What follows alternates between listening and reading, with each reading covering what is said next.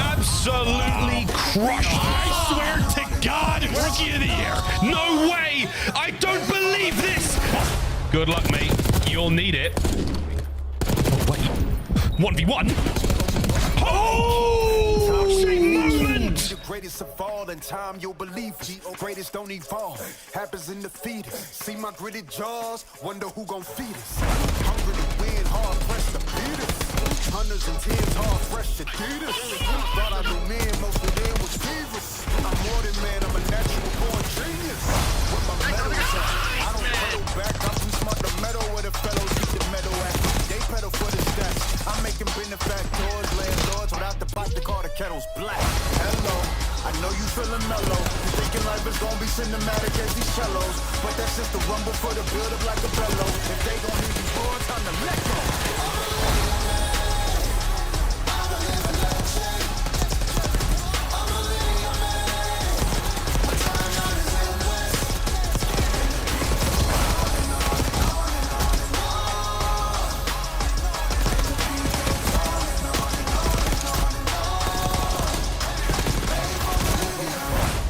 In blue, running to the left. Left side blue, left side blue. Just shoot.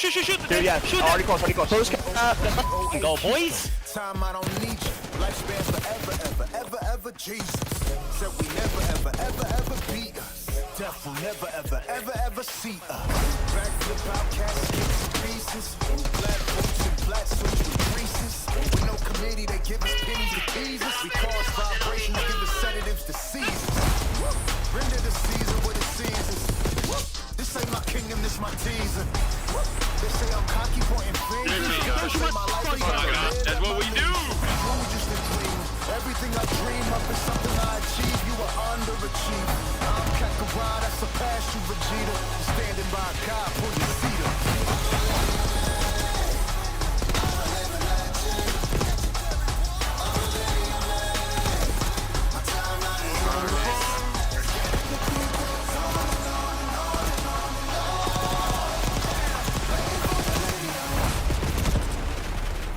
Time.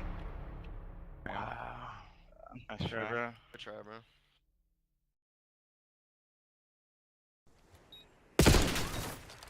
$15. I love this. Not getting that. But You got it. No, bro. Good wow. Good mates. Wow. That was the perfect hop. No, literally the perfect. Because it's still 50-50 for him. I didn't think. Dude, why does he just like slide out in here, bro? Good. So brain dead. Bro, my timing's map insane, dude. We're good. Wow.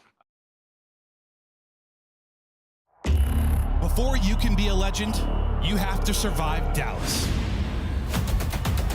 It's the final checkpoint before champs. Welcome to Major 4.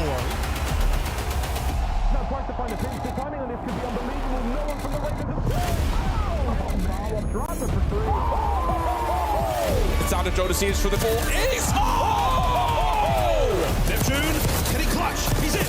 Two-piece.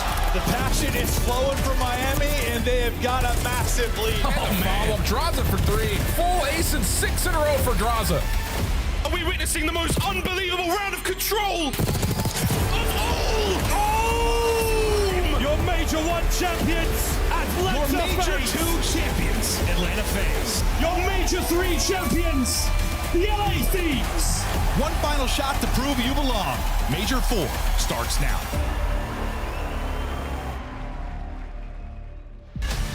What's up, boys and girls? Welcome one and all to DreamHack Dallas. It is host of Major 4, the fourth and final major of the 2025 Call of Duty League season. We're live in the Key Bailey Hutchinson Convention Center, downtown Dallas. I'm the one and only Chris Puckett, joined at the desk. We got Rosalie Parker, we got Anthony Wheeler, and a very special guest to start the day.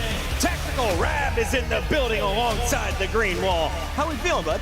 It's a pleasure to be back at an event like this, Puckett, because it's been a while since we've had a convention center like this. The energy in here is electric. It's not just COD, there's so much else going on. And we have a weekend on our hands. Ali, you turned into Angelina Jolie. The hair grew an extra 16 inches. The games are getting to another level. What are you excited about here in Texas? I'm hoping for some long days. I'm hoping for some game fives. There is so much on the line for so many teams today. I'm hoping it ends in a bang. And then, of course, at the end of the desk, we have our very own DreamHack champion. He goes by the name of Anthony Wheeler. He did it under the name of Nameless. But, Ant, you weren't invited to the most recent DreamHack event. That's crazy. The final event we saw for Call of Duty at a DreamHack was also in AW, and it was the EU invite. Yeah, you know, DreamHack, it's had a couple of Call of Duty events in the past. I went to Sweden for one. DreamHack, it's just a great time. And here, you know, it's going to feel like that. Once again, so many gamers here. And the last time you see, we had some legends up there. Swanee, an man. absolute legend. Joe Kennington. Yeah, I mean, these are some of the greatest European players of all time. So where do you think you would rather be right now in life? Swanee, of course, went on to become a male model. Yeah. We see Tommy is still crushing it in Warzone. It's one of the top earners over there.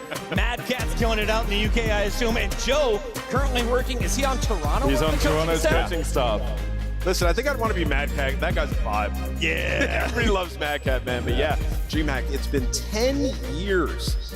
Man, we're You old. really wanted to say that? I was 15. What was going down when Allie was 15? Well, Bruno Mars was crushing Uptown Funk. We saw the blue or gold dress meme start.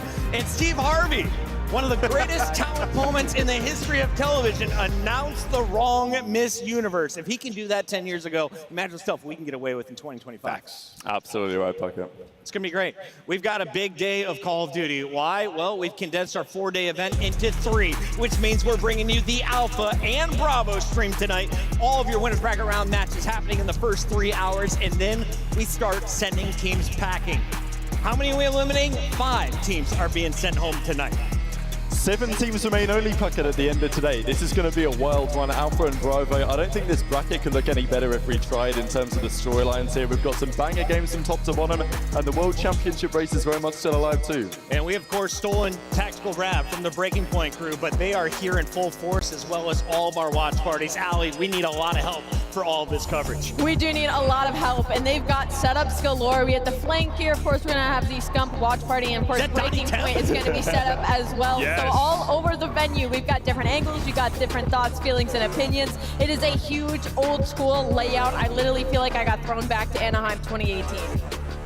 Yeah, it's going to be a great time. We need the watch parties here as well, man. We got 2 streams. First time we've had 2 stages in so many years. I'm super excited to see just multiple teams playing at the same time. Great content. You can see all the booths we have as well. I think I'm going to stop in the monster booth, get myself a white monster. Ooh, time to get cracked. Let's jump into the games today because we've got so much coming your way. Here's a look at the bracket. 8 teams start in that winner's bracket. That's 2 lives in this tournament. Everyone else in the elimination, where once you fall, you are done. Allie, Optic has the pressure. They are holding the gate to champs at 8th place, but right behind them are Minnesota and Cloud9. There's so much pressure, not only on Optic, but the fact that Minnesota and Cloud9 somehow, some way during this stage also snuck into winners. There is so much going on. They are all battling it out for a chance to make it to champs, and it has been unbelievable. Here is that standings list, and we saw Optic with giving themselves a little bit of help. They got 10 points on the final day of the qualifier, but Minnesota and Cloud9 failed to do so. So they have a 40 or 50 point advantage over everyone else. Yeah, it's a tall task. I mean, if you're Minnesota or Cloud9, you definitely need like a top 3, and you also need some good fortune. You need Optic to lose off rip. And, you know, good news for them is like Optic and Toronto, they played a lot this year. Obviously, Optic getting the best of them in the most recent matchup, but prior to that, Toronto had 3-0'd them a couple times in a row. So if you're Minnesota and you're Cloud9, you got to focus on the task at hand, but you need some good luck. It's a spicy weekend, and it's all starting in just a few moments, but it's not just the CDL in action. Challengers is also in full force. Shout out to all of our players. They were here at the doors 9 a.m. ready to go. Their matches are kicking off in just a moment. And Allie, if you win this weekend, you're going to champs for challengers, and not just there. Oh, yeah. You're getting a trip to Riyadh for Not just EWC that. in Saudi You're Arabia. going to EWC too. This is the biggest event if you are a challengers player, and we have seen so many of them brought up this year and completely changed so many of these camps, so many of these teams. So big opportunities here in the pit, and we're really lucky we get to sit right in the middle of it and try to keep you guys updated throughout the weekend. I remember seeing all 3 of those faces that you're seeing right now in challengers, making their way up, playing in tournaments like this. And you know, there's got to be another one out there. Hydra doesn't think so. I think there's another Simp, another Hydra, another BZ challenger. So. While we head to break, get your tickets to Champs. We're heading up to Canada in just a month. For now, though, all eyes are onto the competition live in Dallas. This is DreamHack. This is Major 4. We're breaking down the bracket after this.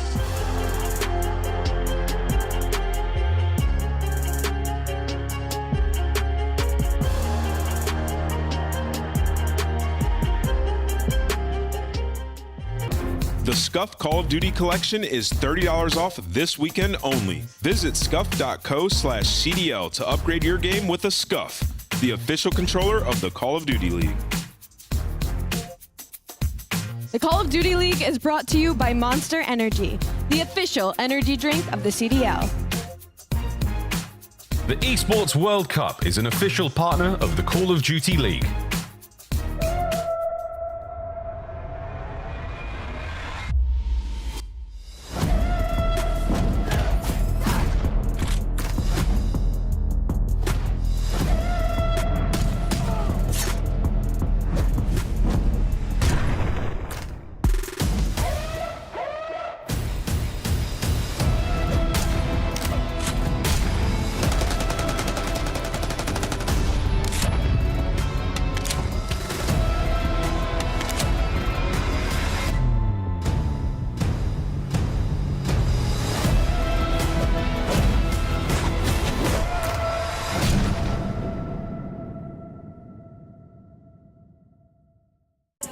On match day, everything matters.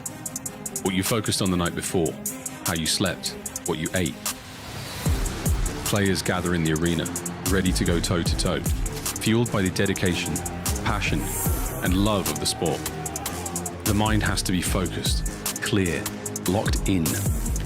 Any unknown variable can mean the difference between winning and losing. And when you have your pride on the line, every decision has to be perfect. Every movement calculated, and every shot on target. If you want to be remembered here, you have to make them believe. Scuff has been a proud and passionate supporter of Call of Duty esports for 14 years, and enables you to play like a pro.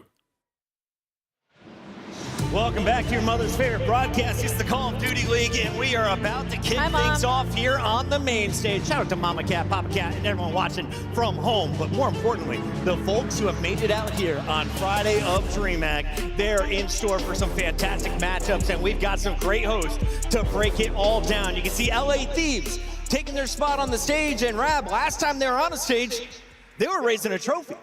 And guess who they did it against? It was against the Vancouver Surge. Yep. And who are they playing in the very first round today? It doesn't get too much better of a first round game than this to kick off our Championship Friday. Now, while we wait for the players to get set up on stage, we're going to play a little game of our own. Allie, can you guess which one it is today? It is my favorite game. We're going to play some Hidden Heroes.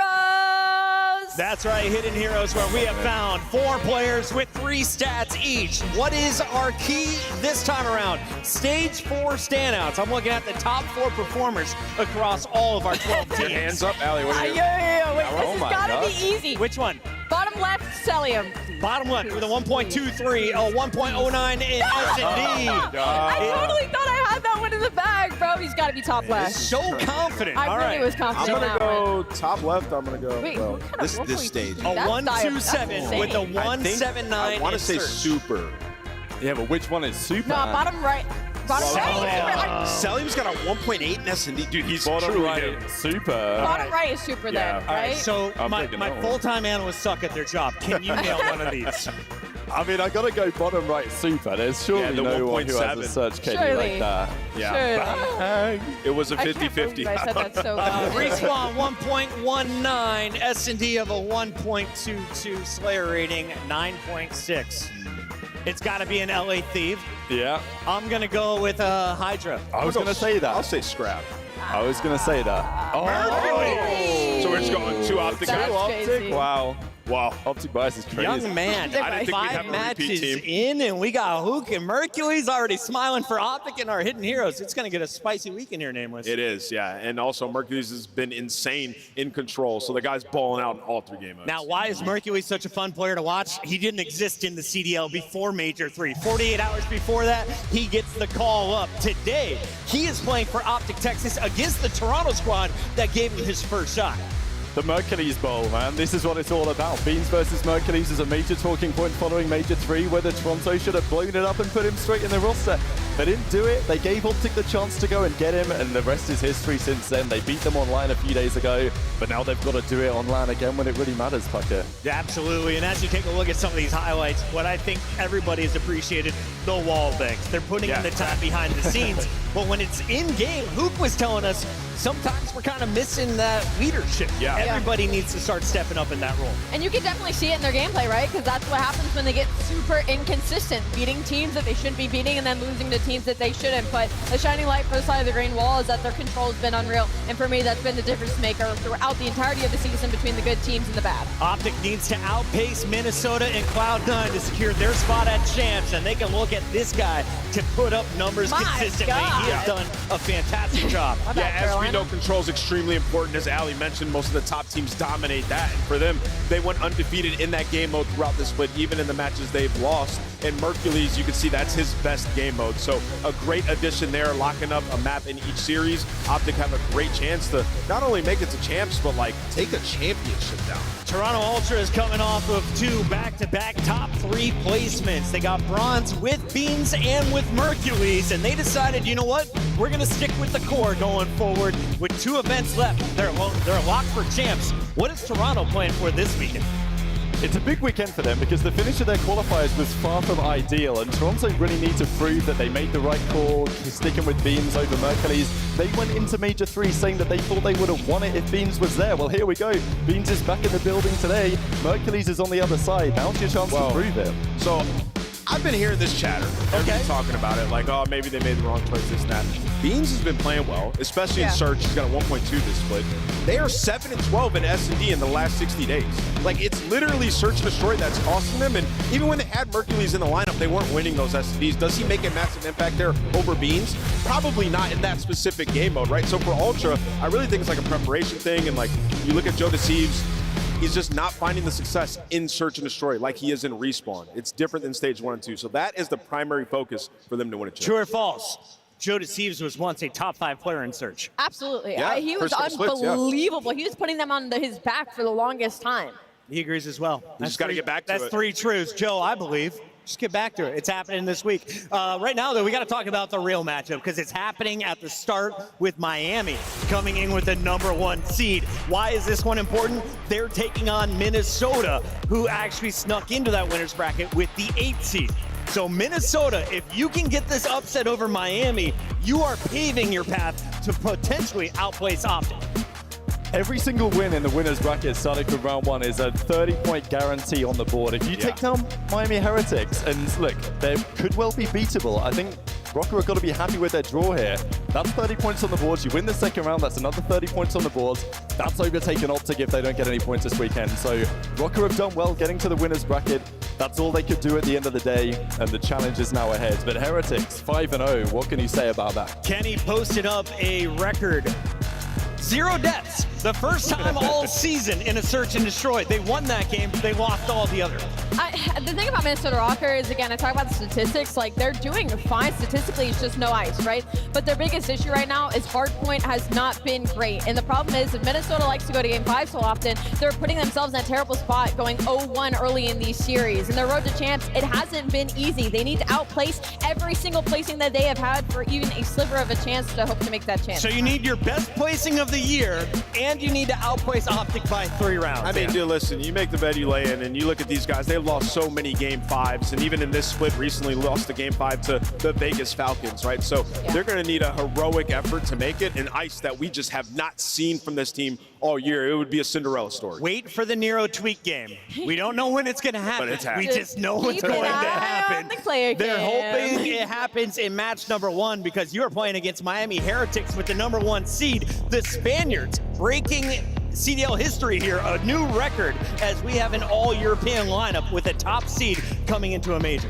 The question with these guys has always been, okay, can they do it on LAN? Historically, that's been the talking point. But this season, they've had 3 events. They've made 2 championship Sundays. Yep. Top 3 at the start of the season, 4th last major, whichever way around it was.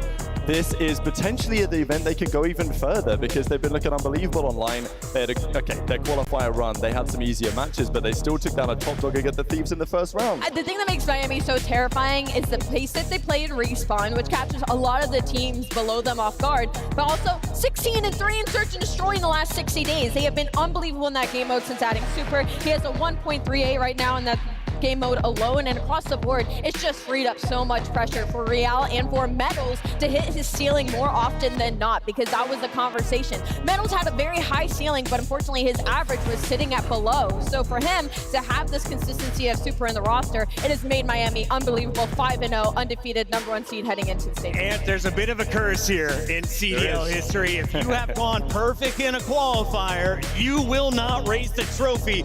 But top 3, I think Miami would be happy to join these guys on that list. 100%, Chris. And you look at this also, though. Those are 7 matches. This was 5, right? So the Thunder hasn't left them yet. But yeah, I mean, Miami, they're electric. I love their game. You know, they play like no other team, super aggressive in the retakes and search. And in the respawn, they're willing to give up the backspawn. They don't care. They're going to fly at you, and it makes for electricity again. Ali, we've had a lot of fun this season, and unlike last year, I am in the lead when it comes to our Scuff pick'ems. Would you like to start the party today with a little bit of Bravo pick'ems? Ooh. Or do you want me to go first here? Because I'm happy to show you. I got it. I'm going to go Miami Heretics. You're going to copy my homework. It's cool. I think people remember Rancor and Super on the team, but they forget that Real was an original member of this Miami Heretics. I got Miami getting it done in 4. I got to take Miami as well. I'm expecting Super to finally put together on LAN in the Search and Destroy, which has been a question. Heretics in 4. Nameless, do you love Kenny as much as Maven does? I do love Kenny, but Miami have just been lights out, man. I believe in this team. I got Miami taking this. Miami taking it. That is the desk prediction. That is going down on the Bravo stream. Keep in mind, we have 2 streams going live. Shout out to Enigma joining us for the first time here on the CDL scene. He'll be over there with Brycey and friends. And of course, on the main stage, it's the casters you're used to. Nameless, if they're just joining the stream, why is everyone tuned into DreamHack right now? Because we got 2 matches going on at the same time. It's all these teams' last chance to make it to champs. This is Major 4. It's electric. We're going to learn a lot about these teams headed into the big one at the end of the year. I can't wait to kick things off. Now, 2 teams that are locked in for champs. Well, at least one of them is Atlanta Faze. Yep. Another team on that bubble is Cloud9, and that is a huge matchup in the opening round because historically you'd look at this and say, oh, Faze has got it. A first-round matchup. They've got the higher seed. They're the easy favorites. But Faze has had some bumps recently. They have fallen victim to teams that they should cleanly beat, and Cloud9 has the potential to play spoiler. This is one of the teams that beat Atlanta Faze, right? Cloud9, and you know, in specific, it was Kremp who took over in that series with like a 1.2. For Cloud9, though, the Hardpoint's been great. They're starting off series phenomenal, Chris. They're 4-1 in their map 1s, right? So they're getting that momentum, but they're not able to keep that momentum going forward because Search has been an issue. When I looked at this team, though, on paper, I thought they'd be one of the better Search teams in the world. They've just needed time. They've had that time now. If they can combo their map 1 success into Search, they can make the run. I think it would be a total different story if they were able to beat Miami following that Faze win. Instead, they lose to Miami, they lose to LA Thieves. It's a bitter taste in everyone's mouth coming into the major, but this team is definitely a threat. On the other side, though, you have a squad that is proven. They won 3 straight lands starting at EWC, into Major 1, into Major 2. They fell off at Major 3. They got bopped a little bit early by Vancouver. Is Faze a favorite to wear gold at the end of this week? Every time Faze don't make the grand finals of the tournament, 99% of the time, they're in the grand finals of the next tournament. This is what Atlanta Faze do. According to my sources, their scrims are going pretty well behind the scenes yesterday. Their wild scrims on the Wednesday. And that's Hardpoint. You've got to remember, scrims are Hardpoint, right? That's the key talking point. It's not been their Search and Destroy that's been an issue. They've been great in that all year, as with the control as well. It's the Hardpoint which has been causing them issues as of late. And if that's getting better, then they're back to form. Dude, they're 29-7 in search and control the last 2 months. Like, that's ridiculous. But, you know, I'd be remiss if I didn't mention how bad their hardpoint has truly been. Right? Like, it's not been great. It's been one of the worst in the league that we've had, 12 and 15 there. Like, this is a star-studded lineup. They have been able to figure out, like, on rotation, how they want to play those situations, and they've been losing the hardpoint's 2 top teams. So for Atlanta, I don't think they can win a chip here unless they figure that out somewhere in the bracket. But they can do that, right? This is Atlanta Faze. They can literally do anything. You saw they won the first 2 majors, so can never count them out.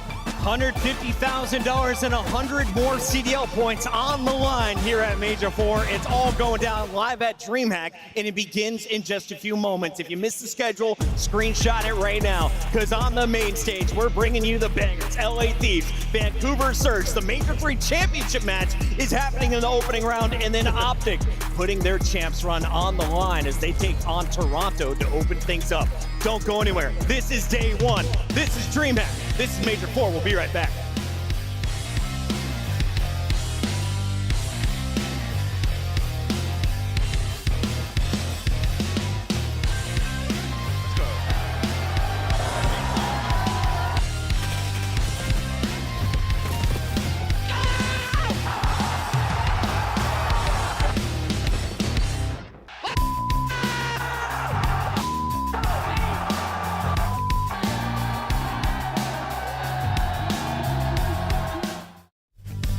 Major 4 is your last chance to win the Scuff Road to Champs giveaway and join us at CDL Champs.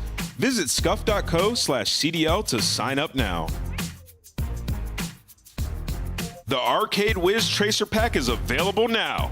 Hit the map in retro glory with the Star Player Operator, pixel-inspired emblems, and more. The Esports World Cup is an official partner of the Call of Duty League.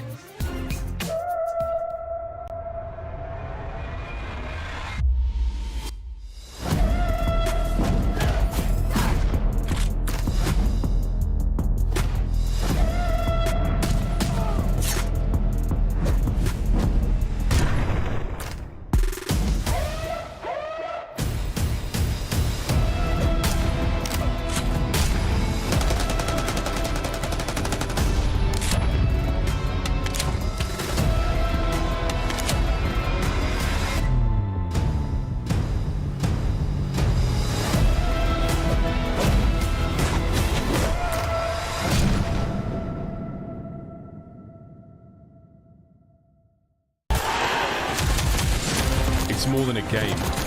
It's for all who dare to compete. It's more than a team. It's our team. It's more than a feeling.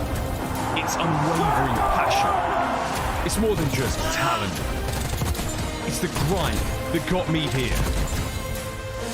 It's more than a moment. It's our legacy. One city, one stage, one champion. The battle starts now.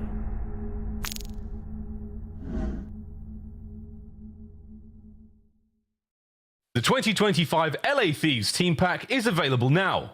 Each pack includes home and away operators, as well as this spray, which is perfect. So get it, meow. Next time you boot up, suit up at the in-game shop. Their side. Okay. Look him. He catch up. Guys, what the fuck about? What the fuck are you doing? Hey, I hope you finals. You will never be in a finals ever again. You bum. You will never play me on LAN finals. By the way, I hope you know that. Never. The champs are here, ladies and gentlemen. LA Thieves getting fired up. We got Scrap, Hydra, and the rest of the Star Starter lineup ready to take the stage. On the other side, we've got their opponent who has been quite the familiar foe in Vancouver Surge. Let's start with the Thieves, though. Why were they the better squad last time around? These guys just dominated in the respawn modes. I mean, Vancouver Surge couldn't keep up at the end of the day, but Hydra and Scrap, these two guys, as expected at the start of the season, have been out of control. You look at the numbers for these fellas. Ghosty and Envoy are just filling the gaps, getting the hillside, getting the first bloods, whatever. Scrap and Hydra, the best duo in the game, and they proved it last major. And of course, Dan Ghosty finally raising his first trophy. It's been eluding him, Allie. He entered as a rookie, went all the way to a grand final. Now he is a champion here in the CDL. What has he shown you as the second AR? Just a lot of like calmness. I feel like with such a crazy team that is LA Thieves, what's funny about Dan is like, we saw it at the last major in the finals, right? Like he was double neg while the rest of his team was slaying out. We were like, Dan's getting carried through a chip. He locked in like at no other. He went on like a 6-3 to close it out. So he's just been, I feel like, a light for them in this team. He's just been a veteran, a calming voice for the craziness that can be Scrap and Hydra at times. Now we all know it was a 4-0, but people forget this was a round 11. It was a 22-point hard point. It was very close in the opening half of this series, but Vancouver let it get away from them. How do they come out hot today against LA Thieves? Yeah, I mean, you got to think they've made a little bit of improvement in control. That's been the massive difference in these series that they've had against them. They have not won a control against the LA Thieves. And then Search also. Like, LA Thieves have been a solid Search team, but they've been beatable by other squads there. Vancouver have not had success in Search up against Thieves. So in those two game modes, I think they need to find a success. 04 was brought in from last year. He's alongside Nasty, Abuza, but most importantly, they found Neptune from Challengers, a guy who's been in the CDL, floating around in the amateur level, gets called back up. As soon as he does, it turns the tides up in Vancouver. What has the Search shown you lately? Neptune's been a complete difference maker, but Nasty has been maybe the standout for me this season in many respects. The AR duo, I think, has been flying under the radar big time. Nasty in Game 4 is a guaranteed 1.4 KD if they can get there, and Abuza's been out of control as well this year. Yeah, Abuza, is he in the MVP discussion? Who are you guys liking as the stars of Vancouver? I'd say he's definitely in the conversation, but when you think about what Neptune's done, yeah, it's hard because you like lay out Neptune is the reason this team has gone from hitting close to beating to actually contending for grand final. I'm just Any surprises here? I mean, I know that they cooked them on Dealership in that match, but when you look at this split for Vancouver, like Dealership and Rewind were the only two Search and Destroys that they were able to win in this split, right? So Thieves just kind of squaring up with them on this one. Thieves just feel comfortable. They're feeling confident, feeling comfortable. Remember, the 2 times they've gone to a Game 5 between these two squads, Vancouver struck first. They need a Game 1 to open things up, but we're out of time to talk about it. Let's lock in our Scuff pick'ems. Tactical Rab, I will do the honors first. I will go with the Major 3 champions, the LA Thieves, for a 6-win over Search this year. I've been a big LA Thieves supporter before the start of the season. I expected this team to win the World Championship before the year even started. I can't change my mind here in a first-round game. I think they've got this whole tourney. They're taking Ice Crew rolling deep so far in Dallas. How we feeling? Oh, this one might be tough. Do I go for my first upset of the day? You're trying to mess with my vibe right now. I'm actually genuinely going Vancouver Surge. I think they finally stopped the 5-0. To Allie's credit, if there's a time to catch Thieves, it's this round. It's right now. I love this map set for Vancouver Surge. I think this will be good. I mean, we've seen Boston take them down in the same spot, but that being said, I'm still going with LA Thieves. I think they get it done. It's just a matchup thing, man. It's been tough. All right, I got to hear from the crowd before we go to the stage. Is this your first DreamHack? If so, make some noise, crowd. Oh, yeah. Hell yeah. Major 4, back at DreamHack. We are live in Dallas. This is match number 1 as we go to the stage with Guy Blaze. Thank you so much, Puckett. Wow, what a crowd do we have. DreamHack, make some noise for yourself. Time to get this series started. And what an awesome rematch it's about to be. The first squad coming to the stage, looking to drown out their opponents. Get ready, DreamHack, because here comes the Surge.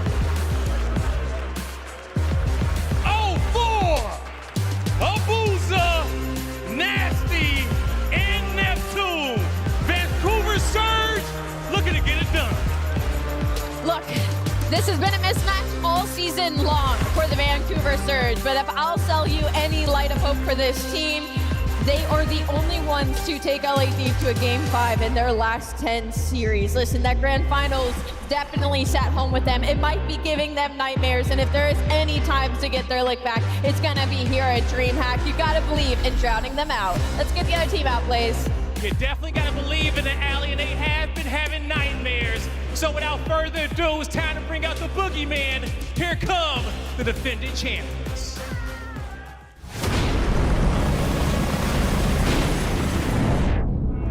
Load up. Drop zone minus 15 seconds.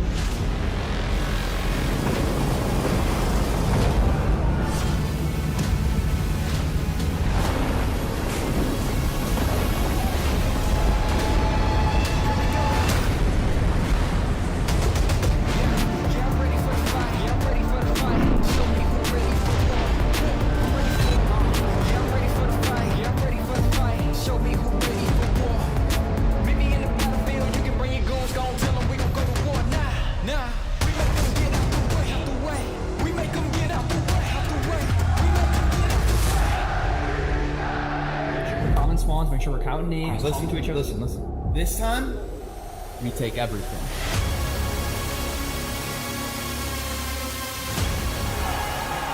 DreamHack, show some love to the LA Thieves. Scrap, Hydra, Envoy, and Ghosty. The Major 3 champions in the building and ready to go back to back. You heard guys saying they're ready to go back to back, and they get to play a team they've dominated all year long. This team is looking to win this event. They're looking to win champs. They're trying to win everything. You heard Envoy. This team is truly disgusting, but can they start early? Guy, let's get this match going. Yeah, I'm trying to see if they can start early, but before we do that, I want to see if this crowd can start early, because we're going to be the loudest crowd in this venue in DreamHack. So one time, everybody, you guys ready to go? Miles Chance, the floor is yours. Thank you very much, Blaze. Hello, DreamHack. Let's get this tournament underway. First match of the day, it's a good one, a rematch of our finals from Boca Raton back in Major 3. And it's gonna be, is it gonna be the same thing, Chance? That's what I'm trying to ask. Almost certainly, that is the expectation. Again, a 5-0 record, completely dominant in the one game mode that they have just been, well, Thieves have been teeing off of Vancouver control. Surge have made improvements, but LA Thieves is still at the top of the world. That being said, they do have the occasional slow start in Surge. If there's a time you want to play them, you get it out of the way early. Nice and early here in Dallas. That's what you want to play first and foremost. Bravo taking place as well just over here. If you're in the event, you can catch those matches as well. Bravo stream here on Alpha. It's going to be an absolute banger. Big old rematch. We'll see who walks forward in our tournament. The last chance for all of our teams here to get points before champs. Don't have to worry about it, though. These two teams, they're going to be going to Kitchener, are going to be fighting for an opportunity in the ring and the greatest prize in the Call of Duty World Champs. I can't wait, mate. But until then, map number 1, let's get it. Yeah, got it. Some out to the, or get out to the jump as quick as you can, come out hot, and really just make amends. LA Thieves, it feels like they've settled into themselves, right? They've got their tournament win, they figured things out, and they understood earlier in the year that they have started slow. Well, here we are, first match of a 3-day tournament, and we're kicking off with the Skyline, a map where if you start slow, you will get obliterated. It's gonna hurt. It's gonna hurt real bad, but we're gonna get warmed up fast.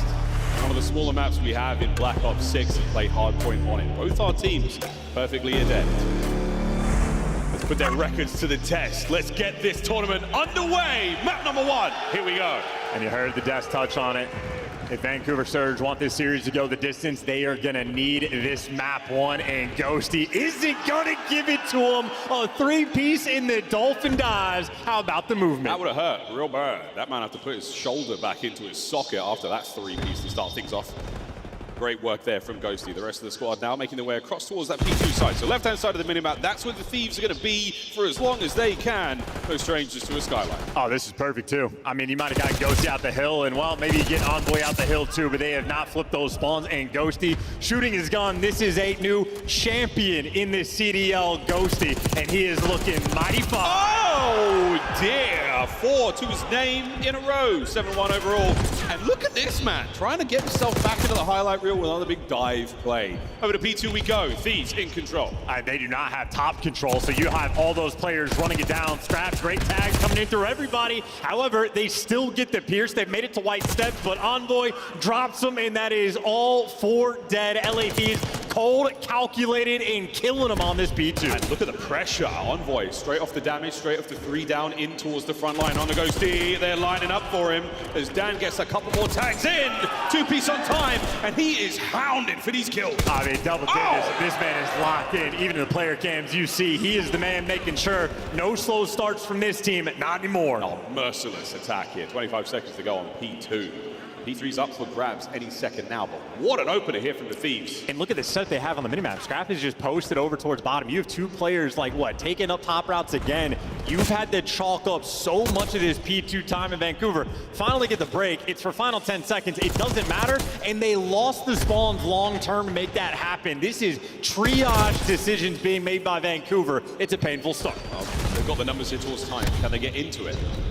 Abuza, he and Neptune find their respective kills. Oh, but no more. Scrap finds a way through. Trades are good for the Thieves. Can Nasty hold it down? Another dive there, but a 2-piece to his name. That's going to be the hard point going to Vancouver. I mean, finally doing something. A couple players getting at least small sprees out. The ARs as well for Vancouver, heating up. Abuza on a 4 in the meantime. So good lockdown at P3. AR shooting their guns is nice, because obviously contending with Ghosty early on was a problem.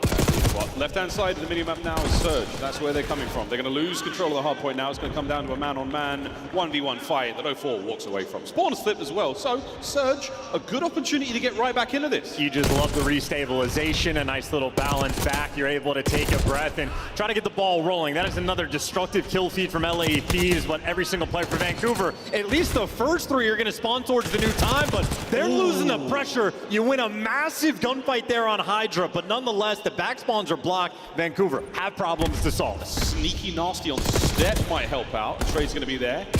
And Surge from up high. Find a couple more. Now looking towards that time. Get yourselves into the bathroom, boys, and wash off how bad the start of this hard point was. Surge, alive and kicking. Yeah, and see the man that's suffering as well. 04 is 5 in 12, and that's going to continue. That is Scrap sliding in with an AR and bodying a sub player. Instantaneous break on P4, and a moment right now where the AR players of LA, they just continue to roll through. Getting caught. Neptune, can he start to catch fire? No, another 3 dead Thieves. 25 seconds to go here in the bathroom, and they're going to go back over to P1 as well. Nasty, you've got to finish that kill! Scrap wins an insane fight. Yeah, and that is a confidence boost for Scrap, and it is confidence that that young man does not need. But you give it to him, he'll take it. 04 slides in and takes a little bit of time right back, but ultimately, the story of the first set of rotations, Ghosty and Scrap are piecing them up. Yeah, big work. Back to P1 we go. Gosh, time flies, doesn't it? You're absolutely gunning. Thieves, great start. Boozer here in our second set, finding himself a nice 2-piece to open time and get his boys in there. I mean, I love when Abuza shoots his gun. Fun name to say. And now Neptune in sort of prime position on the P1. It's a much sort of slower setup right now rolling for Vancouver, and LA Thieves able to take their time to work the map, but you don't want to waste too much. This has been a good chunk of P1. They're holding on. A lot of teams find great success here on P1, but Hydra now on the hunt. Nasty down as well. Can he get 3? Sure can. Back spawns now secured. Not for the Thieves. They've got a couple more players to kill. 3 to be precise. Oh, and Hydra didn't read that at all, so he was on the exact same page as you. And so he's going to be chasing a Ghost. That's a small little mishap. And how about that? By the time he figures it out, just the clean movement delivers him the kills. And now the spawn out commences. LA Thieves took him a little longer too than they wanted, but they still got it done. Hey, look, don't miss, don't lose. He does that for a moment, but Nasty winning a couple of nice fights. Now, a sweet spot to be in for Envoy's 2-piece. Back spawns should be good for the Thieves, but you've got bodies now on time for Vancouver. Abuza taking down as many of these players as he can on the approach to time. His teammates are nowhere to be found. Thieves are in. And there's no routes to go through. 04, at least he has a little bit of help to make it towards the back line, so that's good teamwork from him and Abuza. And now you're getting the extra kills. Envoy last man standing. 04 heads up and aware. Doesn't mean you win the gunfight. Envoy's still behind you, still picking up pieces. And LA Thieves, they're making it mixy. Sweet snaps from Neptune. 2-man attack now from Surge towards time. Now all down to Nasty. A sub in hand and great movement. 19 and 14. He's doing what he can to battle into this one. Still got a Semtex to work with there. Hold those members of the Thieves back. Now to the next avenue. Down low left. Can he get anything? No! Envoy again! What a run! Onto time against Thieves. LAP, yeah, they are just battling. That was like a very well orchestrated effort by Vancouver to actually make it towards the time. The teamwork on point, and then just somebody on LA Thieves always gives you something extra and just make it annoying. So even a clean rotation isn't ideal. And now for LA Thieves, it's the clean rotation at P3. Clean indeed.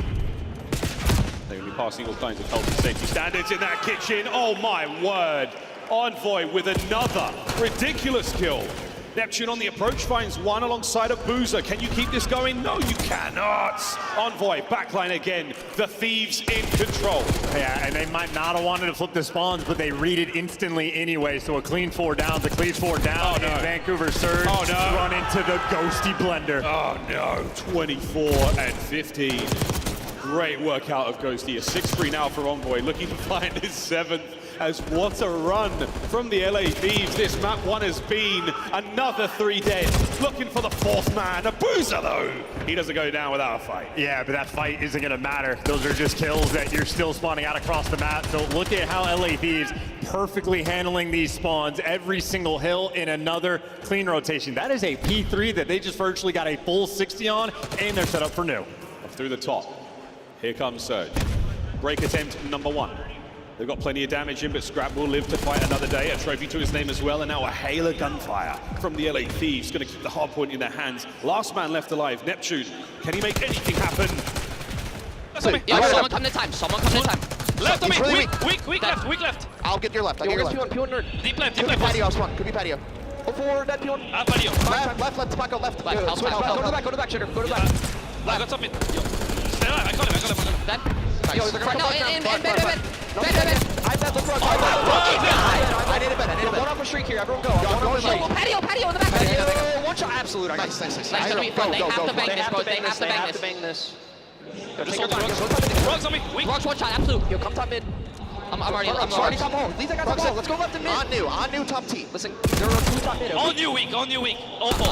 On new, one shot. I'm Take our turn. not pitching. I'm not. I'll kill Piano. Yo, there's 2 top mid still, 1 time. Piano dead. Chow in between. I'm blocking. I have it. Spawning stone. Yeah, stone, boss. They're spawning on the stone steps. I blocked right there. Ivy Rugs. Look, you're better. Top mid. No, 2 top mid. We've found ourselves here a few times before, ladies and gentlemen. Hydra with another spree to close out the map, the LA Thieves. An incredibly dominant display on Skyline to start their tournament. I mean, damn, our bad, Vancouver. We didn't mean to hit you like that for the listening where y'all just got disrespected immediately. That's painful. I mean, you saw Troy Center, by the way, when we were doing the walkouts right before his team sat down, he belted out a Warriors roar just to hype his squad up. And they're keeping the energy flowing. LA Thieves have acknowledged it. One of the biggest problems they have had this year, Major 1, Major 2, slow starts. We are on a Friday. We are having a quicker tournament. You cannot afford a slow start. And by God, LA Thieves did not let that happen. I don't know what that experience is like for Vancouver. You've lost this team 5 times. They have your number. You're preparing for this for the past week since qualifiers ended. This is all you're thinking about on the travel days, on the plane, in scrims. You're building yourself up to get beat down like that. That's a tough one. 250, 103, a quick Skyline there. A tough stat line for the Vancouver Surge players, and maybe an even tougher one for the fans. Your old rivals, the Thieves, you have yet to get a lick in. Highlights, folks, as we look across this one, and it is going to be a very red affair. Yeah, and it is Ghosty quite literally ripping and roaring off the jump. I mean, double-digit kills by P2 is clinically absurd. It's like he's shooting bots in a 5v5, but now he's just able to sort of roll through, and then everybody else started picking up. We have Scrap unkillable over towards P1, Envoy, multiple pieces. You had Hydra spawn killing so effectively, he didn't realize they would just keep spawning there. I mean, yeah, that is a well-oiled machine. And look at the score here, 129 and 91. It was a close game until it absolutely wasn't. Even with a minor mishap of Hydra, maybe Messi respawns a little too much, the team still managed to bounce back so quickly. You had one wave of players to deal with from Surge, and they couldn't get anything going whatsoever. 1v1 fights being won in a dramatic fashion. The Thieves seemingly unkillable as these final moments from Hydra again. The awareness was not there on point. That was essentially the whole team taken out by Hydra alone.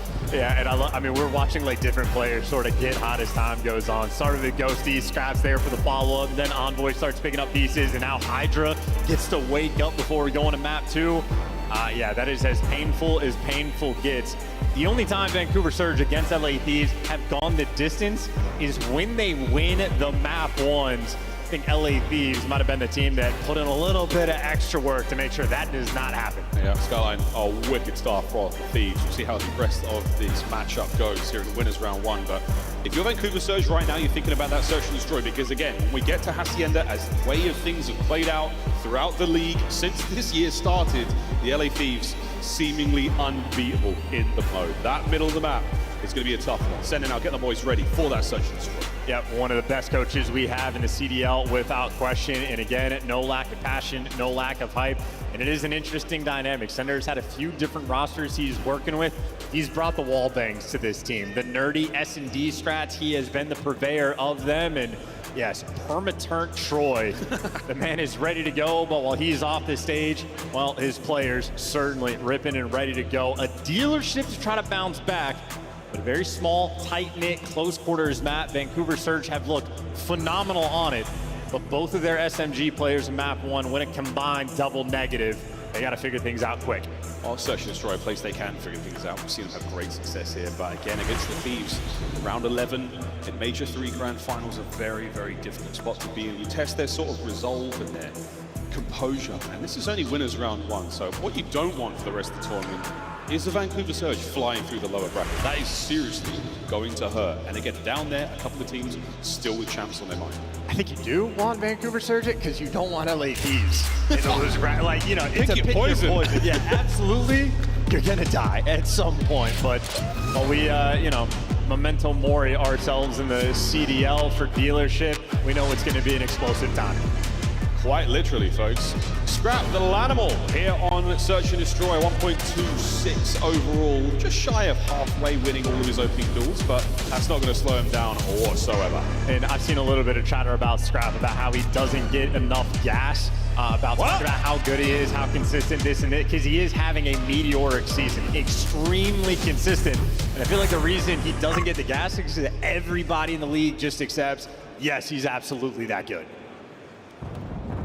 In about 2, we fly, and Abuza's going to make his way over towards the A-bomb site, where he will be met with trouble. Envoy, another first blood. The bomb now identified. Neptune's going to keep that place well and alive, and that bomb will be recovered, and we will be on the move once again. Thieves moving in for the kill. Everywhere you go, you die. And Abuza, we know, is the lethal threat over towards A. For him to get eliminated is a massive tool Surge no longer have, and now they're reading the setup. They've cleared out the B site. You got Scrap rotating over to cover mid, and they know the only thing open is A. Vancouver Surge, that's exactly where they are. And Scrap has multiple options how he wants to attack this A site. He's on the inside of the vent for now.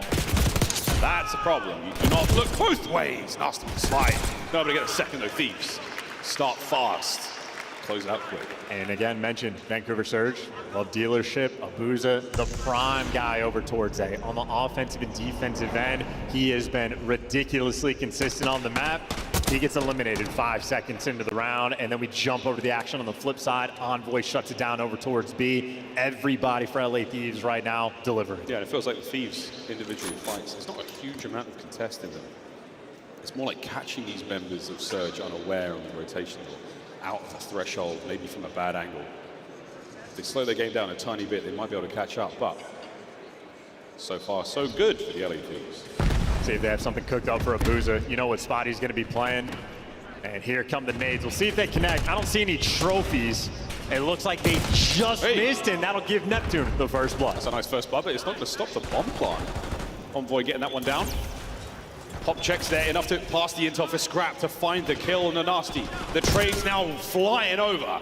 Ghosty finds himself in a great spot, but Envoy plants the bomb, finds the final kill. Thieves, 2 in a row. Yeah, in a round that took less than 30 seconds. These are blink and you miss it. And once again, I mean, Abuza, lethal threat on that section of the map. The pre-nades don't connect with them.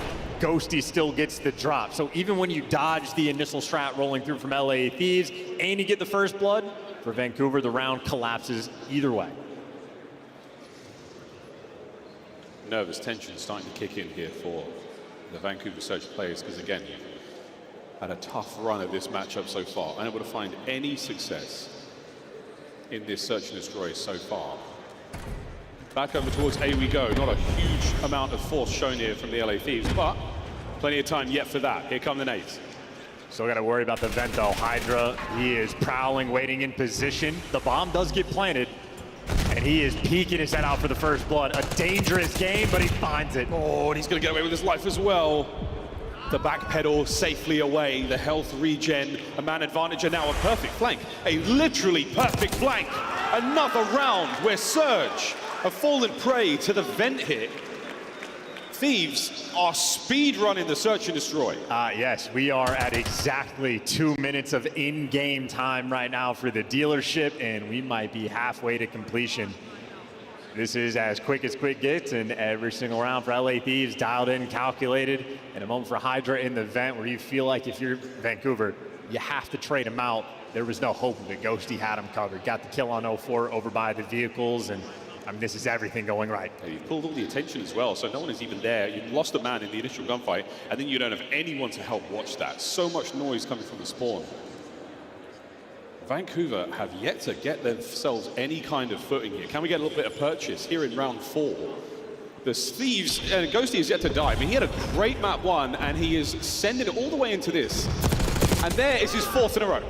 Good try. I mean, that was the strat LA Thieves use against you. You try to steal a play out of their book, and you get cooked. Hydra on the dance, still roaming around.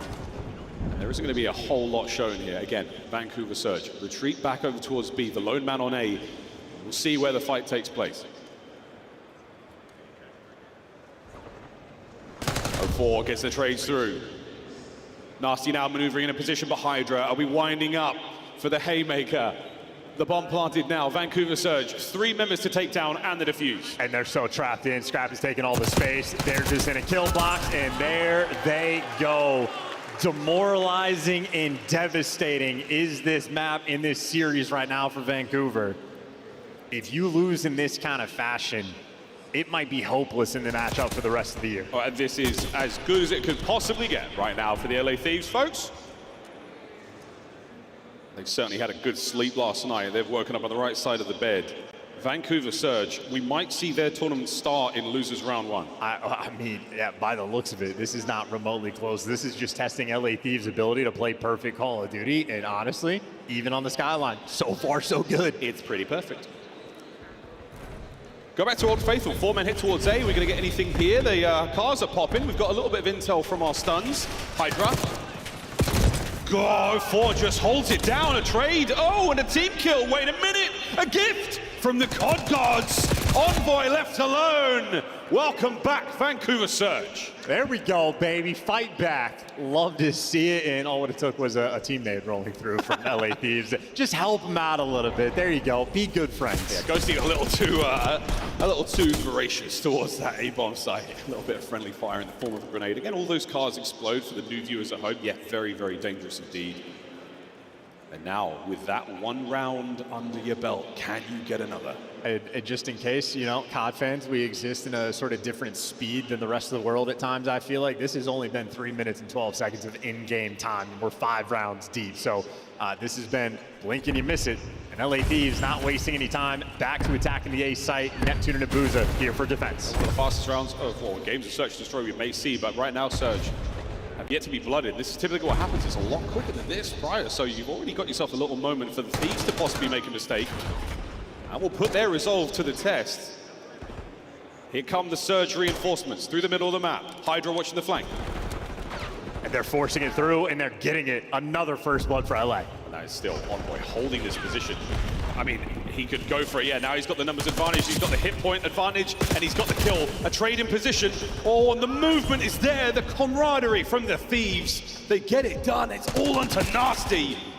Can he clutch the 1v2? What do you think? No, he cannot. He gets caught immediately. LA Thieves do not waste any time. There's no point of even watching the attempt. The teamwork there too clean. Abuja was able to give you 2 in that round, or maybe him and Nasty got to pick a piece with the ARs, but they still get throttled. They are still struggling to find a first blood. That is now 5 out of the 6 first bloods in favor of LA in the only round they have lost. They had a team kill in the middle of it. Well, Thieves, map point to go 2-0 up in the series. Everyone in position for this one. Going into the half, not what you want to see. The Thieves, this is one of the most decisive and dominant victories. A perfect read on the B hit. The opening gunfights are not going the way of Surge. Backed up, all sorts being thrown at them. The kitchen sink might have just hit 0-4. I mean, they're trying to square though. Vancouver Surge are here. And funnily enough, it's LA Thieves that actually back down and sort of re-give up the space. Now, Scrap is still shooting. He's got Envoy to work with, but Vancouver Surge could 3v2 to try to take over the site, but they feel the fear. They're backing down. Can they get a pick? Can they get a kill without being traded? RC making its way down the 8th Street. What a win from 0-4. Finally tags Hydra back. Man advantage. Hey, first blood, you have to deliver in these rounds. Envoy waiting for Nasty here. His teammates moving forward now. 2 1v1s separately, but Surge, they've got the advantage here with the man. Numbers, Neptune in and out like a light. Envoy can't pick up the back line. Surge finally finds some success. And that B-bomb site has got their name all over it. Ghosty 1v3. 1v2. And here we go. The plot armor donned by the LA Thieves. Let's see if it's a real thing or not. Ghosty is good for maybe 2 or 3 ridiculous clutches per year. Great read here from 0-4. Shoulders being thrown. Whoa! The chances of getting away from that fight are slim to none with 0-4 that close. But a worthy attempt. That's ridiculous. That's how good cameraing is in Call of Duty. The fact that Ghosty pre-fired that, had the perfect aim on the shots as well, but yeah, just nasty with the movement, able to pop up over that little ledge, at least from a distance. A nice bailout round there. 0-4, ton of credit, gets the clean first blood, respecting the presence on the B side of LA Thieves, making the adjustment and just hard reading the corner.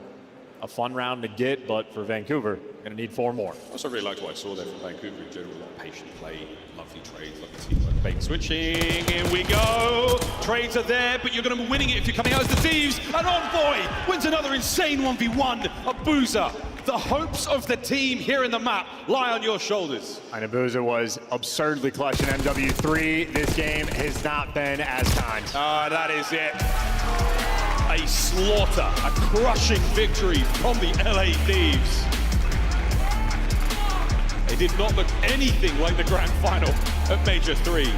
Thieves come out and clean dispatch in the first 2 maps. There is not even a way to pretend that that was remotely close. That is as good as it gets, and now this is the situation. Obviously, LA Thieves, they're good in every game mode, great in Hardpoint, clearly good in Search and Destroy, but Control is their bread and butter, where they have one of the best, mode records of all time. Like an 83% win rate in this game mode. If you're down 2-0 to LA, I mean, you're playing that third map just because you have to. It's a guarantee. It's one the map rules. win. It's the rules. I mean, that's the way it's played out all year long. Statistically, nothing insane there from the LA Thieves. Nice work out. Ghosty, the non-traded to 7, aka every kill he got. Beautiful work from them in their first bloods. Nearly perfect. So 6-2, the final score on Search and Destroy. 2-0. And the LA Thieves have absolutely ripped Vancouver a new one. And we're tipping it to Ghosty again, a brand new champion to this scene. He finally got over that hump and 5 assists as well. So he gets to see the 12-3 with the EKA at the end of the scoreboard. He has been completely dominant in this series, as has the team. Quite literally all 4 players on their best. Absolutely disgusting work going into the half. Thieves 2-0. If you just joined us, you can scrub back through YouTube pretty quick. That was a fast one. Now it's quick over the desk. They're throwing us off our game. What a great start to this show. Ali, I was like, what is the Vancouver pick?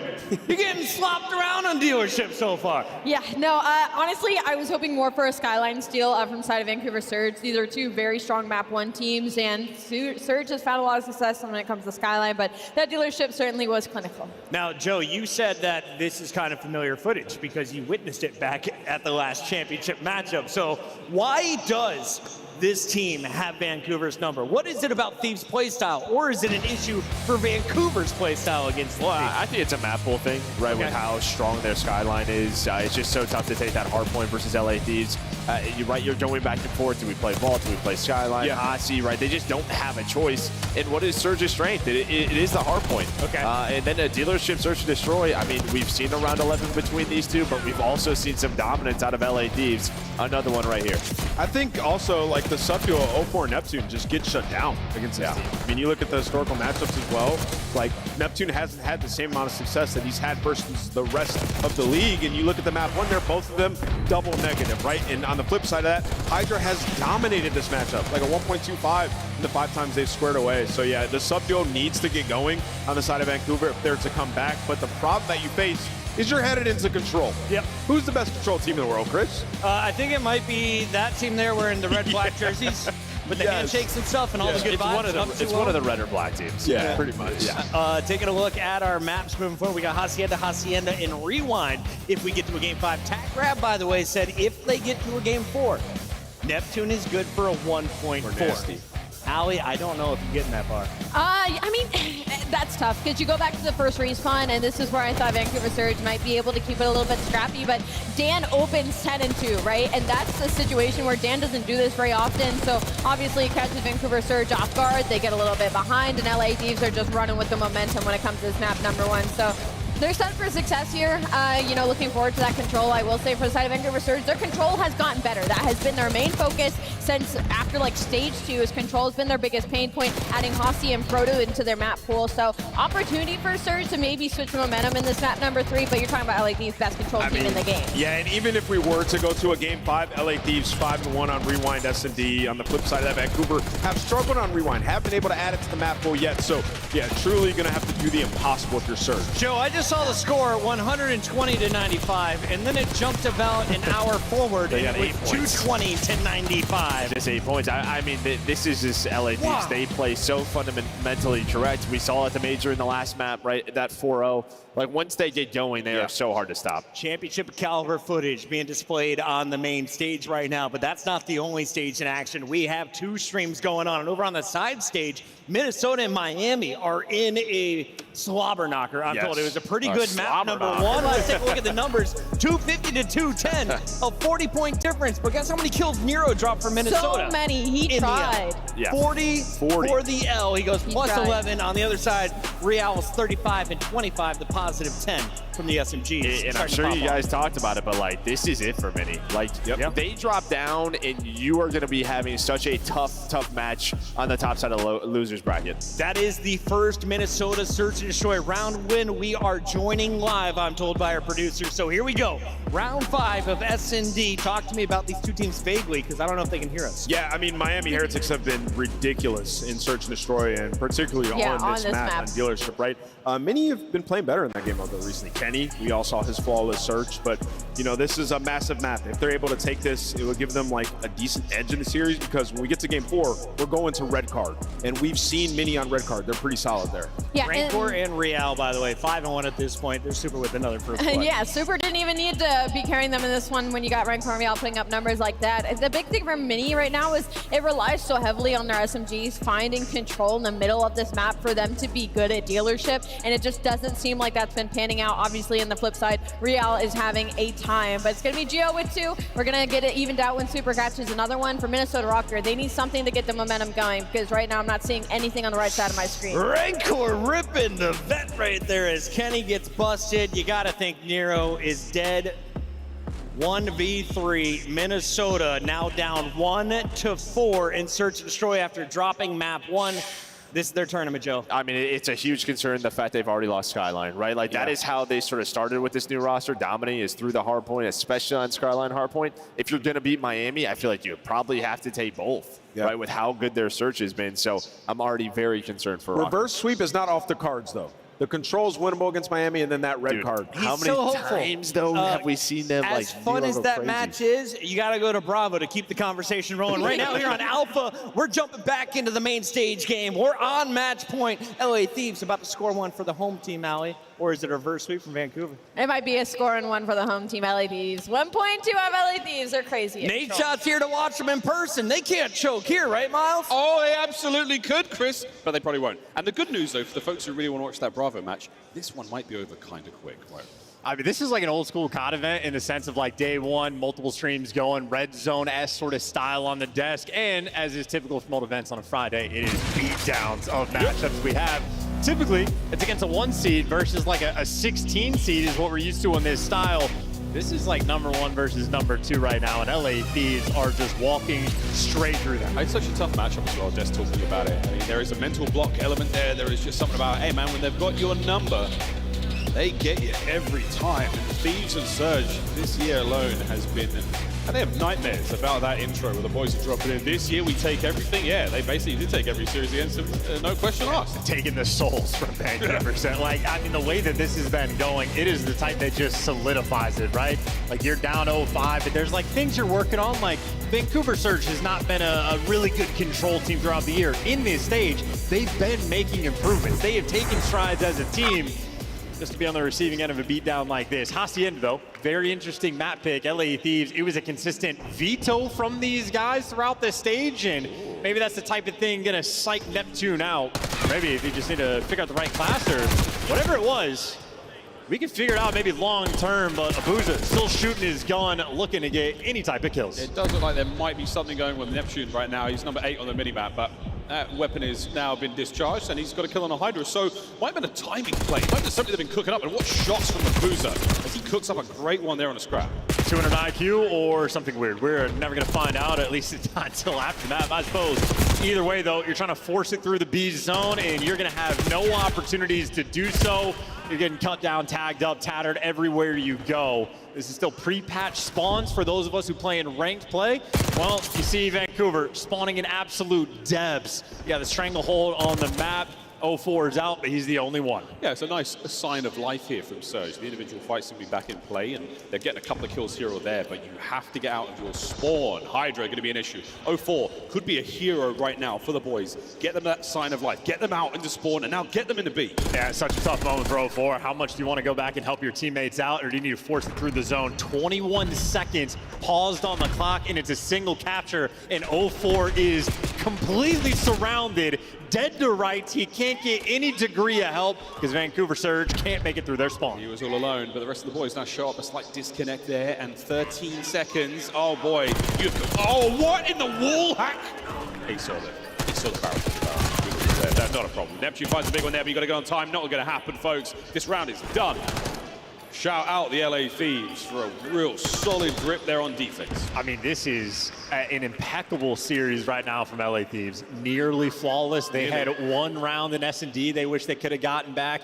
Maybe a single hill that they could tune up stuff a little bit on the skyline, but ultimately, I mean, it's perfect Call of Duty. This team right now, it is as good as it gets. Goes to 8-2. He is having a brilliant series so far. Hardpoint, spectacular work. Search and Destroy really going his way as well, and now in control. Off to a dangerous, dangerous start. He joined Scrap in the high damage dealers in that first round. In my mind, the theme for this series has just been how quickly LA Thieves have been running them over. Round one, also as quick as you could realistically get it. Now we try their hand on an attack. Okay, not a great start, but a good work in the trades at the very least. You get one on the board.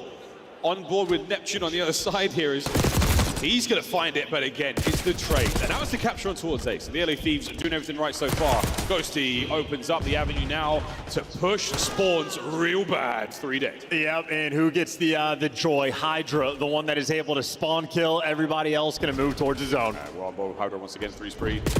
Could be a 4, but nice work. He's got a frag grenade to play slowly there in office, but picks his corner, stays alive. Oh no, anyone there to get it? Yeah, sure, trades are done. Ghosty now through 10. You're keeping this pressure up on B, halfway through the capture. The second segment is yours. And if Hydra dies, that means now it is Ghosty's turn to spawn kill. Jackal up top, and those two players down low. Yeah, it's 4 spree, 12-3, Ghosty. He hoists a trophy last month and already looks like a champion here at 12-3. What a run. Killer confidence in Vancouver Surge, having to take a route through spawn, and Nasty, every time we see him, is having there's someone just sliding into guaranteed death. Yep. That's all 4 down, and Scrap, well, he wants his dope. He was looking for some spawners. He doesn't get them. Nope, not a chance. Well, Hydra is still going to get the capture here. Second segment of 8 gone. Anyway, here, stack it up. Almost going to slow down the attack, only for a moment, but what a nade on a ghosty. Oh, Nasty turns and finds the defensive play. Vancouver, they're alive. Yeah, problem is there's 2 minutes on the clock and they got 12 lives left. And you got 04 is 2 and 9. He was 13 and 31 on map 1. Uh-oh. I mean, this is just, make it stop. They're getting hurt real bad, folks. Vancouver's. Let's get some CPR going. Get that tourniquet applied. Let's move over towards A if we can. It's a one-man capture.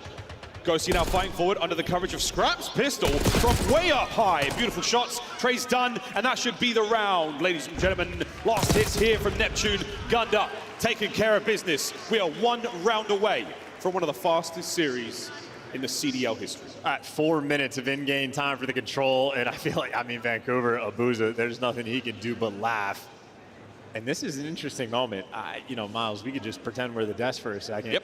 Assuming Vancouver loses this series, do you doubt their ability to make a loser's bracket run? Who am I? Am I does this change your mind? You're just you. Oh, okay. No.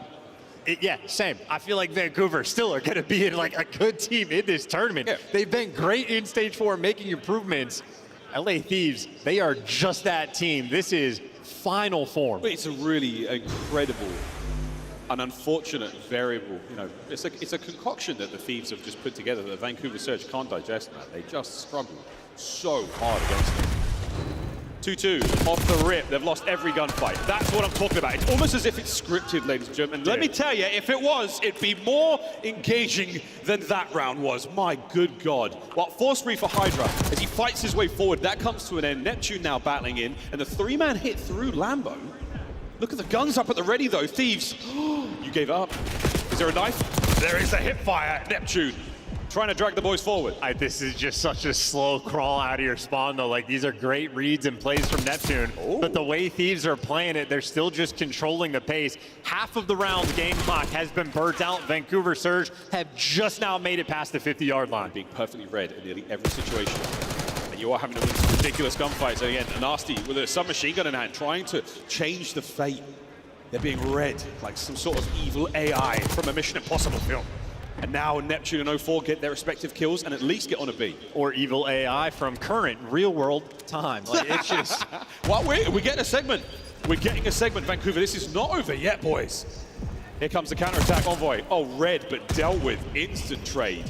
In a moment for LA Thieves where we see how good their comms are. Envoy's full sending it because he gets the one-shot comm, kills the right guy. They are completely dialed in. Listen, when we were sort of at the start of the year talking about Super Team pushing that narrative, you go to a Game 7, Round 11 phase, like your first tournament, and we go, yeah, this is the type of thing we meant. This team's looking great.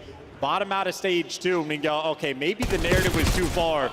This is what we meant when we were describing Super Team. This is all 4 players completely dialed in, and this might be the most perfect series we have had all year, and it's against Vancouver Surge, who have been back-to-back in grand finals, obliterated. Perfect. Is one way to describe that series from the LA Thieves.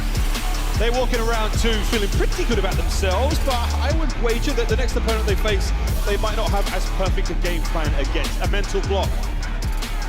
A little bit of just bad aura. What is it? This matchup continues to be so one-sided here in the league. I mean, that genuinely has to be, in terms of like 2 top teams in any given game, one of the hardest blowouts we have ever seen in call. I mean, that was ridiculous. What did they do wrong? Honestly, you could see Vancouver Surge make it all the way through low bracket to get back to a grand final. For sure, That could absolutely happen. They've been an elite team, yes. You've just got the most unbelievable hold upon this matchup, making Vancouver Surge back-to-back grand finalists go down in 5 minutes and 57 seconds in a game of control. I mean, honestly, I think there are people still waiting for their food in like a line outside. You could have gone to the restroom, come back, and it's already round 2. Insane work. Insane work from the Thieves. Yeah, 6 minutes or underneath that in the control. It was one of the fastest S&Ds we've seen that I think was underneath 5 minutes. And then Skyline is not a map that takes very long, and it was a near 100-point club. I mean, listen, we can let everybody else talk with that, but this is LA Thieves. If they're starting their tournament like this, they are hungry for another championship trophy. They're actually coming for everything. Absolutely, folks. Well, that is how this series went. And if you just joined us, you did miss an incredibly impressive display.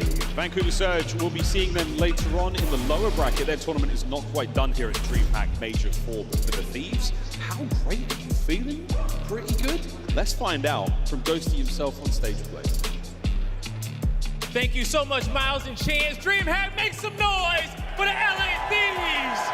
I got Ghosty with me on the main stage, and man, what a quick hit that was, okay? How you feeling with that 3-0? We're feeling good. That was obviously a bit quicker than expected, but we came out and handled business. Definitely did handle business in and out for the Thieves today, okay? You know, picking up where you left off on those last grand finals, like, you know that these guys were trying to take you guys down, get a lick. So did you prepare any differently against them coming to this matchup? I wouldn't say we prepared any differently, just making sure that we're keeping that same level of intensity for anyone that we play. Okay, love that, love that. Now, you know, to talk about one of the maps in this series, the dealership, okay? Like last time you played them, it was 6-1 in their favor, okay? What was something that you guys changed on that map? Because lately you look way more consistent than some of the last few reps on there. Just making sure that we're actually watching VOD of what they're doing, making sure we design some good strats to counter them, and then also just make sure we're playing our own game. Hey, there you go. That'll get it done right there, okay? And, you know, lastly, let me ask you this, though, okay? You know, your last two matches, you guys are looking real good, real hot. Most dominant team here. How do you guys not get complacent there, knowing that everybody want to take your heads off? Just making sure that we come in every day with the same intensity, even if you feel a little tired, a little lethargic, making sure you drink some caffeine, get turned. Make sure you're just trying every day, 110%. Hey, caffeine to get it done, but more important, stay hydrated, everybody, okay? Because water will do it too. What do you want to say to these fans out there who's been cheering for you guys and supporting you so far? Oh, yeah. I appreciate y'all. Y'all are the GOATs. Y'all are so damn loud. We appreciate it. And please check out the 100T booth down yonder over there. Please. Thank you. You heard it here from Ghosty. Check out the booth, and that's going to do it for us on the stage. Chris, take us away. That's right. If you want your signed Dan Ghosty gear, come see me. $100 per pop. I'll get you signed whatever you need. We got a legend here at the desk, a winner of our very first $1 million tournament in Call of Duty. He goes by the name of Merc, and Merc, you saw this one coming. Mental battle. I think, honestly, on two sides. For one, we're seeing a much, more confident Ghosty. I think getting that first win under his belt is just going to smooth it out for him, right? That pressure Saturday, Sunday, he's going to only get better. And then on the other side for Surge, I just think you see these names in the lobby, who they're going against, and it's just over. If they don't win the first hardpoint, it just feels like they know they're going to lose. Ali, I know you were trying to catch up. It was a bold pick on Vancouver, but history repeats itself. 7 maps in a row for LA Thieves. Let's take a look at their scuff play of the game, because this one came from map number 1. How many multi-kills, Nameless? All of them. I mean, yeah, Ghosty kicked things off with this play right here. I mean, the kid was unbelievable. And to Joe's point, sometimes when you get that first championship, you just get this extra confidence, and it just validates everything that you've been doing and the way that you play Call of Duty. And you could see it for Ghosty, like, he's just free out there now finally, just making huge plays. And when he plays like that, they're going to thunderously beat anybody that's in front of them, and that's the result in this series. Surge is one of the better teams that we have in this league. They have been competing at a high level, and they just got cooked all 3 maps. So now that Surge, they've been to back-to-back grand finals, right? They've done it through the winner's bracket both times. With them now starting in Elimination round 1, what are expectations for this squad? Do they bounce back? Do they have enough in the tank to make it to a championship Sunday? Yeah, I think no doubt. They're going to go down. I think they play Falcons. Like, they should be able to take care of that. Like, I think there's some teams they should absolutely beat. It will get, tougher around, like, losers round 3, but this is a team, I think there aren't many in our league that can beat them, especially that way. We got a lot to talk about today, but the games keep rolling, so we're jumping in. This is B-Stream Live, game number 3. We are into control with Miami up 2-0. Let's take a look here at some of the big moments.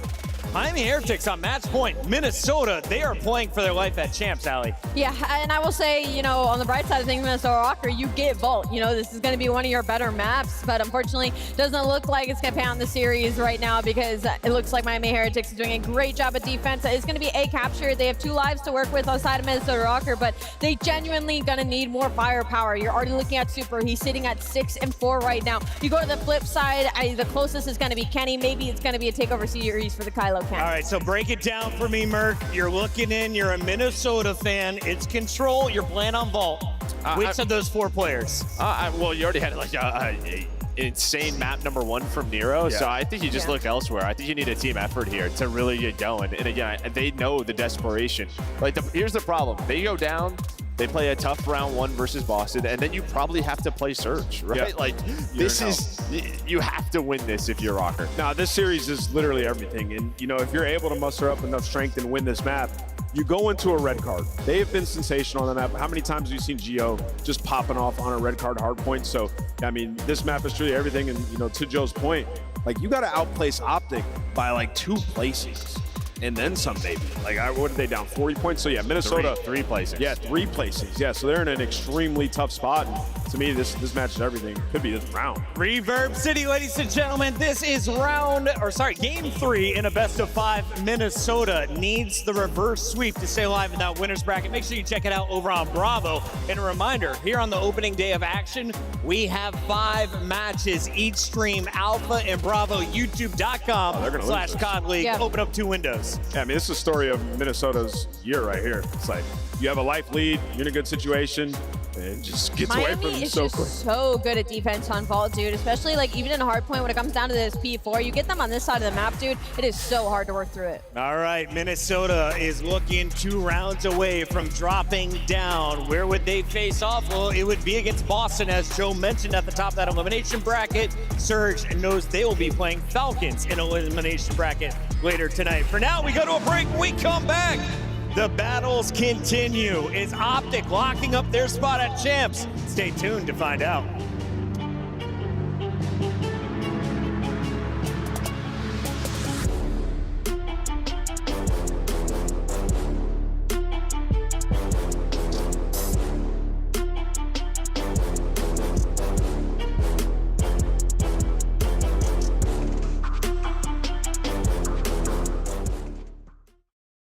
The Scuffed Call of Duty collection is $30 off this weekend only. Visit scuff.co/CDL to upgrade your game with a Scuff, the official controller of the Call of Duty League.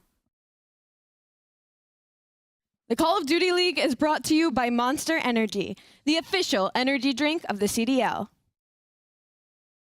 The Esports World Cup is an official partner of the Call of Duty League.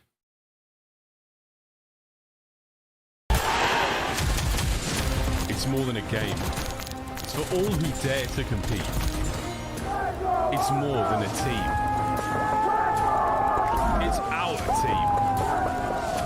It's more than a feeling. It's unwavering passion.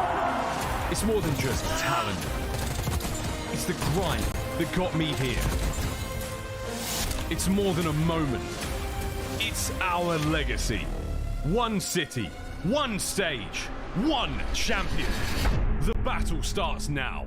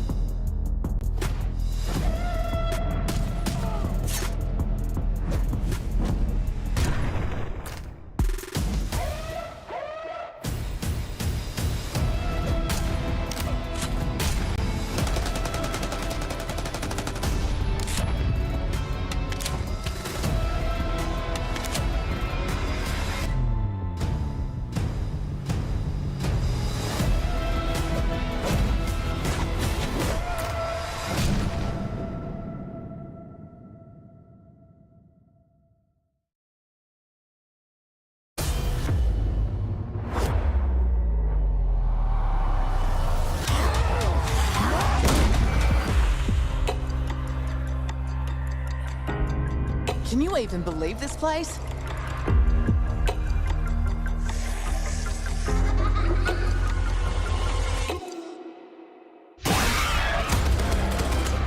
slimy ass down. The sizzle sells itself. Someone give me a 10-gallon hat. I'm going full cowboy on these bastards. You're not sure you have the right floor?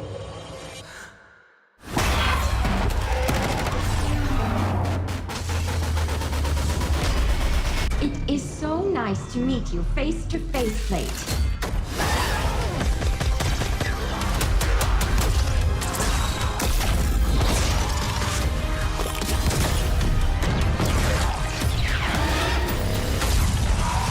You don't trust me, fine, but you cannot trust her. On match day, everything matters. What you focused on the night before, how you slept, what you ate.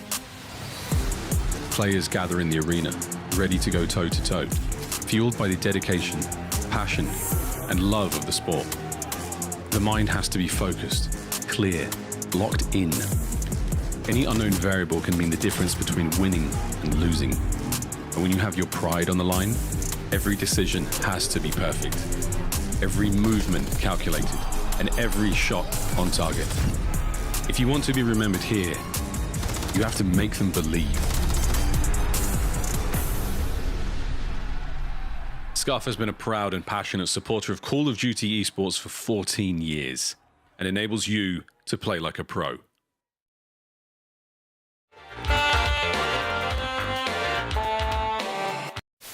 It's the Emmy-nominated Esports Engine Crew.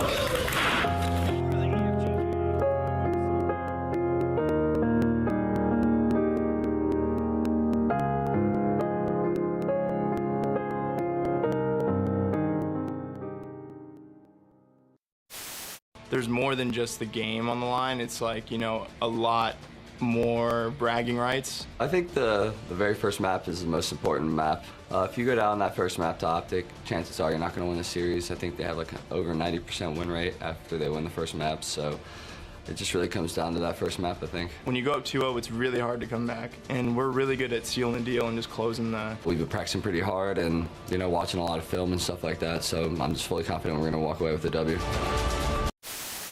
Here come the thieves. They cannot allow this to slip now. And there is snaking going on. Octane and Envoy have broken through. One finds the second 1v1.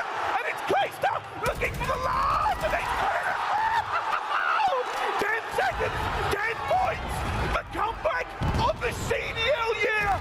Can they do it? The thieves are moving. But they are moving into the kill feed. And Legion have just made the greatest comeback in Hardpoint.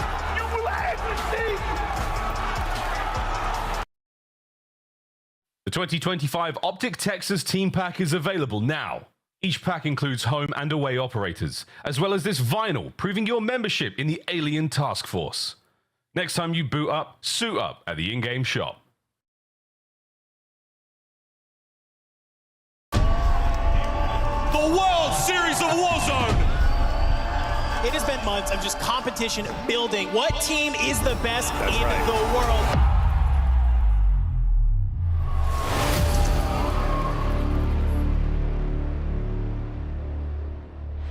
World Series of Warzone is back in 2025, ladies and gentlemen, with $1 million on the line.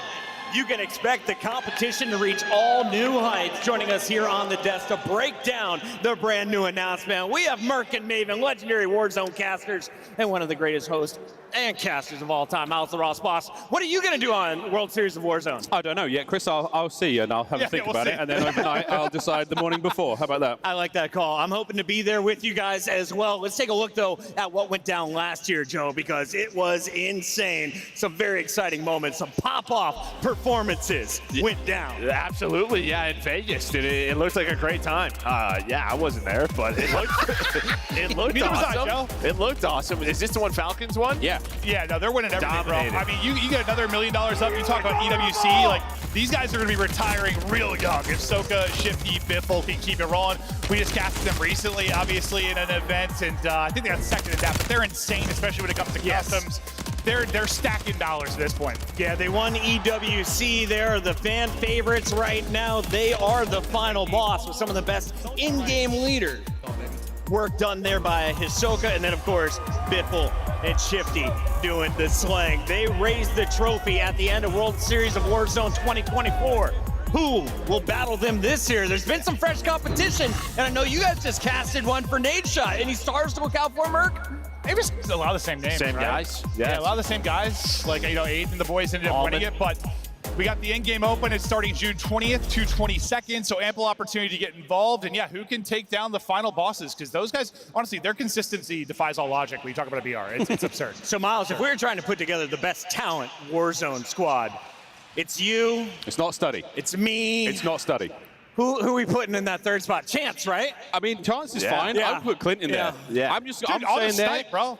Between the three of us, full plates all the time. We're going to be stocked up on ammo. We're going to have tons of cash. We're doing all of the We're going to set up objectives. Joe to drop 40. But at the same time, I feel like there's enough ADHD on that team to get lost at any given moment. All right, Warzone, if you need some talent, I know the four of us would love to join you at the World Series of Warzone. For now, though, we've got to turn your attention back to the CDL because we've got matches galore, ladies and gentlemen. It is a Friday over on Bravo. Miami was up 2-0. It was a game 3. I have a feeling Minnesota might be entering this elimination bracket sooner than they planned. Well, that's worst case scenario, because like if Optic are able to win this next series, bro, like what? That's a guaranteed top 6. Rocker would have to make a run all the way to a 3rd place finish. That's assuming Optic didn't get double bop. So like this is looking like a 3-0 to Heretics, and Rocker are in trouble. It was already a difficult run. It's not impossible, but it is certainly improbable. And Merc, this is the first time we've had 2 streams all season. So break it down for the fans at home. What are they missing out here if they don't have 2 windows open? Yeah, it's just today. It's just Friday. But you know what? Open up the Alpha stream, click on the Call of Duty League. There should be another one that says Bravo. Pop that open. You can watch both games at the same time.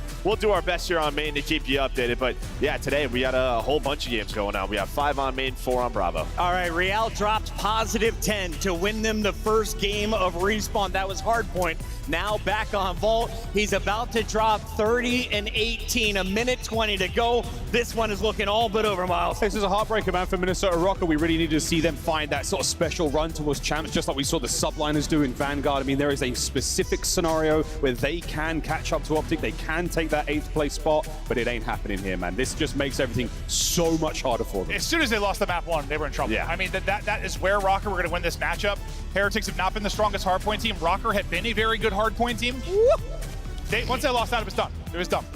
And this guy, I mean, he talked about it like at Major 3. He didn't love his, his personal gameplay. He's back on his bullshit. He's back to dominating. Real, one of the best sophomore seasons we have seen in the CDL, as he and the Heretics are holding strong with the #1 seed. Their reward, you get LA Thieves, a Major 3 champs and winners bracket round 2. This is a spicy bracket, and we are getting in to our lower half of that winners bracket. It's Optic versus Ultra on the main stage next. Yeah, it should be a great one, right? Obviously, the Optic fans are fired up. Merc is in the lineup, right? Sort of the young talent that he is, and then Ultra. I don't know. We've had this question mark all year. Can they finally break into like the top 2, top 3? You can't be calling him Merc. It's got to be Mercury. Yeah, it felt weird. It felt weird. Yeah. It felt really weird. I almost threw up. Yeah.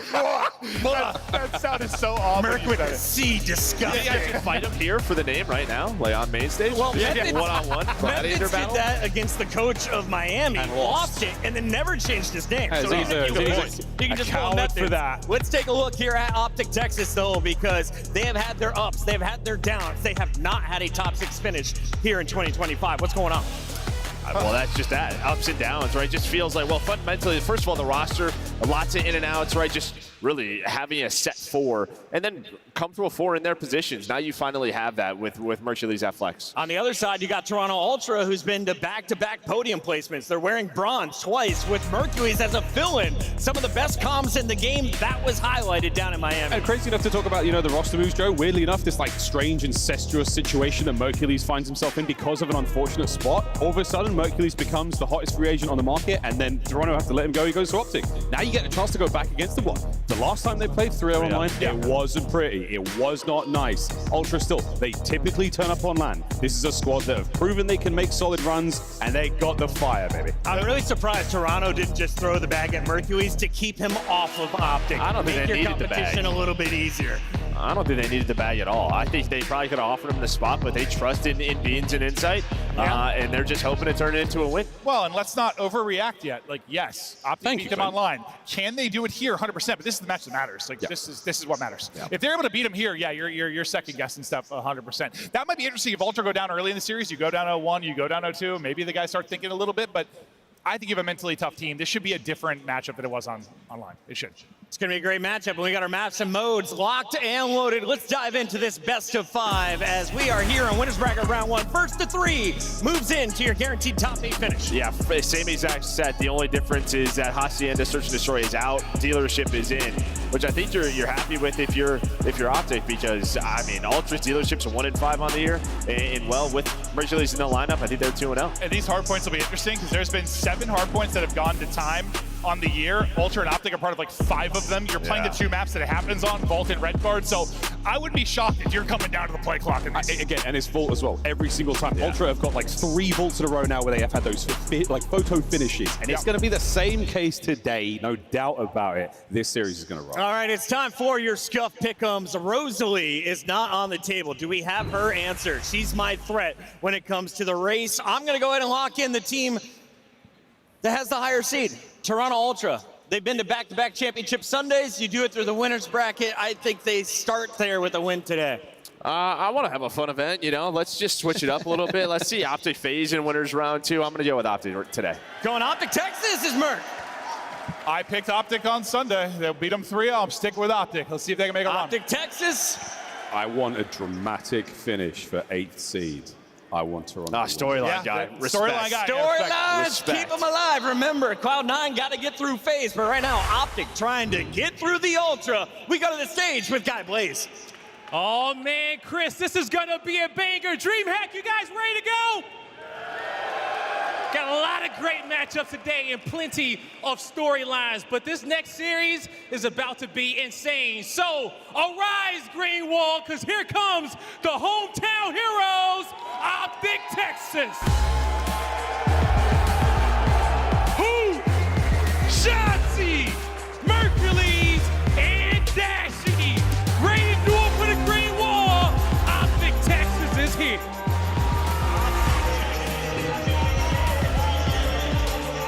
Perform in front of the green wall. They don't necessarily need a top performance in Texas, but a win here makes their champs' life a whole lot easier. It's time for a breather. Can they get the 3-0? It's time to find out if they can get it done. So without further ado, let's bring out the boys from the north.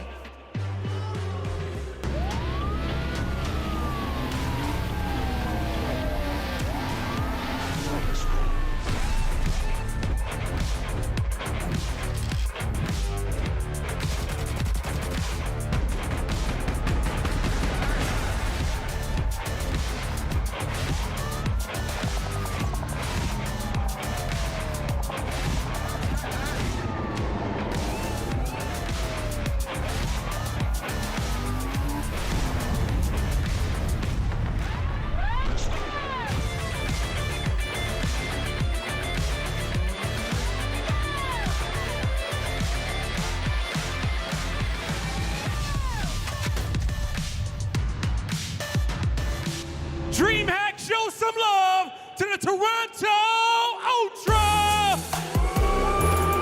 Beans, Joe Deceives, Insight, and Kleenex at full force again for the strength of the North.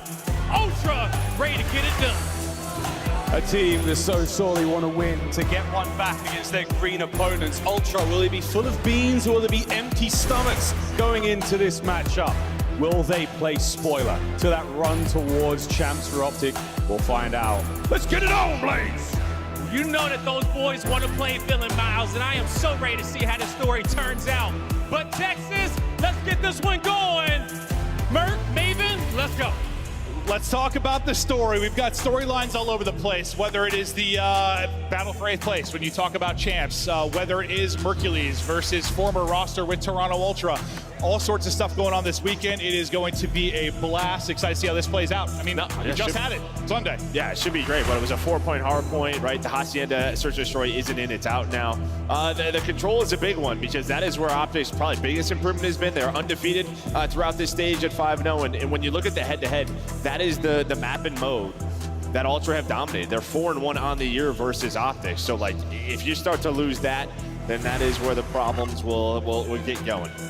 Well, this Optic Texas roster has struggled on land this year, really just struggled, I mean, outside of really your opening qualifier stretch of matches. It has been all over the place. Looking to find some consistency. You find great improvements with Hercules. Yes, a couple of tough Game 5 losses, but your control gameplay has been fantastic. He's been terrific there. Can he be the backbone of this team? Because, I mean, the question is, I mean, especially with players like Hook in the roster, I think he'll put up insane performances online. He can be a great land player, but will he match what he had? Like, for instance, map 1 in that 3-0, dropped 41. Can he replicate that? Now, does he need to? No, but, like, the game plays differently when you're not getting 41 out of it. No, that's just it. Yeah, that's been the question, right? You have your SMGs, a couple of good online splits, but bringing it here now to the majors. Seen them do it before in their career, but not much this year. Let's get it going. Chance starting in the venue. It is early here at Major 4 at DreamHack. It is the final stretch of the 2025 CDL season. Teams trying to make some noise, but Optic just trying to make this year maybe end on a positive note. It has been catastrophic when you compare it to last year, but is there time to turn it around? I mean, you could get a win here, somehow maybe a win at Champs, somehow at EWC, something positive out of this. That's a win, bro. Yeah, I mean, I think there's a hope, right, with Hercules in the lineup. They see the potential. It's just, yeah, is there enough time to bring it all together? Maybe they'll be looking at Champs for that moment. Well, they got to qualify. But it starts here. They got to qualify, but a win here would be huge. So much pressure on Rocker and Cloud9. They could already be guaranteed top 6 with a victory in this round 1, but right into the fray on Vault. They just played this on Sunday. Goes down to the clock. Well, like a 20-point game. It's an insane one, but off the rip, it is all Optic Texas. P1 control earlier. And this has been the problem with Ultra, right? They've had some maps that have slipped this stage. 0-2 on Vault Hardpoint throughout this stage. It's been a good one for them throughout the year. It hasn't been the same Ultra that we really started to see in Stage 3 qualifiers. No, I know. I mean, before what went down with like Beans and the Beast, I know they made a run to top 3, but they were one of our favorites going into Major, if not like the favorite. The form they were playing at. They would have been, what, 1 or 2 for you, probably going into Major 3. Still, you'll take a 3rd place finish with Hercules, but they're trying to get back to what they are able to do, show that they are a top contender to maybe win an event, and not just be looking at a bronze. Yeah, on this rotation now, both teams, you had 16 for Optic, 13 for Ultra, but on rotation towards first P2, you had a close spawn if you are Kleenex, but a couple of players around the hill are ready for Optic. Dashy gonna get traded out, and there's one player towards the back. That is Hercules just playing his life, but Joe deceives with a big trade. The trades are on point for Ultra. They've got numbers here for a moment. Hook, though, a chance to play spoiler. Gets it done with a pistol, a little slide and dive in. The Omni movement's on, and Optic Texas are in. Lead change looming if they can hold. They'll lose a player on the next push that comes in from Ultra. Hercules just trying to play his life. Trophy out for coverage, utility to use, and relying on his teammates to buy him some space. Shotzzy doing exactly that. Taking fights deeper out palm side. But you lose your player inside of the point, so it's where you see the play clock starting to tick. But a spawn out now for Optic Texas. And this is what they want. There's only 15 seconds left, so they're going to take these free P3 and P4 spawns all day. You have to find Beans, though. He's starting to lurch up the road. Shotzzy going to play his life. So you'll take this if you are Optic. Now you're in a great position on our next 2 hills.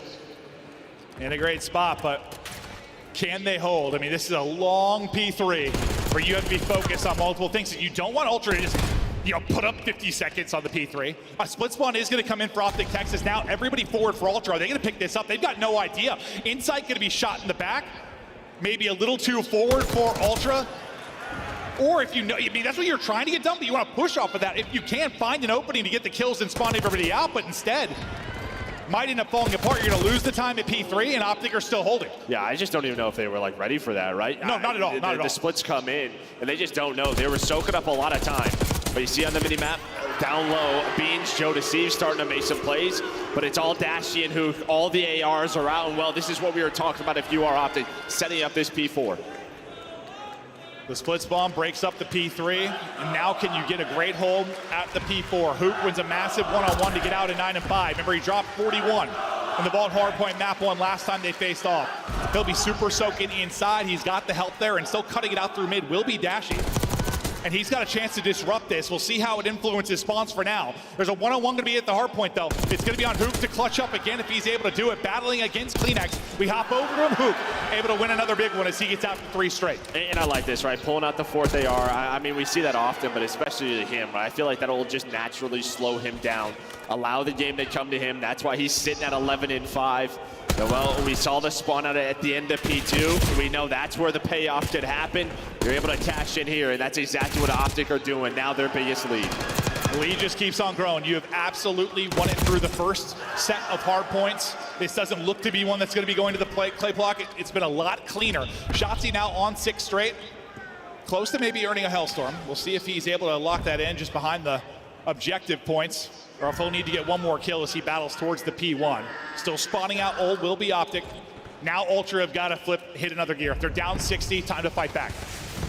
And you see Joe Deceives a slow start. You know, when you saw stage 3 qualifiers, really what it was the sub-duo that was setting them up, that was putting them on, but you haven't had that same success throughout this stage from Kleenex and Joe. So can they continue to bring it while you're looking at Joe Deceives to step up here? Well, Hook already invests 1 Hellstorm, and you earn another now on Shotzzy. Streak to 7. Optic are streaking and dominating. Hoping we have some fights here early today, like the last series. Well, the first 2 series on Alpha and Bravo, absolute blowouts. Optic looking to blow them out, but a break back in for Toronto Ultra. Can they be better this time at the P2? But there's still 20 seconds remaining.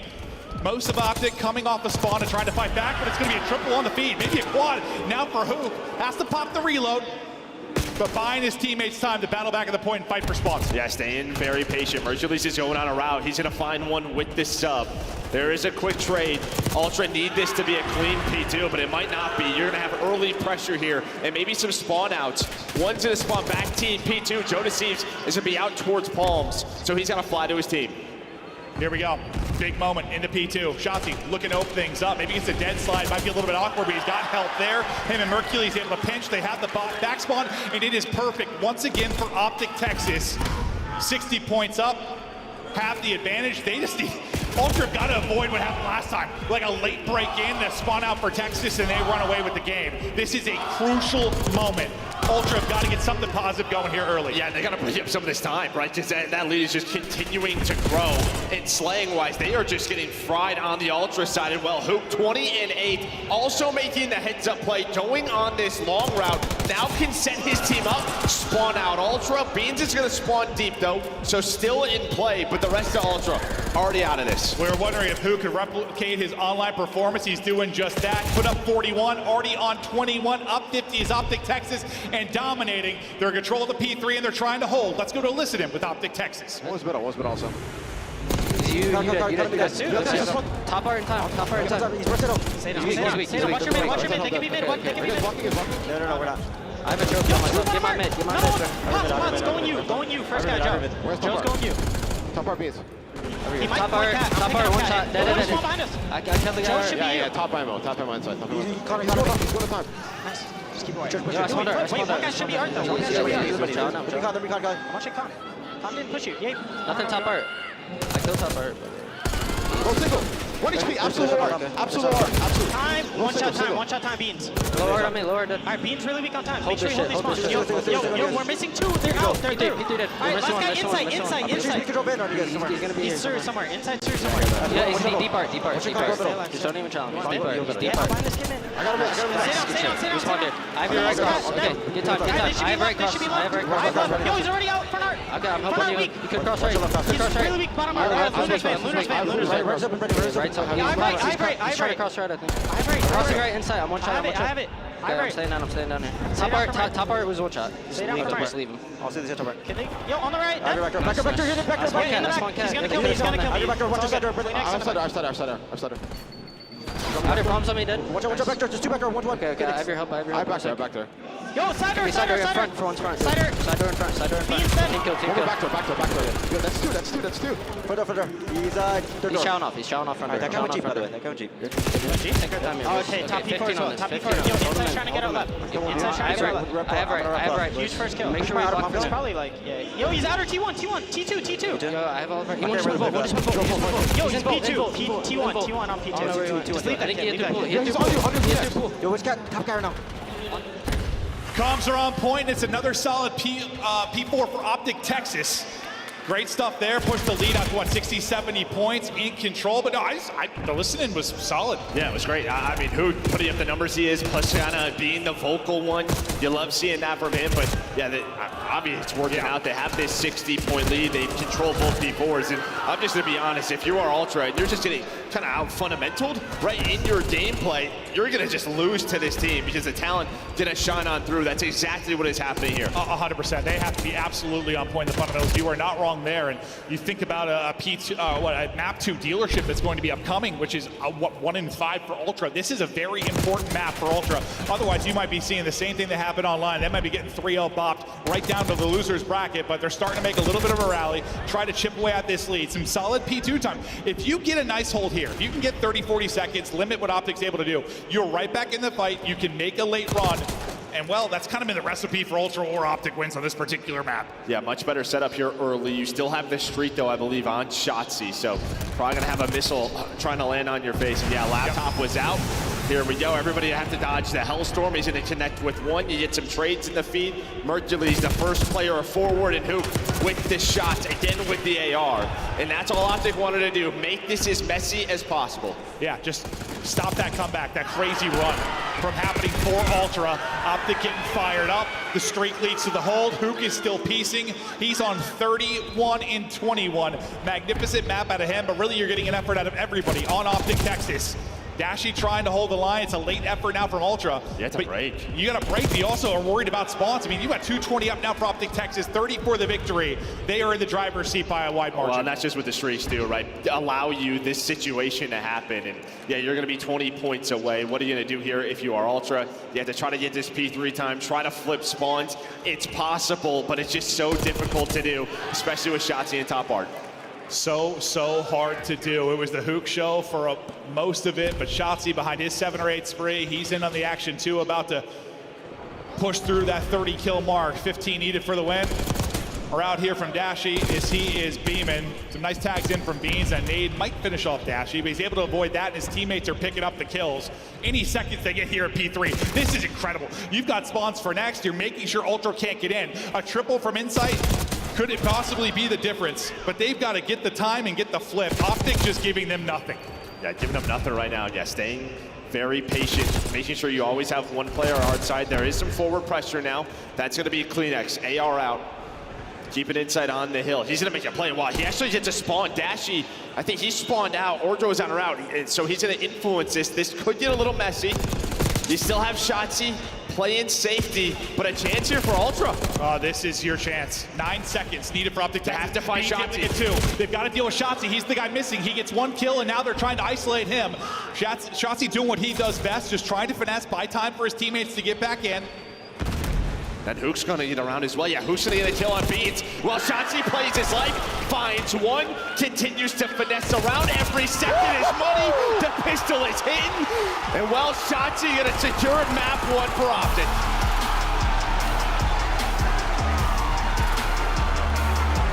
Brilliant play there from Optic. Shotzzy, the lone man, gets some help from his teammates at the P4, but they're able to close it out. You saw on the minimap, it's starting to maybe build for Ultra, their chance to maybe make a run.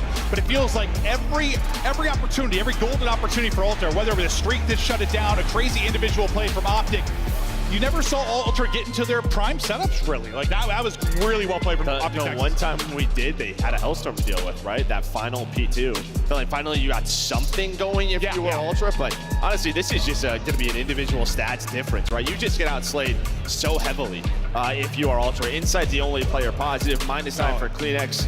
Again, almost another 40 bomb. It's almost a miracle as close as it was. Yeah, you have Hoop plus 16, plus 13 for Shotzzy, and the other guy's right, like, flirting around even. You wondered if Hoop would be able to replicate maybe what he did in the online series. He does it here. Hoop the Nuke, pop it off on the main stage. And if you're getting performances like that out of him, it makes Hardpoint a whole hell of a lot easier. Yeah, got a little sketchy there.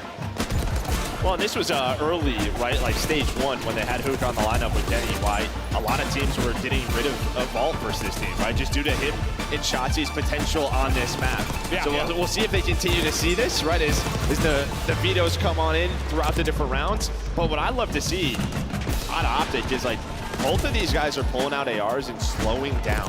I feel like these two, when they got to land at times, they would overchow, try to play a little bit too quick.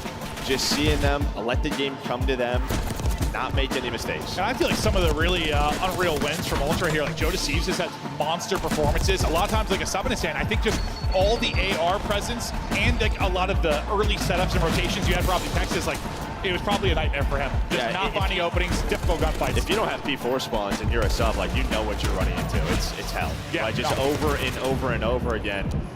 But yeah, it just they got smoked. Absolutely smoked. I think Shotzi's face there at the end tells you everything. He's feeling himself. He had several Hellstorms earned throughout it for Optic. And this is, I mean, this is the potential of this Optic team. Like, we know that the talent can be there.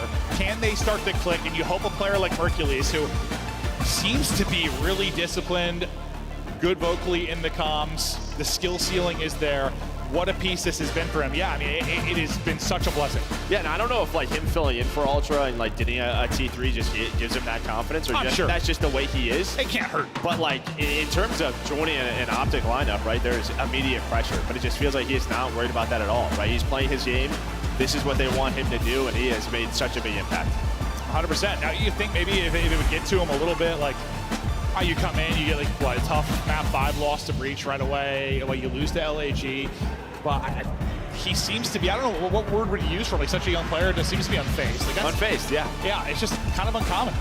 No, it is. Again, I think this is why. Well, especially when you play for Optic. Like, yeah, exactly, and that's why they don't normally go with a lot of young talent. Yeah. No, it is an insane amount of pressure. And yeah, I heard an interview with Scump where he's like trying to give advice. And listen, a litany of players there that can talk to him about ways to approach this mentally. Just can't let fans get to you. Prove it on land. So far, so good as they get the map 1 victory. And now you go to one of Ultra's worst search and destroys. I mean, they can be a very good search and destroy team at times, but like Dealership, not a good one for them. Yeah, and this is all because they played Hacienda online. Hacienda, that was another go-to for Optic, has been all year. Yeah. So you're like, maybe let's That was not like a 6-4? Yeah, 6-4. So you don't opt for the Hasi, you go for Dealership. And one thing we've talked about Ultra in the past, really throughout all of the CDL, was sort of their land preparation. And the big thing is search and destroy. We'll see if they can prep today. They got to be prepped. They got to be dialed, because you were trying to bounce it back and tie this one up at 1-1, but you see the Lanimal, Shotzi, even though you haven't had the results for the team, when you talk about S&D on land, he has been terrific. We'll see if he can have that impact here for them. Because you can't take too much from this stat. It's like you haven't really made any runs at tournaments. You've been playing, not maybe on the stiffest competitions, you've only made it, what, like, you're losing round 1, or there hasn't been like tough matchups really against like some of the top teams. So that needs to be shown here in this matchup and as you get deeper into a tournament. Yeah, but it just shows the type of player that he is, right? When he finds an opening, if you are Ultra, you can't allow him to find that. On Dealership, a little bit tough to do. But what we've seen from Optic, you can be that mid-map Reaper. No, dude. That's what I was gonna say, right? We've seen a lot of creativity out of Optic on this map, with their wall-based spots, and really setting up shots even through the middle of the map. Yeah, no, he was definitely teaching in some of those search rounds. Him and Hook, yeah. Map 2 now is Optic Texas on offense, look to increase their advantage in this series. Throwing some utility out mid-map, trying to keep Ultra honest, showing a presence over here towards A, just hoping to maybe over-rotate Ultra and then capitalize on B. Nades hit though, Hoop tagged up and weak, so they'll wait a second here. And for the most part, you've kind of held your ground if you're Ultra. No big rotations coming in yet. Insight going to be a key player over towards Ace. He's playing kind of back courtyard, and well, that is the exact thing that can happen. You see players like Insight, Abuza, find angles there, Celium, and just line you up. Well, now you have Mercury's able to push on up. Number 4, though, and Kleenex should be there to help him. But the time, you don't expect 2 to try to solo push up the street. But as I said, Kleenex was right there. isn't gonna find the last bullet to take him down, and now on rotation, Optic starting to move towards A. And well, Hercules versus Beans. The shots were right there. He is shooting. Beans is really pushed forward here. And he's gonna get dropped. Thought maybe he'd find an opener. Kleenex still back into the vent. Able to get one. Finesse for now. Hook on the bomb. He's got cover here from Hercules. You're gonna spot it though if you are Kleenex. Down to a 1 versus 1. Able to get out. Bomb planted. Kleenex. Hook for the round 1. They just thought he was gonna run away, right? Like Hercules is sort of shouldering that. He ends up getting caught. 30 seconds to go. Why are there so many insane plays from the vent, bro?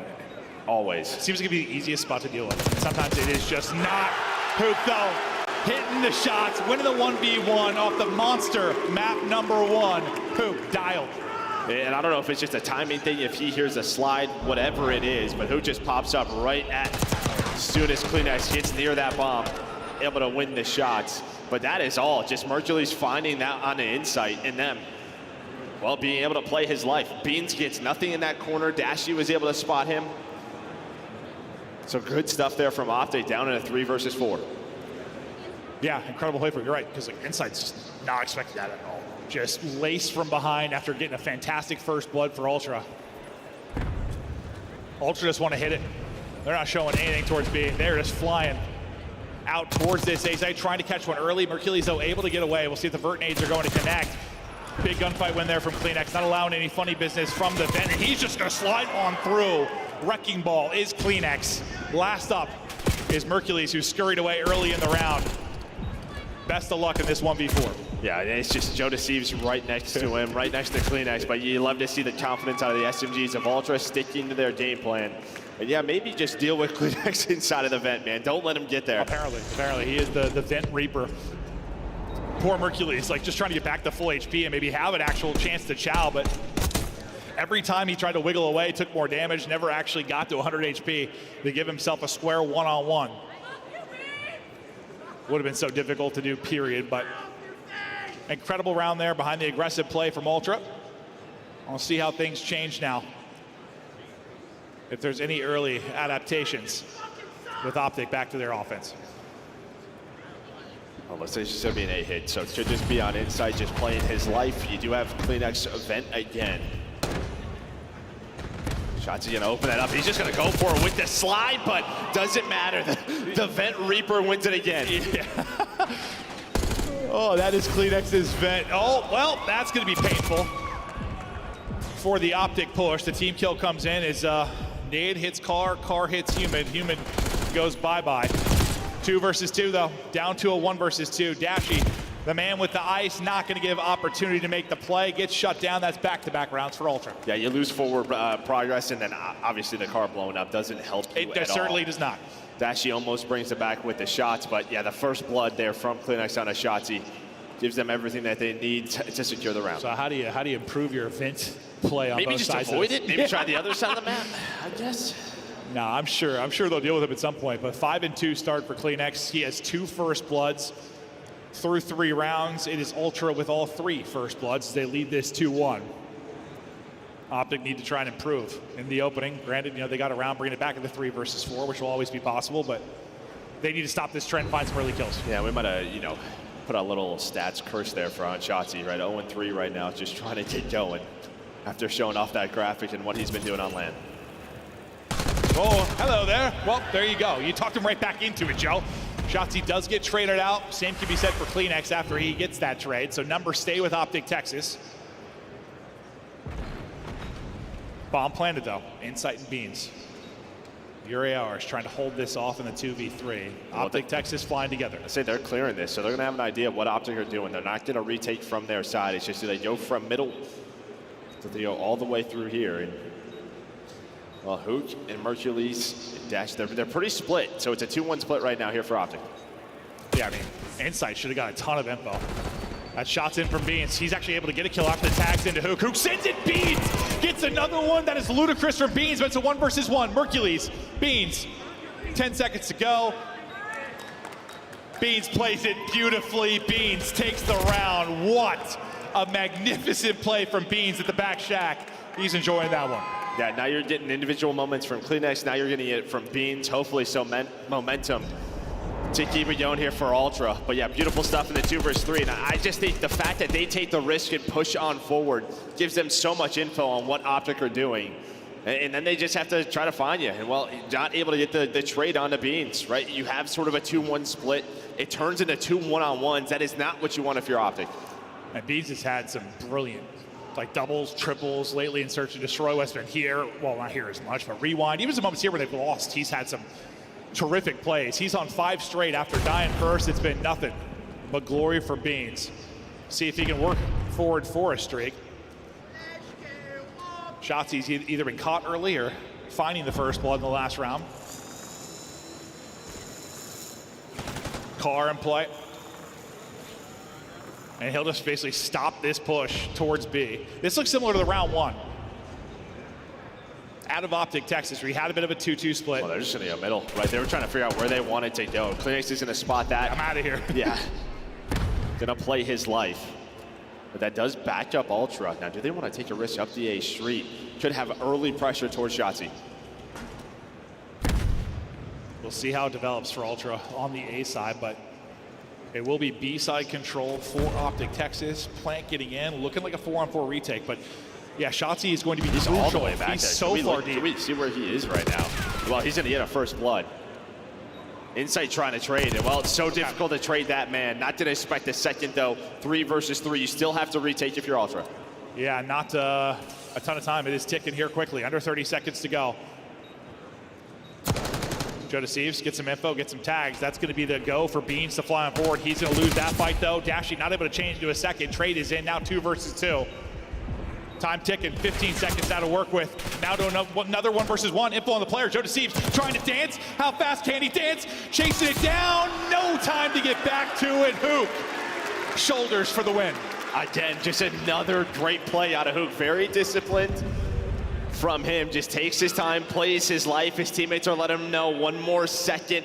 Gets very close if you are Joe Deceives, but just not able to find him. Shoulders on point. Yeah, and you thought it might come to time when you think about it, like that first engagement, with Shotzi on the flank goes down. There's like, 30 seconds left really at that point, or 22.5 to actually work with for Ultra. And they still had a lot of map to actually cover. Honestly, a great retake, just needed a few more seconds. Yeah, and I think, the first one from Dashy on a Bean just really slows things down, right? Because you're hoping Beans can help out Joe Deceives, but that never happens. And after Shotzi struggles, he is 2-5, but he's got back-to-back first bloods for Optic and starting to maybe be the difference in some of these rounds. Aggressive from Ultra towards A, but now quickly wrapping it out, and while Bomb has been this side. Mercules will be the first to get an angle here from the back shack, where we saw Beans make the incredible play. Well, if they wrap back towards A, and that's going to be the play call. This could be down to Hook. You see him. They had a lot of early A aggression from Optic, but they left Hook inside of office. You have to find him quickly, and well, you do not. Where is the trade? Not there. The man is locking it down himself. You got to trade that out. 16 HP, and he turns that into 2. Unbelievable from Hook the Nuke. The clutch in the last round calls game here early in the next. Hell of a series out of him so far. Yeah, a couple rounds in a row now for Optic, but that was all off the early A aggression. Then you leave him in there. We've seen a little bit for time, from teams from time to time, but then you have to find that player. But as you said, he's 16 HP. You just get caught sprinting on the slide here if you're inside. And it's just, he repositions. You think he's in the corner. It's a great play from Hook, but that has to be traded. It's just got to be traded. I know you die quickly in Call of Duty, but no, he's a bull. It's got to be traded. And I'm sure the timing was probably just sick for him. He just is trying to slide and catch him in the corner. Not trying to discredit the play from Hook, but it's just got to be a trade. 3-3 now.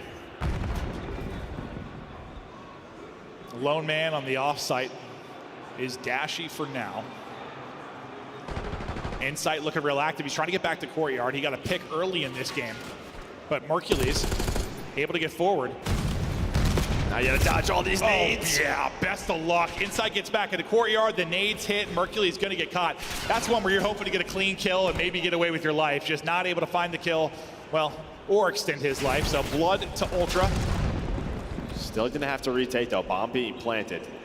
I'm not sure what you have left utility-wise. Yeah, maybe some stunts, because I think you threw all your nades to find that 1 kill.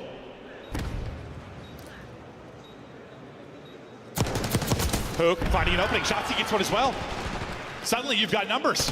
Pressure on Insight. Beans gonna try to make the play in through Vent. He's gonna get caught. It's all gonna be on Insight. And Shotzzy shuts it down. They bring it back again in the 3 versus 4. That is what, 3 straight rounds advantage. Now to Optic. And yeah, you have the numbers, but again, you threw all your nades so early in that round to find the first blood. If you have nothing left, these are still tough gunfights on these cars. You can see that right there from Shotzi's POV, but these are kind of the rounds we're talking about with Ultra right now, man. Just some of the fundamentals. This is something they normally thrive in. They do. And definition of a team effort right now for Optic. Every single player 5 and 5. First blood-wise, they brought it back after going down early in that regard. 3-4 advantage still to Ultra, but round count advantage to Optic Texas. Can they extend this? Well, looking difficult now as Beans is able to get that opening pick onto Hook. And where did he get caught? Yeah, right on the B-bomb. I don't know what sort of angle Beans had. But you got the wall bang, you're able to find the kill. And yeah, now you have a minute 10 to work with man advantage. And this is one of those rounds that Ultra typically can be good at closing out, but maybe has not been the case so far in this map too. And they have so much time. I think they're just hoping to catch someone maybe overstepping on the Optic side, someone trying to flank. Not get caught. Yeah, not get caught. But the problem is, the timing is right here for Optic. They might be able to take this into a 3 versus 3. Well, there's a team kill, quick trade. You check the vent, of course he does. Kleenex once again. Dashy, 1 versus 3. Can he add another clutch to his name? Bomb to get planted, make this a little trickier. Trying to get the timing in through the garage. Thought he had it won, but can't quite win it.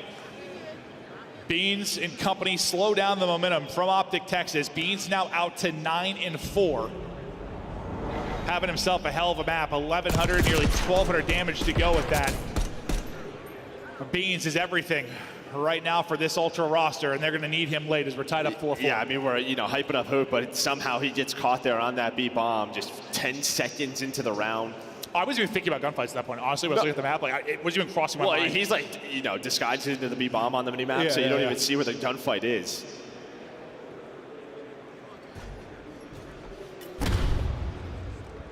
Optic.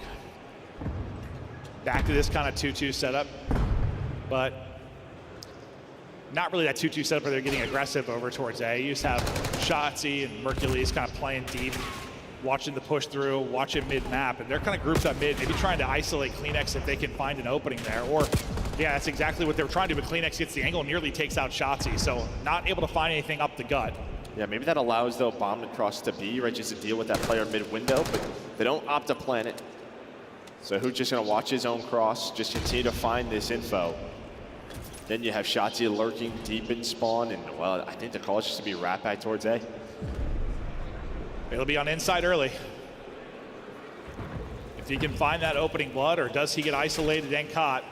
Look at eyes in his position. They're going to try and chow him with utility, chow him with a couple of ARs, but it's sort of the subs in position so far. Haven't been able to get an AR on it. Shotzi going to get some info and back down for now. Plant is going down and nearly secured. There it is, Plant in. 4-on-4 retake now for Ultra, the first blood. It's going to be through for who? Kleenex going to get slammed as he opens the garage. Can they make a play through the vent? Chodasiev's trying to find it. Be able to find one and back up and play his life. Goes to reach out and drops. Now just to Insight, 1 versus 2. Plenty of time to work with, but heavy tags from Dashy from deep. Shotzi gets across. Beautiful from Insight. Hold up now. Just time. Yeah. And where did he go? Where did this guy go? He is so fast on his feet. Gonna have to shoulder it. Are you going to read this? If you're Insight, but it doesn't matter. The SMG wins it.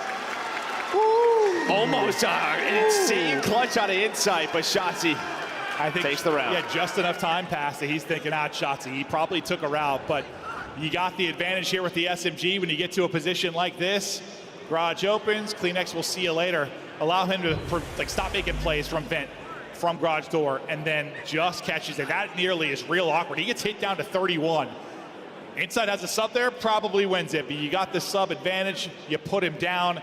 Big clutch there from Shotzi. Match point now. I mean, in the game too. We're talking, this Optic team, they have not lost a control in a long time. So this is a almost must win here for Ultra. It's feeling that way.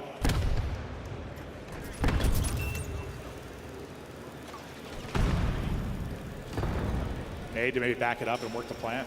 Hoping he's got coverage here. He's got to be one of the more terrifying spots to work in Search and Destroy. Especially with if you the have window nobody there. mid. Yeah, absolutely horrifying. Trying to work the plant now. Does Shotzi get the peek, or does the plant get in? Can Joe Deceive get away with his life? He's okay for now. Just tucked in. He's got help. I think it's Insight that sort of got the angle, trying to put tags in through the window, and he's able to back out. So brilliant plant in. First blood, though, again to Optic. It's Dashy that's able to find one deep with the shots. They got numbers. Huge win for Kleenex, but he is traded out. Hercules, enough damage in that he sets up Hook. All on Joe Deceives now to clutch up. Damage into Hook, then takes some from Dashy, trying to reposition to get back to full, but they are chasing. Optic sending it back to the head. He goes Joe Deceives and he wins it. Down to a one-on-one. Hook chows. Hook wins it. Map 2 to Optic Texas, and they're up 2-0.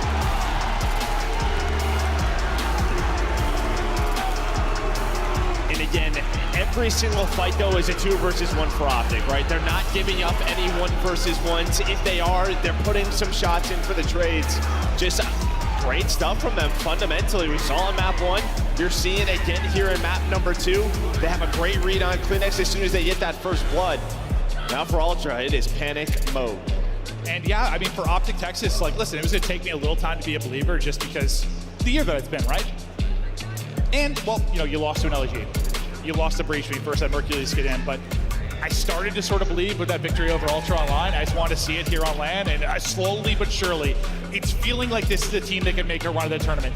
That aren't going to be a dark horse. They're going to be an actual contender to at least get into a top 4. Who knows, make a run to a final. Brilliant stuff, despite the fact that you get double digits out of Beans, and you win the first blood margin early on.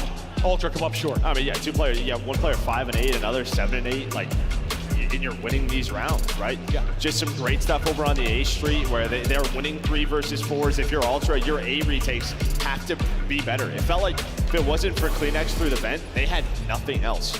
Well, we thought that was going to be a tough one when you just talk about how they've been. Like, Ultra, what, 1-5 on that particular map? You didn't feel great about it. They really wanted to get that Vault 1 win, weren't able to do it. They're down 0-2. They've got to pull off the reverse sweep against who's been maybe the best control team as of late. Optic Texas will look to put it away, but before we get to the map 3, let's break down the first map 1 and 2.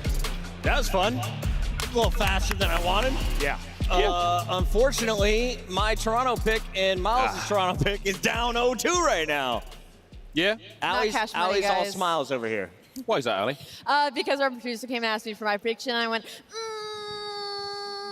Optic Texas. Yeah, mine was instant Optic. You guys are welcome that Hook is taking over right now, but we still have a second half. Before we get to everything that we saw, though, in games 1 and 2, we got to give a shout out to Hook's former teammate, a world champion from Dallas Empire, is hanging up the controller. Nameless, walk me through this. Yeah, I mean, a world champion, obviously won a championship in his time on Optic as well. One of the greatest search and destroy players of all time and beloved by the community. I mean, Illy came up from the search community, man, and, you know, is one of the players that when he came in, you knew he was going to be a beast. Instantly translated that into success in the league. So shout out to Illy, and I hope he has good fortune whatever comes next. Yeah, if you're here in DreamHack, we'll buy you a beer after the show. Great stuff from you, great highlights throughout your career. To take a look at some of the highlights from this series, though, there is a throbbing poner on Optic Texas. He goes by the name of Hook, and he is just bobbing, weaving, popping. He's doing it all, Miles. Ali, you're too young to understand what that even means. Yeah. It's totally fine. It's a classic here at DreamHack, but PWN, Ali, get a grip. I know the culture of pwn. It's like my dad if you were doing good, you're poning somebody. Yeah, I think it's born of a typo. It's born of a typo, but no mistakes made, though, from Optic Texas. I mean, when Hook is frying, when Hook is making great plays, when the crowd goes, ooh, everything just feels right in the world. I am such a fan. He's got such an exciting POV, and when he gets it going, man, it's just such a treat. Now, who closes out this game? Beans had some good moments for Toronto. Talk to me purely about the search and destroy. What was the difference here in the final 2 rounds?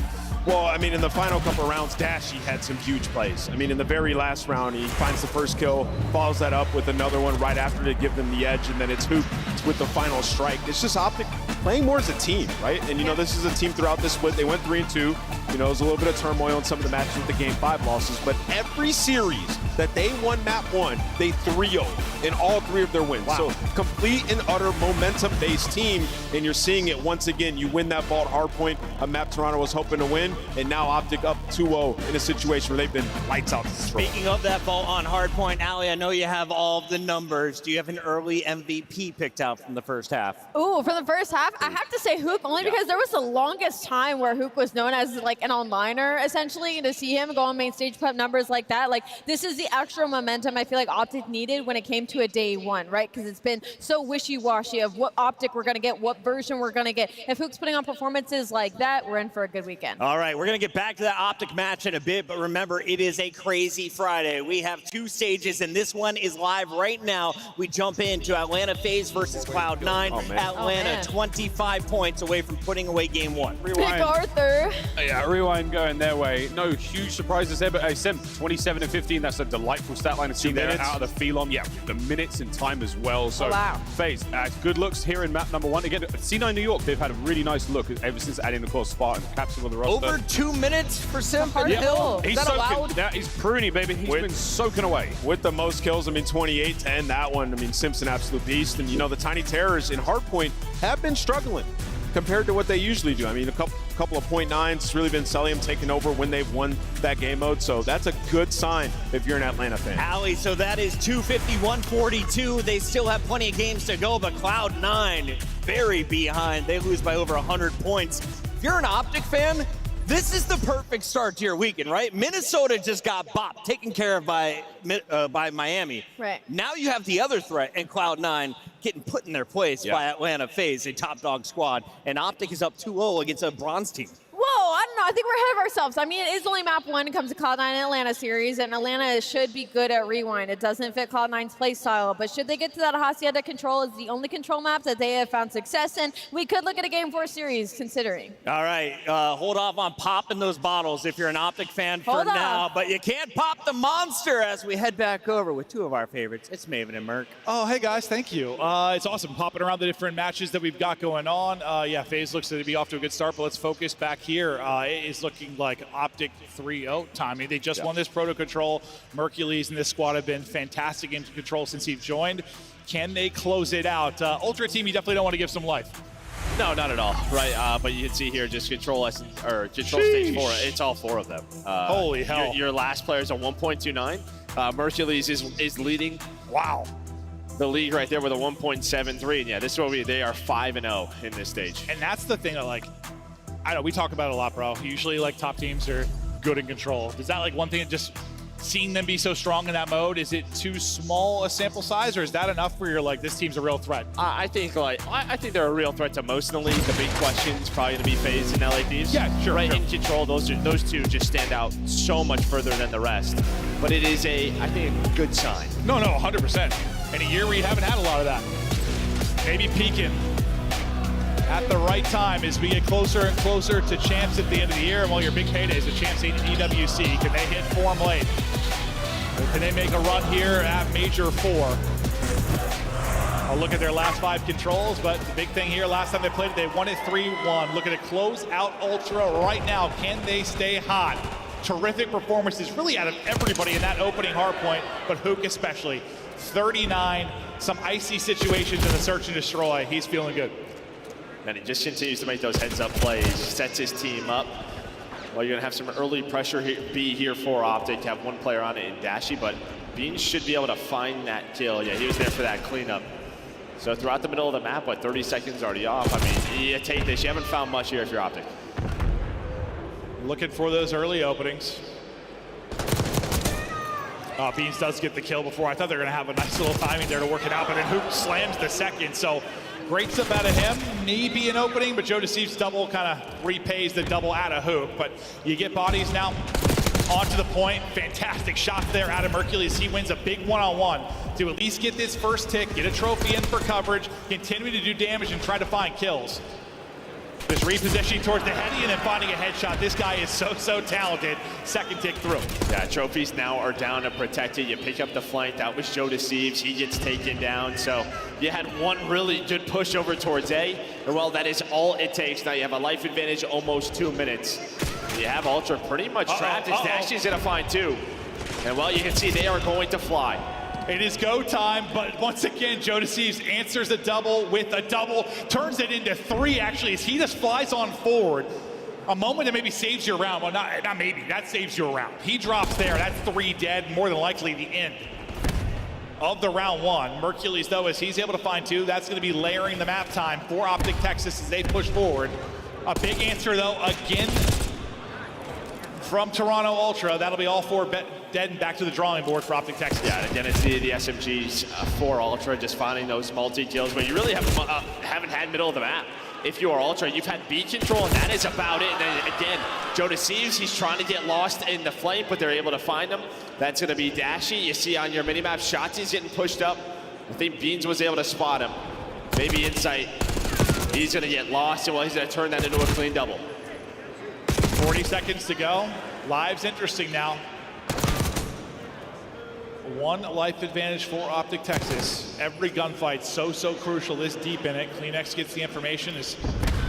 That'll be a grapple up and away for Optic. Another big one-on-one. Shotzi able to take that. Numbers to Optic, but still trying to find the opening. Joe Deceives multiple moments where he shuts down the push from Optic and trying to do it again. You get a body on the point to stop the clock. That body is going to get clotheslines. It's Shotzi that gets shut down.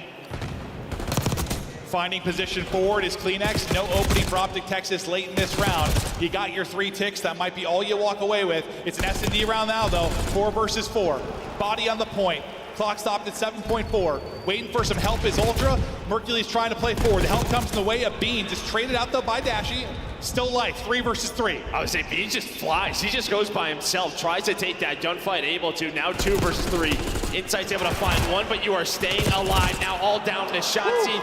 Almost comes down to a 1 versus 1, but you stay up.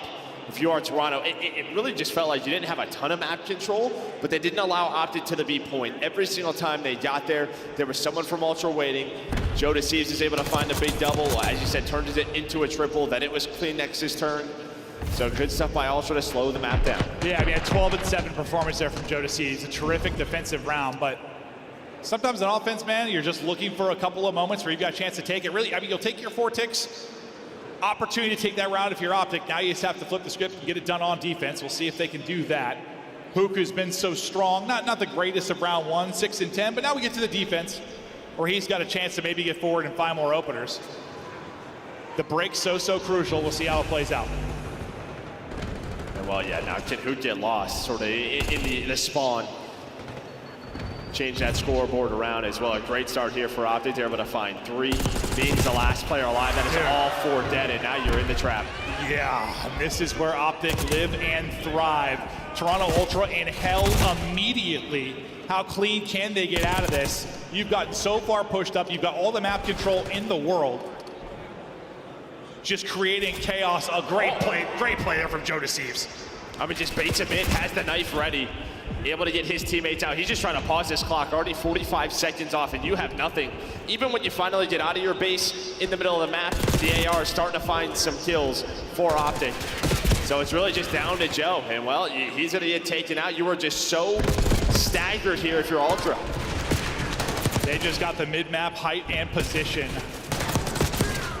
The subs in hell, just no openings whatsoever. Sub 30 seconds now to work with. You get 2 dead, now it's time to go. 1 player remains, going to be Shotzi. What can he walk away with? It's only going to be 1. Now you try to get bodies stacking the point. Trophy there for coverage. Joe Deceives gets loose, but, well, not loose for too long. Down in lives, so what can you do in the ticks department? Well, you might have 1 chance here if you are Optic. Shotzi's going to find 1 on the flank. Does that allow his team to go, though? None of the nades are going to connect. The trophy is in it. Well, you just give it up. So minute extension is there. So Optic, they were just playing for map control. Yeah. I mean, they're a team, I think, on this map that's been guilty of letting things kind of get away from them. Take 1 last crack at a point, and then things fall apart. They've been far more disciplined over this qualifier stretch. They play for map control here, and now can they turn this into a round win? CleanX's double, though. This could be an opening on the point. Optic trying to go huge. Dashy not able to find it. Everybody coming off the spawn and trying to battle back. First tick is going to be done. Optic trying to fight back, but Toronto, like a lightning strike, might walk away.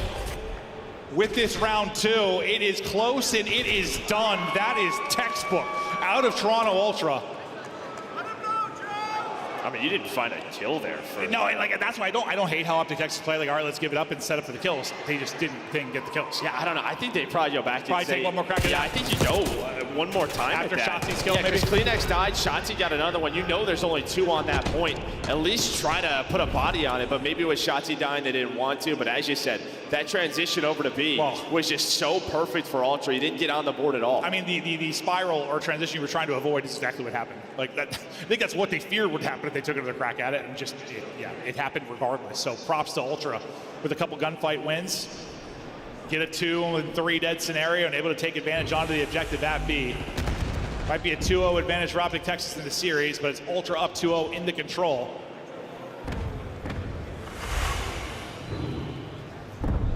Optic gonna have to rip 3 straight. They're gonna start this with B pressure. How much are they able to turn this into? Hook in trouble. Has a little bit of help, but his help is going to drop. It's all going to be on him now to make the play. He's just trying to get away with his life, and I don't hate that. I mean, there's not much you could have done on the objective. Take your 1 tick. Play your life.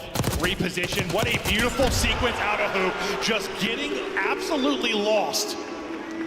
Well, and this is exactly what I mean. How many times in the past would he just chow that guy on tip? And we would be like, what in the world is that? But he makes the heads-up play, repositions, then turns it into something. And, well, that is a B point done. A minute extension. Lead continues to go on up. Now up to 5 here for Optic. Yeah, they just think he goes down to bottom computer. Not going to be the case at all. Finds a beautiful timing. Some key kills from his teammates. Really put that one onto Hook. Now the easier of the points to work, and you've still got position on the map. Forward will be Joe Deceives for Ultra. Maybe he can walk away with a couple of kills, slow this down. Only able to get 1 and then trade it out. But you've got a foothold at mid-map. If Ultra are going to bring this back, you've got the position on the map. What's your biggest fear? Like, this isn't a scenario we have all that often where it's like an early B capture.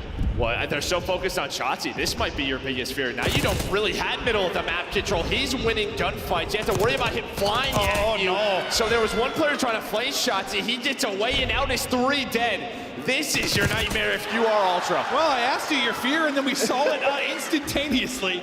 Shotzi, Hook, finding openings, taking names, just shutting it down. He'll finish the double there, 6 straight, and that is a quick one. All Optic. As Shotzi picks them apart late. Yeah, there was one player that drops bottom middle, puts some shots in, but you have nobody in top. Grandma is there for Ultra, so they couldn't trade that kill, and he gets lost. And, well, that is just this guy on your screen.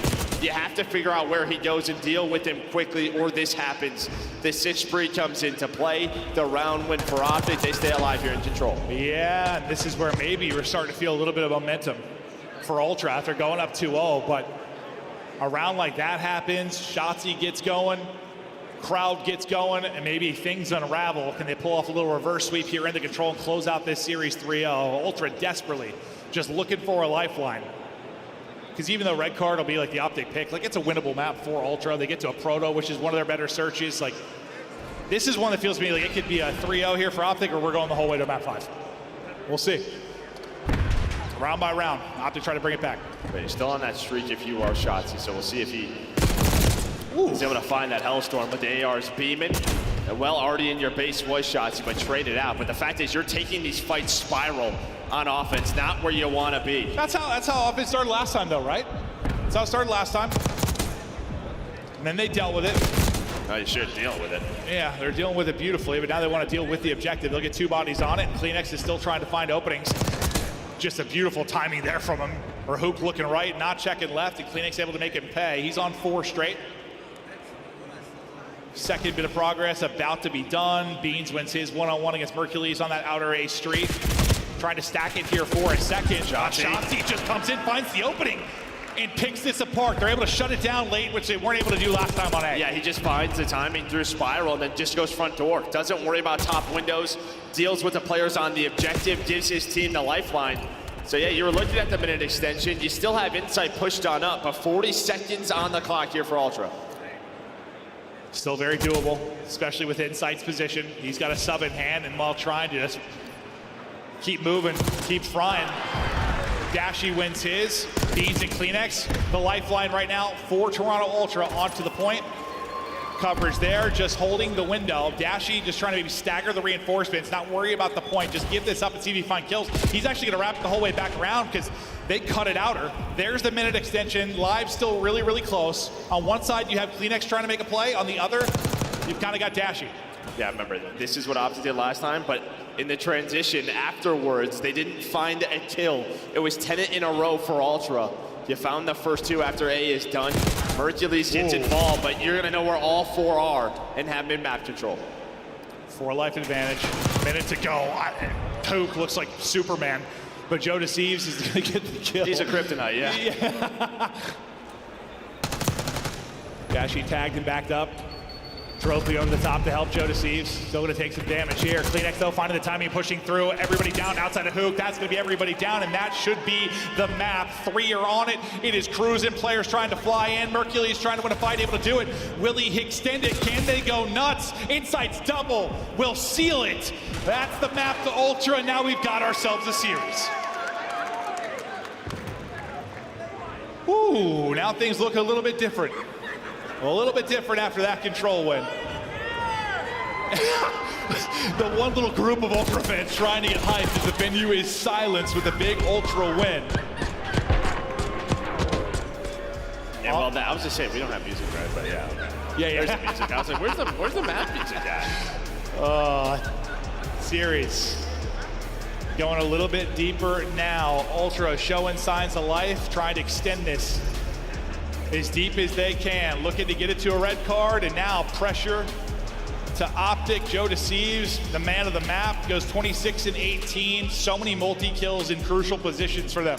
This is just a different team when your sub-duo is playing at this level, right? I mean, this has been sort of their lifeline throughout the year. When Joe Deceives and Kleenex are playing like this, difficult to beat. When they have average maps like map number 1, yeah, it's what it's been. It's been average. So can now this be what they needed? I don't know what these guys are yapping about, but they're chatting through the map 3. Looking forward to the red card. We'll take a look at some highlights from this map 3. Some big plays really on both sides of it, but it's Ultra that get the last laugh. Joe Deceives just getting up close and personal with the SMG. Cheeky little play here to tuck into a corner.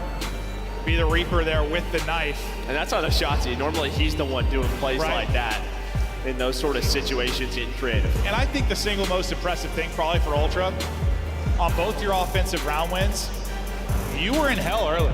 Like, you lost the break, and Optic Texas had 2 or 3 people forward, like in your house, applying pressure. Both times, you deal with it well enough that you have what, like, I don't know, 45 seconds or so left to get out from then on forward. It was really efficient. It did look good early.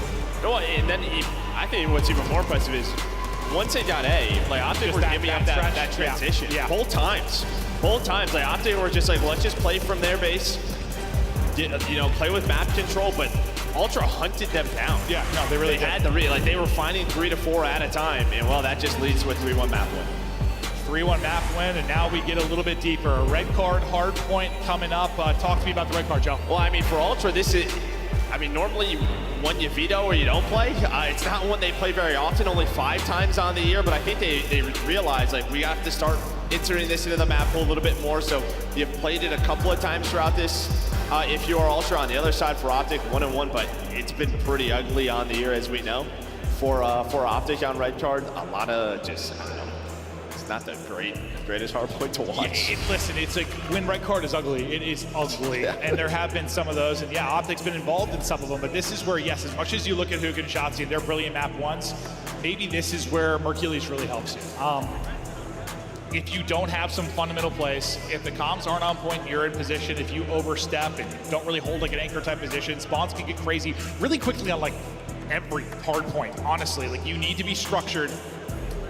If you're not, I mean, you can win this not being structured. Don't get me wrong. It can be one of those messy ones that goes to time, but you can. But, like, I think it's where Mercules maybe makes it so that's not the case. Well, I think it's just sort of like if they aren't playing up to their talent level, then they're in trouble. But if they are and it gets messy, then they will be fine. Yeah. But I will say, from what we're seeing, especially from Hook, just how sound he is playing, might see a better right card here for Optic.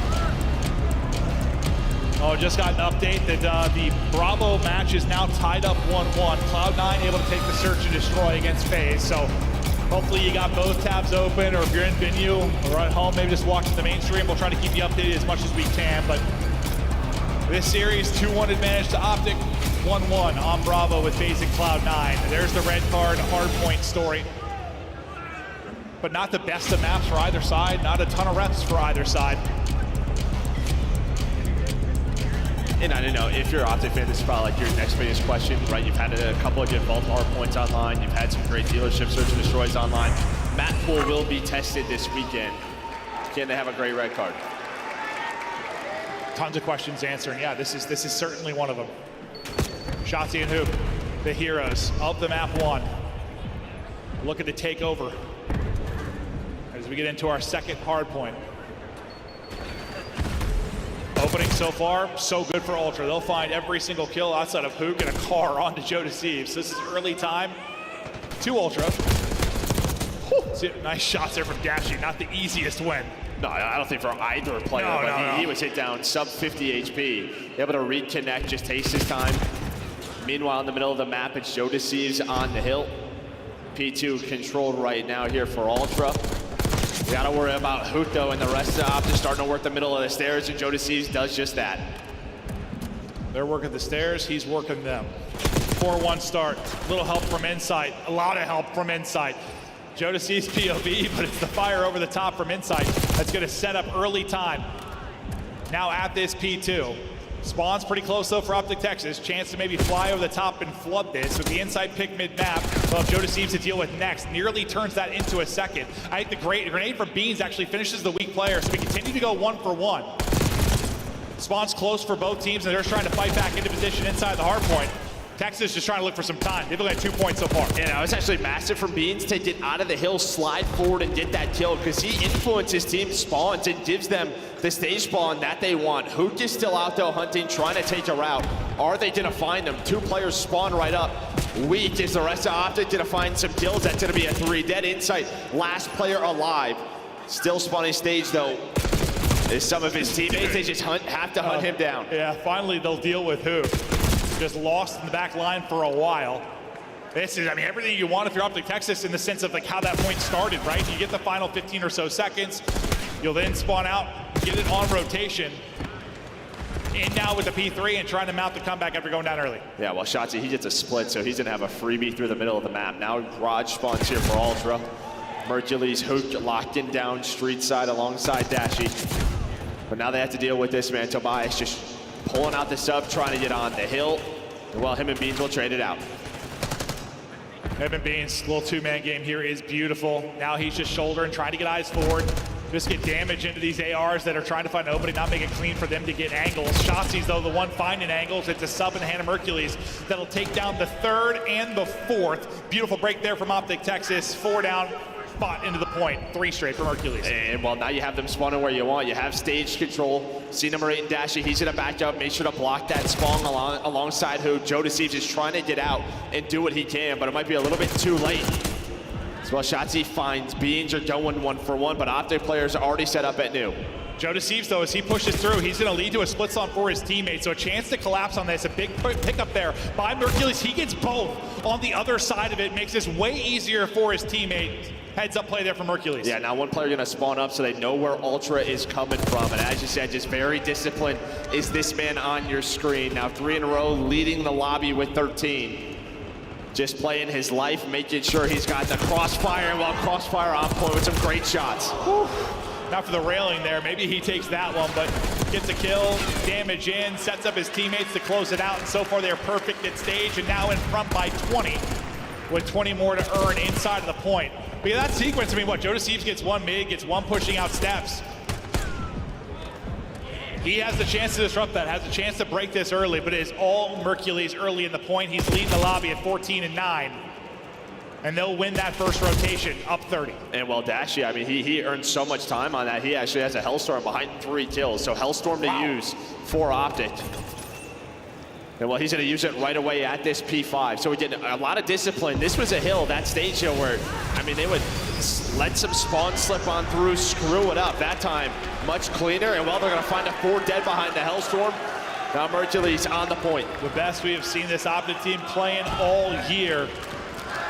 This Hardpoint looking so good. We still got a lot of time to go, but they're ripping and roaring here at camera, and Dashy is piecing. The streak will hit for the break, and he's locking down Ticket until he's not. Finally will drop, busting back in. There's Ultra now for some late time. Well, who was it? It was Joe Deceives his multi.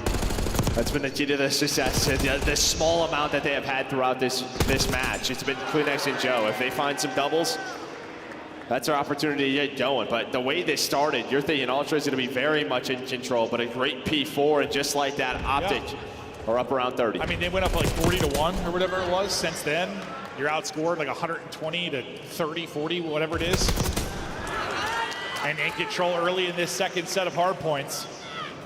Shotzi, AR in hand, locking it down from Hedges, holding the angle, winning the gunfight. Beautiful there on to Beans. 5 HP and just trying to play his life. Hey, did you see that? He took the nade. Maybe he was listening to you. Yeah, I swear, it's rare you see him do it. He's just tossing those things, I swear. Nobody in the point for now, and Hook will be tagged up and backed up to reposition. Well, all of Ultra, they are just flying stage side. Just trying to get in that spot for P2. Well, it's still 20 seconds left. In the middle of the map is Beans and Kleenex. They're going to find that timer, at least try to. A lot of pressure to deal with, but that's going to be all 4 dead here for Optic. One player does split out, but Mercules reads it. Great stuff from him, and now you're up 60. You have P2 control. Optic Texas looking to close this out. Mercules, some key spots where he's picking up spawns. It's been incredible to see. It's going to be a split again, and they're picking it up on both sides of it. Tracking back into the point will be Mercules. Extending this lead. 3 gonna spawn close in the back. Ultra trying to fight back into the point. They need some time, and they need it badly. Just seems like it's been this lull, this dead spot over the last several hard points. As Dashy gets incredible damage in, I think it's Joe Deceives barely staying alive in the back, but it's still gonna be Optic Texas in the point. Winning it from the front, everything you could want on rotation. This is textbook from Optic Texas. Lead, growing and growing. They're doing everything right. This is what the Greenwall fans have wanted to see all year. I mean, I'm going to sound like a broken record, but like this is legitimately the cleanest hardpoint we have seen from them. I don't know. Just a lot of the time, it is so chaotic. You mean on red card? Well, in general, it just feels like they're finally putting it all together. Putting it together, but trying to put down Joe Deceives. Able to do that. 100-point advantage, so close to walking away with a round 1 win and get them into the top 6. They'll continue to fight on this weekend. Dashy continuing to put the pressure forward, just trying to deal with insight in the back, able to shoot off his toes as the pistol connects under the Jeep. They'll get 3 through on the feed. Only 1 player really fighting up forward. It'll be Joe Deceives again. He's gonna get slammed. Hardpoint control again to Optic Texas, and they are just firing. Here, maybe your one last chance if you are Ultra. You have to get P4. They're going to find 3 kills. There are going to be some split spawns. Hook and Dash here trying to lock down this position. They knew where Hook is. I don't know if they know that Dashy's out. Okay, they do. Beans just trying to get to the double. Great shots from him. He's on 4 in a row, trying to do what he can, trying to will his team onto this map 5. You see Joe and Insight starting to play stage. So can they find a full 60? Yeah, I mean, a perfect hold here, and we've got a conversation now for this map. A break from Optic, and well, that might just be the map. Hook dealing with Beans, that old. Kleenex, just a sliver HP, trying to stay up. He's gonna get dropped, and now here comes the green wall. They're flying out. Swarming. They are absolutely swarming. Pressure, Joe Deceives to make the play. He's gonna get dropped. That's gonna be an early break in, and that might decide it. They can't win it here on this hard point, but what a beautiful break from Optic Texas, dominating here in the map. What am I watching here? Just such clean hard point from these guys. Where has this been all year? This is what JP and Karma are talking about in the scrims. And now the individual skill is showing. Shotzi on 5 in a row, but what a break. That is so difficult to do. They took their time, they win it as 4. They found the opening picks, and now they are 20 points away from moving on. I mean, out fundamentaling Mr. Fundamental in Toronto Ultra. This has been just class from Optic Texas. One more break to close it out, and while it's a camera hard point that could be all about the breaks. First kill through for Shotzi. The writing is on the wall. The round 1 win is just moments away with a break here. It's the last stand for Toronto Ultra. Dashi nearly gets through over the top, but the ARs do hit for Ultra. Extending this one for now. Okay.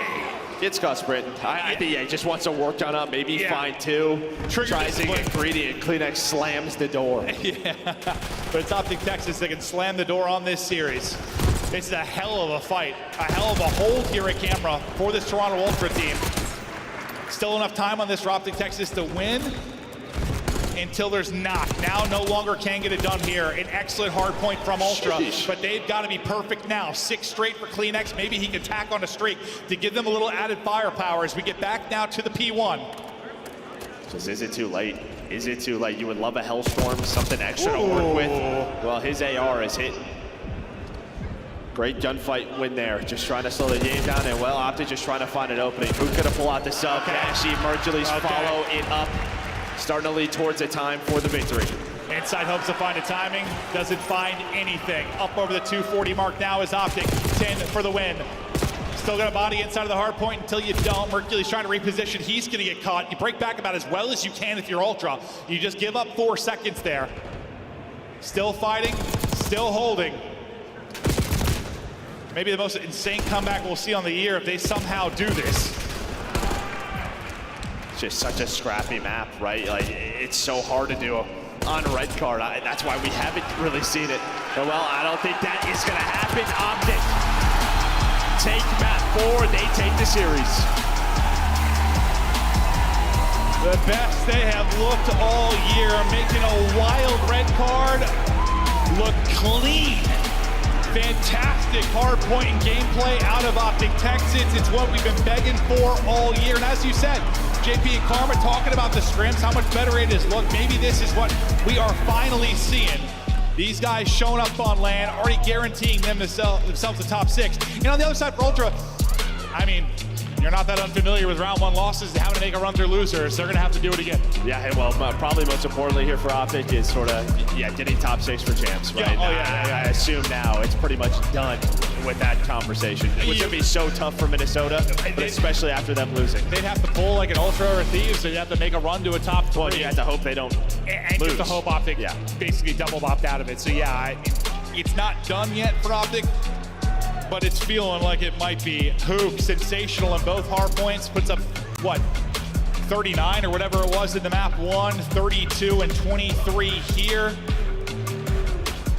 I know you're impressed. Just not just with Hook, but with this Optic Texas team. No, legitimately, this is one of the better matches they have on here. Just like, in terms of the way they're actually approaching the game, do we have an idea of what we're doing? Nobody's over-challenging. We're not trying to make these spectacular plays, and in the meantime, sort of like ruining the map, allowing, I don't know, both vaults, they control all the P4s. Right there, I mean, they win the early stage and they find a break at stage. It's just these little things that you kind of look for, and sort of, you're seeing that here from Optic. Yeah, like you've seen like a moment in a map sometimes, like in the online stages of it. Yeah, but then they do something dumb. Yes, you'll see a moment, but like as far as like a cohesive bit of gameplay or a map or a series, however you want to state it, yes, just phenomenal. And I can't understate the fact that that's usually what we're saying from Toronto Ultra. We're talking about their fundamentals. We're talking about how they're ahead on so many rotations.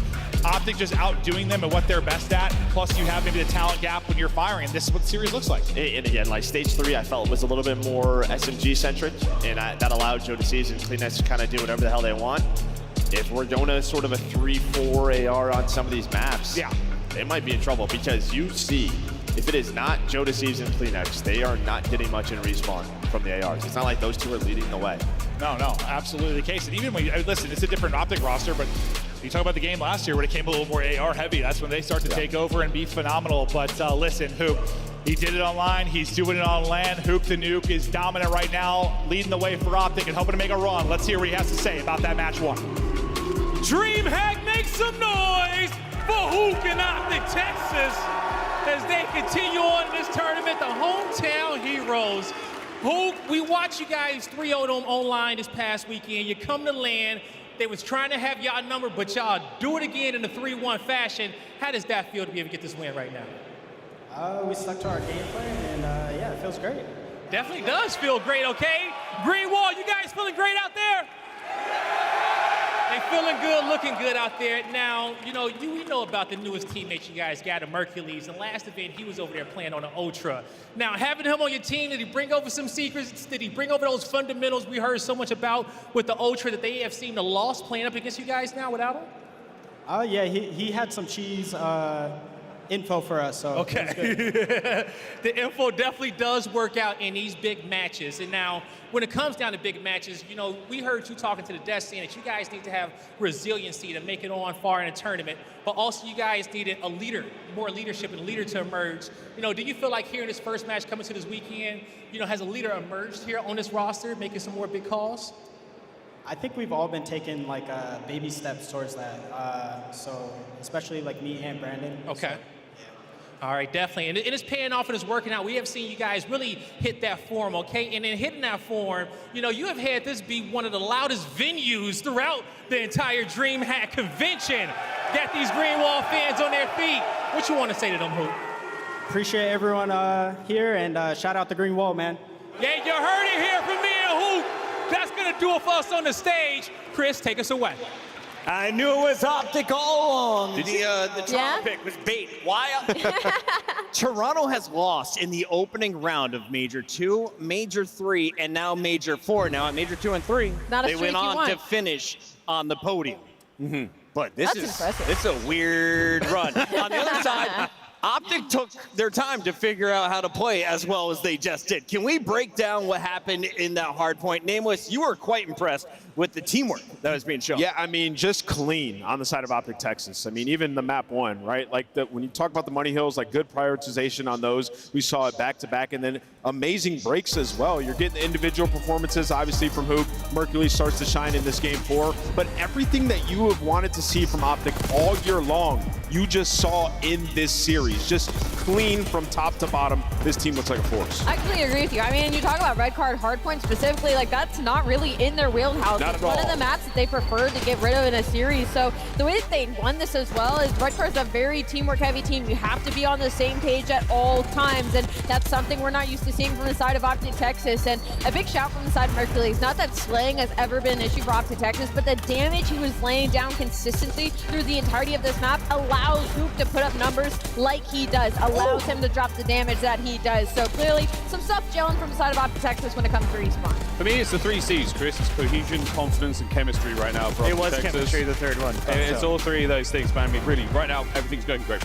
Really, really great spot to be in. And I think they know that their history will look very poorly on them if they don't make champs. So it's pull your socks up now, boys, or get a real egg on your face. It's not fair to call out one player, but in the first half, we said Hoop was in the early running for MVP. Was there a standout in the second half going into that control and then the fourth hardpoint? I mean, Hoop played well the entire series, even to close it out in that hard point. Obviously, Mercules had an amazing start to the game 4, but I mean, everybody was performing. And, you saw Optic, even when Toronto found 2-3 kills or multi-kill or setup, Optic was just confident and calm and just regained control. That's what the world-class teams do. We haven't seen that from Optic since last year. Yeah. And the other C word there, calm. Yeah, I mean, we could also go with camaraderie because they're all bros. Honestly, Chill? really impressive. What about chill? Chill's a nice Chill's one. nice. It wasn't very chill. It was negative chill up there at the valley. That Miles, was really great. who earned the scuff play of the game? There's 4 players on Optic. One of them got it. Who was it? I could have given it to any of them at that moment. It's Shotzi! Let's jump in. Please stop shaking the stage, Joe Brady. I'm just kidding. That's a photographer. He's the best in the business. Let's take a look at the scuff play of the game. It was never Joe, but Shotzi causing problems. He's tickling the belly button, opening doors and shooting you in yours. Yeah. I don't think those are comparable at all. Bars, Chris Bucket. I mean, how many dealerships have you seen now where Shots is just making huge plays? Whether it's shooting people through walls, whether it's finding kills, looping the map right here. This is actually Insight almost clutching a 1v2, by the way, but Shots with the SMG knows I just need to close the distance and I'll be able to win this gunfight regardless if he gets first shot. Shots is an absolute beast. What is happening? My God. We got a very special guest. I said bring him in right now. It's the one and only Coach Karma. The legend is joining us. Ali is going to let JP jump in here because we got the Optic Coaches crew joining us live. It's all about watch parties, and we're creating our own. Karma, congratulations. You can have a little sigh of relief now after that win. Yeah, you could say that. Not your first matchup against Toronto. What was the game plan coming in this time? I mean, the game plan was, you know, well, one, get a win. I don't think we've been in this position since last year. I think the biggest thing going into it was, you know, like I emphasized in our scrim before, treat the match like a scrim. This scrim is our match. You need to call out, you need to play how we're going to play in 30 minutes.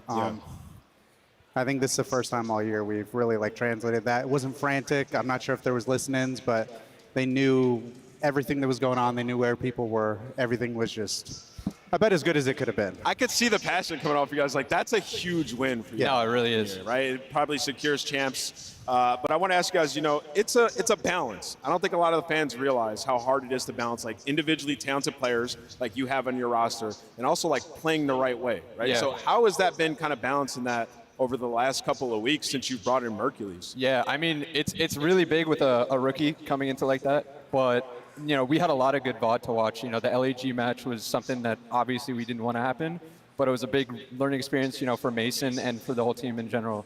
Because that was the first time we were in a situation where like we were actually, you know, dominating in some of these maps, like the Skyline and the Rewind.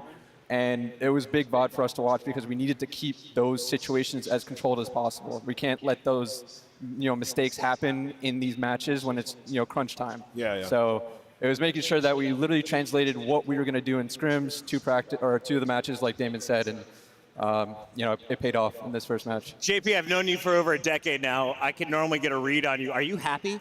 You just got it done, bro. Happy. Hey, job not finished though. Okay. I mean, we came here to win the tournament, not to make champs. Stone cold killers when they walked up on this set. Well, they're locked. Damon, I want to ask another follow-up to that. Who stepped up to be the leader? You know, we've heard, you know, with you guys, like somebody's had to step up. In the Hook interview, he said, like, yeah, we were lacking that at times. So who's it been? Kyler. Yeah, really? I mean, I'd say it's Kyler, and I mean, as a whole, it's just a really big team effort right now. It's a work in progress. I mean, everyone knows the goal. You saw us a few months ago. I think Kyler's speaking up a little bit more, A couple weeks ago was not good. It looks a whole hell of a lot better now. We're working on it, but you know, it was a good first step, and I'm as happy as you could be so Comp far. Ops is telling me that your players are waiting on you, so I'm going to let you get back to them. But first, can you walk me through this bracket? What does the crystal ball tell us for the Optic fans at home? How is this weekend going to play out? Do we have an expectation of who we're playing in the next round? Because Cloud9 has taken the search and destroy going into that game 3. Well, I mean, that's not great for Faze. That's pretty good for Cloud9. Because, you know, Faze have had struggles in the respawns, and search and control has been their bread and butter. So. Bro, put us up against anyone, man. Yeah. Yo, our map pool right now, I think we can play any map. Like, we're looking really confident. As long as we can actually, you know, translate into these matches like we just did right there, we'll play anyone. Every team's going to be tough, though. You know, it's just one by one. We'll see where we go. Optic fans are already smiling here in Texas. We get you guys around for the next 3 days. Real quick, though, Karma, you have been around since the beginning of competitive Call of Duty, going all the way back to that Black Ops 2 championship. You were there in the AW days. Last time we were at a DreamHack was in AW. Oh, wow. What has happened since then in the last decade? What have you seen here on the floor? Because Call of Duty is just one of 100 events. A lot, man. Dude, this is crazy. You know, seeing an event like this, there's so many people you can run into here that we haven't experienced that in, I mean, 8 years maybe. I could be a little off with that, but Damon, this is like how you nice used to be back. when we were competing. No, This I know. is true electricity. Multiple matches going on. Yeah, it's definitely a treat for all of us. Gentlemen, we're going to jump in live real quick. You're welcome to bounce or hang out with us because this is your next opponent. It's either Atlanta Faze or Cloud9. This is Game 3, Round 5. We are in control. The swing game. Nameless, how crucial is this? I mean, this is massive. And I believe Cloud9, when they beat Atlanta, they were able to take the control, which was a huge surprise to everybody. So if they're able to win this round, it gives them a great chance to take the series, as Atlanta have been struggling in Hardpoint. They just truly have. JB, for Cloud9, who is dangerous from that squad? Because they've had their ups, but a whole lot more downs this season. I think Krem. I think, you know, old Bolins is an S&D guy, but he stepped up in respawns for them a lot. Honestly, this is a really good match. I didn't realize it was 1-1. So this is going to be a burner. Kremp and Dante have been doing really well this year, and I mean, obviously, they haven't had a lot of time with 2 new guys, but they're making it work so far. Well, you guys are making it work so far as well. Congratulations to Optic. Best of luck to your opponents in the competition. We're going to break. When we come back, we keep it rolling, starting with the elimination round. Boston Are you sending Minnesota package, or is it the Rocker fighting for their lives? Stay tuned.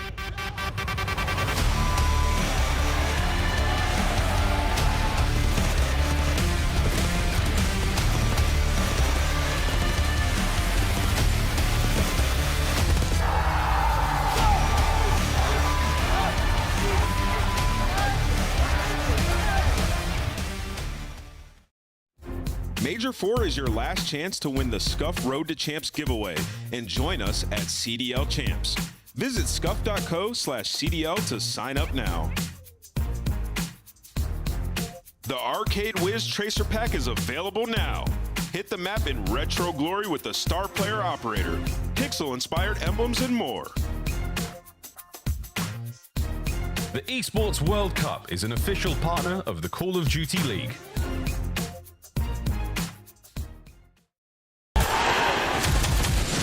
It's more than a game.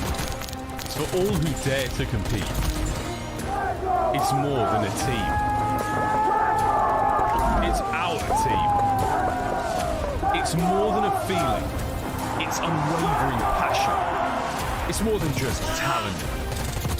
It's the grind that got me here. It's more than a moment. It's our legacy.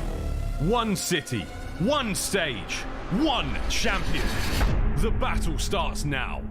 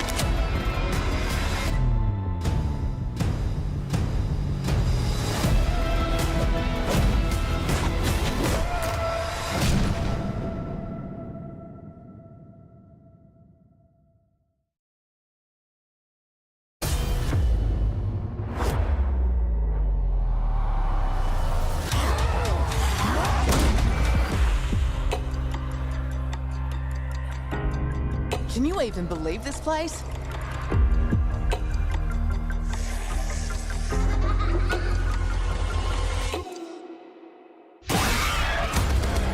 Sit your slimy ass down. The sizzle sells itself. Someone give me a 10-gallon hat. I'm going full cowboy on these bastards. You're not sure you have the right floor?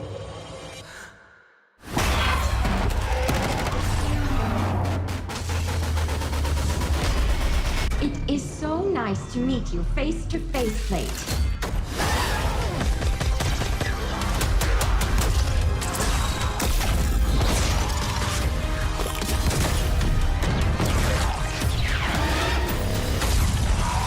You don't trust me, fine. But you cannot trust her. On match day, everything matters. What you focused on the night before, how you slept, what you ate. Players gather in the arena, ready to go toe-to-toe, fueled by the dedication, passion, and love of the sport. The mind has to be focused, clear, locked in. Any unknown variable can mean the difference between winning and losing. And when you have your pride on the line, every decision has to be perfect. Every movement calculated, and every shot on target. If you want to be remembered here, you have to make them believe. Scuff has been a proud and passionate supporter of Call of Duty esports for 14 years, and enables you to play like a pro.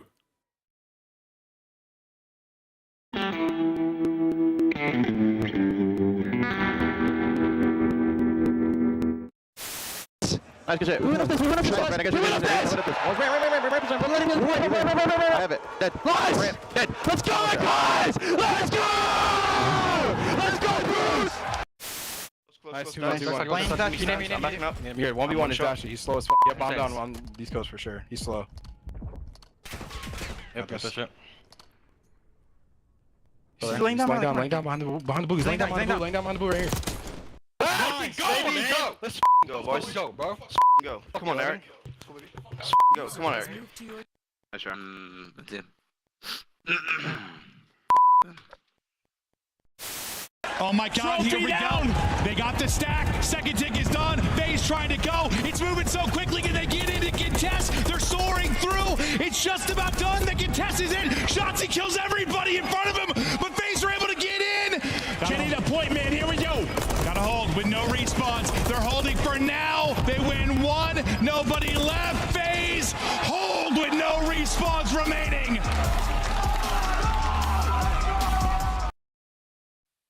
The 2025 Boston Breach Team Pack is available right now. Each pack includes home and away operators, as well as this spray to help you blend the competition. Next time you boot up, suit up at the in-game shop. It's Maven Friday, ladies and gentlemen. Welcome back to Major 4. We are live at DreamHack Dallas. We just got done talking with Karma and JP, coaches of Optic Texas. They're wondering who are they going to play in the next round. Will it either be Faze or Cloud9? Word is Faze did take that game 3. They're on match point to go into round 2. Sheesh, close one. Yeah, I mean, I feel like Optic Faze is a storyline many years. It hasn't really been one this year, but why not in the final major? Just got done casting that Optic series. That was awesome. The best they've looked. I saw Shotzi, I saw Karma, I saw all those guys. I'm like, finally, thank you. It makes the weekend so much more interesting if they're lit. Well, with this just being a 3-day event, we are crunching the games in, and we are already into the elimination bracket. So Minnesota, you want to go to champs, you got to play perfect from here on out because you're going up against the Breach, the perennial 6th place team in the league. They're good for an opening round in the losers bracket every single major. Yeah, the thing is, they've started in winners, right? The last couple of majors, right? So this is a different situation, and this is the worst Boston have looked. You can see Breach, they've knocked Rocker out of champ. They knocked them out of champs with the win here. Obviously, Rocker backs against the wall. A lot of pressure for them, but it's also a lot of pressure on Boston. Like, what is this team going to be come the final 2 big events? Can the AR duo step it up? Because this split so far, Wake and Cammy have not been performing. They've been 0.8s in respawn, not putting up the numbers. And, it's sad because you look at Snoopy, he's starting to hit his stride again, looking like stage 1 Snoop. Unfortunately for you, Nameless, the day you were out on Sunday, the final Maven Sunday, Gigawake took over. He did. Awakening pops off when you're not in the venue. Are you the Giga Curse? Listen, I've been waiting for you to bring this up. I might be the Giga Curse, so I got many in this series. That's crazy. We're doing pickups right now. On the other side, Maven, are you the Kenny Curse? Let's take a look at the Minnesota Rocker. We have been hyping the squad up. Their potential, but the ice, well, everyone's fallen through it so far. Yeah, God, it feels like the ceiling is incredible for this team, but they fall apart in so many moments over maps, so many winnable situations. Brains turn off. Sometimes you can't fix stupid. Let me sell the story, though, okay? Minnesota Rocker has had no ice, but they have matched up against Boston twice this year. What happened in those series? Game 5, Minnesota Rocker 2-0 in this series. So this is their best pick as a round number 1 if they're going to make the run towards champs. They have dominated when it comes to those hard points. Search and destroy controls where it gets a little wonky, but if there's any clutch, it's been versus Boston Breach for some reason. They won by over 100 in the Major 3 qualifier when they played each other. Minnesota beat them by over 100 in both the hard points, which is a massive edge because that's typically where Boston win their series. I'm all giggly, having great vibes today. This is your season on the line, Minnesota Rocker. Let's take a look at what could be your final best of 5. Do they have the numbers on their side through Hardpoint, Search and Destroy, and Control? We have your best of 5 brought to you by Scuff Gaming. I look at this rewind. This is Boston's best breaking map. Their top 2 hold in rotation, so this is going to be their comfort at the start of this series on side Minnesota Rocker. No major standout when it comes to these Search and Destroys. I think that vault control is going to be everything. It's Boston's best control historically, but since stage 4, their control has dropped off terribly, and Rocker's a top 3 defense team when it comes to vault. So looking like another long one with the Minnesota Rocker team. It feels like Rocker is still in a form they have to win hard points. Like that's the one thing they can rely on. They have to win hard points. They have to. Ali, would you like me to go first or second in our Scuff Pick'ems? Tonight, I am still in the lead, but you just narrowed the gap with the correct pick of Optic Texas. I evened it out because I got wrong at the first one of the day, 1 for 1. I'm going to go with Boston Breach. I think they do better on land here, and I think they close out. I, too, was going to go with Purge and Giga Wake after their most recent performance on Sunday. I just screamed Purge, but I'm going to go Rocker, just for storylines. Even though they literally have to make a run to like a top 3, maybe a top 2. Bro. Yeah, they have to win the event soon. So the storyline's dead, but I'm going to, is my last time to believe. CPR it. Thank you, Maven. Yeah, exactly. You know my pick. I got Minnesota Rocker. They got to win this, bro. Kenny's got to go crazy. Nero drops 40 in game 1, 3, or 4. No, Geo goes crazy this series. It's really? a Geo series. I think it's Snoopy's turn. DreamHack, we're done yet, but it's time to get to the stage with Kai Blaze. Thank you so much, Chris. You guys got some spicy analysis there on the desk, but here in this elimination matchup, it's time to get the stage set. We're flying through these matchups here on day number 1, and it's time to send a team home. So without further ado, coming to the stage first, into the breach we go.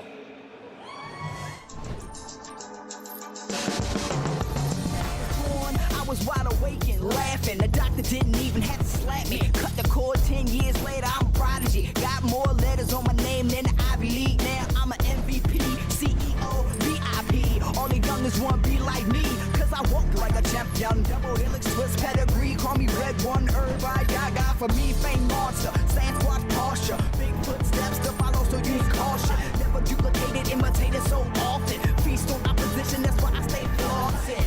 If you want the noise, I can bring it. Ladies and gentlemen, I give to you the Boston Breach. Purge, Candy, Awakening, and Snoop. The Boston Breach ready to hit full form and send their opponents home.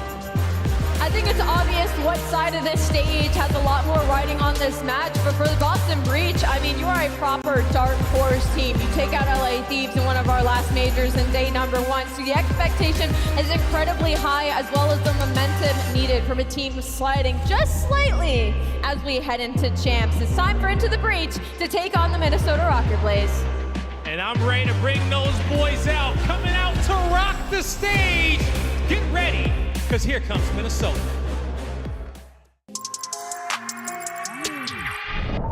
Stack it up. Oh, this could be huge. Kenny on the flank. Kenny gets the pass. Keep a back roll with me. Stack it up. Big bang. And Astrio is still not missing. He's looking real solid at the moment. Stack it up. Big bang. Break it up. Not enough to win the gunfight. Popping out shield. The retard to the next one, able to win the 1v2. Break it up. Big bang. Only hunters, no 50s. You can do it. 1v1. 1v1. The Emperor. Nothing changed but the change. DreamHack, give a warm welcome to the Minnesota Rocker! Kenny, Astro, Nero, and Geo. Ready to leave it all out on the stage. It's the Minnesota Rocker. Man, this team is just so talented. I feel like everybody can see their ceiling, but can they reach it? This is their last opportunity. They have to have a historic run to make it into champs, but can they just make a run in a tournament? They got to go through Boston. Guy, let's get it going. They're going to have to jump. They're going to have to fly, do whatever they can to break through that ceiling on this stage. And it's do or die for them. And it's time to get this series started. So, Miles, Chance, let's go. Oh, once more we go, and for one of these teams, potentially the last time this CDL season chance. Minnesota Rocker, what a mountain you've got to climb here, fellas. You got to win this and win the next 2, probably get top 2, and Optic have to also get knocked out.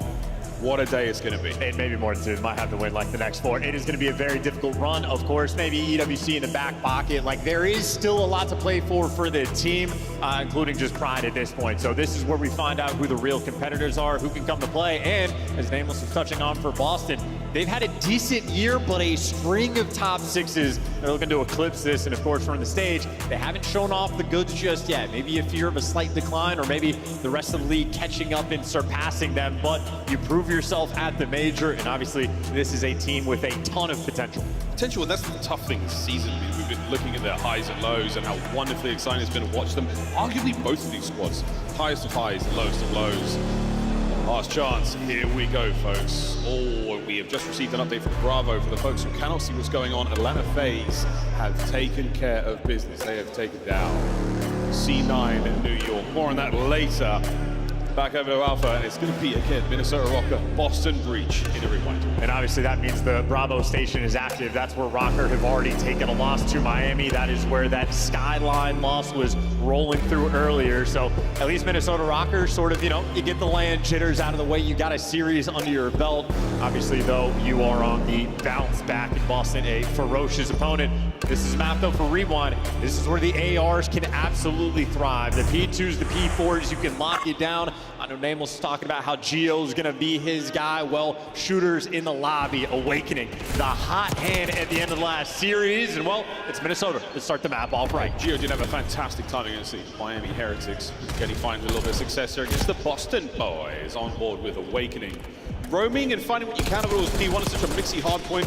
So many ways in, and Cammy already on the snap. Supervise 2 in the back end, and trades on trades on trades. Rocker on top. Yeah, and Rocker have the spawn, so as far as the opening break goes, they're going to be incredibly happy for the situation they have. Purge, though, hyper-intelligent player, already taking long routes to break it down. So you're exchanging a lot of P1 time to take the route, but if you get the kills, you already see guys like Kenny spawning out. And this is a hot attack. Purge finding 3 in this life. The wallbang's going to be there, not enough cover or even concealment on the inside there of the Rewind video store, and already Kenny and Nero bounding the way forwards to D2. Boston Breach will have spawns. Boston will be in control. Yeah, shout out to Purge for getting them these spawns. We'll see what the team can do with it. 20-point deficit they are making up from. And Purge right now, Mr. Doodle, he's hanging out in time. You got Snoopy in the back line and Cammy, each of them winning a single gunfight on the flank, but Minnesota Rockers send 3 players to attempt to block these spawns. Everyone's turtled up in square. But they do block them. Snoopy might be bringing names to this fight. He's got a long line of sight to work with.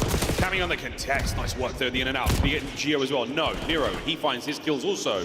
So the numbers are starting to work out, but there we go. Boston Breach still close on the spawns, still on time. Yeah, very nice hold as well. Minnesota Rocker making some good plays, but Boston able to sort of stave off that pressure. And now there's no time to take the long routes. You're going to have to force yourself through the front, and that means easy cleanup kills from Cammy, already taking routes over to New. And the question is, does he want to try to blow his way past? He's sliding, he's trying to find the route, and the concussion's landing on top of him. Not enough to take him down. Yeah, he might know where he is. He's still got to kill him. There we go. Finally, Gio gets into it. Or Kenny, rather, in the feed. So now, hardpoint over we go. Through the middle of the map. A couple of members here of Minnesota Rockers should have control, but Snoopy's on this wide route. He's the player on your screen to watch. And he just needs to live. You're waiting for your teammate to get the kills, and well, Purge is already doing so. Nero's gonna spawn out. Kenny is gonna join him. Minnesota Rocker, all that work to take care of Cammy. Well, they let a hole open on the map. Boston capitalized, and again, Boston just making the smarter plays right now. Yeah, that's a gap in the armor of Minnesota Rocker here. That's gonna be a solid lead developing now from Boston Breach. Perfect position to be in. We're gonna see a counter flank here from Nero. He's on the right-hand side of the minimap. He's gone all the way around, and what do you know? The same hole in the armor for Boston Breach right now. Nero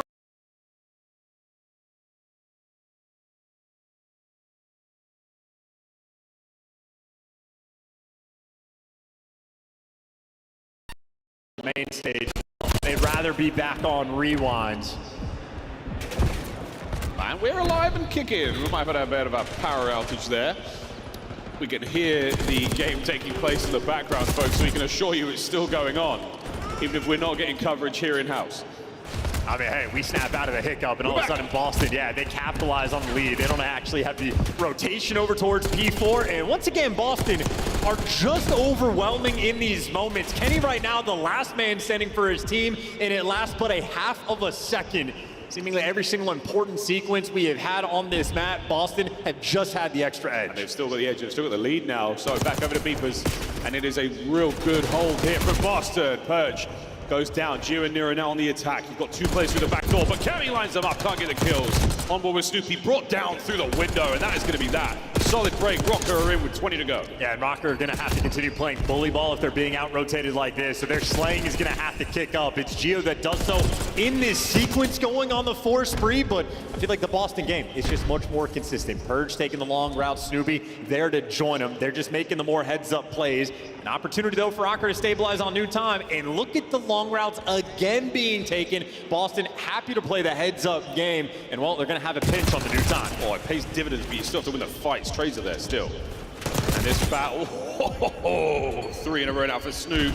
But this battle for Gens is about to burst wide open. Snoopy on the dance, managing to get at least one. Now eyes towards the dumpster. Here comes the next wave of Rocker players. Kenny now through side door. Nero puts Snoopy on his back. Yeah, but he's just going to get traded out instantly. That's Awakening able to pick up the big two-piece. And once again, Boston just staying ahead of the game. Another long route. Snoopy doing a fantastic job of playing his life. And Estriel hops straight over top of the player, and Awakening just guns him down. So even when the smart routes are being taken by Rocker, well, in that moment, they just get outskilled. Everything right. Cammy finds the corner. The last man to be traded there for Boston. Still on time. The trophy's not working out. It's not going to be a stick. It's a little bit of damage. Cam brought down. Trades. Oh, friendly fire. Absolute pandemonium. Still on Awakening. Boston still win the trades and hold time. Yeah, and that is just a P1 where Minnesota Rocker off the opening break gets 26 seconds, and they get 40 on the next 4 hills. So they have been getting tucked to bed for the moment, but it's only the first set. They're back to their home inside of P1 and maybe happy to collect. Snoopy behind enemy lines. You trade him out, you're a bit more comfortable. And by God, does he make you work for it. It's such a gunfight. Gio, he might have waved the white flag at that point in time, like, I'm empty, man. Let me just die here. And it does. One Rocker, though, did get 3 dead. Now 4 dead. A single man there for Boston Breach on the attack, going to be Purge. He might catch that nade. Catch a couple of proms now as Kenny looking to reinforcement. Kenny gets eaten alive. Wow. Rocker still with time, and Gio down, so now both flanks wide open.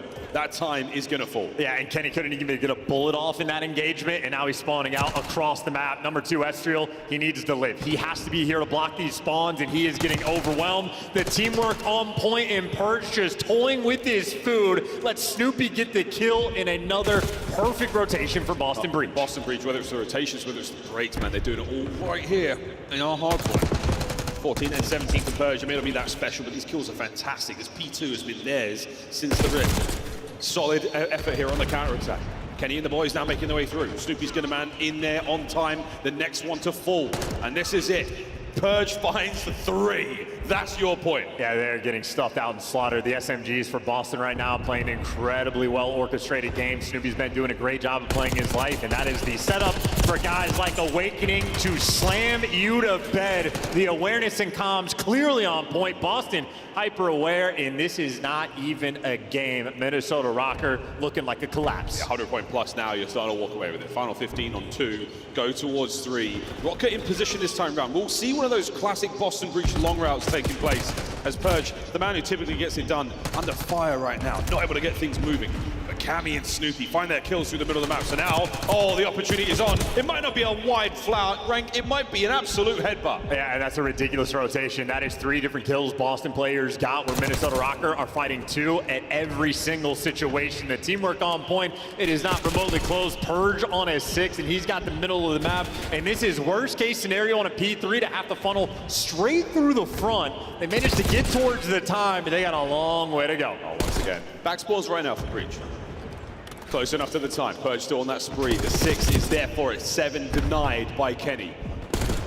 30 seconds to go here as Rocker have done a great job on garbage, but bad news, Cammy on a pinch now through Diner. He's going to cause the problems, at least getting the boys off a time, and that's 20 seconds you sorely do not want to lose. Yeah, Cammy's got everybody turning their heads. Snoopy, he just gets to be the cleanup crew, the damage rolling through. Gio, last man standing on the time, gets dropped, and for Minnesota, nobody is able to get out. Kenny's the one now trying to take a long grab at Snoopy. For him, this is easy reads. That's a tragic mini-map as well for Minnesota Rocker. The long, cold walk of shame across Rewind, trying to get in towards Beepers. You have 20 seconds before the game comes to a close, and map 1 goes to Boston.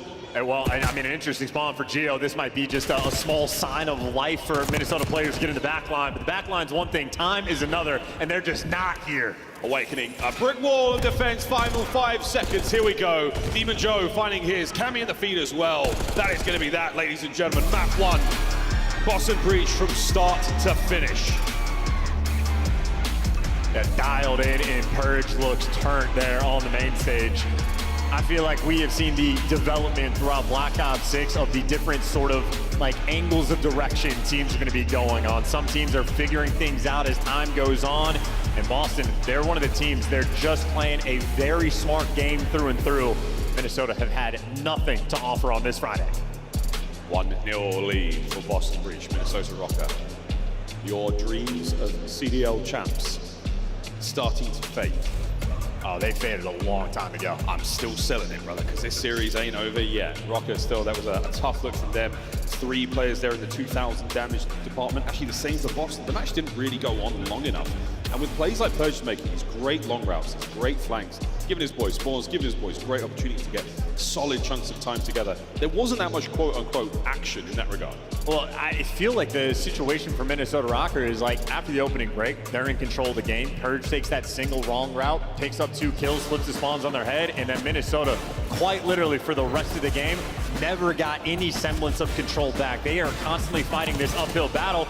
And Minnesota trying to do the right things. Like that's a moment for Cammy where he's getting stunned, he gets caught. Well, Snoopy's there right behind him to break it down, but just a situation for Minnesota where they were never able to truly get set up on the minimap in any situation at all. And I mean, hey, if Boston are able to play with their feet up, they're gonna thrive. Awakening, that is a quiet 27 kills he was just able to drop in at the stress. Yeah, not at all. No problem, no stress, no issues there for Boston Breach.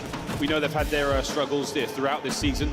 Even in the most recent weeks, they've not looked that decisive or that dominant in any of their matches, but regardless for Rocket, you have to pull some special stuff out now. The Search and Destroy has got to be absolutely pristine. The team morale is going to be wavering. The ability to see the victory starting to dwindle. As Boston, a raging finish there in map number 1. We put Rocker, we put everything, their warrior spirit to the test here in this series. It just feels to me, again, like the sort of skill gap has been solidified. We're seeing teams at the top look stronger and stronger as time goes on and really set themselves apart. And just like the fine details of the game really just getting tuned into play, because it's not like Rocker wasn't trying to fight back on both the B2s. They're making the correct plays. They're sending 3 players around Deep Street, trying to coordinate and have the teamwork. And even when they were getting close, you see on the first B2, still getting stuffed out, and they didn't really prevent a substantial amount of time. And the second go around, well, they get absolutely stuffed in easy reads for Boston. So you keep control of the game, you're good to go. That's the rewind. Now we go over towards the red card, another map where Boston Breach, they're going to be happy to see it. Yeah, very much so. I mean, they ban out rewind when it comes to Search and Destroy. Hacienda gets banned out there by Minnesota Rocket. And now Coach Sean passing on final few moments, final words of advice for the lads going in the S&D as we're going to get into this one a lot faster. The boys will be feeling confident as well. You fought hard this season to find yourself here in this moment. Can you keep it going in this incredibly decisive final tournament of the year, final major, and only 3 days to prove your worth here in the league? Yeah, and falling flat again is going to be a painful situation. EWC might be around the corner, but that is still, you know, a month and some change away. Actually, maybe just 2 months straight up. So you fall short at Major 4, you're going to have to sit with that pain for a long time. Also, don't forget about team changes going in EWC. I'm sure there's opportunities for players to shuffle things about a little bit, maybe make some crazy moves. That's where we did get to see this very Boston Breach roster come. Of course, Snoopy, the only surviving member of the roster from the MW3 season, but the very team we are looking at now, they were formed there in Saudi Arabia.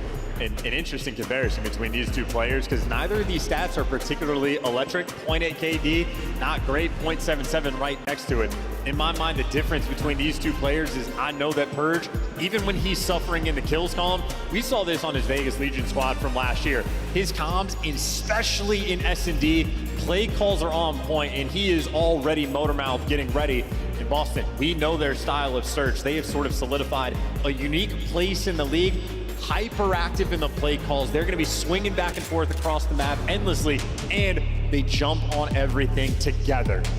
Some teams are able to break them down, but Boston, make no mistake, one of the better search squads we have in the game. Overall, the record in 5th, and again, they have a player on their team. Consistent 0.7 he has been in this stage in the game mode, and still they managed to be strong. Here we go, map number 2, red card, S&D. Breach will be on attack first. 3-1 split here for Minnesota Rock over towards A.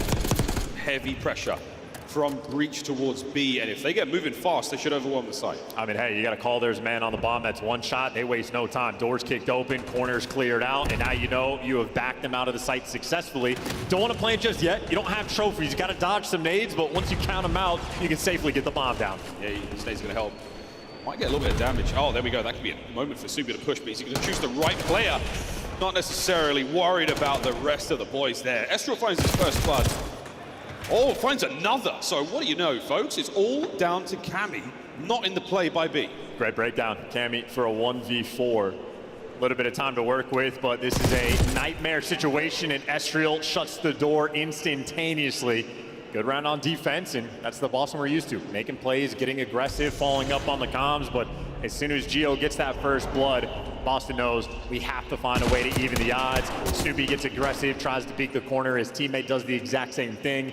Minnesota play the safe and comfortable game. It's a good round one defense. Start of the season, the story really was that the B-bomb site was way harder to retake. This time around, no trophy system certainly helped get all those throwables through the windows, through those tiny little doorways. Eliminate those players in those close corners, those hard to reach areas, man. It's like a back scratcher. It really gets the job done.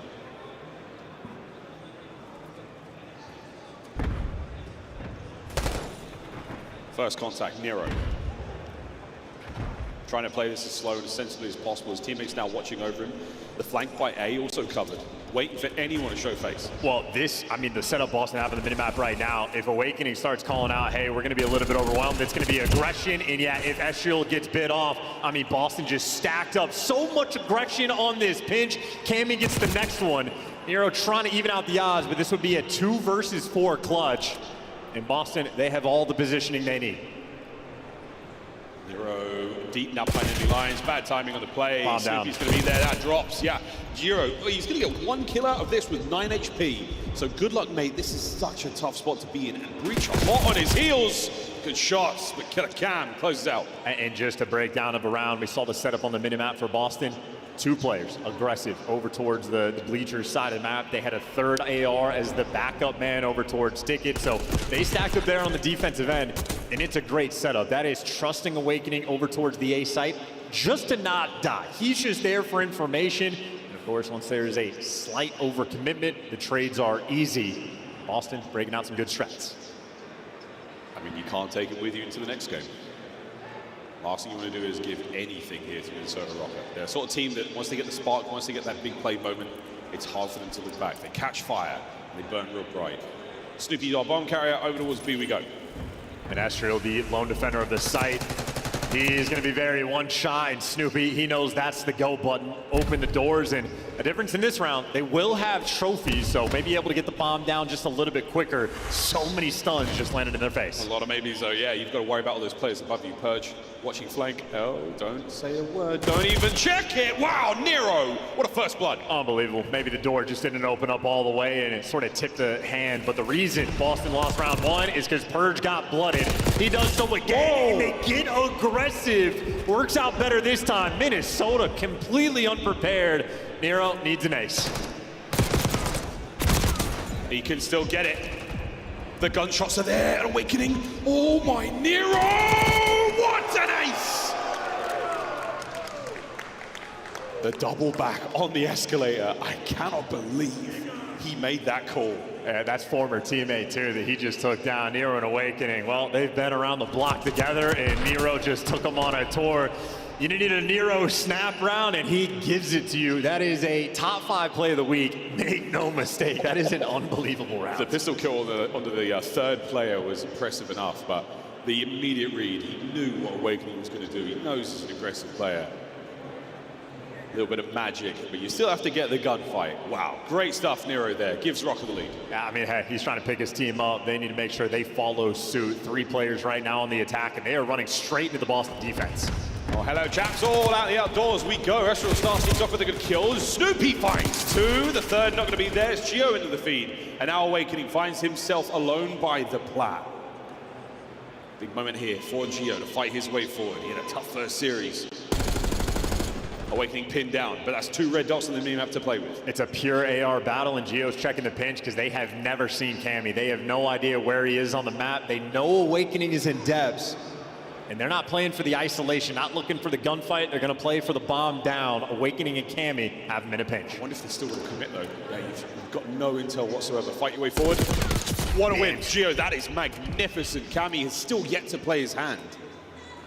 And surprise, surprise, he's got a Jackal. Now he's been identified. Heavy pockets, though. Opportunity to maybe catch a player, but no, Rocker. Close ranks, take care of business. That's interesting. I don't know if Cammy picked up the Jackal off the ground or if he had that from the jump, but he had that weapon in hand and still takes the world route to try to help his friend out, but he just gets there way too late. And again, for Minnesota, I don't know if they just wanted to hunt down Awakening before the bomb plant, but they were still afforded so much time to play with, and they make the correct call. I know if I'm looking at things for Boston, Purge has been blooded 3 out of the 4 rounds. He just needs to stay alive. It's easier said than done, but we'll see the difference it can make if he isn't the first player to be taken care of there for Boston Breach. A big playmaker when it comes to search. Sitting there at 0-4 on the other side, Kenny 0-2. Yeah, and you got Nero driving a car this round, so he's going to be able to give you a little bit of free information over towards the A site. You see Snoopy already having to pump the brakes, and they're looking to take it down. Wait.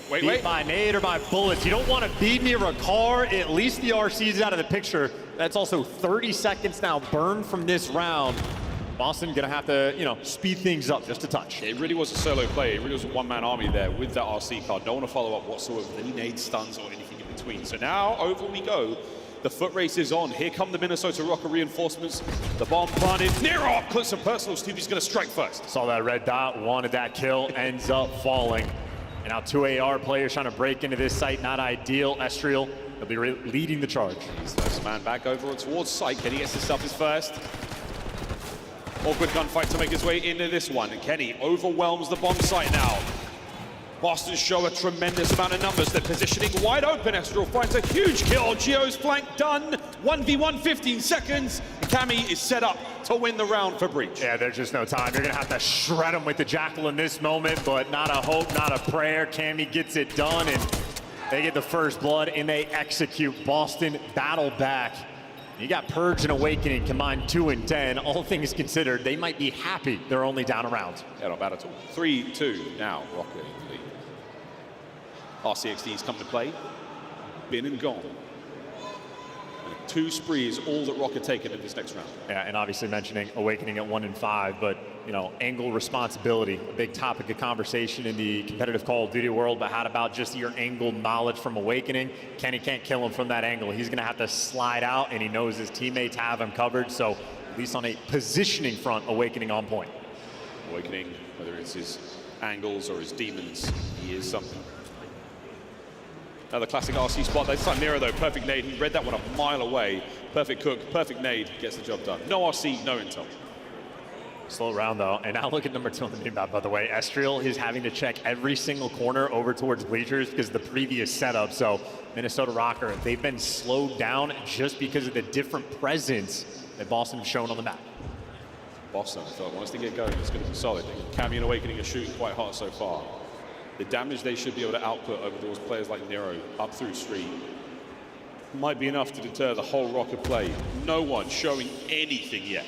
Well, Minnesota Rocker right back. Estriel's here now on the pinch. He's getting control of the top window, and that's the go button for Nero. Everybody in position, but Nero doesn't have the timing just yet. 30 seconds on the round, and yeah, a double pinch rolling through. Minnesota Rocker, so slow. Boston, they're everywhere in the right positions. Gio on the back line, him and Kenny looking for the clutch. They managed to open a lane now to flood through the bomb site, maybe get the plant down, but the time's ticking. Here comes Boston. They're looking for the counterattack. Oh, but the time is ticking. Boston cover themselves up. No one's going to die just yet. The round will end if you don't kill these players. And Kenny just doesn't have any help by the site. It's a 1v2, but you kill him off bomb. Now he's gone, and now Snoopy just has to dance. Wait for it. Oh, no hope. Boston run the clock down. Find the equalizer in a tense moment, but a veteran play from young Snoopy. Yeah, and this is one of the, this is the type of round you expect in stage 1. It is stage 4. This is the most important time of the year, and Minnesota Rocker just not able to solve this puzzle in too much time expended before they make the play, and then again, just a double flank rolling through. 2 different rounds on the defensive end. Boston, the pressure they have through bleachers has been winning them these rounds. Yeah, it's all fire superiority. You're not losing these gunfights, but you're not necessarily winning them. You're just getting more damage into the enemy team right now, and that is showing statistically. Keep them at bay. Find your way into the play on your terms. That is the name of the game right now, and Rocker have had enough of this. They're going straight towards the B bomb site, or rather Boston are. Rocker on the swarm. Yeah, notice how Purge is with him now. He's gotten blooded in these situations in ticket every single time. So he says, you know what, I'll let someone else worry about the pinch. I'll just be here with the team. So Purge making the adjustments on the fly, and now you're successfully able to get the bomb down. Minnesota Rocker also adjusting. They're sending Gio on the deepest pinch you can. Other 3 players squaring up. See his timing wins out. It looks like Gio's timing a little bit better. Wait, Cammy's here as well. So the battle on the flank is still going down. The site is a bloodbath as well. Cammy opens up this lane. Back over towards site we go. All down to Estriel. He's got to get the kills quick. Has to get the kills quick. Doesn't have any time to waste. He's got Kenny back down, and the gunny is good. 20 seconds, but you just can't make it happen. Boston Breach again, always have time on their side. Ezra trying to make something happen. It's just such a difficult spot to be in. Breacher eliminating your chances, not just of the clutch, but of making any kind of solid like entries on the bomb sites without taking casualties, without taking a man down, or at least running out of trophies, you name it. They are bleeding you dry in every department. And again, as noted, Purge, 0.77 KD throughout the stage. Not ideal, but the team overall strong in S&D. First couple rounds, he was just getting blooded. 2 times on the attack, working the B site. He just gets picked, the rounds get broken down. He mixes things up, and he's there for the final kills. The Purge might be 3 and 6, but you appreciate the S&D prowess. He knows when he has to adjust. That's another mid-map push, now another show towards A. Rocker are going for it. They actually managed to get way past steps, so this time round, it looks like we might be able to get this bomb planted, get rid of Awakening, and yeah, that's it. That might be the turning point here in the moment in the round. You know, huge first blood on the pinch, though, is going to be number 8, Snoopy, so an opportunity for Boston. The bomb gets planted, so at least Minnesota Rocker this time playing quick, and their bodies are here. Whoa, okay, Nero. The dance is on, and Purge, if he throws shoulder, he's gonna get eaten alive. Nero looking to catch the last man out. His teammates are there for the trade as well. Look, yeah, I wonder if Snoopy could have hopped the bomb there if Minnesota Rocker would have had it covered, because he was taking a deep route, but either way it works out. Giving credit to Purge for the adjustments. Well, there's Minnesota Rocker realizing we're just losing rounds because we haven't had enough time. And Nero, not a player with fear in his heart. You want him to get aggressive. You unleash that man, he will take full advantage. Rocker fighting back. I love the equalizer, the 4-4. You walk away with 3 of your men up. And Nero again on a 3 spree of his own. I'm looking at another RC car, his second here of the map. And again, it's been a useful addition to Black Ops 6, mostly for intelligence. We've seen some shenanigans, a lot of team kills. But when it does work out, a thing of beauty. Here we go. And they've conditioned him. So many B hits on the attacking round. Minnesota Rocker triple stack it up. Cam even makes noise that direction, but it's all a ruse. Little fake strat coming through, and now you get the bomb down in 20 seconds. They make it there. There'll be a pure 4 versus 4 for the retake. Minnesota Rocker grouping together for the hit. No nades either. Oh, there's the nade. It's a little late to Snoopy. Right through the line of Rocker he goes. And look at the dance. You're drawing attention. You're drawing aggression. He's got a teammate to back him up. Wow, Snoopy, what a win. Traded immediately. Down to Purge, who's banged up as well. He doesn't have the hit points here, but he's buying the time for his team. 24 seconds, 2v2. Hold it together, Awakening now. Just try to watch over that ball. Cammy with a perfect angle.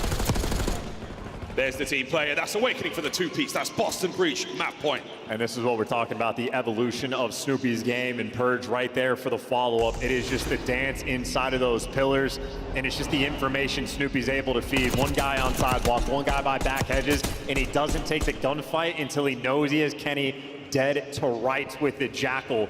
Perfectly played, and Purge does the same thing. You waste as much time as you possibly can. A 2v2 with 24 seconds left. It feels miserable to try to defuse that bomb. A tough game of search and destroy for Rocker so far. Their attacking rounds have been a little bit better though. If they can get an aggressive plant, take that space as soon as possible. Don't let Boston work around you. Fortunate stun there from Nero, but yeah, go for B aggressively now together as one. I appreciate that they're doing something. Snoopy here, cheeky spot. We'll see how it pays off. It might do, but here comes the fast reinforcement. There's the cavalry on its way. Snoopy down, but the cavalry, oh, it's made itself known. Kenny! What a 3! Can't get the ace. Kenny now fighting for his life in the search. Nero gave you a bailout round. Kenny, it's your turn. 1v1. Kenneth Williams versus Purge. And Purge again, last alive. Happy to play a little bit slower. Purge, second year in the CDL. Kenny, he's got 2 world championships. So 2 brains working overtime.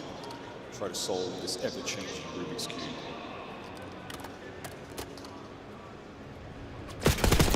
Kenny! Damn! What a win! Dude, when he chows, he has some unbelievable snaps. And by the way, we mentioned how Nero had the ace bailout round. That made it look like an ace from Kenny as well. Only at 6 and 6 right now, but hey, he got him to the round 11. Is that 2 top plays of the week from the same map? Yeah, possibly. It possibly is. Wow. And people forget, Kenny is an absolute shooter. Yeah, Kami gives you 3, he loses the round, and looks and goes, boys, what are we doing? Round 11? Okay, lock in. You can't ask for more. RC from at least Sutton, Nero, Estrio second, or Estrio there, pulls out his RC car, so you've got one for Kenny as well, just in case you need it, but you're going to be throwing everything you've got in this round, folks. Trophy in play. And this is great news because the car should be controlling the A site at least for a little bit, like a moment. So this is time for the Rocker players to work. Estrio gives you the comm, and now she's the plank, and look at the angle. It's the spot to Nero again. Wait. The corner checker. Awakening, so damaged. Nero gets away with his life. This man's built different. Purge on the wrap now, trying to pick up these players. Man advantage Rocker. Well, bomb down for the 2v3, and if you get Purge perched up in the window, and the timing on Nero is honestly incredible. Purge might be in prime spot again, unless the master of the corners, Nero's built different. Estrio now, the dance against Snoopy, cuts him down. The bomb will be defused. Brother. Minnesota Rocker. The grit returns in Search and Destroy. Dude, I hope we get to see that from Nero's point of view. I don't know if we've seen a single kill from that spot all year in S&D. Not that it's the craziest spot on the world, but that to me looked like a free double kill rolling through. We jump cut to Nero slamming. He gives you a bailout round with an ace. Kenny, a bailout round with an ace. Minnesota Rocker. That's the grit that we want to see. Yeah, round 10 ace to force that final moment. And then you hit a big one, Nero. Unbelievable. From one corner to another, he races Purge to that top spot. And that's the position you need to be in for Boston to defend the bomb. That is the insurance policy. Fantastic work. Yeah, and Kami and Snoopy have to look around. Snoopy's like, guys, I give you 11 kills. I planted the bomb 4 times and gave you 4 first bloods. Kami's like, boys, I give you a 3-piece in a round of S&D. What do we got to do? Well, shut down guys like Nero. 13 and 7, 4 of them, or 4 to 6, excuse me. So 17 EKIA, not too shabby, and 4 first bloods as well. Nero, that is a game where he can see through walls. Tough stuff from Minnesota. Well, at the half, 1-1, exactly where you want to be if you are a Minnesota Rocker fan. First map wasn't ideal. Rewind, an absolute beatdown there. We're going to go to Vault now for a double dose of both Control and Hardpoint. And I have no idea how this is going to go down. This is it. Something in the air. There's something magical happening here at DreamHack. Desk, can you feel it too? Oh, we're feeling it. Wheeler, are you feeling it with us? I'm feeling it, He's baby. feeling it, ladies and gentlemen. All right, let's start with you down at the end. The DreamHack champion. Yes. Search and Destroy wins championships. Minnesota in the running for a championship after winning one Search and Destroy round 11. They got to see one go through the hoop, Chris, right? We'll start there. I will say that round 11 play call was beautiful. I mean, we're calling in the RC car. We know as we push it up the street, they're going to naturally think about rotating over towards the other bomb site. Well, what are we doing? We're also pushing towards that wrap, playing for it. Like hook, reel, and sinker, checking the corners. Nero was electric this map in the final round and the 1v2 he had right here. I think this is why I kept thinking this Rocker team could be solid, is because the Hardpoint was good, and then Nero has these Search and Destroys. Those drop like 15 plus. I mean, 13 here, but like he has these takeover Search and Destroys. But bro, I don't know, that round 10 from Kenny, he was 2 and 6 at that point and had an ace. And that felt like one of those moments, what we talked about last year with Optic and him, like he was like a give me the Sunday guy. Get me to that big moment. Like that was his moment, 1v3.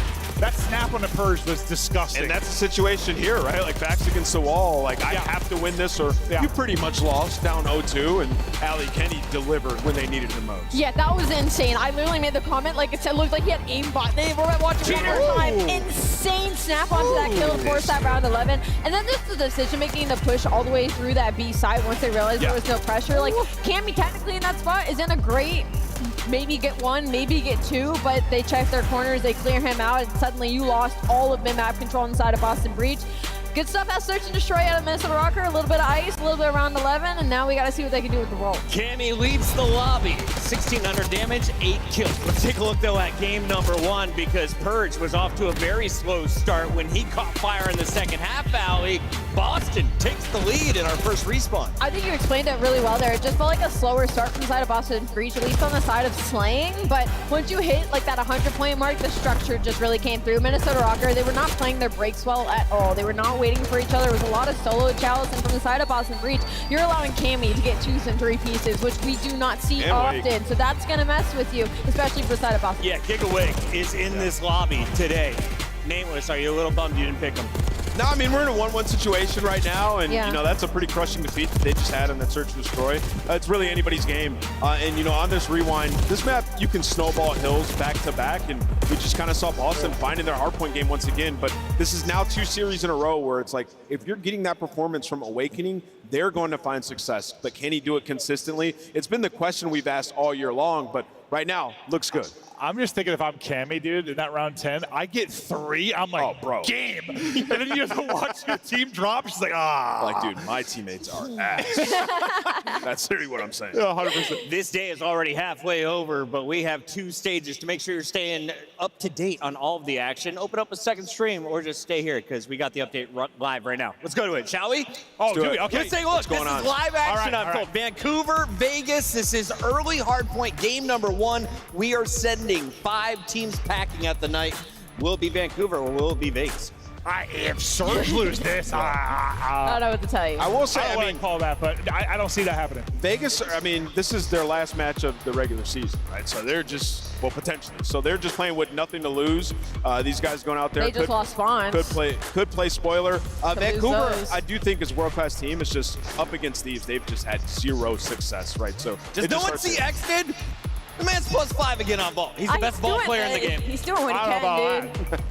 I don't know about all that. Best ball player in the game? Number 1, ask Easy Mac. We got to show you some of the stats that are coming up in just a moment. In the meantime, we also have our current main stage match loading up with a game 3. Vault Rewind, Hacienda Rewind Dealership are over on Bravo. Open up that second tab. Allie, do we say goodbye to Vegas tonight? I think we say goodbye to Vegas, but I think they might be able to steal that map number 2 rewind. I think we've seen what that roster is capable of doing in the chaos, so maybe an interesting matchup. All right, that is in game number 1 over on Bravo, but here on Alpha, we're jumping into a game 3 with the casters. You know them, you love them. It's Miles and Chance. It is. I'm Miles, and he's Chance. And nice to meet you. Hey, guys. Are about to watch a game of Control. Bit of Vault, Chance, a little bit of Vault. We go from Hardpoint in that Bravo matchup to Control here on Alpha. How do you think this one's going to go? Honestly, I have no idea. Genuinely. Yeah, I mean, this is 2 teams with a pretty good battle, and obviously, like, listen, if the round 11 or like the round 10 doesn't go Minnesota Rockers' way, it's like, all right, what are the final call going to be? The end of their year, regular season doesn't go great. They fought back. 2 phenomenal rounds coming out of individual players on Minnesota Rocker, and for the round 11, Nameless touched on it. Great play call as the entire team. So Nero's on one right now, and Boston certainly have their work cut out for him, but I think honestly, I'm going to keep gas Nameless. I completely agree with the analysis. Wait and keep shooting his gun. Vault, absolutely an AR map, and well, defense side of things, they have not been particularly good. By not great, I mean towards the bottom of the league. So need to make the adjustments. It has been a consistent thorn in the Boston Breach side, has the Control game mode been, and I mean, for Minnesota Rocker, you have to capitalize. Well, capitalize with a capital C. We've talked about the C's of the CDL today on the desk, and right now we're missing quite a few of them in this series. So it's time to get things going, lads. We say goodbye to the coaches on stage. We say hello to map number 3. Before that, though, again, we are battling for champs still. Minnesota Rocker.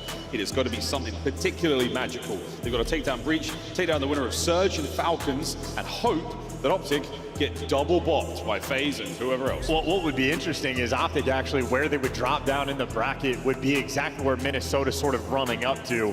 Of course, the problem with Minnesota, even after that, they would have to win a few more series. So they're looking for a meteoric run, and of course, well, they're playing for money, they're playing for pride. You want to place as high as you can anyway. It's how it works. But we're here, tied up 1-1 against Boston Breach, and the flip side, instead of settling the champ story, Boston Breach, they just want to eclipse top 6. Control, it has been a pain point for them, but it's not exactly a shining light for Minnesota. No. And we'll talk about the idea of, playing for your spot in the league next season, or how things are looking there after this matchup. For now, it's certainly eyes on Control, eyes on this series, eyes on the next one after that. A round 11 piece of magic from Minnesota gets you this far. Can you ride that momentum? All aboard the carpet. We'll show you a whole new world, folks. 3-1 split off the rip here for Breach on the attack. And what a bang that was. Yeah, these are the deep depth series where you want to dig The deepest well you possibly can. See who's the real competitor in Purge. Great moves, and Geo just a little bit better on the gunny. Not too shabby there on the defensive end, but Snoopy gives you 2, and that means Boston Breach have space purchased over towards A. Yeah, they space purchased, but they weren't able to actually do too much. So they got themselves into A, they don't manage to overshoot. Snoopy, the furthest man forward, gets at least 1 out of that life. Nero's going to get the trade and Purge right back to it. Up doors. Oh, Geo finds his home. Another there would have been ridiculous, but good slides out of Cam. Unable to grab that aim assist, and he gets taken care of. A single segment is all you get away with there, Rocker. I mean, I'll say it every single time it is relevant. Geo in a close range gunfight with the AR, I swear he levels up. Just slides into a pregame. He has the technical worst gun for the job, and it just does not matter for him. So, in spite of the fact that Boston get the early kills, Minnesota in control, plenty of bodies over towards A. It's not the spawn trap blender, but it's about to be. We'll see if that works in the next game. Woohoo! Shots from Snoopy. No trades there as Kenny gets involved. Kenny looking for the 2-piece there. Purge down to 31. A worthy attempt. But at this point in time, Rocker feeling good. 30 seconds left in the clock. Going to get in towards A, and there's a man or 2, maybe 3 in there. Yeah, good stack rolling through. And just to remind the viewers at home, if you're playing ranked, well, this is old patch. The current one is broken, so can't use that. So it'll still be the old spawns. And while the A zone does not get captured, Kenny there for 2. Minnesota clean house. Now Boston down 5 lives. Got to reposition. A desperation effort to win this round. Yeah, they dot the I's, they cross the T's, they get rid of that segment that was being worked there by A. Snoopy finds a kill out of spawn, but again, at this point in time, the round should go to Rocker. You've got them pinned in. There's no way they surely get towards A, stop that clock and keep this one going. But a worthy attempt, Purge. He could make something happen here. A close corner from Estriel. Wait a minute, gets the kill. But 1.7 on the B. Dance battle by Estriel wins it. And well, everybody in the right positions for Minnesota Rocker. No cheeky B hit rolling through. And Nero in the middle of just an MVP caliber series, at least for this individual one. 9 kills he was able to collect in round 1. Not bad at all. Round 3. Good look there on the defense. We'll hit the O in a moment. As the pit's popping. Here in DreamHack. Had a fun one watching Vortex's team play earlier. Team across the way from him, just talking crazy amounts of smack. Those not familiar with Vortex, he's been the Reaper in EU Challengers for years. Former pro, has some great placements under his belt. He's getting chirped like crazy. They've been 250 to 40. I was like, oh, that other team just here to have fun. That's so sweet. That's the name of the game here at DreamHack, man. Fun. Who's having fun right now? Yeah, Nero. Absolutely Nero. Geo not far behind him in the fun department. Estriel. He might crack a smile if he can crack in towards B, and that's where we're going now. Purge has got a corner. 3, 2, 1. Yeah, gets it. Now we're capping the point. That's the Purge special. Lying in wait, makes the heads-up play. Easy reads, but he ends up falling. And then, again, the Purge special. Oh, yeah. Doesn't matter. He falls. He's in the right spots. So his teammates end up getting all of the kills in the B hit. Instantly shut down Boston. That is a strong defensive showing early in the round. Yeah, nice work. Push forward, though. That's what you want. Space here on Vault. The spawn traps. We've seen how they work. The formula is an effective one. Nice nade there, forces Cammy out of the perch. That top window, but Ken is in trouble now. Cammy, oh dear, you didn't finish the job, and he's still alive. And we showed you the Boston Breach stats on defense. They have not been good right now, looking like they are dialed in. Awakening on a 5 spree to kick off this round. Cammy pushed out over towards P2, and 2 players for Boston inside of P1, so if they were playing Hardpoint, they'd be all over it, and even in control, well, they certainly have it. Still fighting out your spawn. Rocker suffocated so far. Very, very little shown on offense. Geo with a big win. Again, up close. Looking for a few more. Awakening was spotting him out. And again, perfect lineup here from Boston. The teamwork was great, but you lose the man down low. Awakening's now the only player on the inside of the A side. Find him, take care of that. And what an awkward run, but up close and personal is where Geo wants to be. Shame he gets traded, otherwise we could have seen a capture. I mean, yeah, this has been dominance on the defensive end. I mean, you had the one idea coming out from Minnesota off the break to just attempt to go towards the B zone. And again, for Boston, easy reads, they shut it down, and the round collapses. We talk about how like this skill gap right now is being developed. Teams really dialing things in. And, like defense on this map has nearly been solved. A painful opening break often can spell out misery. It is extraordinarily difficult to break through on the A site the way teams play it now. These little changes, these minor adjustments throughout the season. This is a great 2-piece here. Great 2-piece from Awakening. he's shooting like that, it does make the map a whole lot easier for Boston Breach. Yeah, he points at you and you just dissipate in front of his eyes. The back-to-back defensive rounds, solid stuff coming through, and while Nero popped off in round 1, the entire team just gets stuffed out in round number 2. Potential defensive shootout we have. But the way teams are looking, that just means your opening breaks. You cannot afford to get bullied out on the attack. You have to get a degree of progress. Back to school we go, and it was no lineup there. Nero and Kenny find the kills for Rocker. Yeah, Purge is going to be pinned down here. Suppressed, not able to make anything really happen from the top. Oh, finds a window, traded out immediately though, but still. Rocker, they still have the advantage in the middle of the map on defense. Yeah, and that's 20 seconds now, just sort of burned on the round, and a long way to go. You're swinging out towards me, and a good snap there from Cammy. At range with the AR is going to pay off, and at least Boston now an opportunity to make moves towards A. Estriel gets dropped as well. Now you can begin to stack. Chow, Kenny's down low, and he's just being annoying. Every time he hops up, he contests that point. So now Snoopy's got to play aggression. Nice work on the first. And the second man was a ghost. Oh, this is just unlucky. Well, they're keeping the progress going. You had Awakening bounce a trophy off his teammate's forehead and gave you the kill, but they're maintaining a little bit of pressure and presence. Minnesota Rocker, you trade out the kills, you win the round. Boston, they need every single trade here. Yeah, still doing it. I mean, still playing the hops from down low. Awakening, it just lines up the whole team. The whole team down.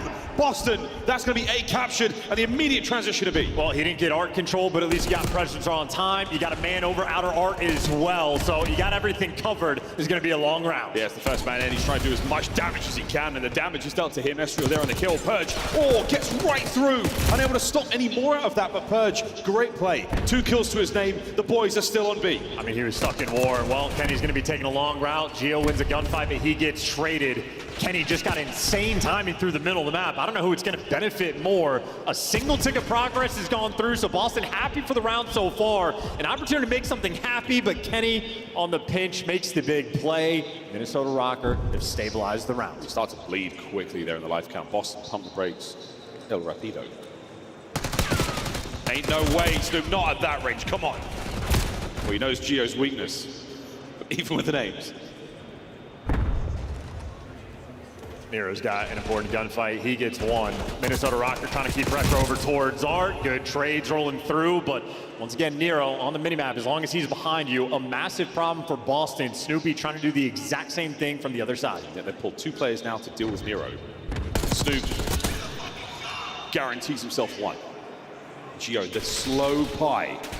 And Snoopy, he's not going to make anything slow about it at all. Stun connects. And Nero's dead. So Nero's out of the picture. Well, and so is Snoopy. A battle right now in this round in an 8v6 advantage Boston. And Cammy's still trying to be that Snoopy player right now. So get forward, try to get as much as he can out of this. But the close art control, Gio and Nero take care of business. 6 either side. Everything matters. And you see on the minimap, Kenny, the veteran, he is taking a long route, and he's going to be common to his teammates. Post up, L trigger, every single kill matters. Yeah, Boston, they know. I mean, Cammy's pulled back a little bit. He hasn't yet committed fully over Cat. He knows something's up. Can we get the second segment? Yes. Third on its way, and here comes the Kenny moment. Is this what you needed? Can he get enough damage in? He pulls players forward, but his teammates get taken care of. This is the round. I mean, this is the round. Yeah, Kenny just out of the picture, and his head snaps back because Boston found the time. A long route is great if your teammates get the kills, but Minnesota Rocker, in effect, end up turtling towards Art, and they're forced to play towards time. So the idea was absolutely there. The execution was not. Now it's Cammy's turn for the best play, and the best play has been absolutely on point. This is the setup for the B-zone cap. Well, a perfect lineup there. Oh man, what a moment of discourse for Rocker. It was looking good, but that's the way the control goes, mate. This is map point for Boston Breach. Great work in the kills department, in the damage as well as Breach. They are bringing the thunder here. They're taking their chances aggressively, and they're getting the stacks. They're managing to get themselves on towards time together, get those zones completed ASAP. And Boston certainly looking to clutch up on the defensive end. It's been a problem for them, and that is an example as to why Estriel, 2 easy cleanup kills. Going to be a double stack on the A zone, and Kenny right now just trying to be the facilitator for the team. Coming out 3 players on the cross, trying to slow him down just a little bit, but he only slowed him down for a moment. And now Kenny again out of the picture near the zone. Gio trying to bail out, but he gets overwhelmed. You have lost your progress on the A zone. Yeah, you have indeed. You haven't lost the foothold you have though, so you're able to get the kills, you're able to get back in towards the middle of the map. So this is not over yet. Ezreal is going to go all the way towards B. Might pull some of the defenders, but you've got Awakening in the top R position. He's going to be an issue. Cammy, caught. Unfortunate. But great news for Ezreal. Now there's a man in either perch. Awakening still gets his, but I love this. The double back from Rocker, secure A. Yeah, an insane route to end up on the A zone, but Ezreal trying to make it work. Ready for the gunfight. Well, Snoopy actually gets one before he falls. I don't know how Snoopy pulls something like that off, but now Kenny, he's just going to be in the middle of the entire team. He's there from the trades. He has to give you something extra. Oh, I can't. Cammy's there for it. His teammate's sharp, though, in the nick of time, and they're going to get onto it as well. Slow capture. Purge, though, finds a couple. Ezreal, a third here, would be helpful indeed. That's a big wipe, and that should be A captured. Oh, and Awakening actually is playing very slow over towards the B zone. So yeah, A is gone indeed.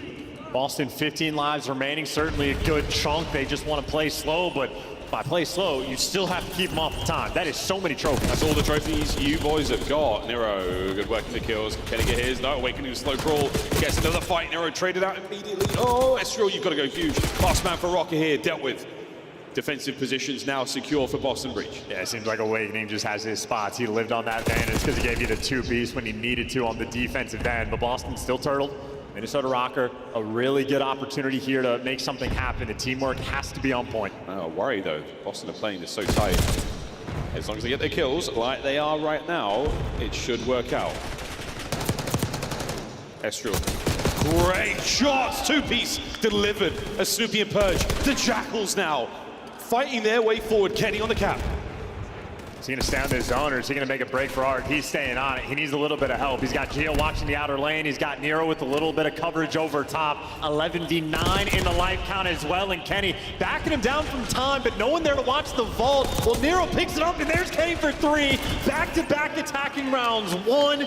We're going to a round 5. And Kenny just dives on towards the zone. He just takes all that heat alone, waits for the boys to show up, and Boston overcommit. They leave those positions of power. They leave the cover, and they get picked by those members of Rocker from spawn. What a turn. And that's the first time we've seen a zone get captured in that effect. Everyone tries to do the usual affair, get into arc, play from there, wait for the conveyor belt system, but no one is able to effectively do that. No, not at all. And you had Ezreal as well, the best play. That was to help capture the A zone. He got the 2-piece by line to kick off the capture towards the B zone as well, but I think Kenny making the adjustments. He's trying to be that facilitator man, playing on the wings, taking all these routes, feeding his team the comms, but the execution has been struggling, so Kenny says, you know what, I'll just be on the zone. I'll let my shooter shoot over the top of me. It's a weird thing, it's like, keep it simple. Doesn't have to be too flashy, just get the job done. And absolutely space. Rocker with a nice bit of work once again. Just find those kills, dive on the zone. Nice and simple, easy does it. Getting active. Triple stack, it's going to go quick, and Boston Breach, they get the first 2 kills, and they're going to be able to dive out from Cat and get the trades. Another moment of a snap. Minnesota Rocker back in spawn. Save A, very close to the finish line. What a win from Nero. Thank me later, boys. That means this side of the map is all clear. Cammy now alone. What looks like a 1v2 situation, and Nero has decided to no longer miss a bullet. The sniper with the Jackal in hand. Those shots are not easy to hit. He's making it work, and Kenny hoping for the trade to be there in the background. He was sliding straight in, and well, Gio, close range, can't get it done. Awakening with the leg up, and Awakening the dance moves is the bailout. The A-zone defense right now for Boston remains on point. Yeah, this is great. Life count still relatively even. Oh no, Snoopy's gone. He's still at large now, making his way around the backside of your spawns. Nero's trying to commit to this fight, and an awkward fight it is. And that's a submachine gun that you want on the front lines. You want him to get towards A, but Snoopy still pulls those aggression. There we go. Finally, he dies, but Snoopy again, his movement and ability to stay alive is such a massive problem. Now the clock is ticking down. Minnesota Rocker a little bit desperate. Good coverage on the mini-map, and they're at least able to get to the A zone. And Awakening, once again, he's happy to be posted up B Street. I don't know if the A defense is going to be here in time. Right, the stun helps push Awakening back, and right where you wanted it, Gio wins a big one up close. Now eyes towards Cat. Can he get the next man in? Front door is about to see some problems, folks, and problems in his name is Purge. Are we going to see the play? Still, over to B. What a moment right now from Rocker.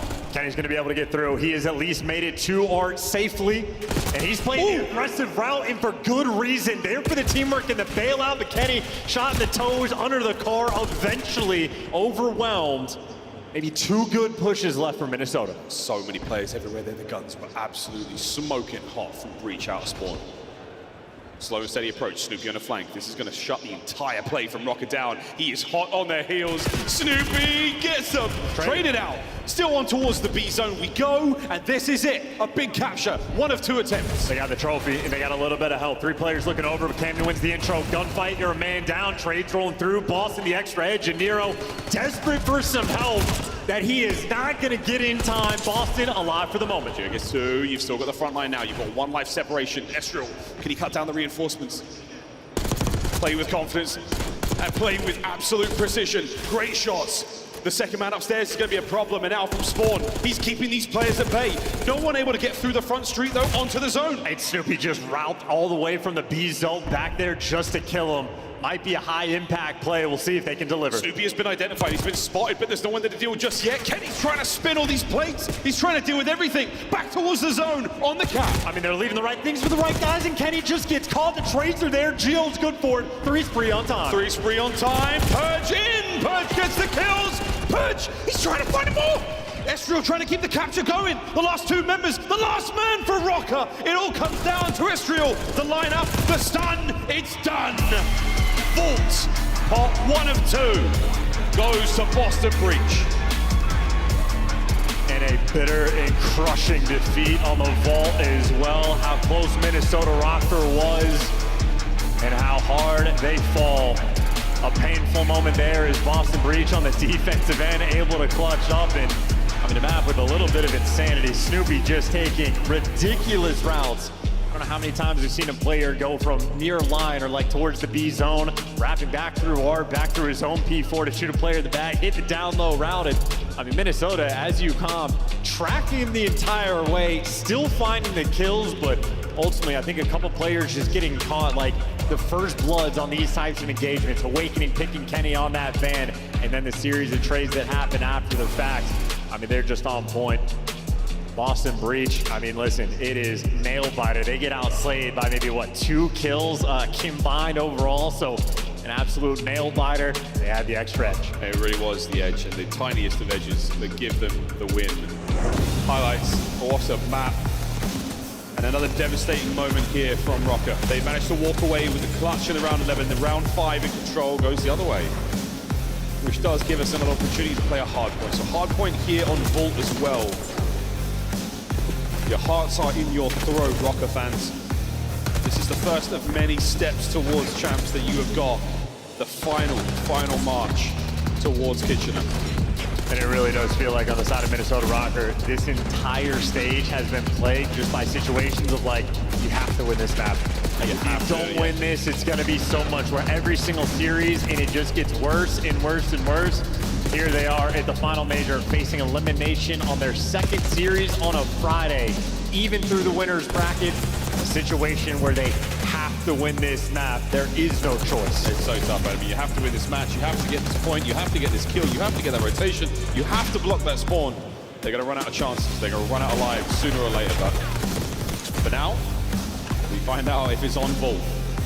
Breach, again, a squad who have seen the highest of highs of the organization at the very least here in Black Ops 6, and some brutal runs. Still a relatively young squad finding themselves here in the league, finding themselves in the professional Call of Duty world. Plenty to grow, plenty to learn from one another. And Kenny, a player who has helped transform this Rocker team. Still, their shortcomings though, terrible in the game 5. A lack of, we call it the clutch factor, the ability to close out a series. They're far and few between those big wins. Yeah, I mean, transform.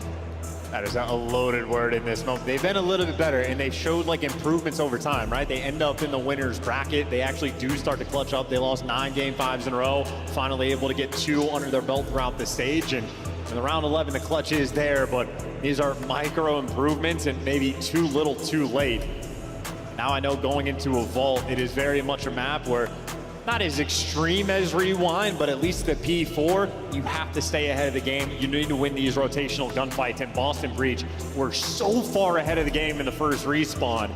I mean, someone on the side of Minnesota Rocker has to be the route man to sort of pick things up. Kenny, time to time, has attempted to be that guy, but I just know for Boston, if we're talking about their successes instead of the lack of that from Minnesota Rocker, they've had a really good series. We have taken turns where we've seen all the goods. Purge making the adjustments in S&D, even if the KD's not there. Snoopy's had some phenomenal moments of great routes, ability to stay alive, fantastic like timing of certain gunfights, and Awakening Cammy, they've had their moments to shine as well.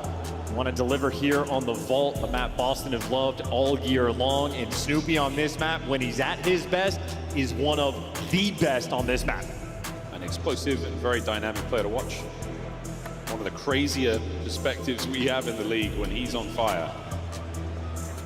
Can be said for a few of the players here in this matchup. Nero has had some astonishing moments of gameplay throughout this year. Estriel as well, a favorite of analysts the world over in the COD scene. And Awakening, who made a very big splash back in the NW19 year.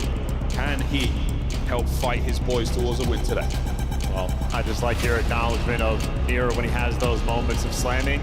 That's when Minnesota Rocker are barely winning games, when they have these pop-off moments. For Boston, they haven't needed that to have that success, but this is the interesting moment, right? On the rotational front, both of these teams on the year have been on point. Maybe even the extra edge towards Minnesota Rocker, but it is two nail-biter squads. My favorite stat, though, is as good as Minnesota Rocker, those stats look, the plus-minus is still only +11. The number of games, especially at the start of the year, they're winning 250 to 248, 250 to 244. They've had to squeak some wins through. Well, no squeaking this time, please, lads. You don't necessarily need that. Opening salvo.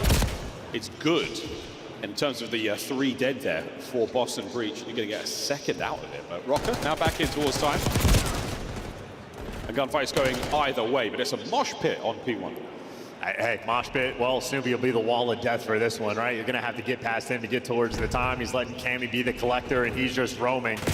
Great instincts, great timing, even better gunny. Estriel going to fall, and it's a couple tags in before he drops. Minnesota Rocker, nice little punch back, and talking about the rotations, right now Minnesota Rocker, right side spawns, final 10 seconds of the hill. They just have to not overcommit, and they'll be good for the rotation. Good luck, boys. Rocker, right-hand side of the minimap, all good. Purge on the quick attack. He's going to find his player in the middle in a second, but I think eyes straight towards P2. Under the coverage of Awakening, and now on Snoopy, you're up close and personal. Estriel, good luck, mate. Oh, luck had nothing to do with it. What a win. And then win the first 2. Estriel does get traded out, and that's just to play keep away from the dive. That is gee whiz, that man. Awakening wins some crazy ones. Well, Geo picks it up with a 2-piece of his own. Good hold so far from Minnesota Rocker. Purge trying to play keep away, but as many gunfights as Minnesota won, they've just now started collecting time. Right. Nice bit of fast teamwork there from the Rocket Boys. Good. Cam up close and personal, not willing to give away team fights, not giving away a lot of friendly fire. And that is it. The car, my goodness, a double for Purge. That's a caster curse if ever I've said one. But look at the number of things for Boston Breach that just went wrong. Teammate rolled through. You got Geo picking up 2 pieces. They didn't win the rotation. So many problems. And Minnesota Rocker, it's a decent amount of time. Happy for the lead, but all things considered, could have been so much worse. But these are the gunfights for the actual rotation. You got Nero spotted on the cross, and well, Cammy, you expect to get traded out eventually. And Nero actually pumps the brakes. Cammy, right now, the hero for his team. That was a tombstone pile driver from Cammy. Don't do it. He's in there on the right, Nero, if you can hear me, which you can't. We're going around the world here, but you know Cammy is still in play. Purge was looking for a 3-piece there. This is going to pull Cammy into action. But Nero is playing it 50-50 here on the doors. The snap on Awakening. And here comes Kenny to fill the position up immediately. Kenny in the 2-piece there on a Cam who has locked down Art for what feels like a lifetime. Well, yeah, now he should die, right? He's getting the comp for 1 shot. Now Nero's able to just fly on in. So that is extraordinarily patient game. Nero making high IQ plays. Kenny there for the follow-up. And just like that, the ever-important rotation of P4. That was a 40-second battle to get those spawns. And Minnesota, for maybe a moment, should be all 4 players, yes, set up and ready for new. All right, here we go, Rocky. You're at the ATM. It's time to withdraw cash from this hardpoint.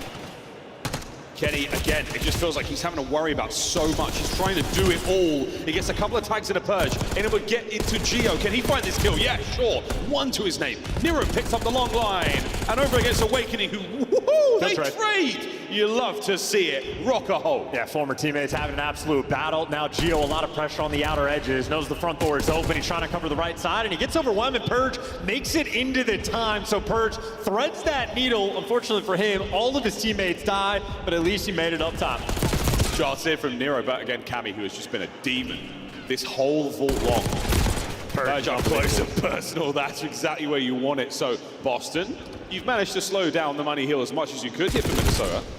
Transition this into a tight little P1, and we're already looking at a tie game. I feel like Purge is deserving of a delicious cookie. An Oreo is what you earn for a moment like that, because again, Boston having to battle from such a painful type of position, and at least they make it mixy, but ultimately Minnesota Rocker still have been ahead of the game. Man, not bad at all. Well, this is what you wanted for Rocker.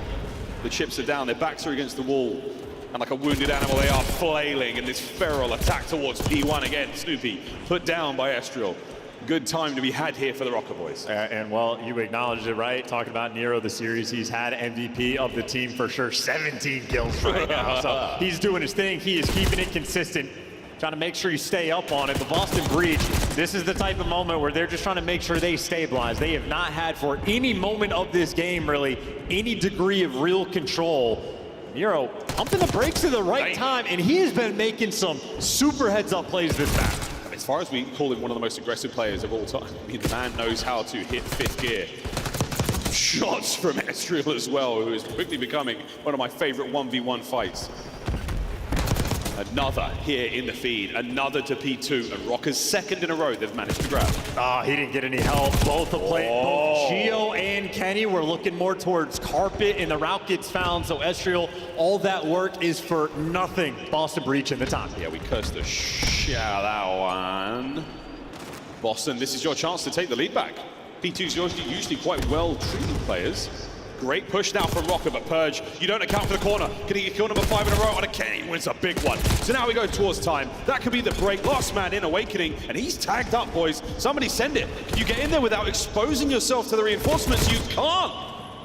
Contest is on, and Kenny and Estriel, the duo, get it done. Yeah, it's great teamwork for a little bit of extra damage. Now the man going up top, Army Truck, at least gets spotted out by Geo. He's ready for the carpet pressure, but again, poor Estriel just gets left alone and isolated on time. Of course, though, it's only for the final 10 seconds. He'll absolutely take that. You have the rotation in P4 long term.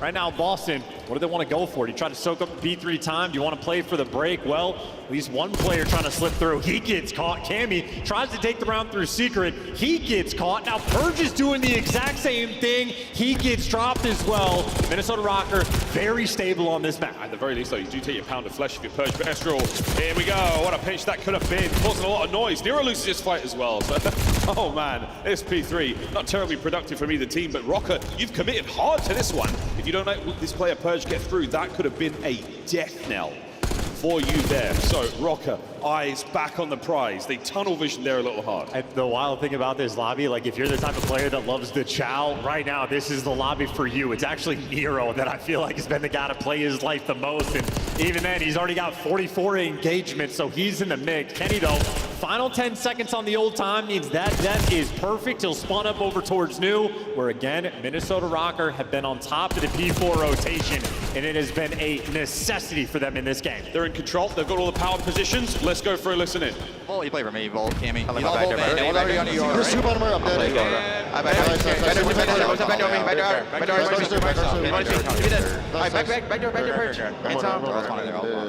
Okay, take your time. What's any dirt? I'll look at me too. I'm top before you. I'm top before. Top before, Chow. You're good. Top before. He's a Chow. He's Chow. He's Chow. Top before. Top before. He's Chow. Top before. I'm here right there. Okay, and Cam it. I reach there. I get there too. I'll be front there. I'm top. Seriously, we did it top. They all spawn up. Front there. You want to jump that right? He's top. We do it. Give me that. It's Snoopy. Wait, Tommy, wait for you. I'm backing up. Wait, yes, Snoopy got me. I'm there. I got one. Snoopy, am I you? I'll see the front door. I'll pick up right. Tommy back left, waking it dead. Came in, Snoopy. Came in. That's fine. I'll block. Actually, I peeped it. He's puppy too. He's puppy too. Another one. 100%. Watch out you. Watch out you. Nice job. I'll block off someone. One shot. He didn't tell me. I got him. Nice job. Nice, G. Last guy could be right. Nice job. Okay, that's fine. I'm blocking. Hard blocking. Alright, go right quick. I'm winning. He's supposed to turn in. I can't play the guy top here. I'm going to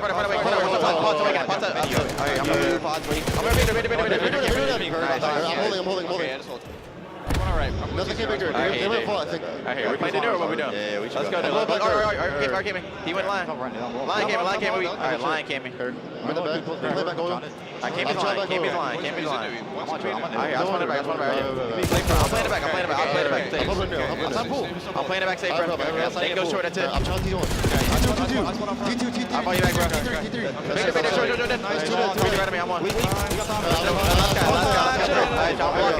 I'm blocking. I'm mid right now. Spawn the middle in front then. I'm fully mid. Make sure no one has my pool, Major. I'm on pool. That's fine. Does someone have it? I'm right. Go.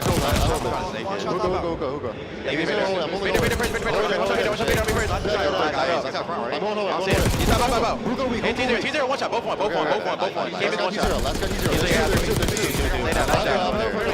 I'll get it big down. Look at hold your charge.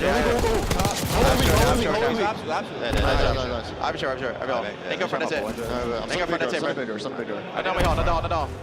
I'll see you mid. I got one. Let's go first. He's cool. Nice job. I'm in the left fast. I'm EW. 1 or 2 small gold then at least. I'm gonna go missing one maybe. I'm sashing. I think one should be on you. I think it's weak. I'll see the art. I think we're good. I think we're good. I think they'll flip. I'll see the art. Fantastic listening there from Minnesota Rocker, a 40-point lead, and finally a good hold, and finally a clean rotation. Kenny makes it a hard, he gives it a clean 2-piece, and for Nero, these kills are just free. Free is Hale. He's got himself a 6, looking for 7, and looking for the Hellstorm as well. Haven't seen too many of those here at the tournament. I'll be adding one to the pile. Here we go. Nero fighting forward. That is not going to be it, but still, he gets himself a lot of kills. His teammates are so close to that 200-point mark. 30 seconds to go, and Rocker still, without time, have mapped. And Rocker, no, they don't even need this time. If you get it, it's great, but they just need to control the rest of the map. Estral at least gives you one. And as acknowledged, Miles, 52 seconds left on the game clock. Any white time could be a massive problem for Boston Breach. If you're down by 50, you have to be soaking. It's a dangerous gamble, though. Oh, Gio, getting your kills. Good snaps on the cam. You're going to wait for the push here. You've got at least one man in the new time. A pinch now on those players trying to get forward. Kenny got to go big, and he cannot. Crushed by Purge on the approach to new. Here we go. I'm thinking Kenny wants to play up top and sort of be the safety net for the team, but he is challenged. This is a lobby built for it, and Gio gets insane COD timing. You do it the pinch on the time, though. Kenny's being a distraction. Gio able to sort of pierce this setup, but the man up top, Snoopy, is a problem. Still up top, though. He's still up top. Kenny now through the side door. Can't get anyone now. The Chow is there and Awakening, happy for it. Snoopy wins a big kill on the stairs, and this 35-second game clock just got dangerous. And it's just another moment for Minnesota Rocker where they had the P4 rotation and they just get bullied out and die at the worst possible time. Nero has 44, and it's going to be a close game. It's going to be real close. 20 seconds to go. Contest. Snoopy from behind, trying to clear point. Oh my word, they're shoulder to shoulder on the inside. No friendly fire. Nero involved. Over the top. Rocker down. Rocker out. Over to P1. And this is elimination game right now. You lose this, you go home. Your stage 4 is done. And for Minnesota Rocker, it would mean no champs. A 27-point gap and 27 seconds left on the game clock. Boston, they're fighting back. The clock goes red. The hard point goes green. 6 free now. 7 for Snoop. This counterattack from Rocker has been identified and dealt with nearly at every possible moment. The lead change is on its way. Boston hold. And that, dude, and you're going to go into a P2 where it is as mixy as it could possibly be, and both teams are going to have to juggle time like this. This is where your comms have to be perfect. Oh my, Snoopy is on a run here, man. This is it. Looking for the 10's not going to happen. You got enough time for a second. You're so close to this. Minnesota getting for a second or two. They're trying to buy a little bit more time, a little bit more space. On a purge, dealt with. Nero finds kill number 48. Hey, Minnesota Rocker, they're deciding to stay in the hill. They're trying to play for the 250 in this moment. They do it the rotations, but now it's back to white time. And now for Boston, you are going to have to be scorching away to new time. And Cammy and Snoopy are in the back. Minnesota did not block. 7 seconds. 5 seconds. Purge has got to go. Can't stop the clock. His teammates do. The hard point open. Snoopy, stay alive. Stay down. Hellstorm. Here it comes. Survival of the fittest. Boston might just get this done. They are still holding. Once they turn the lead, they will vacate the point. Can we keep them back? Hardpoint changes hands. Rocker are in. Yo. Game 5. I'd be smiling too. I'm gonna need a replay here in DreamHack. Oh my goodness, in the look you're seeing in Kenny's face, the effort it just took. Nero just dropped 50 to win by a single point, dude. A sloppy game of Vault where they had no interest in holding down a P4 for any substantial amount of time. Miles, I'll let you talk so I can just do the quick math on this. All right, well, all right, folks. If you've just joined us, there's something about Vault. It likes to give us these very close moments. I mean, 16 seconds here. Minnesota Rocker arguably could leave P1 and let that time run down. What don't they do, Charles? Well, we're going to take a look at it. I mean, I think it's literally they do leave the time, and I think it's Nero that just scooches his way in the final moment. They outslayed by 22 kills, plus 22 in the kills column to win by a single second. They had every single rotation to Money Hill and P4, and they only win by a single second. Snoopy with the Hellstorm call, it is literally dialed into perfection. Every single kill in these moments are massive, and then the second they hop out of time, here's Nero. It's 50 kills that he breaks, and he makes it into the time. Absolutely perfect. Snoopy leaves, has to come back in, and decisions like that costly. It is impossible to orchestrate these moments, but plus 22 for a single point win. There's a very interesting piece of the user interface that we, I don't think I've ever seen, which was next team to score a point wins appears on screen. That was a rarity, folks. Yeah, a time extension, by the way, as well, I believe. Unbelievable. A single second on Vault. Minnesota Rocker, you bought yourself the game 5. If it were that easy. Yeah, this is the look of Minnesota Rocker fans. Oh, now they know they're on camp. Okay, I was about to say, just like stunned and be like, oh God, every single series is the most stressful experience you are ever gonna see. They don't make it easy. Minnesota Rocker, again, they win every single P4 rotation, and you're gonna notice for every single P4, it's actually Boston who gets more time. Like, rotations don't matter, and that means Nero just has to run it down and play bully ball. And hey, a 50 bomb, pippable. Nero, he got an ace in the S&D. That might be a top 5 play of the week. Nero's gonna be every single top 5 play by the end of this series. Oh, wow. Also, shout out to the Rocker fans who are in the Season 1 jersey. I mean, that is a true Rocker supporter. Wow. Well, game 5 chance, here we go to Dealership. And I just know Nero wouldn't have to have every single top 5 play if they could just hold a Money Hill. Gentlemen, please.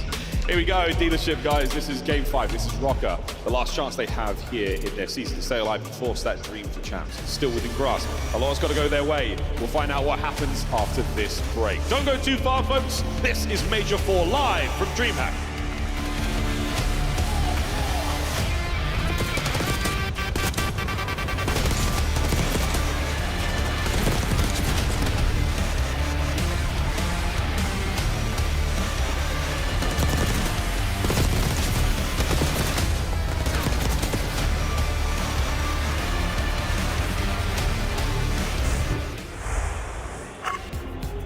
The Scuff Call of Duty collection is $30 off this weekend only. Visit scuff.co/CDL to upgrade your game with a Scuff, the official controller of the Call of Duty League. The Call of Duty League is brought to you by Monster Energy, the official energy drink of the CDL. The Esports World Cup is an official partner of the Call of Duty League.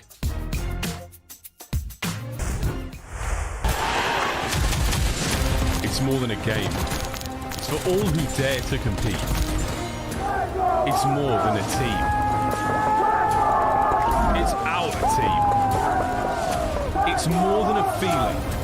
It's unwavering passion. It's more than just talent. It's the grind that got me here. It's more than a moment. It's our legacy. One city, one stage, one champion. The battle starts now.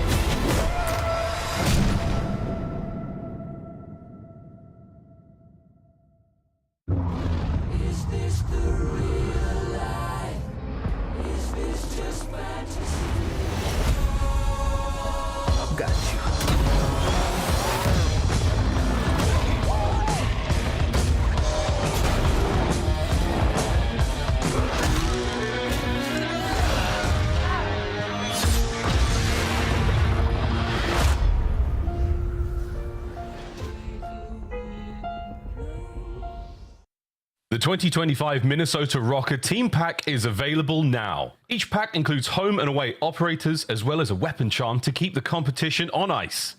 Next time you boot up, suit up at the in-game shop. Next time you boot up, you might not be able to suit up Minnesota Rocky if you lose this Game 5. Here we go, folks. Oh, Boston fans, you guys. The support is fantastic, but what a series. Everyone's heart's in their throats. A nervous, intense finish to an insane series. Game 5, our first in the tournament, and it is bound to be electric. I mean, low-key one of the best series of the year, right? Like round 11, multiple aces coming through, great plays. A game like that for the Vault Hardpoint. In my understanding of the way it works, in case there's confusion, if everybody is out of a hill in a tie game, the game will end. But if someone is actually on the zone with the ability to capture the point, that's where the game extends and say, hey, the next person just live in this moment, you get the dub.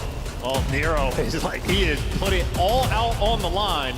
They can't hold a P4, so you'd rather not have to drop 50, but hey, whatever it takes in this moment to keep the run going. Now, what if Nero, the hero, comes into this one a little too hot?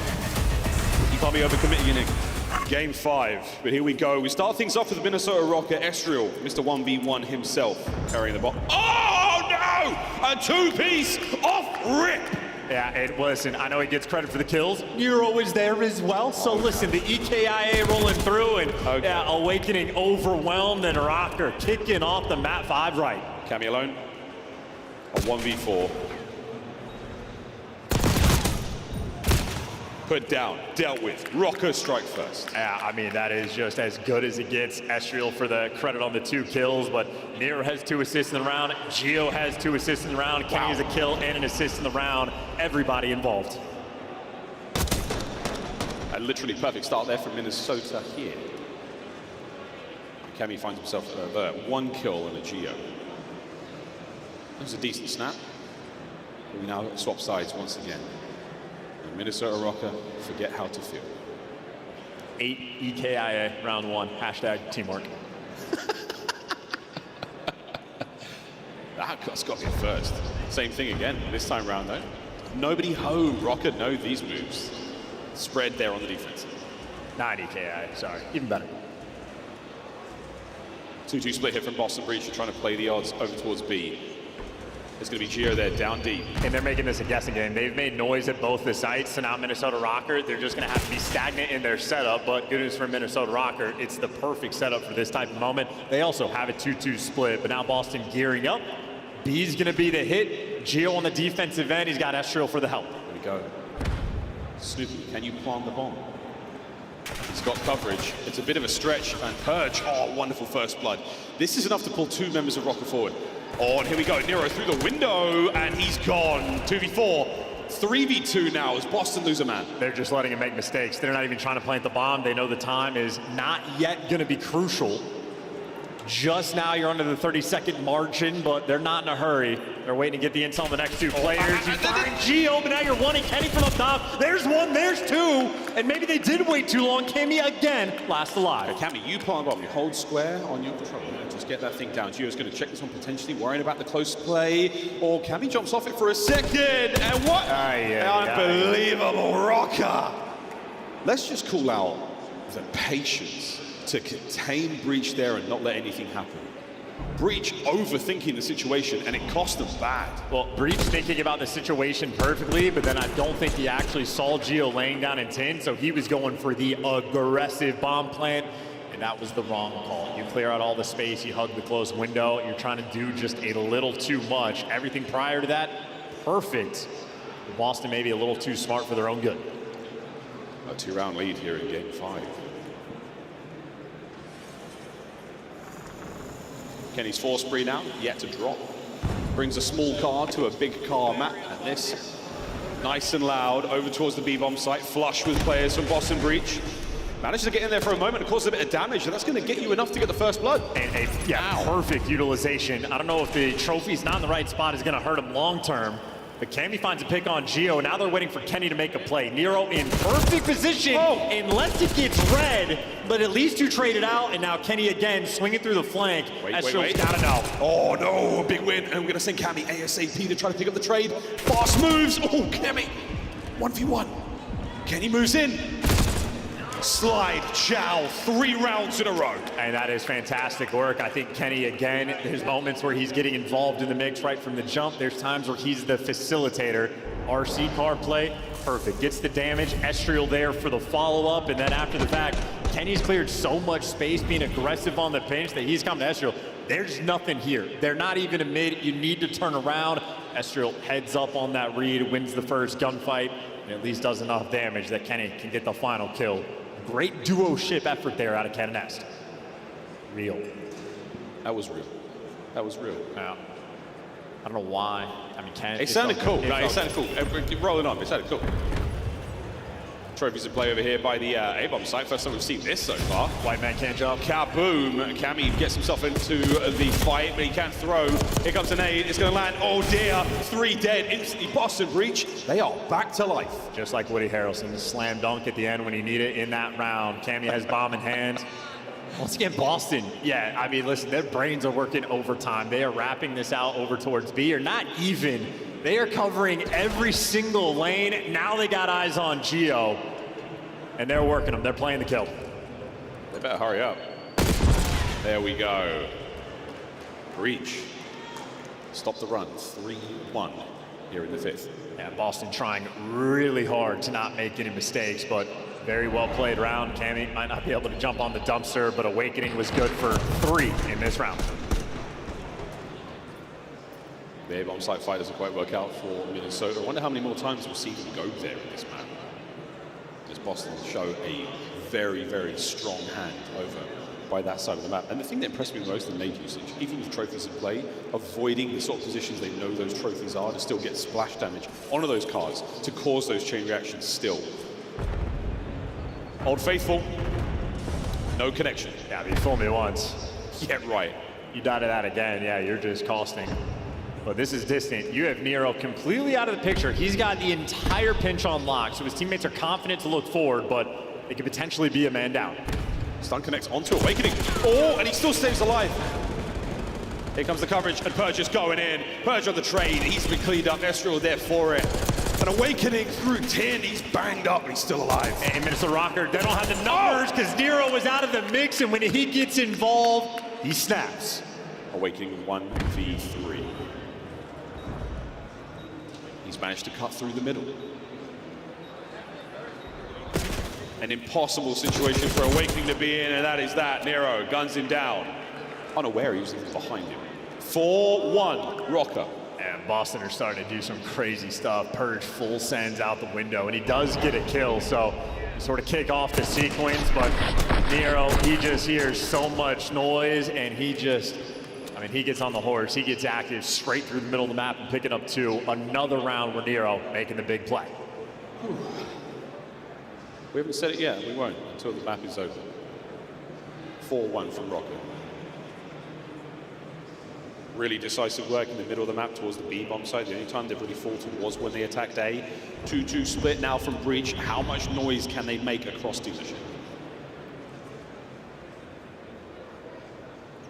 Stagnant setup. Boston again on the 2-2 split, but this is virtually no noise being made, so they're not faking anything out. They're wrapping over towards A, but Kenny and Estriel are here. And maybe the time works out. Yeah, Kenny leaves, and that's exactly when Boston starts to make moves, but here's the noise. Kenny's coming back. But they're playing for the retake. Nero and Gio have not reacted to the round just yet. Maybe for the moment, no reason to. Bomb yet to go down. Boston have really been taking their time. The A plant successful. Oh, Kenny, lovely coverage. Oh, Kenny over the top. First blood, Kenny finds 2. Needs are there for it. The trades explosive. Gio makes it a 1v2. Timing. Big damage. And there it is. Nero. The hot hand continues. Minnesota Rocker. 5-1 here in Game 5. Yeah, this is a meteoric run. And maybe Boston just falling a little bit short. The Game 5s that have been the biggest problem in the world for this team. The only reason Champs is going to be just a Herculean effort for this team at this tournament is because the Game 5s, they have faltered. At one point, a 9-loss spree in the game mode, but you did acknowledge, use the word transform, which I feel like is too far from Kenny being on the team, but now they actually have started to get some Game 5 wins. Here they are around the way, getting it done in emphatic fashion. I wasn't going to say it. I wasn't going to talk about the Game 5 thing, but now we've said it. Oh, I thought you were talking about Snoopy being on a donut. He's got 1 kill. Well, he has 56 damage. Oh, Estriel's first blood. He walks right through the dealership in the showroom. We take full control of the B-bomb site. Here comes the bomb. Express overnight delivery. Gio, oh my goodness. The last 2 members of Breach. The last member of Breach awakening. He will be suffocated here at the major and sent home. Minnesota Rocker break their Game 5 curse with a decisive victory over Boston. The Dreams champs. Still just that, a dream they fight on. And Boston Breach, a quick trip home in a few weeks to prepare for Champs, and for Minnesota Rocker, the fans on life support. I don't remember the last time Minnesota Rocker have had a series that wasn't incredibly stressful. One of the most intense hardpoint games that we have seen this year. A 1-point difference maker on the vault hardpoint that comes down to a moment we have almost never seen even occur in the game. We didn't know. And Nero had to drop 50 to make it happen. Can't say they're not trying to make it. You can't say they're not trying. Game 5 here on this Freaky Friday comes to a close. 5:59, and again, Kenny, he has had a brilliant series. A real magic maker for Minnesota. Well, there we go. Elim round 1, our first team to depart the tournament. And we got some exciting, spicy updates from the Bravo game as well. I do believe the Vegas Falcons are up over Vancouver, but more on that later. No shot. Yeah, bro. 6-1, the final score there on dealership. Unbelievable. Just when you thought that red card, was it a taste of things to come? No, it was a ruse, it was a rube, it was a bamboozle, and it fooled all of us. Dealership, the real deal right there for Rock. That's correct. I mean, listen, even for the vault control to falter like that, Minnesota Rocker, all things considered, I think that's a pretty impressive win, right? The two different clutches they had to have, both Nero and Ken getting aced out just to make sure you get to the round 11 where they showed off the ice, and then ice in the round 5s, as cool as it gets. So a very interesting moment now from Rocker. Just a question of how good can this team get in a tournament fashion. I just want to see those guys hold people. That'd make me happy. Oh, yeah. That'd be a really good thing. That would help quite a bit. But it does sound like that we do have an interview ready on stage. Man of the moment, Kenny, forcing that round 11 in search with Blaze. Thank you so much, Miles. DreamHack, make some noise for the Minnesota Rocker as they fought for their lives up there on the main stage. Yeah. Kenny, I tweeted out, man, like you was fighting demons up there. Bro, you guys go down to map number 1. Yep. And map number 2, you have to go in and you got to clutch up on a round 10 just to get it to a round 11. Quick 1v2, lose control in a devastating fashion into going into map 4, where you got to clutch up in the final few seconds. What was the craziest moment of the series you had to overcome? Honestly, the map 2, where the 1v3 happened to go 5-5. I feel like we weren't playing our game, and like mid SD, I'm like, listen, we need to play confident, like we need to play our game, and like the 1v3 I feel like sparked a lot for our team. Yep. Obviously the control didn't go as planned, but I feel like the COD demons working at overtime. They trying to keep us out. They try to keep you out of chairs, but you are not gonna let it happen as you guys are still continuing in your run, okay? You gotta come out with at least maybe, I wanna say maybe like a top 4 placement. You guys gotta do some things this weekend. Do you feel like you and the boys are prepared to give it everything you got on this stage? Yeah, I think our mindset is obviously make a run, regardless of what the champs qualification thing is. We're here to obviously play for the tournament. So I feel like right now we're trying to like keep as much pressure off ourselves and kind of just play our game like I said. Yep. I feel like right now we're beating ourselves, making it a little too stressful on ourselves, I guess. And you know, we got to talk about him one time, because the man who is alleviating a lot of pressure off of you guys, Nero, dropping 50 there to really kind of keep you alive. Talk to me about how he's playing today. Yeah, I mean, one guy that plays with a lot of confidence. I feel like we just got to keep up with his pace. Obviously, he's putting in a lot of ways. Yep. But when he's having a map like that, we should win. So that's why it's stressful to like have a close map, because like when people are dropping 50, you should be guaranteed to win, and it's so annoying to win a map like that, but it feels good to win it. All right, there you go. And now lastly to you know, the tournament run is continuing. You know, you still want to get into this last tournament of the year. What do you want to say to these fans who time and time again, you know, make sure that they're watching you play and they're supporting you out there? Just want to give a shout out to you guys. Appreciate the fans and all the love as always. We're trying to make this run, and I'm hoping we can show out. So thank you guys again. All right, everybody, that's going to do it for me and Kitty and the Minnesota Rocker here on the stage. Chris, take us away. Thank you very much, Blaze. And shout out to the Minnesota bros. They drove in. A few of them met me on the first day of rehearsal. They're saying, we're so excited for this tournament. I said, why? Aren't you ready to get shouted? They're like, no, we're making it to champs. Trey, welcome to the desk. The Breaking Point crew is here as well. We got the Flank, the Scump Watch Party, and you are joining the big show. What have you seen so far in Dallas? Well, the event is fantastic. Let me just start off by saying that DreamHack is by far one of the best events we've had in the CDL. I think by far. Gameplay-wise, fantastic. Quick series today, let me tell you honestly. I walked up. Yeah. I was walking around, I went to the Scuff booth, said hi, came back, and Thieves 3-0'd their opponent. I was like, bro, we're in for a long, we're in for a short day. So it's been nice, though. That's what went down in the winners bracket. But here in the elimination bracket, we already have a sample of a Game 5, and I'm told the Falcons are up 2-1 over Vancouver over on Bravo. Let's take a look at some of these highlights from Search and Destroy, because Kenny's crew, they went by 1 point in a Game 4 to get here, and then they put the exclamation point on this series. They sent Boston packing quick. This was unbelievable, and I think the biggest thing is like if you're Boston Breach, you're punching the air when it comes to these hard points. On the flip side of Minnesota Rocker, thank God you finally closed out at game number 5. But I said it heading into this, like the 2 times these 2 teams have matched up, it went to a game 5, and Minnesota Rocker won both of those game 5s. So this is another case for matchup. They ice up versus the Boston Breach, and hopefully they can take this momentum throughout the rest of the weekend and what they've learned in this game 5 and apply it into their series moving forward.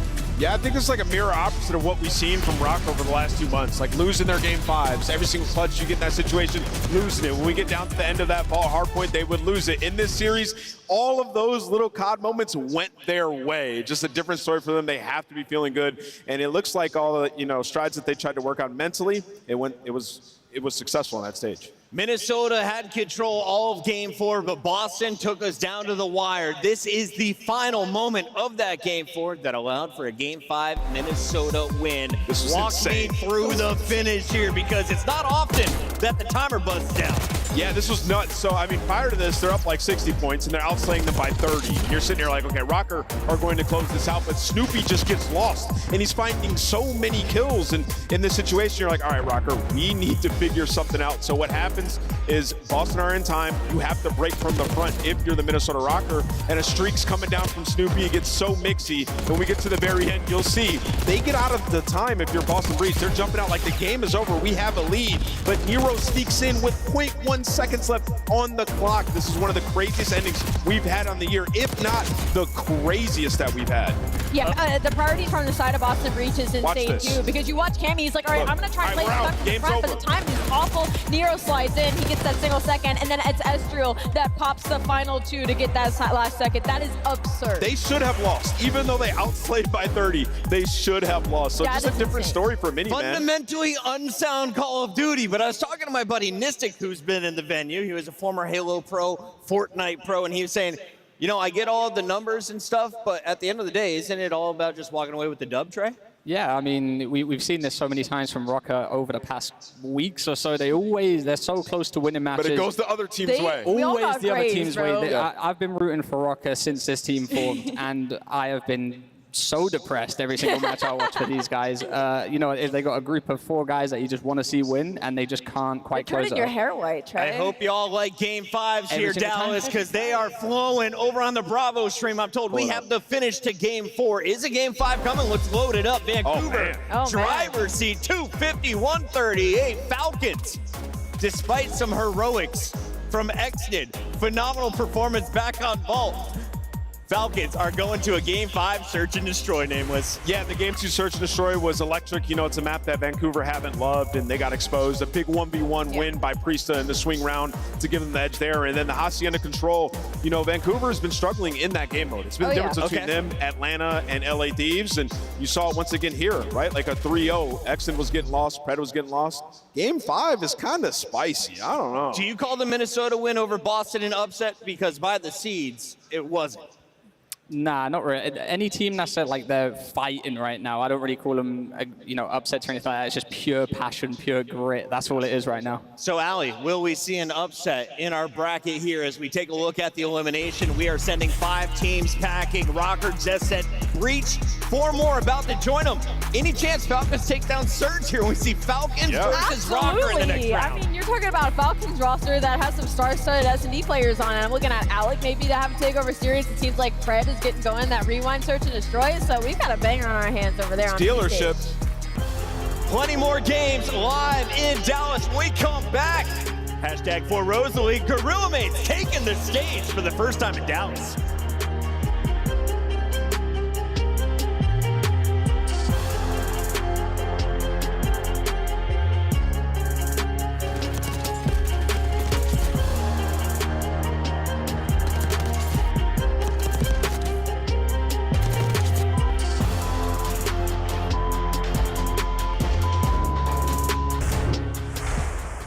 The Scuff Call of Duty collection is $30 off this weekend only. Visit scuff.co/CDL to upgrade your game with a Scuff, the official controller of the Call of Duty League.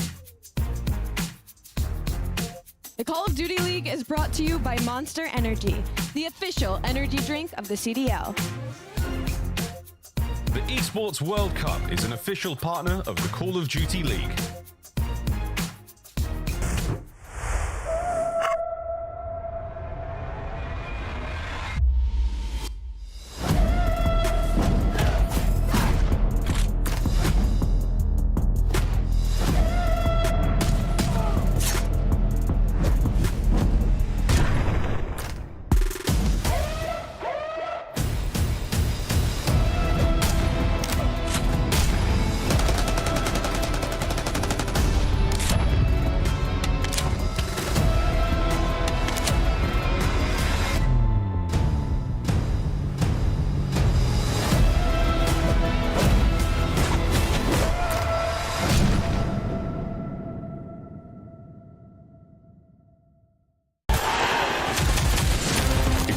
game.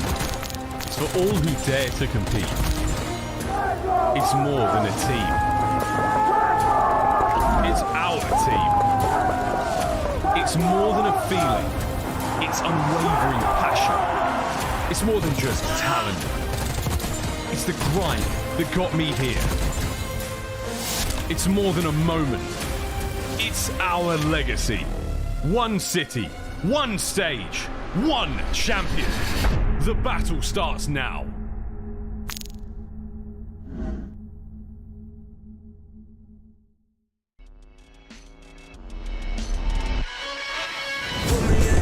I'm ready to fly by now. You should know I got that crown on my mind. Top it, get on your feet, feel the passion. Big bang coming through, blast like a cannon. Blast like a cannon. Big bang coming through, blast like a cannon.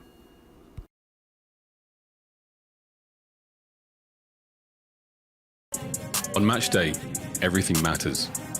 What you focused on the night before, how you slept, what you ate. Players gather in the arena, ready to go toe-to-toe, fueled by the dedication, passion, and love of the sport. The mind has to be focused, clear, locked in. Any unknown variable can mean the difference between winning and losing. And when you have your pride on the line, every decision has to be perfect. Every movement calculated, and every shot on target. If you want to be remembered here, you have to make them believe. Scuff has been a proud and passionate supporter of Call of Duty esports for 14 years and enables you to play like a pro.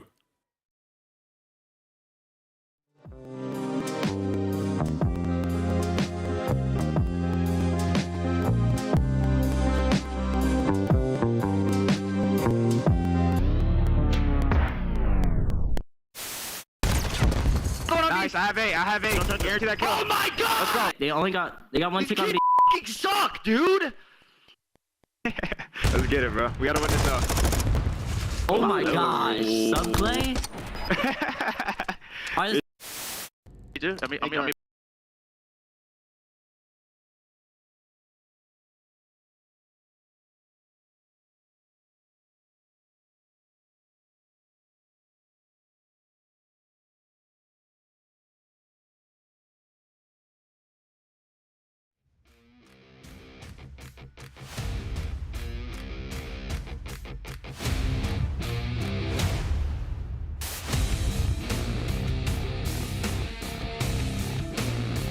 Get a fucking RC car, you do not call it in, bro.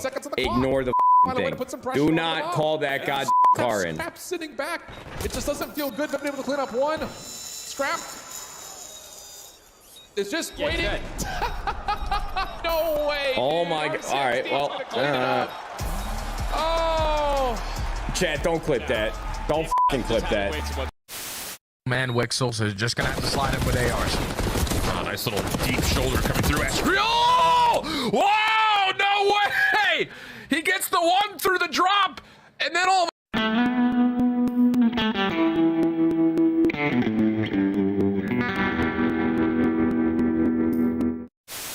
Now, as hot as the game may seem, I know one thing that won't be that crazy, and that's the comms of Toronto Ultra. We kill him?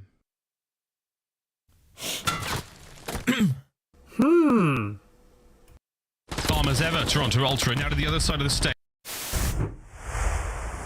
The 2025 LAG Team Pack is available right now. Each pack includes home and away operators, as well as this weapon camo to assert your royal will in the lobby. Next time you boot up, suit up at the in-game shop. We already said one team packing. Now it's time to put two more in our sights. Welcome to the Elimination Bracket, Day 1. DreamHack Dallas, it is the fourth and final major of the 2025 Black Ops 6 season. I'm your host, Chris Bucket, alongside Nameless and Rosalie. For the first time in our Elimination Bracket, we have the great Chance. Chance, what's up, man? How do you feel about this so far? Because we've had a Game 5 after a whole day of 3-0s and 3-1s in the winner's bracket. This might be another game 5, to be honest. I think LAG, obviously, in terms of like going to champs, it's not ideal, but they've showed a little bit of fight throughout the stage 4 qualifiers, and I'd say the exact same thing from C9. Been a phenomenal, like a sort of hardpoint team, and they got players like that are S&D superstars. That's the one mode they haven't really brought it together, and that's the mode I expect them to fry. LAG has missed out on 3 of the last 5 years at COD Champs. This could be a 4th if they don't win the event. They've got to be perfect here, and it's not looking good for the crew. Yeah, it's not looking good. I will say we've seen some individual bright, had a couple of good series after a slower start. Kismet and Hardpoint has been sensational, and that's been their best game mode. I mean, you look back at the split, they won 2 Hardpoints versus Miami, 2 versus Texas, actually beat Texas, right? So, you know, for LAG, they're still showing fight, and they're trying to play spoiler, and who they want to spoiler here is obviously Kismet's ex-teammate in Sib. They need to make a run to make it to champs, and it has to start here versus LAG. Kismet has been very consistent recently. I've looked at him as trying to lead the team, not just on the comms, but in game. Johnny's pop-off performance, though, won them a surprise upset throughout this qualifier. They didn't make it into the winner's bracket, so what are the goals for LAG tonight? Treat this like your champs, obviously. Just try to go as far as you can and make some noise. And for these individual players, I mean, you talk about Kismet's been putting on some shows. Johnny's fighting for a spot back into the league, and Lunar's trying to keep his spot. Same with Fellow. So there's a lot riding on their shoulders right now, considering this might be their last event. On the other side, you have Cloud9 that was very loyal to their roster. They ran with the same crew through 3 majors. Now they make the switch up, but is it too little too late? As soon as they put Capsule in the mix, the man helped lead them to an online win. They haven't found success after playing up against Faze. Yeah, see, that's the problem, right? Is like they come in and they got better at Hardpoint. You know, solid Hardpoint team throughout this split. They were 4-1 in map 1s, right? So they're starting series out. Everything's going well, but they have not been able to win Search, and it's unfortunate because it just looks like they need time, right? You're not gonna be able to figure out Search immediately every time with a 2-man change. 100%. I mean, this is what Toronto was talking about when they had to make the swap for Beans to Merc. They were like, listen, our Hardpoint's still gonna be elite, but by God, we just need more time to figure out the game mode. And we watched a little bit of progress. And again, for C9, they have the tools. Cap has had some lights out map performances in S&D. Sparks and S&D kid, like literally and through, they just haven't brought it together yet. Well, versus Faze they did, right? So maybe they put some work in over the week, so maybe they can figure it out here versus LAG. I will say for EWC, we saw that Cloud9 posted those 4 players on their Twitter mentions that they're going. It's a threatening team. I feel like you got to perform, though. If you're on this roster, you might not make it to champs, but you want to stick together in the coming months. Allie, walk me through this series. How do you see it playing out? We got a best of 5 loading up. Cloud9 the underdog here? No. I think Elimination is still the underdog. I mean, you look at series versus Atlanta, my biggest worry right now is like Hardpoint isn't looking that great, especially Rewind on the side of Cloud9. You've lost 2 Rewinds in the last 5, and they were not close. So no map pool really on either side of this. I'm looking at that Hacienda, maybe some opportunities for LA Gorilla Mates because Lunars and Fellow prefer to play that one, but maybe. Yeah, I mean, they just lost like 10 controls in a row if they're LAG, right? So for them, they have to start out hot. I'm thinking back to the Rewind where Kismet, and at the end, it was one of the most miraculous comebacks that we've had versus Optic. They need that same special performance here. It is currently a Game 5 over on Bravo Nameless. We're jumping over there right now. Thank you, Danny, our producer. He asked, do you want this? I said, absolutely. Give the fans what they deserve. A 3-1 lead for Vancouver Surge as Falcons could be playing in their last map of 2025. This is a good map for the side of Vancouver Surge, especially when you got 04 comfy like this right now. He's already on a 5, sitting at 6 and 2 on the flip side. Nasty is also incredibly comfortable on a 3 spree. Their setups are just so difficult to break through when you're not nading your teammates from the side of Vancouver Surge. All right, we're all tied up after that. RC's fun up. You think Falcons are coming back, right, Chance? They gotta come at you. You're giving them first 2. I'm shocked to see that they're in a Game 5 against Vancouver. I would expect Surge to 3-0 walk all over. So while you're casting that, we're watching this, you know, we got both on in the back. Like, this is shocking. Fred in the Game 2 goes crazy. Has like 11 plus. Gets a Hellstorm, right? Priesta with a massive 1v1. And then the control, Hacienda, it's just been a problem for Vancouver. Control in general, and Falcons able to expose them. Now in a Game 5, who knows? That would be electric for Rocker. Falcons more map wins than they are used to at the majors. They are getting it done so far. Surge was coming off a championship grand final just a few weeks ago back at Major 3. Rocker plays the winner of that one, but we are going down to the bottom half of the elimination bracket where Cloud9 Gorillas fighting for their lives. We also have Ultra and Royal Ravens loading up. Let's jump back into Bravo, dude. Let's just sit up here and just red zone it all day. Ant's loving it, but I think the stage is ready. Danny, are we ready to rock this one? Should we do some scuff pick'ems? I'm ready for it. Rosalie, would you like me to go first? Hashtag for Rosalie. I'll go first because this might be the last time that we see this LA Gorilla Mates roster, and I refuse to believe that. So I'm going with LA Gorilla Mates. Just going LAG. Yeah, I mean, I'm going with Cloud9. They're taking this one, 3-1. I too was going to go LAG, but I like leads. To Cloud9 we go. Yeah, Cloud9 for sure. You saw Easy Max key right there. He's like, I got to shut down Sib. That ain't going to happen. Yeah, no way. It's all about the Sib. Who takes this match? Who survives? Can Cloud9 make it interesting in the champs race? We go to the Blaze on the stage. There we go. Yeah, yep. I'm right here, Chris, and it's time to see if they can make this race interesting. This is going to be a great matchup. DreamHack, you guys been awesome all day, and it's time to bring another elimination matchup to the stage. So let's get this series started. Coming out first, make some noise for Los Angeles Gorillas. Johnny, Lunars, Fellow, and Kismet. LAG, know they gotta turn up on this stage and get the job done. Look, I know a lot of the storylines this weekend are mainly focused around teams trying to make it into champs, but for some of these teams, this is champs. This is their last chance to make some noise, to cause some upsets and solidify some spots for next year. And that's the story of LAG right now. Their backs against the wall. Can't get worse than this, Blaze. It can't at all, but the team coming to the stage next, they are used to these big pressure matchups. So from the top of the skyscraper we go. Here comes Cloud9.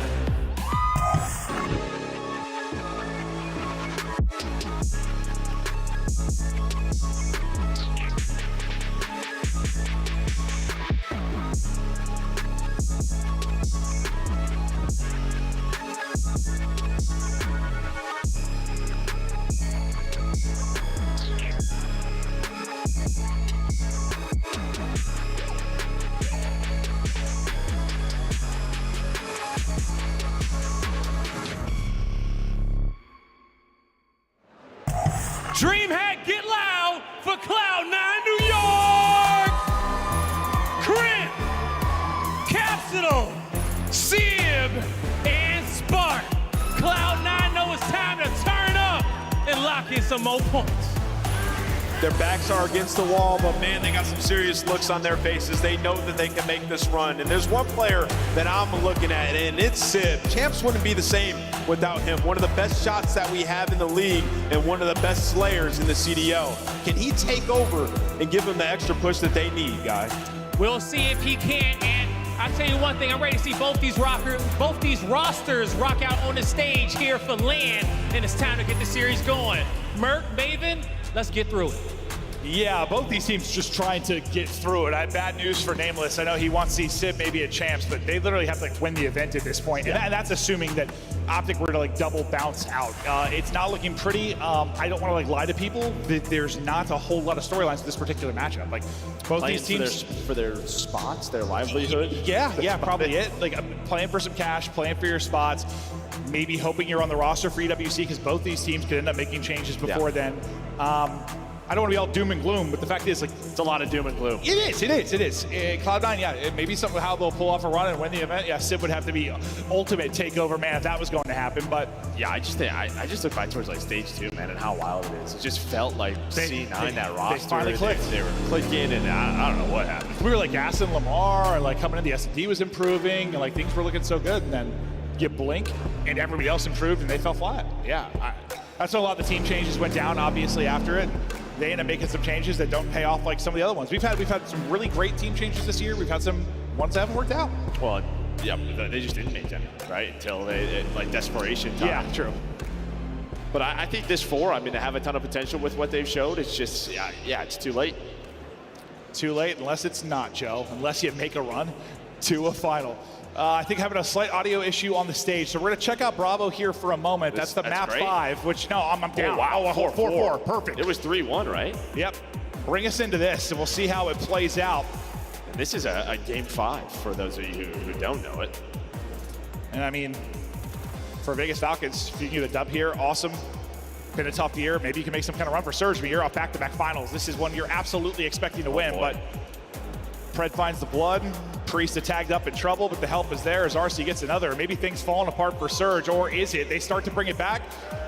Down to, I think, a 1v1 at the end of it, but Falcons will take it a round away from one of the bigger upsets we've had in an elimination match this year. No, we haven't had, we've had winners round 1 upsets. Not really losers upsets. Not like teams getting eliminated top 12.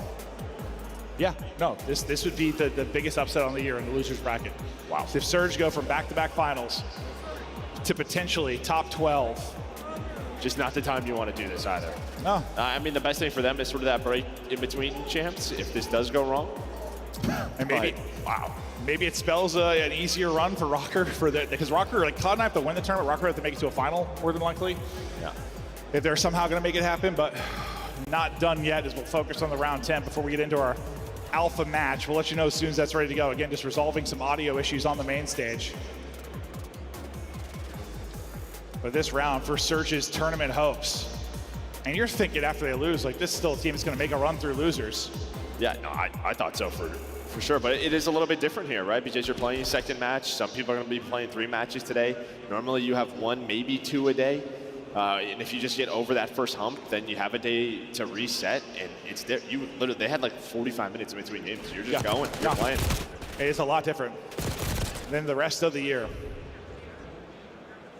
0-4, lurking, 0-4, doesn't get even one. I thought he was going to come with a couple of kills, and Neptune's going to get gunned. Oh, this is unbelievable.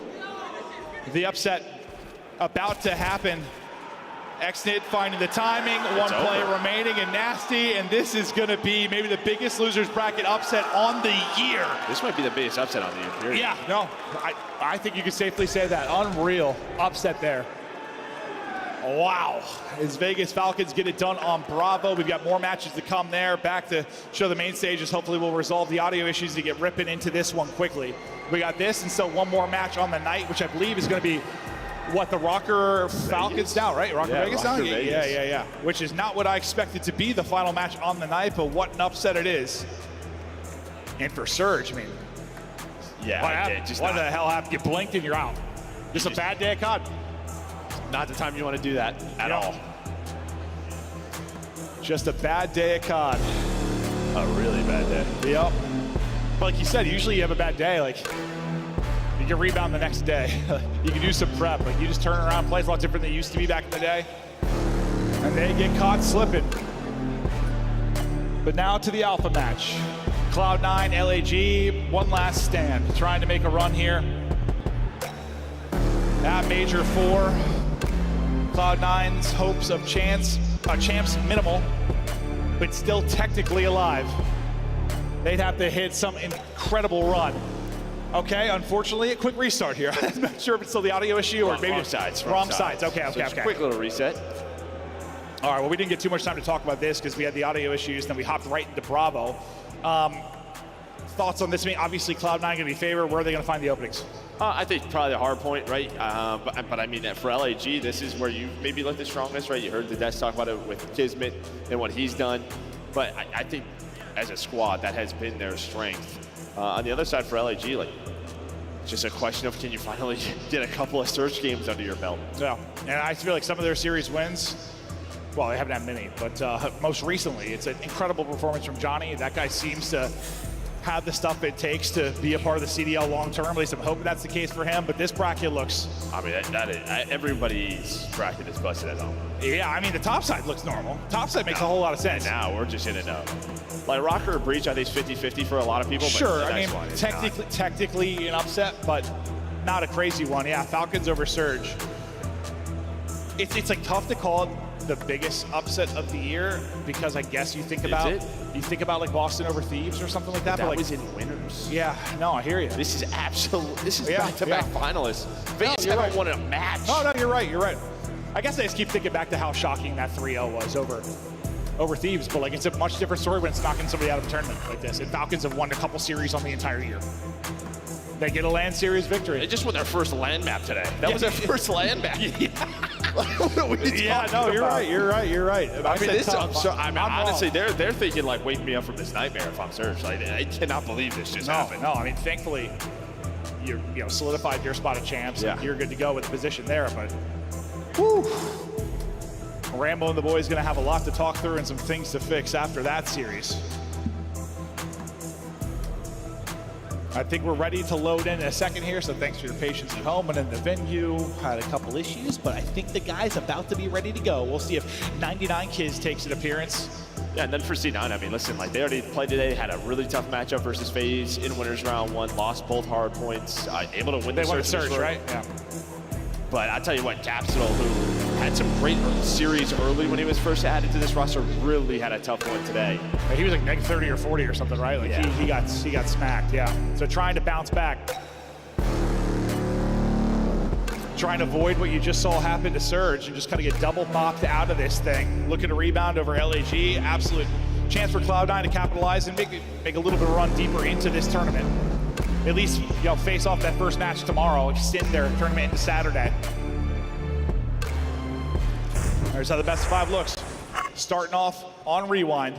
LAG is Ansa on the desk. They had that insane comeback versus Optic. When they were clicking, you know, they rip off 3 straight hard points. It is so impressive, but need to avoid those holes. But sometimes, regardless of the team for LAG, I swear to God, they're like, let's just go down 80 to 100 hard points, see if we can bring it back. Yeah, same old story with LAG. I mean, and again, like they've had some really close matches, some searches they should have won. Their year could look a lot differently, but this is a situation that they're in, so they're just trying to all put it together. Now maybe have one final tournament run, and yeah, as you said, EWC, maybe they'll have the same roster, but I doubt it. I don't know if either of these teams will. Maybe we'll see who's got kind of the keys to the ship or the car or whatever. I don't know if ships have keys. I guess you have to have a motorized one. Yeah, that's true. I was picturing like an old school, like 1600. I was thinking like a submarine, because we just watched Mission Impossible. Dude, that was crazy. That whole sub. If you haven't seen it, go see it. Tom Cruise is insane. Absolutely insane. Well, let's get to the P2 now. As LAG have got the early setup. Spart's been pinned down for now. Trying to pinch and look for an opening will be Kremp, and they're waiting for Capsule to get involved off spawn. Pinch falls apart as Kremp drops. LAG continue to hold. Sib walks away with 1, but that is all you're going to find out of Capsule. He's still going to keep a presence here for a moment, but yeah, it's real staggered now. Yeah, I like this out of Kremp. Just take your time, wait for your teammates off spawn, but even then, you're going in by yourself, 1 by 1. This is just not a map that you could do this on Rewind. Plays more traditional. You have some close spawns, so you have to wait for one another, and you're just not getting that at all if you are Cloud9 New York. Patience not there, and they're going to be at a deficit here early. Strong start from Fellow and LAG. 5 straight for Fellow. He's getting the time as well. He's probably working towards a Hellstorm, I think, just based on the objective time he's gotten here and the spree he is on. He's going to attack on a 6th as well. So Fellow in a great position. Maybe this gunfight for the Hellstorm. He's already got the Hellstorm, so he'll earn it. He'll lose that fight, but you've got a streak early on, and you're up 50. Yeah, nice little P2 there. And then look at that spawn Fellow just got, number 3 in Sib. He backs all the way up to try to pick this up. He's hunting him. Lunars and Johnny, while that's going on one side of the map, trying to take the hill, but C9 able to win it on both sides. C9 try to bring it back. They'll be picked out of the hard point for now. It'll be Lunars in a 1-man stand, at least for a moment on one side. Then you've got Johnny battling towards the point on the other. The streak that Fellow earned early, now called into play. You've already got 2 dead, so this is going to lead to some time. You still have about 30 seconds remaining in the hard point. Maybe the streak doesn't lead to anything, but Lunar's able to line them up. Someone just got to get to the hard point, fight some time. Yeah, I think they just wanted to get forward. Maybe try to flip these spawns before this next hill pops. And well, behind that, Kiz is able to find the double. So the Hellstorm, maybe not finding a ton of kills, but it allows his teammates to be in a great position. Kremp gonna try to survive and pick off maybe as many as he can, but not gonna really come away with much. Fellow earned the streak early. Lunar's now with a chance to do it on his 5 in a row. Still a ways to go though, but he'll be inside the point. If his teammates get the kill around, purely the objective time's gonna work it closer and closer towards it. I mean, this has just been so good out of LAG, right? Using that Hellstorm, able to just connect this into now winning P2 and P4. This lead going to continue to grow. And that's gonna be another streak in a couple seconds here. And yeah, I mean, we saw the big comeback, but you see LAG have a great understanding of Rewind. There's another Hellstorm. Good job staying up inside. Repositioning, hitting shots. Lunar's on a tear. 8 spree now for him. 11-3. Nearly a minute to go in the hard point. Up 100 points. Just dominant stuff early on the other side of Kismet. So we'll hop to his POV. He wins a big one-on-one gunfight. That's going to allow them to pinch this out and spawn out Capsule and Old. Crip will spawn out Old as well. This is just perfect from LAG. Quick break, right into the point. Spree still going for Lunars. And on one side where you're not waiting for each other, you have a lot of patience right now if you're LAG. You're taking down trophies. You're setting up pinches. They're leading up breaks. This could be a blowout. It is looking that way. Barring some kind of run. It was the spree from Lunars, now the spree from Kismet. He's 17-8. Wonder if we have 99 kills. Well, we sure as hell do. 18-9. Finally, a string of kills on the kill feed for Cloud9, but Lord, it feels like you've got a mountain to climb. Yeah, I mean, they do a pretty good job here, right? Finding a good chunk of time, getting back into the game. Sid pulls out another sub, starts to get into the mix. Still 17 seconds left, so LAG are gonna try to contest and find what they can. But maybe a great timing here for Tapsol. He's able to hop the wall. His teammate's able to find the kills, though. So you fight back a bit if you are C9. A bit, but yeah, still in a big hole. It'll be 90 as we get back into DVD. Things have got to swing their way. They got to swing them quickly. And for LAG, I mean, you know the capability of a comeback on this map because you've quite literally pulled off a 100-point comeback, trying to not allow the same thing now to happen to them. Spart, I thought tracking pretty solid, but Lunars will hit the slide and he'll win the gunfight. Still a presence inside of the hard point in the form of Kremp. He's double negative right now, but trying to get something going through the second set. And he's doing exactly that. Gets 2 inside. Ooh. Capsule running by 1, hits the dive, but Hold on. That's able to pop 3. And the help comes in the form of Johnny. Great play from Kids to slow down the momentum from Cloud9. I was literally just about to start talking about how C9, they're starting to win a couple of more gunfights, chaining some multi-kills. But then Kiz pops a play like that, flips the spawns for P2. Gonna try to break this early if you are C9, flip them out before P2 even spawns on in. And while you're able to find 3, you just have to find Lunars, the last guy alive. And you can see you're still getting the spawns if you are LAG. Can they get out of that spawn and actually apply pressure forward? They're able to deal with 2 of the Cloud9 players. Now they have a 3-on-2 towards the point here momentarily until the help comes in. Spark gets, I think, stunned to a different planet. But his teammates get there, walk away with enough kills to at least keep the hardpoint white for now. Yeah, but they still have, there's always been one more player. You haven't gotten the 4 dead, you haven't been able to push on forward, so the presence is still here from Gorillas. They're gonna find the 3 kills. You were so close to breaking that if you are Cloud9, maybe getting back into the game, but that one's gonna hurt. Yeah, so close. Like you said it perfectly though, always one more body it felt like to trade it out for LAG. You got the lead down to what, 50 to 60? Somewhere in that realm, and now it's been pushed out again. Yeah, and it's like that last player, it's not even they were getting trades, they were just alive. Like just the fact that they were alive influenced the spawns, that's all that they needed. And now you can take your time, maybe try to flip this streak, and well, at least secure the win at that B4. Splits for Cloud9, but it gets picked up on both sides, and now that second streak you earned early in the game.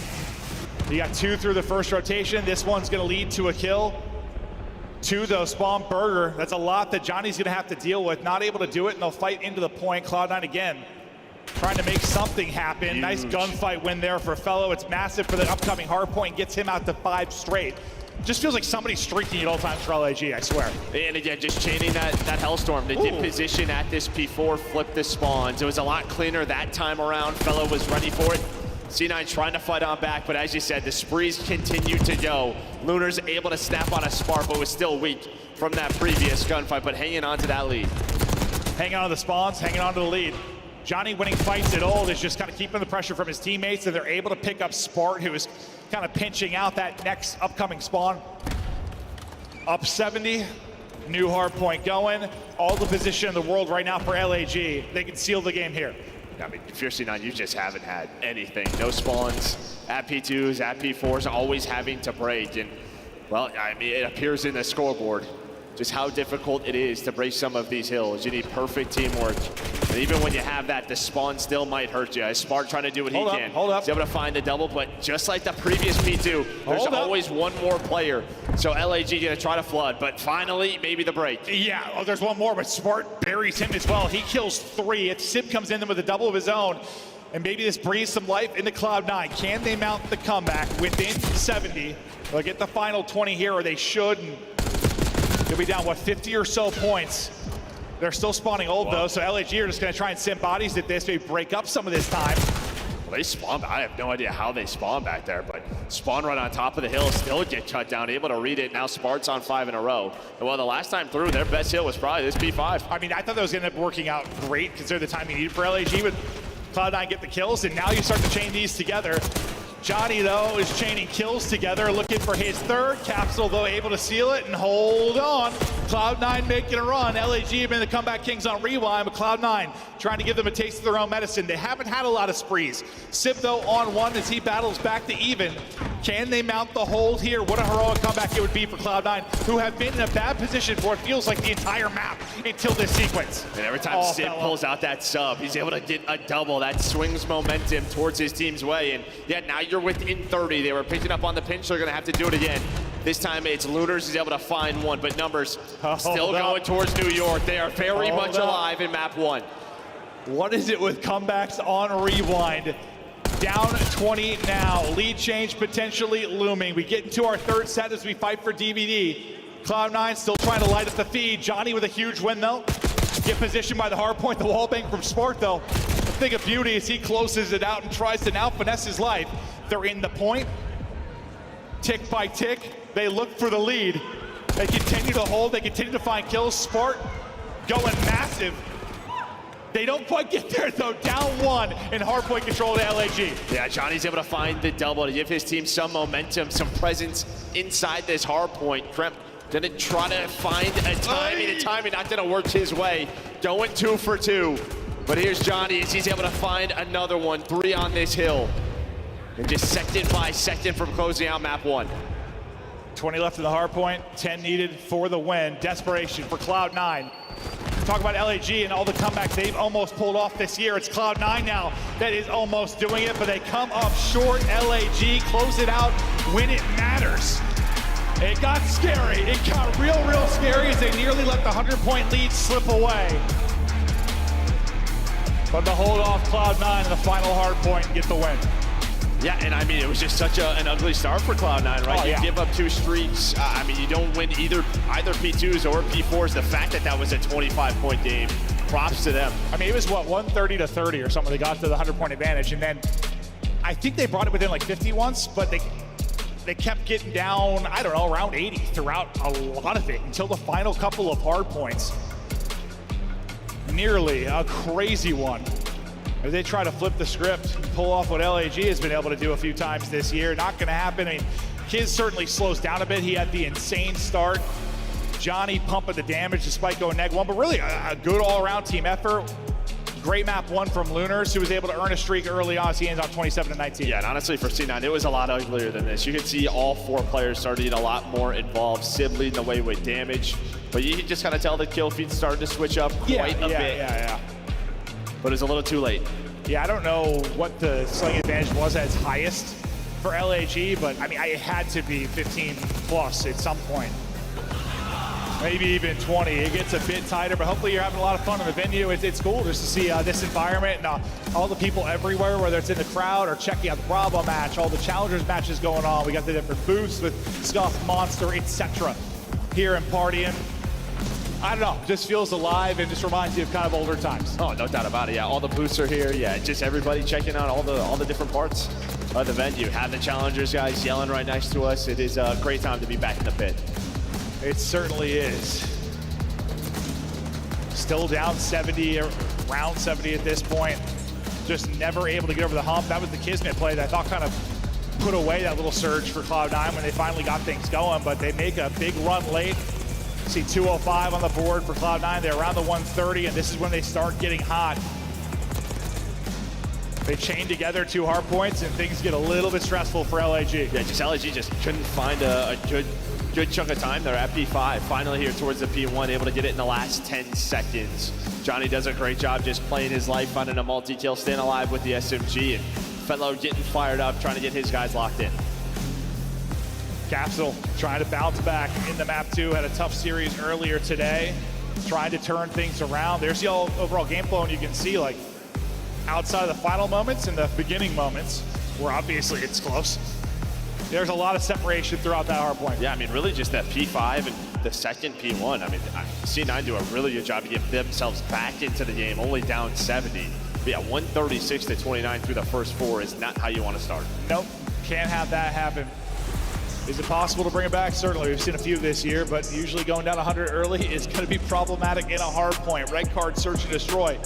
The next up is Cloud9 will try to answer back, and as much as like, yeah, they're the favorite versus LAG, it's not like it's that wide of a margin. I know LAG don't have any wins of the year, but they have been very competitive in a lot of series. It would be an upset, but it wouldn't be that astounding. No, not at all. We had the LAG fam in the crowd as well, hanging out, watching the match. Hello. So yeah, everybody's showing up here at DreamHack Dallas. It's cool just walking around. I honestly have bought that. I don't know if I've been to a DreamHack or not. I don't think I have.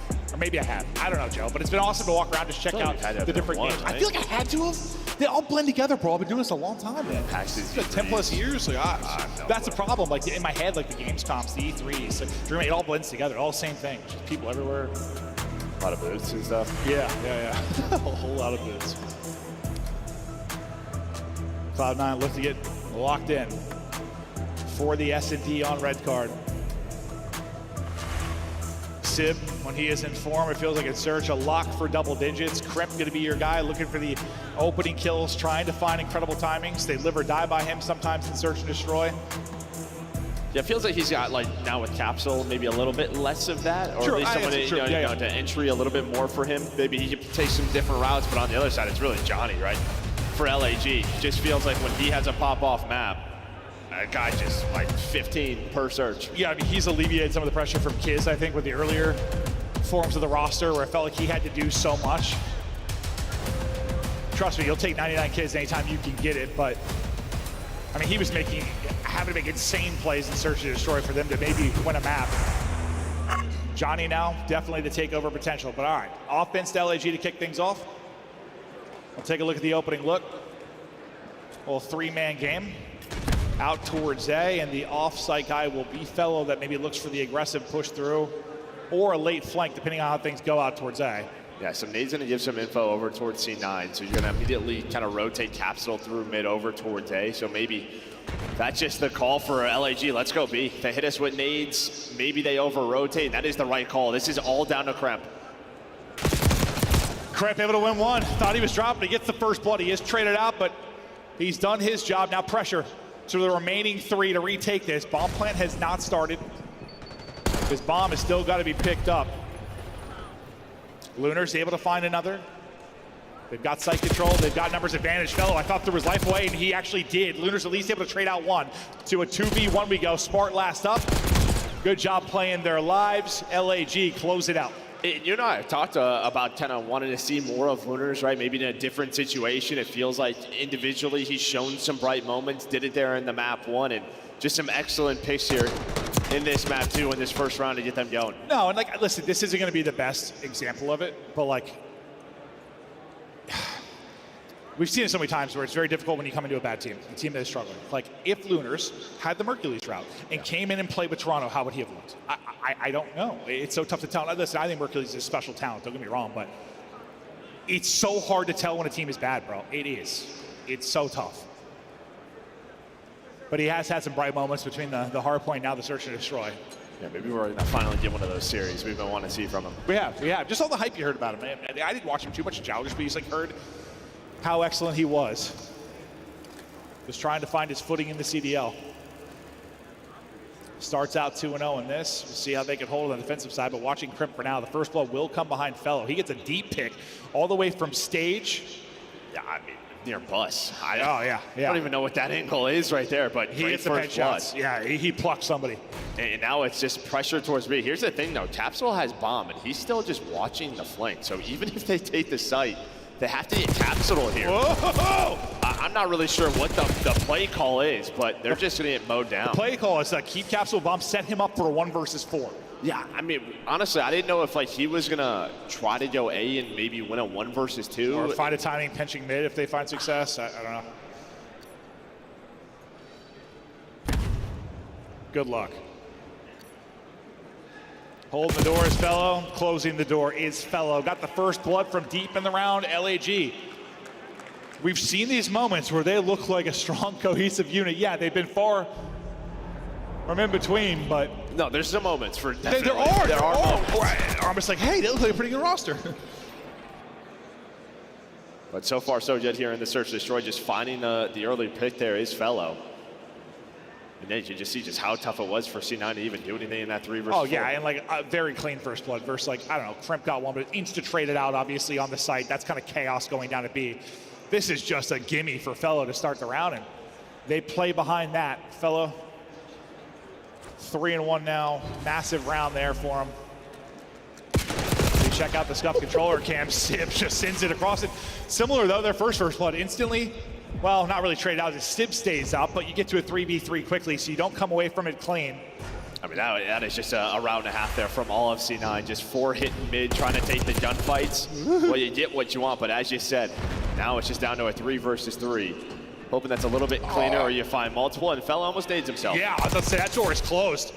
Crimp with some lovely shots. Smart had a worse nade than the other one that we saw. Suddenly it's Crimp by himself. 1v2.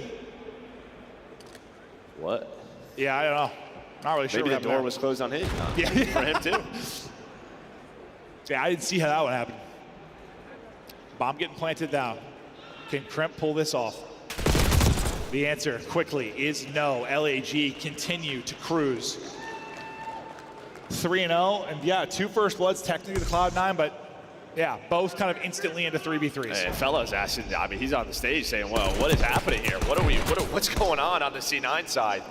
But yeah, that you had the numbers gone from that nade. And then you think about the last offensive round, you're kind of like, what's the game plan here? It just feels like they are not playing as a cohesive unit. They need to get Lamar out. Give him a control, put him in the comms. Yeah, put him in. Let him direct troops a little bit. At least in the search and destroys. Fellow spree continues now up to 5. Capsule in trouble, but popping and finding one. Gets the first blood, and this is the first blood that's like actual numbers, actual control. They got to turn this one into a round victory. Thought for a second it might slip away. If Sib gets caught, Capsule pushes on through, gets his second in the round. Things I thought slipping away for a second, but they stabilize. Fellow now 1 versus 2. Sib able to pop and win it. Now 3 first bloods to the count. And finally a round on the board behind 1. Yeah, the LAG players, you saw they were going in for the trades, but there was no one to follow them up. So every time they made it like a 3 versus 3, there was an immediate trade. There was nobody there from the LAG side to equalize numbers. You're just hoping for a 2-piece in that scenario, maybe a little like pop-up from Lunars there to find that second, but Sid was there for the gunfight and then able to snap on a Fellow. Great play from Capsule. I thought he got caught kind of out camera. Yeah, just staying alive. But had some help and just stayed alive. Got a little pop and play out of Capsule. See if Cloud9 can string anything together off of that. Got a little 2-2 setup from Cloud9. And pretty passive so far out of LAG. Outside of Kiz, and Kiz nearly pays for it.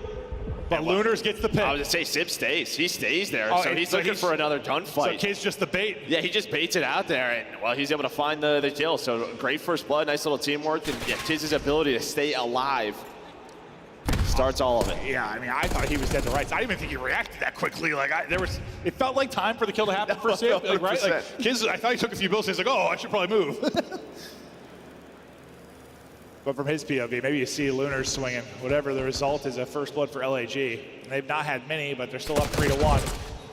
Kiz, though, is going to get dropped, and that's one maybe those like hero plays. It's like you find an opening, you're able to call the round, you get caught, and maybe things fall apart for your team as they're happening right now. Yeah, it's like your front man, right? I mean, bombs being planted, so Johnny's not able to help you. You give him a one singular gunfight, now another's. Johnny's gonna get paid 2 versus 3, 20 seconds off the bomb, though. And he's just so much in front of the team. Like, he has so many things to worry about, I know, but. Well, now it's just on the Lunars. What is this timing like? Is he able to find one? Now they have to hunt him in this power position, has no idea where the other members are. And yeah, he's just trying to get forward as Kismet ends up getting caught, and I think screws his team. Yeah, it's just tough. Like, I know, like, when you're pushed up there, so you have so many things to worry about. Like, there are so many spots, so many headies back there. you can get picked up from everywhere. I know there's like a sense of urgency sometimes, but like there's got to be a spot you can pick to just rat. Well, I just think if Johnny's not planning, I think if he's not planning, then you're okay. And then this wallbang too, like Johnny thinks he's gonna get out. If Johnny gets out and lives here, it's not the end of the world that Kiz throws his life away, because you get some info. Yes, you lose your front man, but like you're still in a pretty good position. As much as Kiz dying hurts you, like that pick from Spart was massive. Yeah, nice little wallbang spot there from Spart. But yeah, I mean, 4 versus 3, you probably don't need much more map control other than bomb being planted. Yeah. Johnny finding the opener. Capsule in a world of trouble. He is. I just looked up and I was like, how is he here? Yeah, he is aggressive up through mid, and he is in no man's land. There was no opportunity for help. Again, just these hero plays getting caught right now by C9. Nice shot from Sif. Can't get out though. That'll be bombed down. Pressure is Spart. 1 versus 3.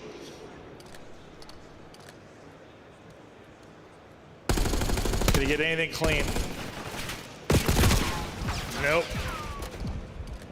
He is a bullet. Just gets back to full and able to actually find one. He turned that into something.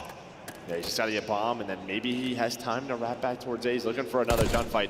Be able to spot Kiz, so that's gonna give him the heads up. Has to hop into the window, but now it's just a time thing. Which bomb is he to? Yo, he might actually juke them. This might work out. Nobody's gonna stay B.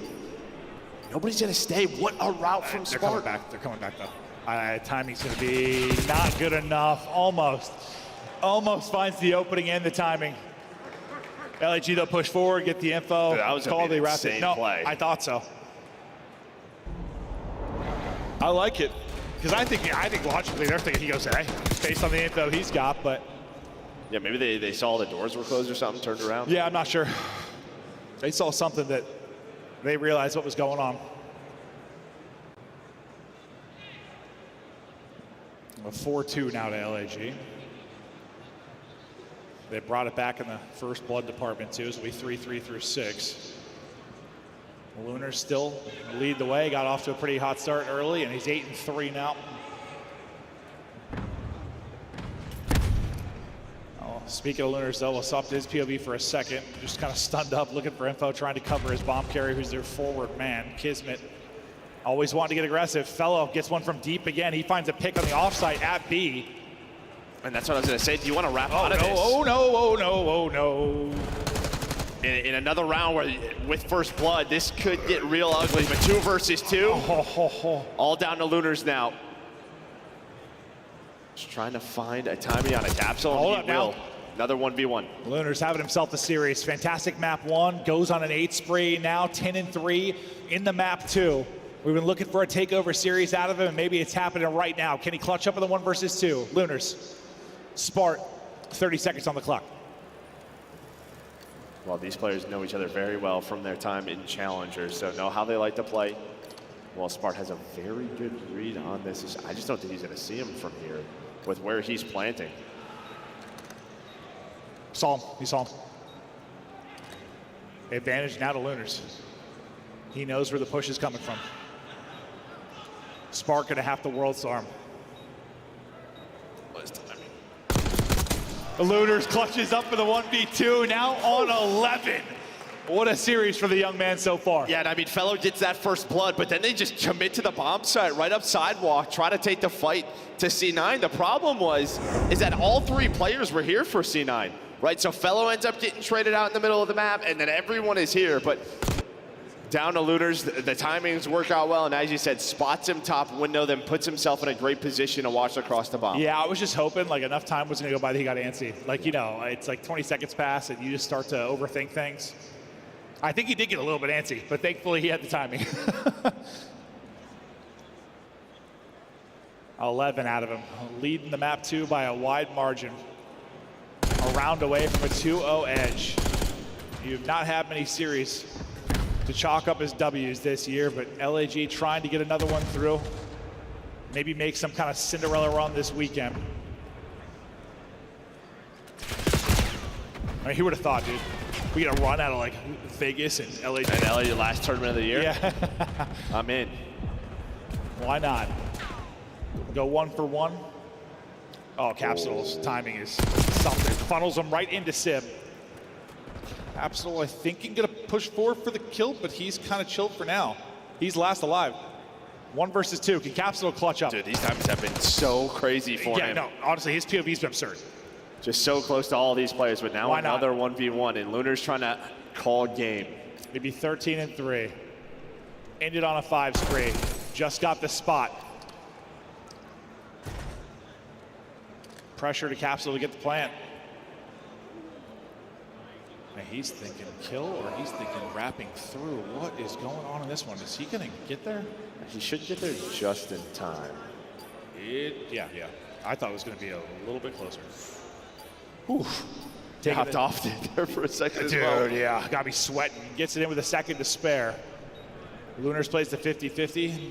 He'll guess wrong, and now he's got to retake this site. Capsule's got the advantage with the SMG at close range. So for Lunars, could he just get some damage in? Well, he just doesn't want to run through the door, give him that free info. Because he has stayed if you were Capsule. Now it's just a throw in the shoulders. Now it's all about the gunfight. Lunar's able to win it. 13, a couple 1v1 clutches. What a series out of Lunars. He is feeling himself. This is the Lunars we have wanted to see, and he is doing it on land right now. Incredible performance through the map 1 and map 2. And a couple of clutches to go with it. LAG are up. And yeah, we've seen the moments. We've seen them in form at times. Putting it together right now across modes. We'll see if they can close it out in control. That's where things have been real painful. And on the other side, just individual from Cloud9. Just doesn't feel like they're on the same page at all in that search and destroy. There was just a lot of moving pieces. Dude, 13 and 3, 1,500 damage, bro. He's put up 700 damage a round. That was a map from Lunars. And then Fellow, maybe not the same kills to go with it, but he had his 2 first bloods were like picks from deep. Like they were some crucial ones for him. I'll say 700 damage a round, that'd be insane.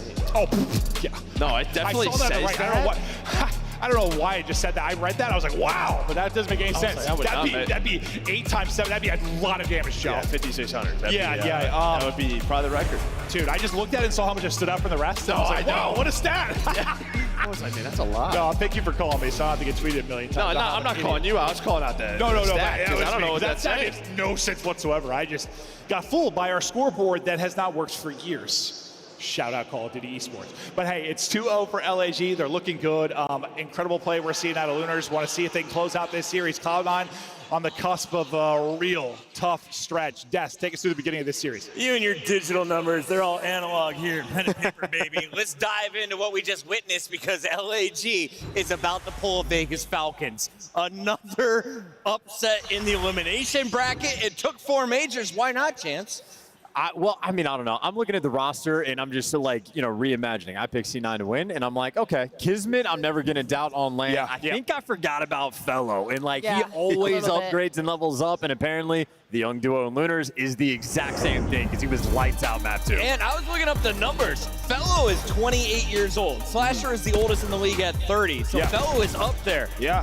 What is it about his career that he's able to excel on land? And what took Lunars this long to pop off like he did here with 13 kills? Yeah, for Fellow, I mean, he's just comfortable on land and in this environment, right? Plays with a ton of passion and just plays the correct way. And typically, on land, some players can lose their minds a little bit and give you some free kills, and Fellow feeds off of that. And you saw the early 100-point lead for them. And Lunars so far through this series has been sensational. Yeah. When we talk about the Challengers players that come into the league, you can typically tell, even if they're on a bad team, when they have big series, that they're going to be here for a little bit, that they have what it takes.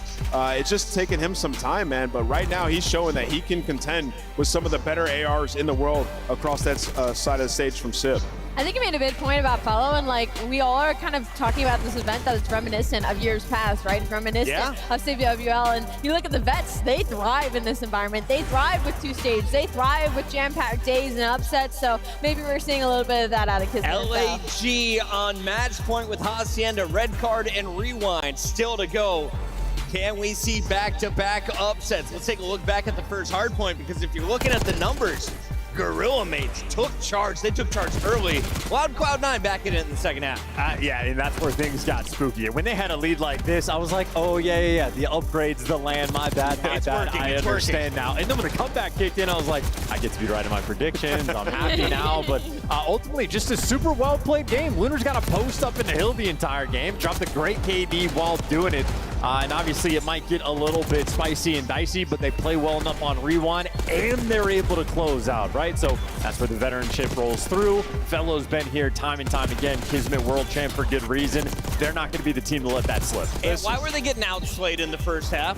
We talking about Cloud9. Talking about Cloud9 because Kismet is the best P1 player in the planet. Honest God, I'm being so serious. He just finesses inside of DVD so well, and you know Cloud9 started to come back. I always talk about this map. You could snowball hills easily, back to back to back. Guess what happens at the very end? P1 Kismet once again able to break on in. I'm telling you, he's the best rewind P1 player. Hold on. All right, he's still in the fight right now. LAG trying to end the hopes of Cloud9 with the game 3 coming up, but right now we got to go over to Bravo. Why? Because we are down to Bravo's 4th match already. I'm told Toronto is in the mix, a team that notorious for losing on the opening round of a winner's bracket, then making it to Championship Sunday somehow. Yeah, we'll find out. And Carolina, obviously, an interesting team. Maybe like not too shabby, but they've yet to really justify their change. So you want to see if that's another team. They got the vets if they can kick up on land. All right, get the predictions in early. These are unofficial, Allie, so no stress. Are you going Toronto or Carolina here? I'm going Toronto for sure. I think they show up. I mean, this is a team that is fighting to be in the top 4 conversation, right? Like they've been battling all year. They've been kind of left, kind of either right on that 4th spot or outside of it. So for them, this is do or die. And on the flip side, Carolina Royal Ravens, it's been a steep decline, and they need to find something special. Quinn's +8 right now, Nameless. I know the numbers are kind of small from there, but that's what he's crushing. That's what I was about to say. 13-5. My boy Gwyn's frying right now. It's a tight game, but something that I'm noticing that's just grinding my gears. Chris, can you guess what it is? Slasher, no Rex, time, or Dylan Rex, no time? It's Dylan Rex with 0 How seconds. about both of them? Your ARs are combining for 12 seconds. Not Get good. in the hill. Yes. Why even say combined? Slasher has all 12. Well, because combined, there's 2 players. It sounds still better. 14 seconds. It sounds like they've split it, but they're not. Good comps, good comps. 85. We're going to leave that tied. How do you find out what happens? You open up the Bravo tab because we got to get back over to A for the alpha action. What do you got for me? I was going to say it's a good situation. If Carolina are able to take this map 1, dealership has been a pain point for the Toronto Ultra. Maybe some life if you're a Carolina fan. American Maven, Chaos. It's DreamHack Dallas. It's the final major. It's Cloud9 making it to champs. No. Don't think so. But no, listen, there is some chaos. We've already had some big upsets. This has been, listen, it's been a stretch. I've done this a long time, but like these past couple majors, like just the number of 3-0s we've had, the grand finals have been ass. Like you've got back-to-back like 4-0s. Well, after Major 1, it was tough. Major 1 was incredible. But like I feel like we deserve some chaos and some wild stuff to go down at this one or at champs. Like it's just been some round 1 matchups that have led to like losers bracket reapers over these last couple it's setting of majors. up that way. I mean, you know, you got Thieves Faze Thieves Miami tomorrow. You got Optic Faze tomorrow. So setting up to be some great games. I feel like it's the first time like our winners round 2 looks normal. Looks normal? Yeah, or someone like didn't slip up. Someone didn't slip up, or you know there wasn't a weird matchup. Yeah. Well, I guess you still have that, and that's maybe Surge are the ones that end up falling. Because what was the real crazy one? Oh, it's a Faze Surge, right? Was the round 1? Surge has had some tough round 1 matchups. They really have. But God, for LAG, can Lunars keep it hot? Fellow has been the hype man. He has been the Energizer Bunny for this team. I know he's toned it down from his old days, but you see him on stage, he is animated, he's fired up, he's dialing it back. Yeah, maybe it's just one of those scenarios where he feels like I got to bring a little bit more energy to these guys, right? Just bring some confidence to them, and maybe that's helping out the younger players like Lunars and Johnny. But the problem is they have not want to control this stage, so we'll see if we can turn this around. I don't think they won many this year, Joe. They haven't. I haven't won many series though either, and they're on the cusp of doing it here. Trying to make one final run here at Major 4. Lunar's trying to keep the hot streak he's had in this series. I think the takeover guy that really, for the most part, it's been either Kiz or it's been Johnny. In a series that really has gone dominant. It's Lunar's time to maybe do it, but it's Johnny's POV for now as he's trying to find openings here in the control. I mean, he's doing a great job staying alive. Plus that is still very close to being done. He's on 4 in a row. Nice. He's able to get that take. So, I mean, he is just pulling so much, though, back towards him, allowing his teammates to get out. Yeah, they'll trade out the kill on Sib and then get out towards the B point. Kiz tagged up on the cross, but gets back to full. Gets Katho on the out-of-the-map route there from Crimp. His teammates, I thought, going huge. They do go huge. I thought it was even cleaner, though, for a second after you lost Kiz. You only lose one more player, and you keep 2 players forward.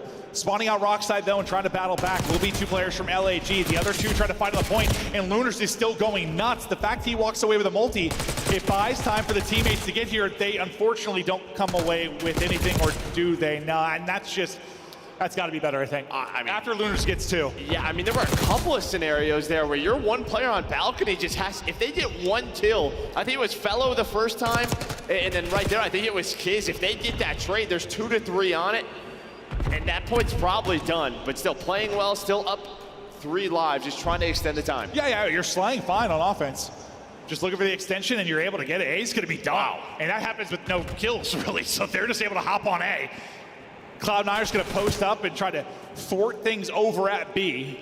Maybe don't want to give up kills over rotating, get caught, but that's just simply too easy for LAG.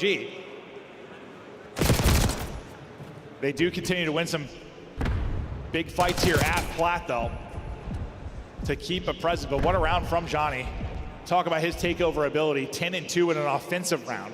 Playing his life well, playing his timings well. Unfortunately, going to get gun close range for that one. But I mean, you'll take that gunfight 10 out of 10 times. Close range to the SMG. You can't walk away with it. I think if he doesn't punch the door, he probably gets first shot. Instead, punches the door. So that happens and does lose that gunfight. But having such a great round, as you said, still up in lives, still a lot of time to work with. Now Kismet going to pause the clock to allow his teammates maybe to get there to help him out, but now it's just gonna be down to him to try to do it again. But Sib hits the shot. Yeah, and that stretch, you lose your life advantage too. So a little flip of the switch there for Cloud9. Much more winnable. After that little bit of a flurry,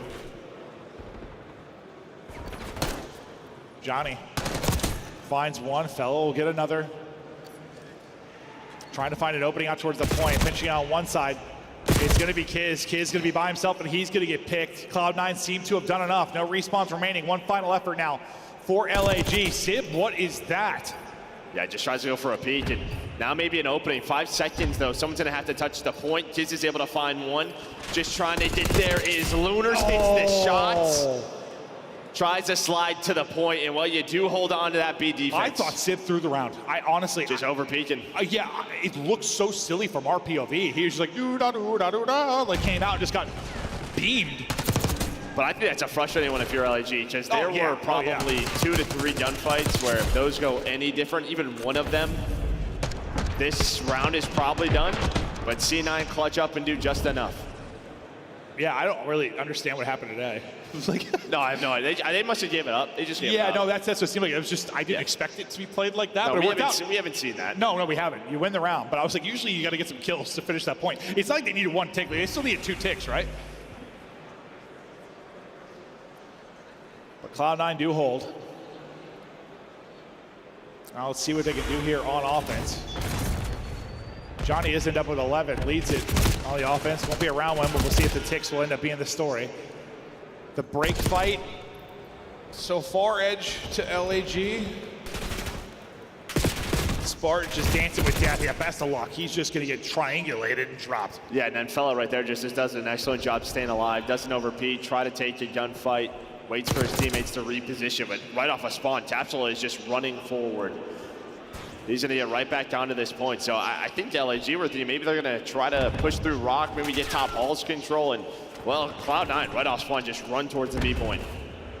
Just rapid defenses and get on the objective. First bit of progress is through. You win 2 fights, you're in a good spot. You don't have plat control though, so still gonna have some stressful situations. Or are you? Second bit of progress done. Lunars finds a pick. Fellow able to go over the top and drop 1, so looks like you've held here for now if you're LAG. They have plat control and they turn it into a stop. Fellow gets the final player, I think, over at B, and then wraps out to clear the player off of B as well. Time is still a ticking, 40 seconds to go. Fellow just on a 5 spree with a quickness. Yeah, does a great job just playing his life, taking his time, and then winning some gunfights, which did not happen for him in round number 1. They do have to react to this quickly, though. 2 players on it.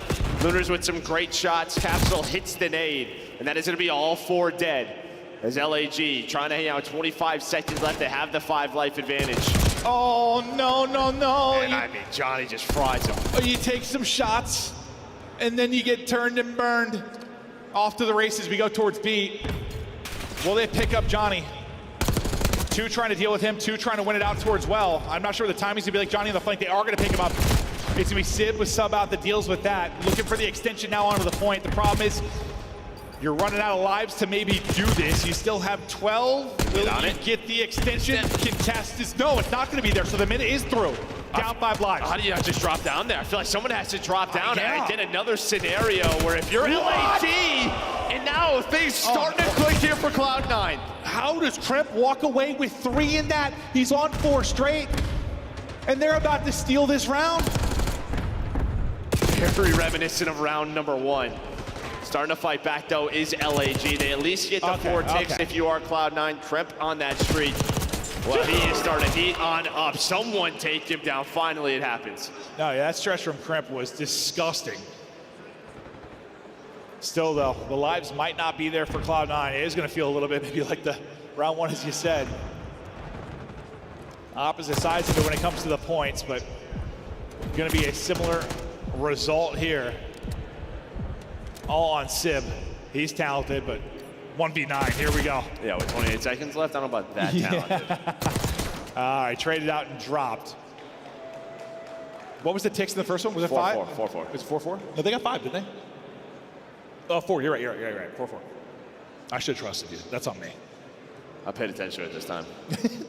You know, sometimes it's one of those things where I'm real locked. It's like the easiest thing. When I'm not real locked, I'm like, I forget what they had. Well, I thought they were going to stop them from getting that B point, but if you're C9, yeah, at least you tied up in that. Well, maybe you get Kremp going in that round. Oh, no, that stretch was disgusting. Omni movement out the wazoo.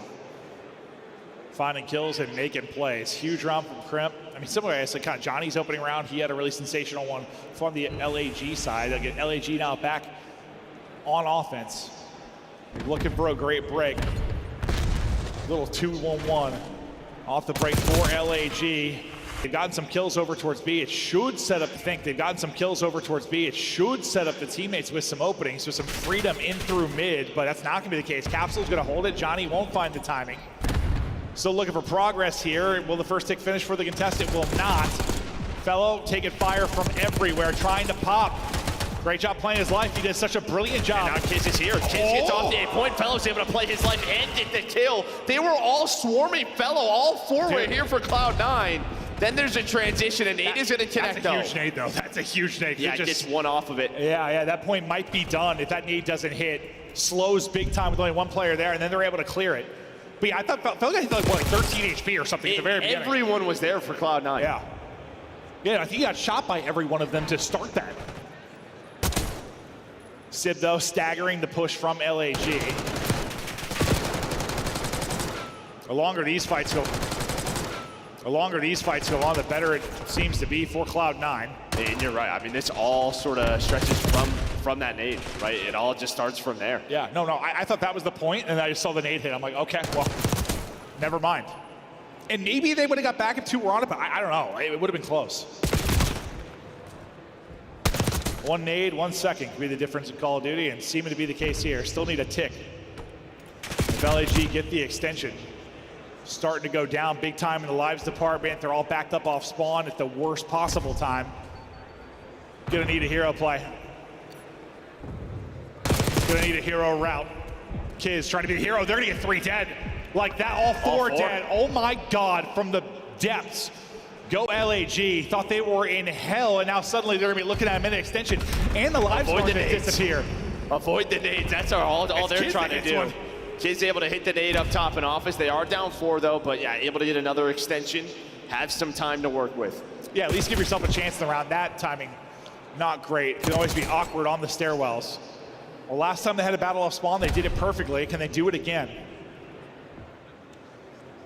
Cloud9 really, really spread out. Taking a route is going to be Crimp. Crimp could disrupt this push if he gets there in time. Lunars wins one, but the rest of his teammates going to get dropped. Crimp's going to continue to push out the spawn on one side. Lunars is doing everything to keep some sort of presence out towards mid-map and make sure they don't get locked in. Crimp, though, who's been loose on the other end, is going to find one of his own. Lunars has help now behind Johnny. Under 30 seconds to go. 4 versus 9, and I mean, it's control. You got 4 players up, you got a shot. Yeah, I mean, they just all have to get together, and while they're able to, Johnny's gonna push on up. He's gonna try to take a gunfight, is able to win 1. He has to play his life. Somehow he gets 2, but there's only 3 players remaining, and they go 2 for 2, which is a win for Cloud9. Well, looks like it's gonna be the story of 4 ticks over and over again. Johnny's spree comes to an end. Cloud9 hold on. We'll see how this round plays out for who gets the defense, who gets the offense going into the final round, if that's even the case. Yeah, a little much cleaner there from Cloud9. At least, like, obviously they go 4 dead. Well, if it wasn't for that, that would have been a dominant round, yeah. But they did a great job with map control, just staying pushed up, playing their life, and catching LAG off spawn. Because what Kids got to pick, and then, oh yeah, it was like the other 3 died like right after that. If it wasn't for that little sequence, they would have held them to 2 clicks, and that would have been amazing. I think I said 2 clicks and clicks. I know what you meant. Ticks. I was going to get there eventually, I swear. You're like sometimes I hear the echo. Like I hear the echo of my own voice in the video. Sometimes it throws my brain for a bit. I'm trying my best, Joe. No, it's weird. I'm 100 years old. I'm right behind you at 80.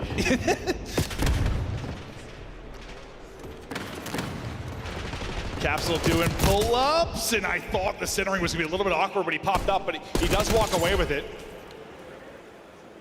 I didn't think Sid was going to get away with his life, but he does. No, yeah, somehow he's getting chased too. Johnny able to chase him down. It deals with the 1 player on the point. He's just going to cut off the reinforcements, allow his teammates to contest this, and hopefully trade out Capsule, and that's what they will do. Don't quite finish the first tick. Sib still forward, because Johnny ends up pushing all the way up on the other side of it.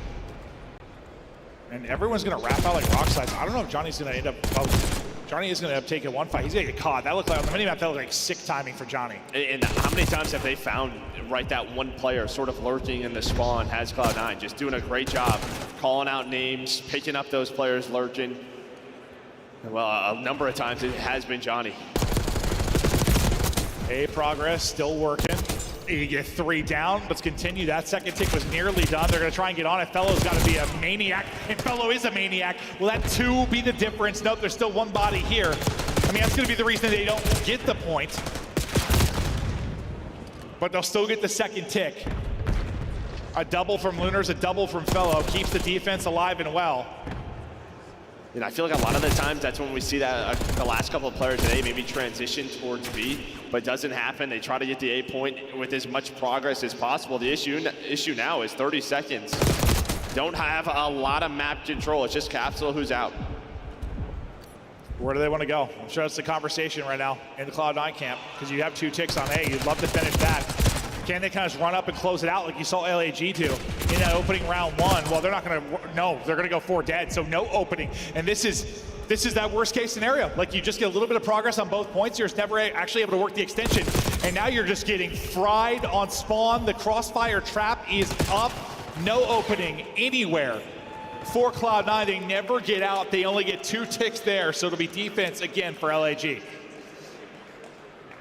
And again, just another respawn where you are getting heavily outslayed on the C9 side. I mean, Johnny's +10, getting a solid map out of Fellow. Well, it's really just Johnny who's positive, but it's such a large number. And even, dude, look at Lunars, bro. He's having a series. Dude, he is 23 and 24. He has 18 assists, and he's leading the lobby in damage. Wait, 18 assists is absurd compared to everyone else, by the way. Yeah. He's looking at his EKA like, yeah. Yeah. I'm cooking. Yeah, absolutely. What the hell? He's seeing 40 plus. Like, I'm having a game. Had probably no idea he's 18 assists.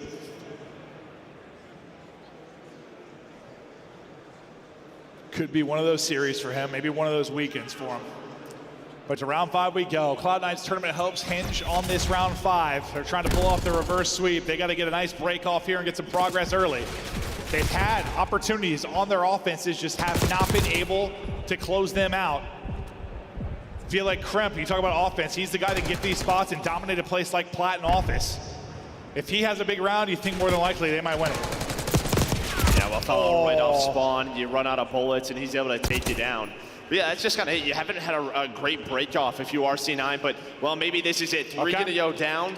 Sib, what does he want to do? Does he want to get on the point with his teammate or just leave Capsule? He's just going to leave him, try to deal with the players off spawn. Kiz gets one on the other side, so staggers this a bit. It's just only one on it. It's going so slow. And Fellow just reads the corner. Sib put down. I think he should get on that with him, right? Yeah. In hindsight, yeah. You hope he gets some kind of progress. It's just you are waiting for your 2 players to help. It's only 2 of you.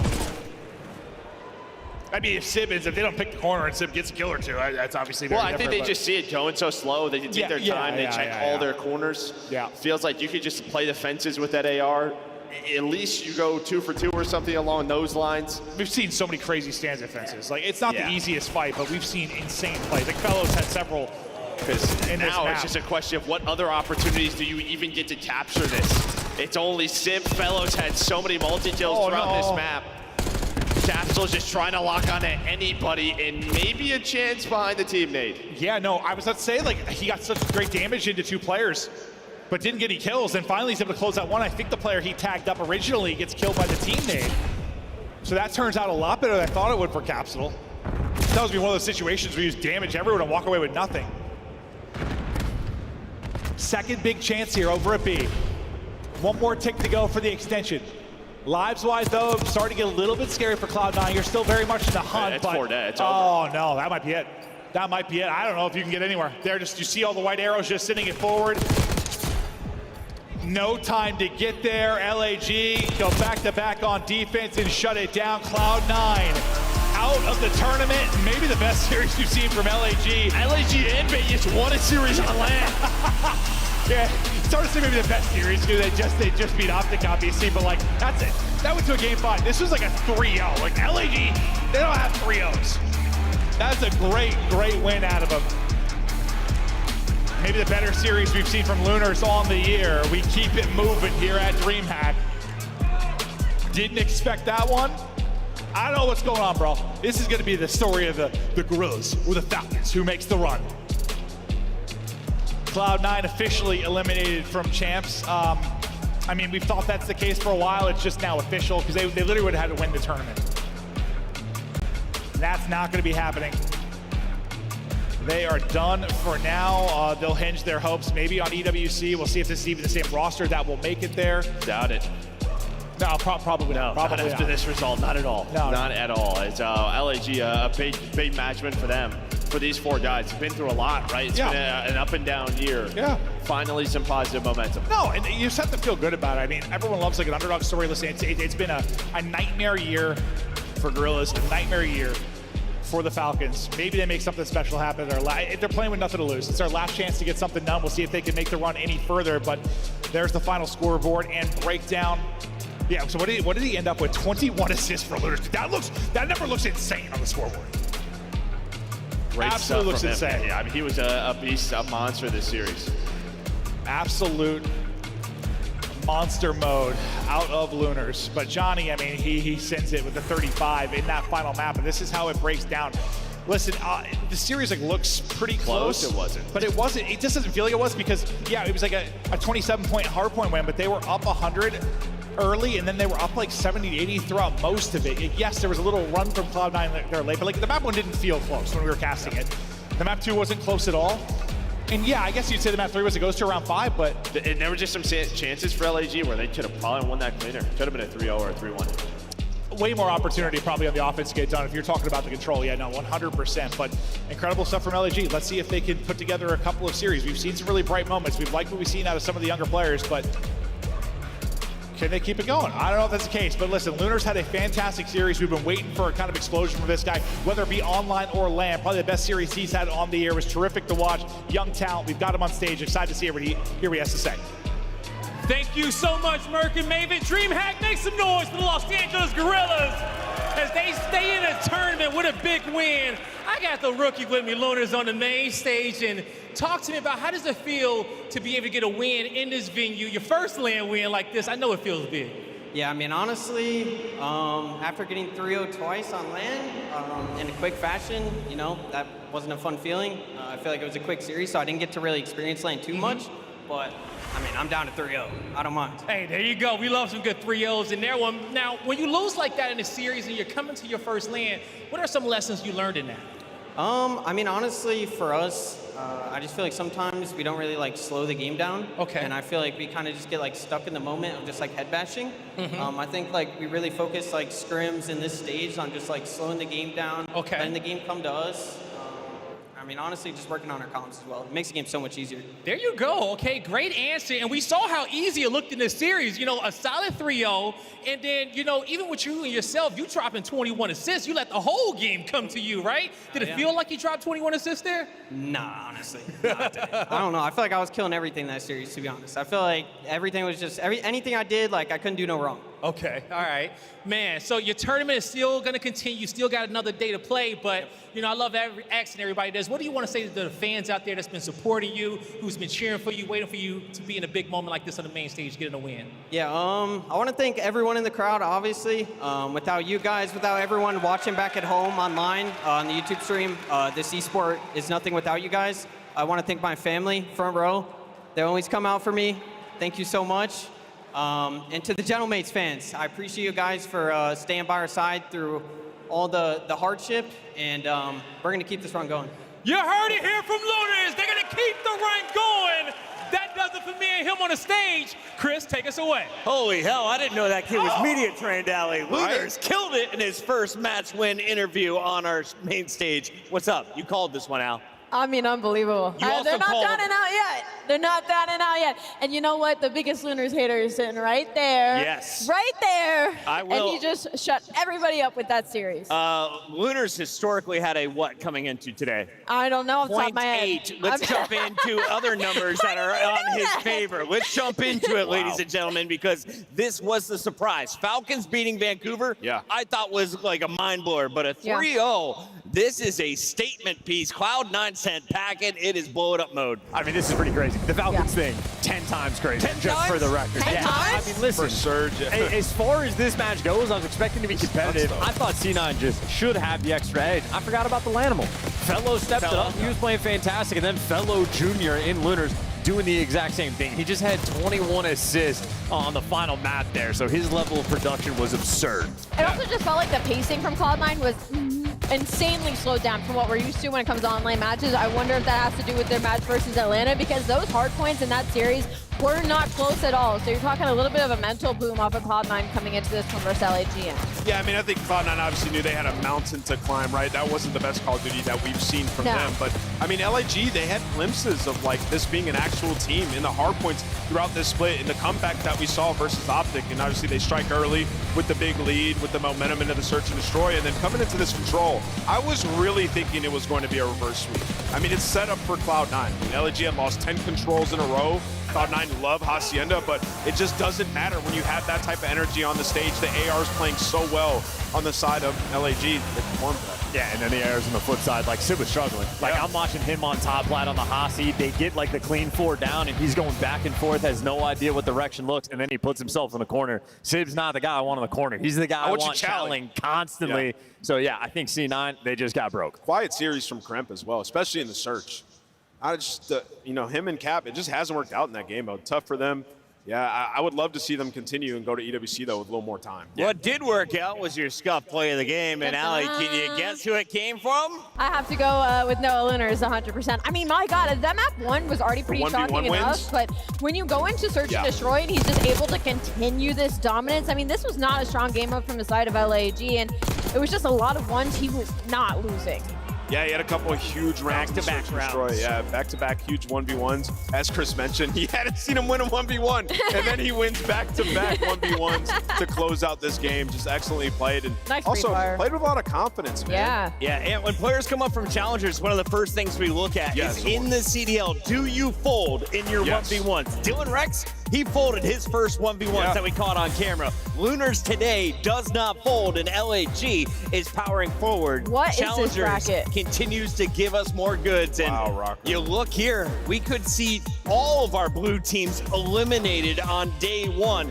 It's up to Royal Ravens to take down Wait a Toronto. minute. It's a spicy match. Wait, the story is writing Does the itself. drop down They of flip. Optic That's what I was Faze? gonna say. Optic play Minnesota Rocker if they lose to Atlanta. And if Oh, Rocker the wins. story couldn't be better.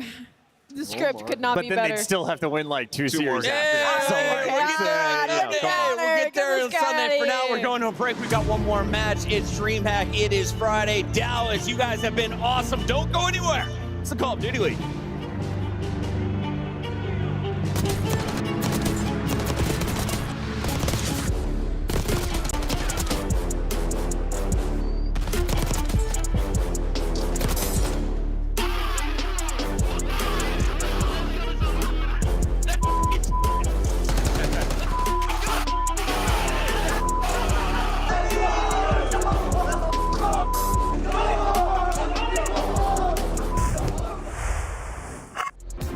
Major 4 is your last chance to win the Scuff Road to Champs giveaway and join us at CDL Champs. Visit scuff.co/CDL to sign up now. The Arcade Wiz Tracer Pack is available now. Hit the map in retro glory with the Star Player Operator, pixel-inspired emblems, and more. The Esports World Cup is an official partner of the Call of Duty League.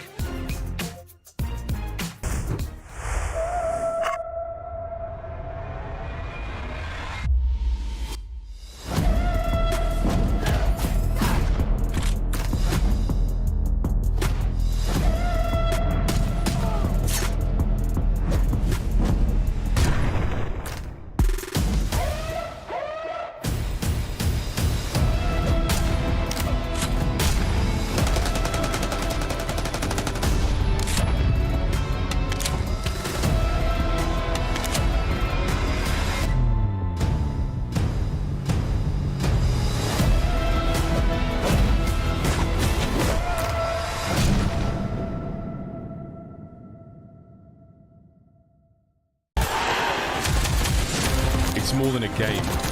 It's for all who dare to compete. It's more than a team. It's our team. It's more than a feeling. It's unwavering passion. It's more than just talent. It's the grind that got me here. It's more than a moment. It's our legacy. One city, one stage, one champion. The battle starts now.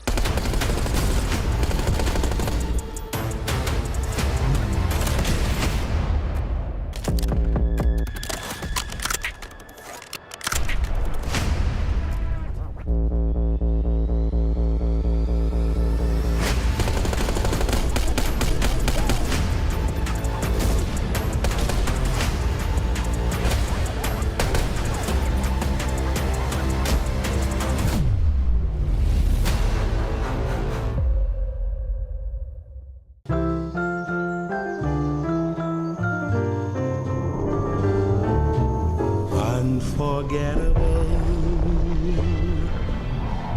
That's what you are. Unforgettable. Though near or far.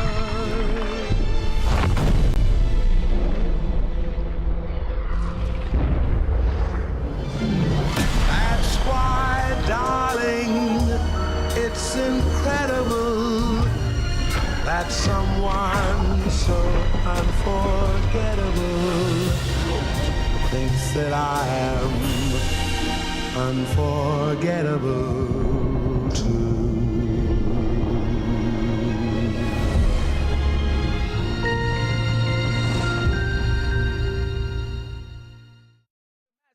For Carolina. Yeah, TJ scaled the ladder and now made his play not only to B, but around it. Problem is he touched the zone, and Insight will try to keep him at bay while the rest of Ultra try to play forward to clear off this contest at A, but they will not get there. So extra 60 seconds comes up, and now that life lead that we were talking about becomes a major factor for this opening offensive round because Carolina are up 5.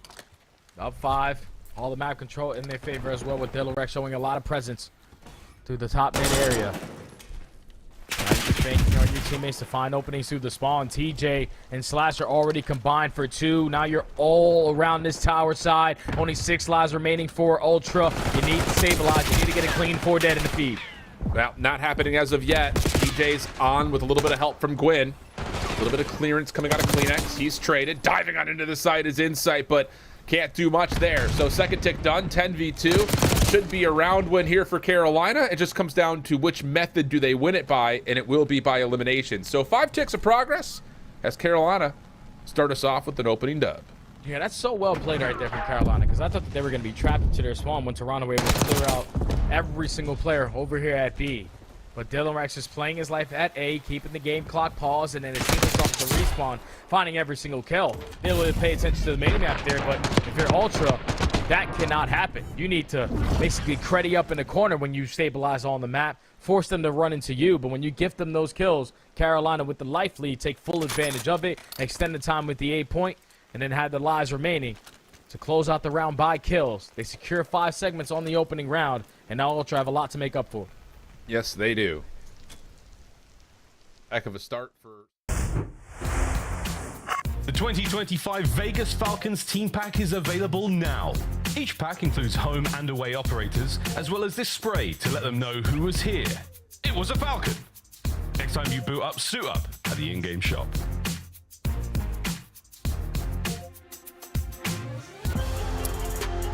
Welcome home, everybody. It's Major 4. The night is getting near. The final match begins in just a few moments. And yes, that team on the right is accurate.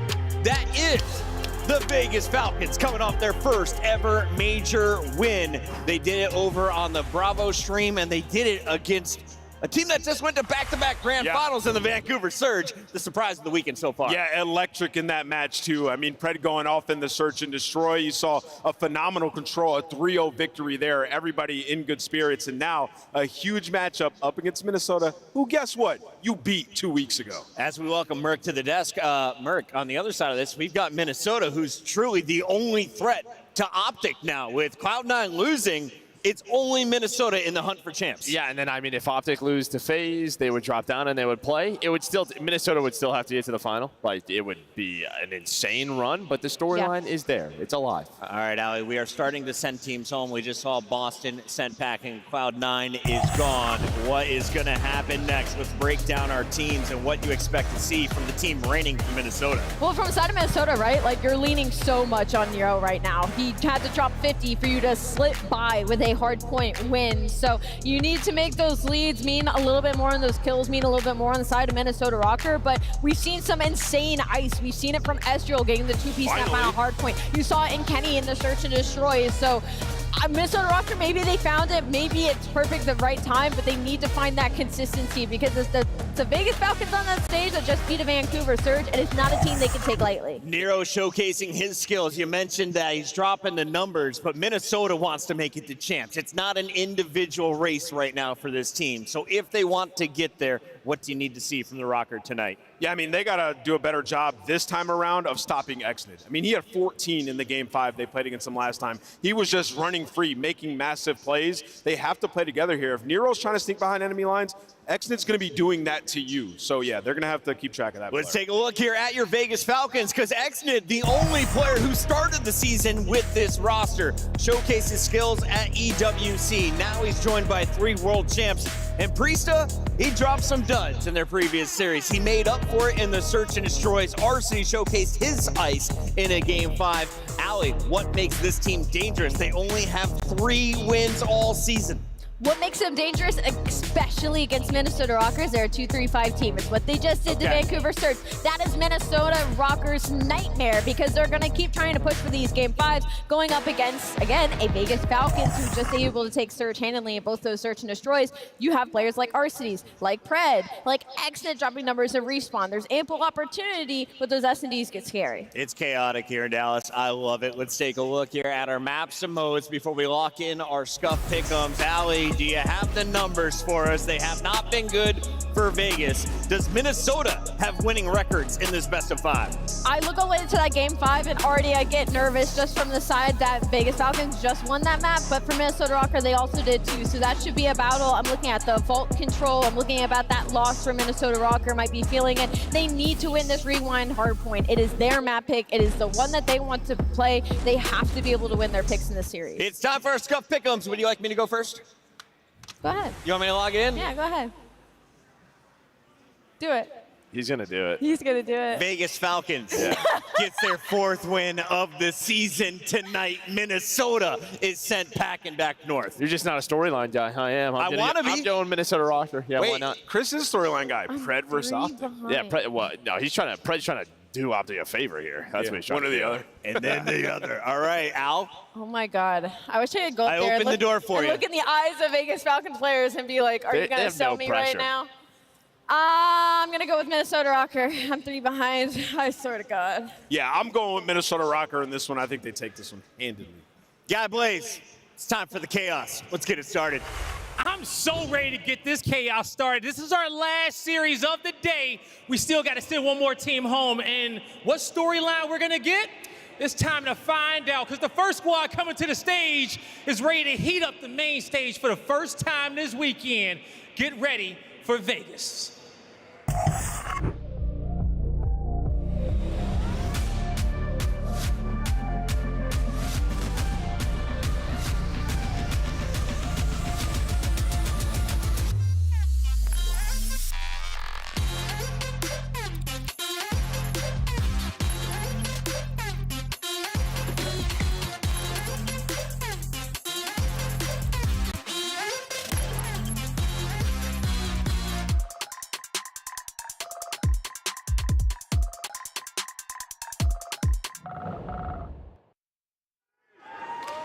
DreamHack, get loud, because here comes the Las Vegas Falcons! Priesta, Xnet, Pred, and Arcitys. These Falcons ready to get the job done and soar until tomorrow. Some world champions and a young star. This team could have easily been checked out of the season, but I've seen them scrimming in the back going hard, and they take down a finalist in round 1. They're looking to make a run in this tournament, viewing this as their champs. Can they do it, guy? I'm ready to find out, Ant. That team has been putting in so much work to be able to move it on and get towards champs, but the next squad is looking to do the same thing. Get ready for everybody, because rocking the stage yet again, here comes Minnesota. Stack it up. Oh, this could be huge. Kenny on the flank. Kenny gets the pass. Keep it back, roll with me. Stack it up. Big bang. And Astrio is still not missing. He's looking real solid at the moment. Stack it up. Big bang. Break it up. Not enough to win the gunfight. Popping out shield. The reads on the next one, able to win the 1v2. Break it up. Big bang. Only hunters know 50. Me too. Can do it. 1v1. 1v1. The Emperor. Nothing changed but the change. Call of Duty fans, get loud for the Minnesota Rocker! Kenny, Astro, Nero, and Gio looking to keep the Cinderella run going and make their own fate. Minnesota Rocker is ready. Look, Minnesota Rocker has given us some of the best stressful series, maps, moments throughout the entirety of this season. And I don't know if I'm ready to let go of that just yet. It was some of the best cards, well, maybe not best, but exciting that we saw earlier from them. And I think we should close it out with a bang, guy. It is going to be a big bang, Allie, because as I was saying, they control their own fate on this stage, and they're ready to give it everything in which they got. So, Miles Chance, let's get it going. one final series here on this freaky Friday here in DreamHack, and it is going to be a fun one, brother. Honestly, I think today we're really going to find out if there's any true beef between Fred and Kenny. Listen, the listen-ins, I'm assuming they're going to be popping off. But a very interesting series for Rocker. It's the get back. If they had just beaten Falcons in the qualifying stages, they wouldn't be in the situation they're in now, which is they might have to make top 2, assuming like everything in the bracket works out in their favor, and Falcons can just steal some hearts away. They're playing with zero pressure. There are no more expectations from this team. They took down Vancouver Surge, who are back-to-back grand finals. Already, their tournament is a success. Of course, they want more. They want the prizing. They want the placing. They want to build some momentum going into EWC as well. So the Falcons certainly going to be ripping and roaring, but they are playing an easier game in a sense. Minnesota Rocker, a lot more pressure. I can imagine for a guy like Kenny, this is almost like an old school COD event just a little bit. We got an Alpha stream, we got a Bravo stream. He's played 3 series in a single day. What is this? It's unheard of. What year is it? Where are we? We get to see more COD? Is that what's happening?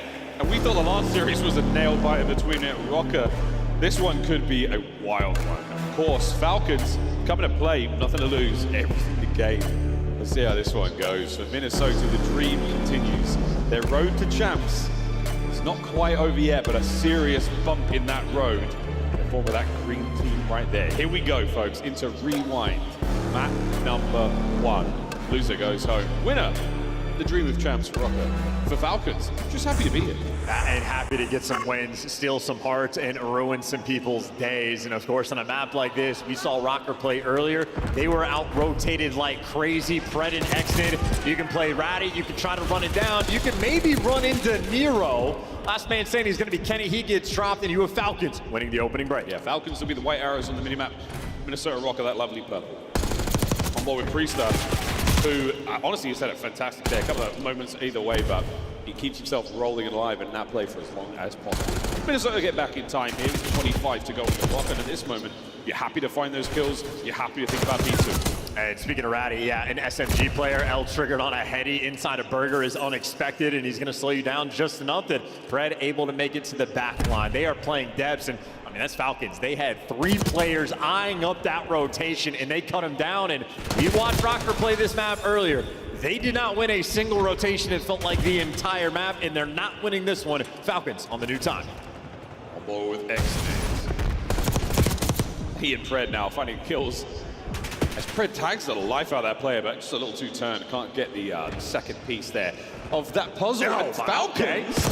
Okay. I was about to say the hold is going good, but now a single man in the back line. Arcity's hiding amongst the trash. Springs to life. 3 dead immediately. And all a teammate is to Nero is someone to collect his time. He just got a quad feed and they get bullied out immediately. Someone help this man.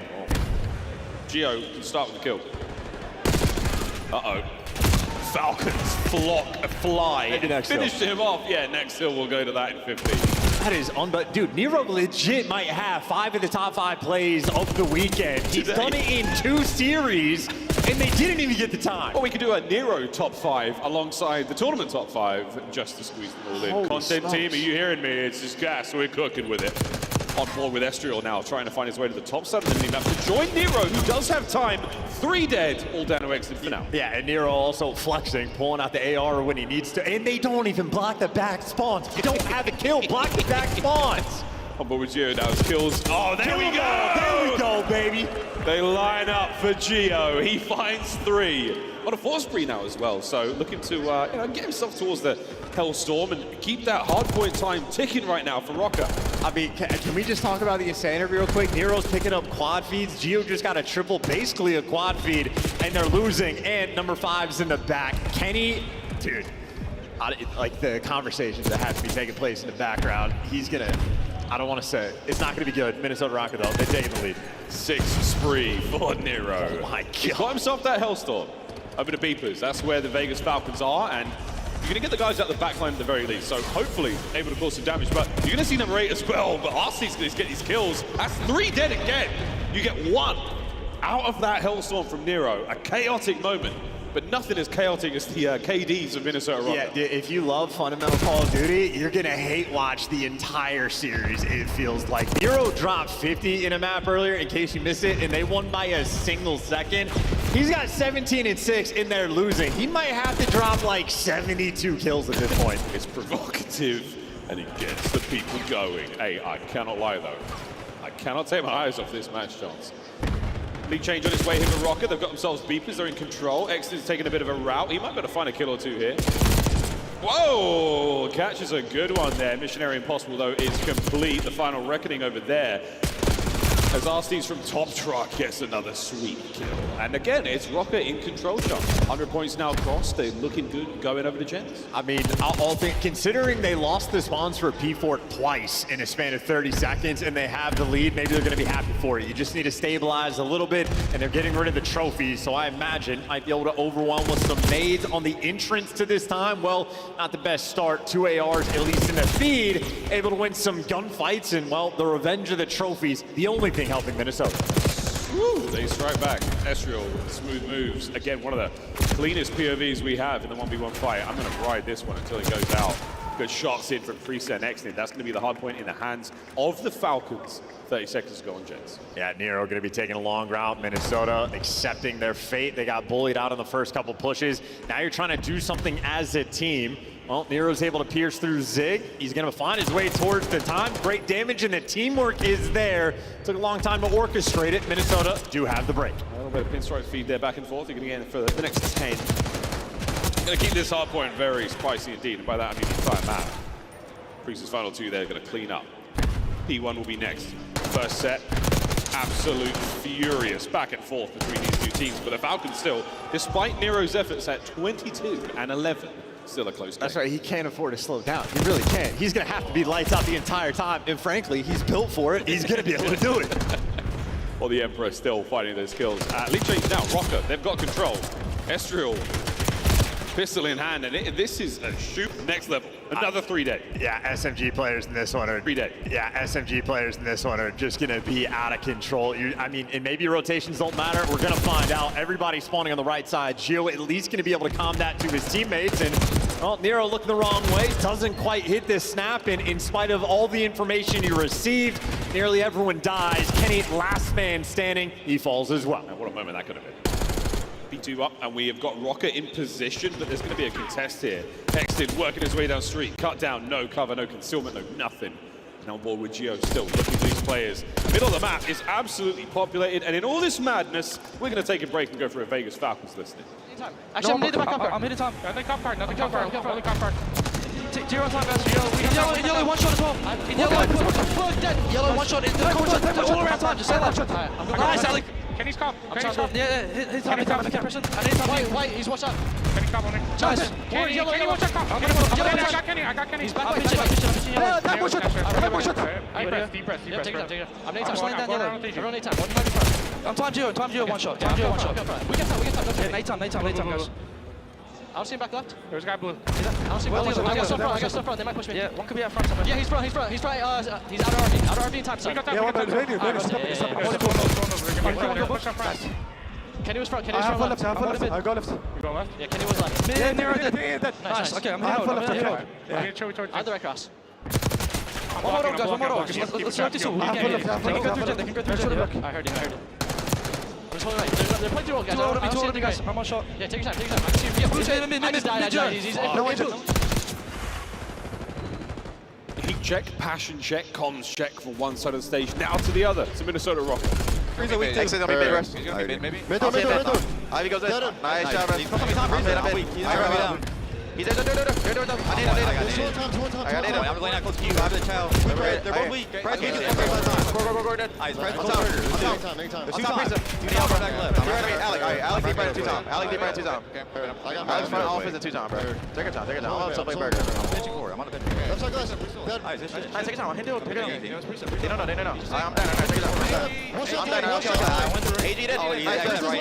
Exit right. Deep right out the play. He's on you. Alex, front break. Deep right.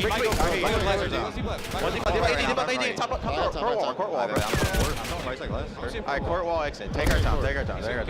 I'll look up ED bluff, G. I've helped. Pick it up. One shot, pick it up. One shot. One shot. Priest, I'll lay behind. Yeah, on the pick it up. One shot.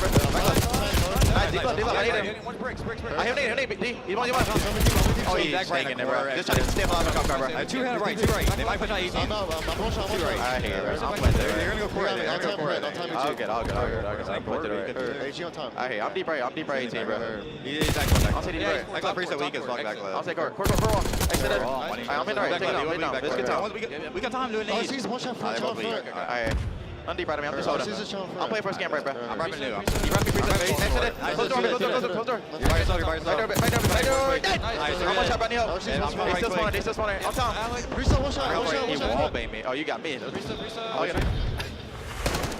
Nero, I mean, the best thing that you can do is get out of his way. He's killing everything. Another 4 spree, 36 kills now, and over 200 points. Yeah, cool moment as well. You heard Kenny say, I'm playing for the scam, and well, the scam cam immediately, and you break into the P4. So ultimately a great hill for the Falcons, but Minnesota happy. They maintain the lead in Nero. This is prime position for Slang. He sees things differently than we do, and he gets the kills. He is in the zone tonight, folks. Geo, yeah, this is the ideal engagement range for you, but oh, Exnid for 2. Estriel now fighting forward, a nice nade there. I do believe it might have been the trophy that got the kill there, and back and forth here on Gens. Rocker are trying to close it out here. You've got to get the break once again. RCT stunned up, killed, 3 down. And it's Geo with the AR able to get it done, and they're leaving him in the time. You could win the game here, Falcons. You got to apply the pressure. Oh, more than pressure. Dealing with this monstrosity.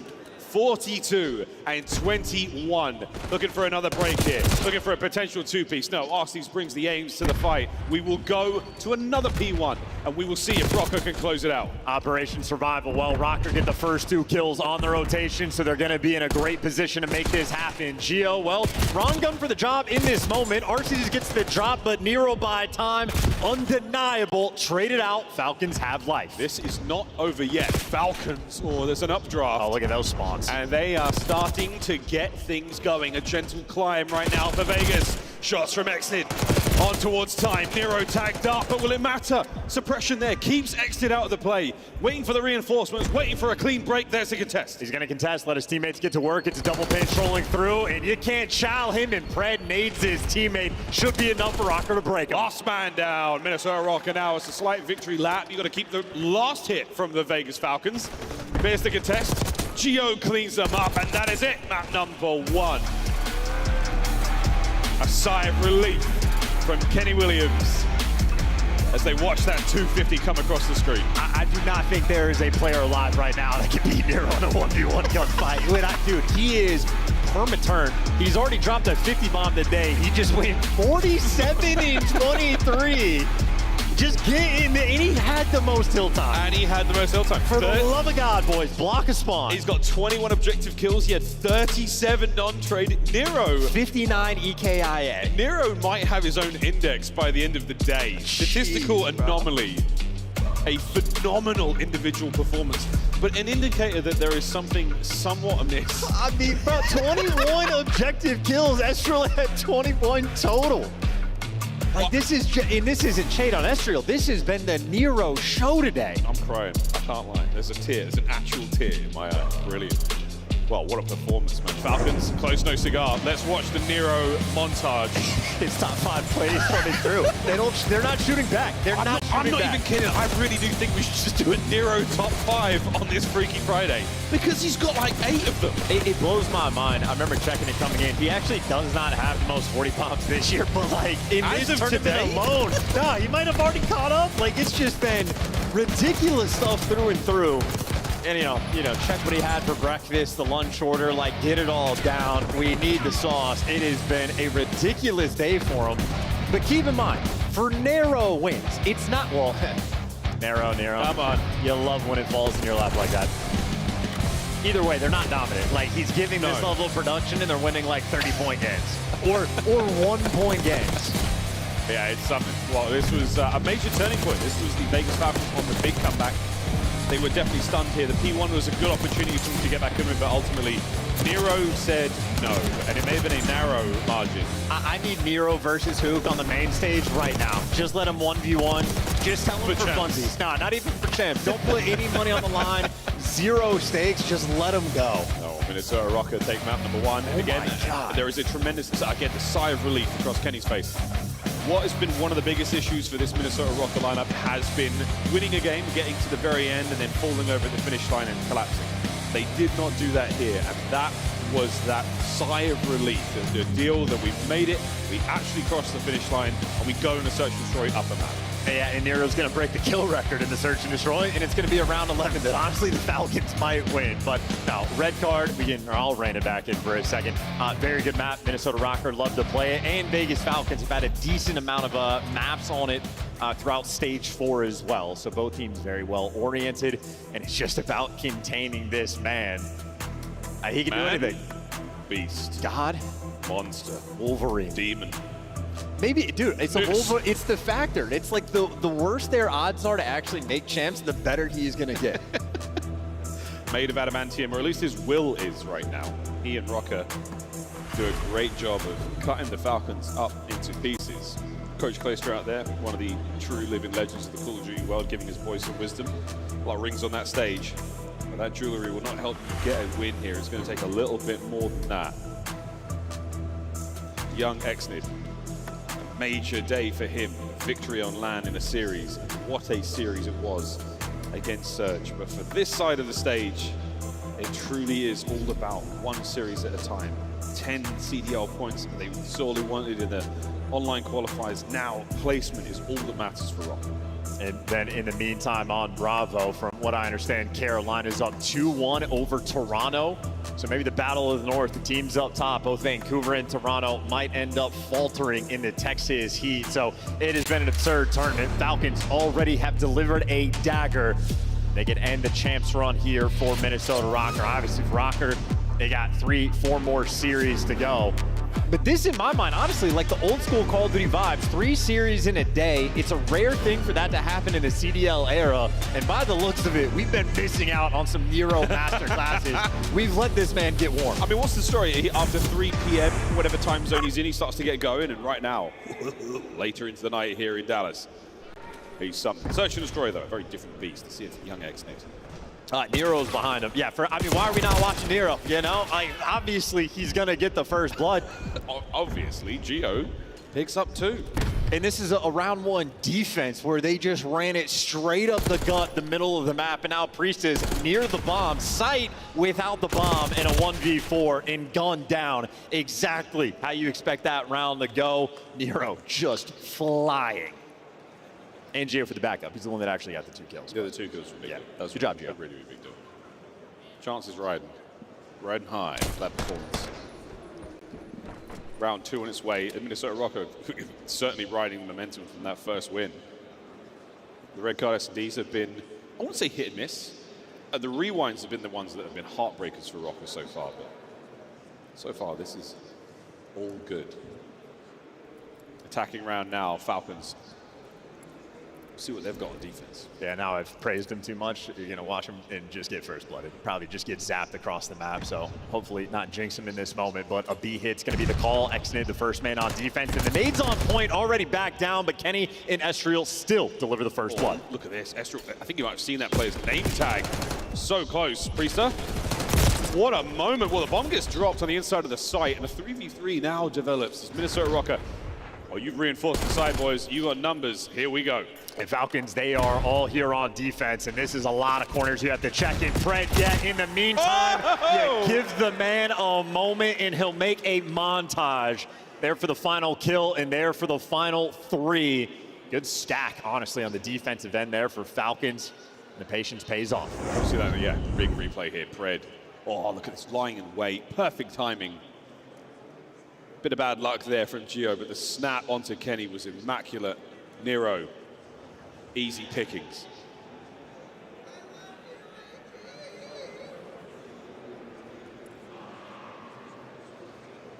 The drama-filled year for Pred, a world champion.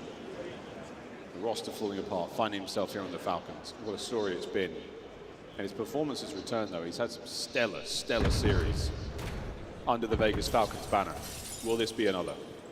Well, Falcons right back through the middle of the map, in through Ticket, a quick route to get over to B site. Estriel lying in wait. He's got Kenny for support, but the other 2 teammates not in the mix, and Falcons running it down. Oh, running down indeed. 2 clean kills. Tiny bit of damage, not enough to deter this play from going down. That's going to be another bomb plant. That's going to be an RCXD guarantee. And just over halfway to the Hellstorm. 1v4 in an ace. Are you a believer? Nah, it's impossible.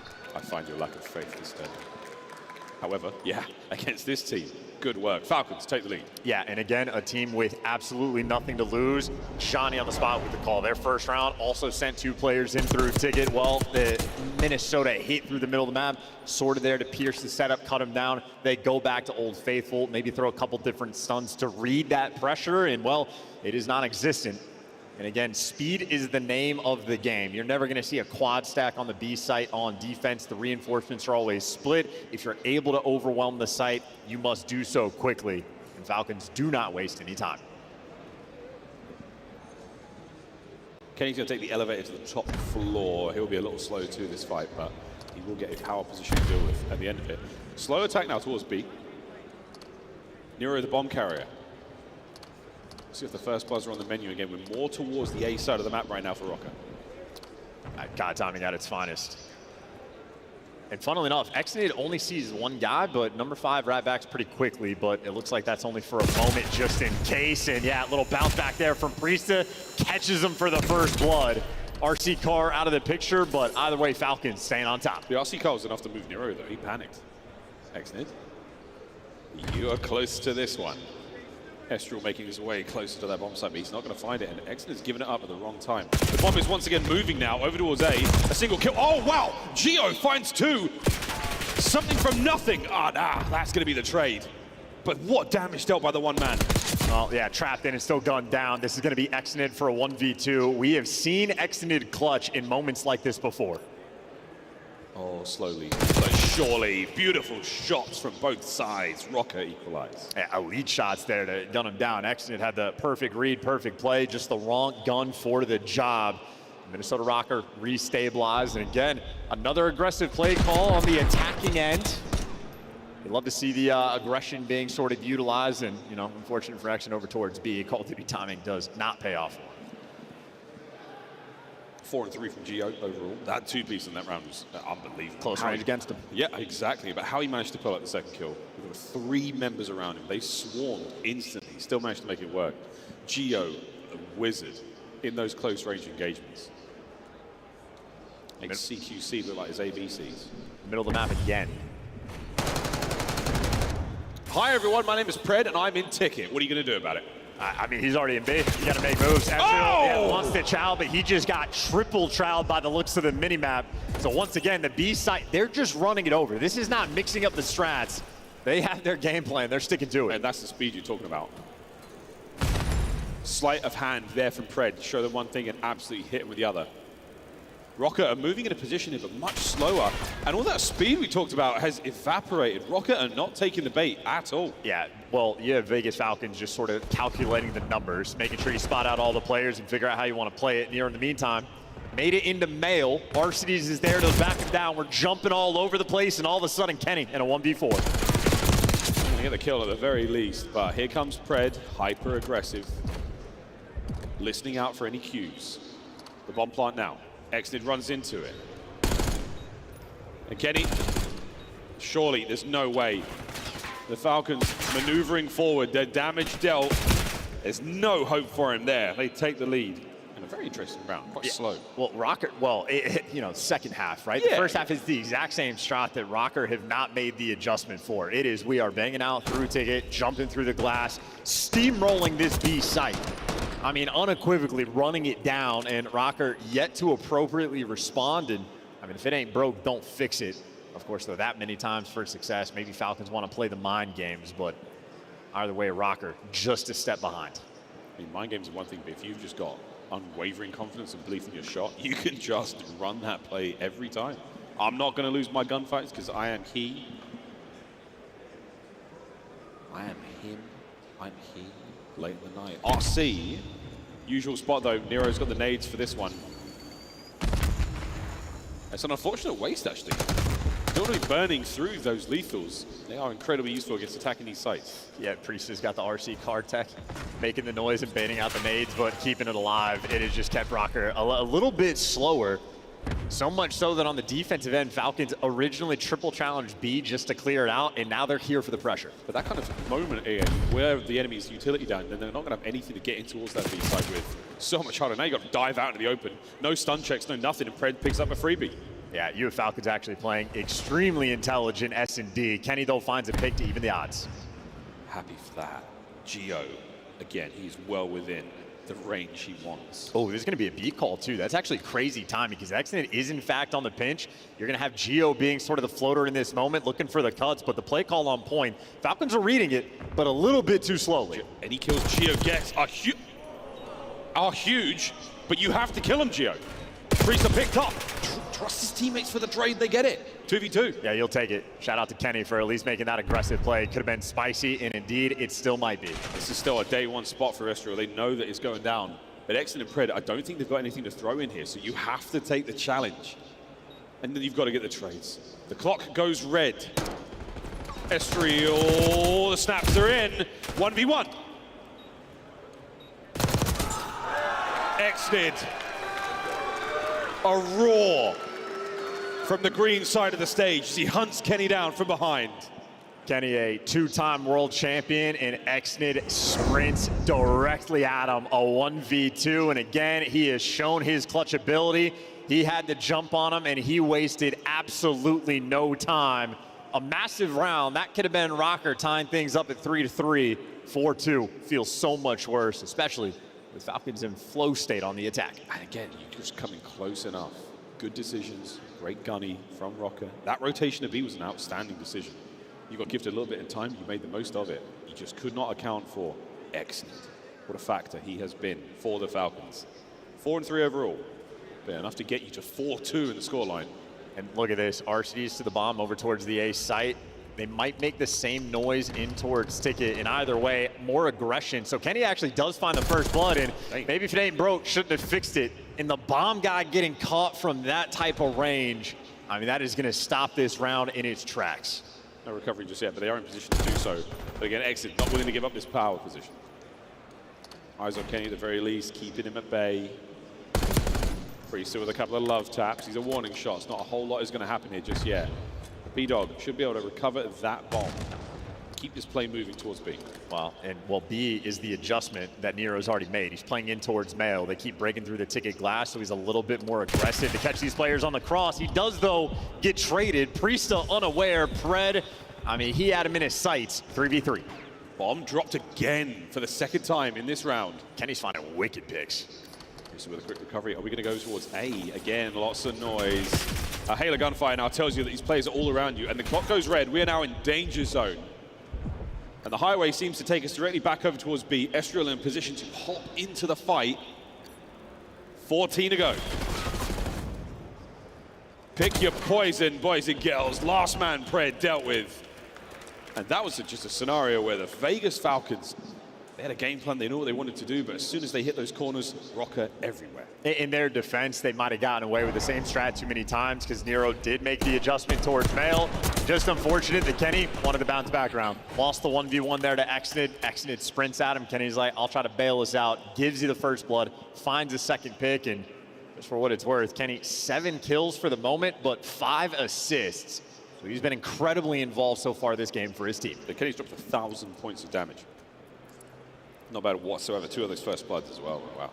Ken's having a good map, but it's not enough to get you the lead just yet. You've got to equalize here for Rocker on attack. And here we go again. Another RC car strat, a single RC car defending the A zone. Falcons triple chow B just to respond to the pressure. And now 2 players, as soon as they clear it out, rat back, and Pred gets to flank immediately. You're going to be able to get the bomb down. Yeah, you have dodged the carnade. So whether that was a self-inflicted carnade from Rocker to clear that out, you've got a trophy down in position now as well.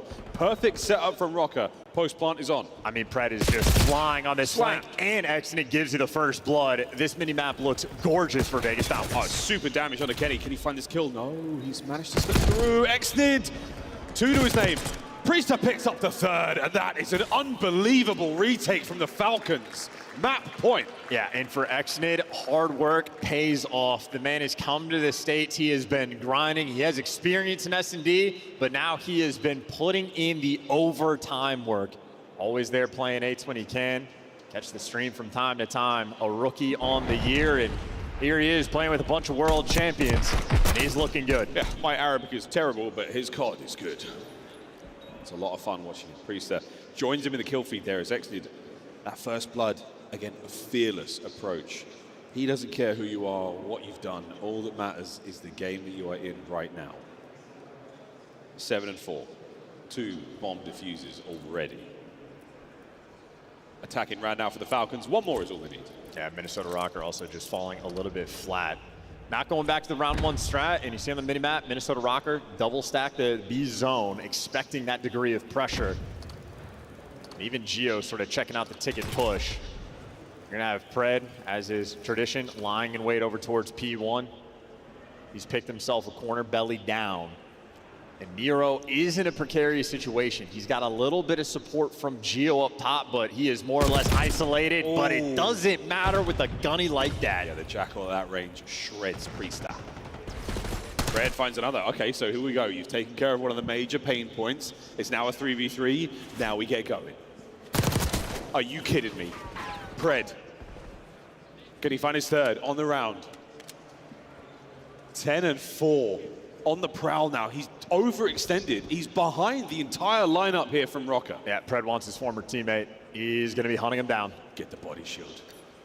Who knows? If you're going to check the escalators, you can see it through the window, but he's not.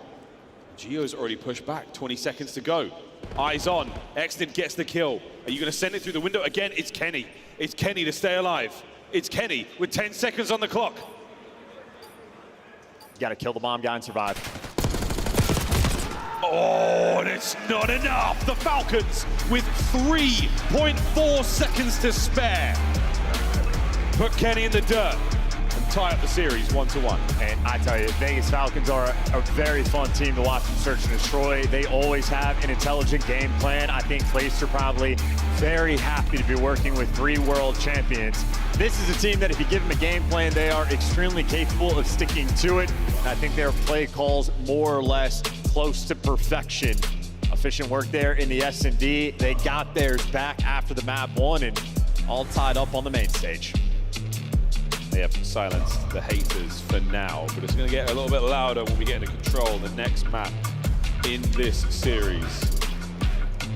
And exited again. Oh, what a great bit of work he did there. And Pred finishes on 11 kills, I think, or 12 kills. So Pred doing exactly what he has to do there in Search and Destroy. Takeover moments, a little bit slow, pumps the brakes. The comms must be fantastic as well in Search and Destroy, because the way they retook that bomb site, I think it was round 6 or 7. I'm no joking, I can't do this. But that retake, RC car over by A, whole team goes B, they get the bomb plant down, and that was an immaculate retake. Not a single Falcons member drops. And they ran that strat twice with the RC car towards A, just like on the attacking rounds, they ran the same stat 3 times. And when you got RCs playing out over towards bus, it's letting guys like Pred get to work and do what he does best. Work through the middle of the map, find the credit corners, let the kills quite literally fall in front of you. So things falling into place right now for the Vegas Falcons, and they would certainly enjoy a Game 5 if they could get there. Of course, 2 more respawns coming up between these 2 teams. It's looking like it's going to be a battle. I would love to see if we could get a very slow zoom on Pred's face right now, like a really slow, very intense zoom on the map. I think he'll look more evil the closer you get. Oh, absolutely. A very silent shush, as he absolutely did, close things up there. Here we go. Oh yeah, it's happening, DreamHack. Oh yeah. Give the people what they want. Can we get a really...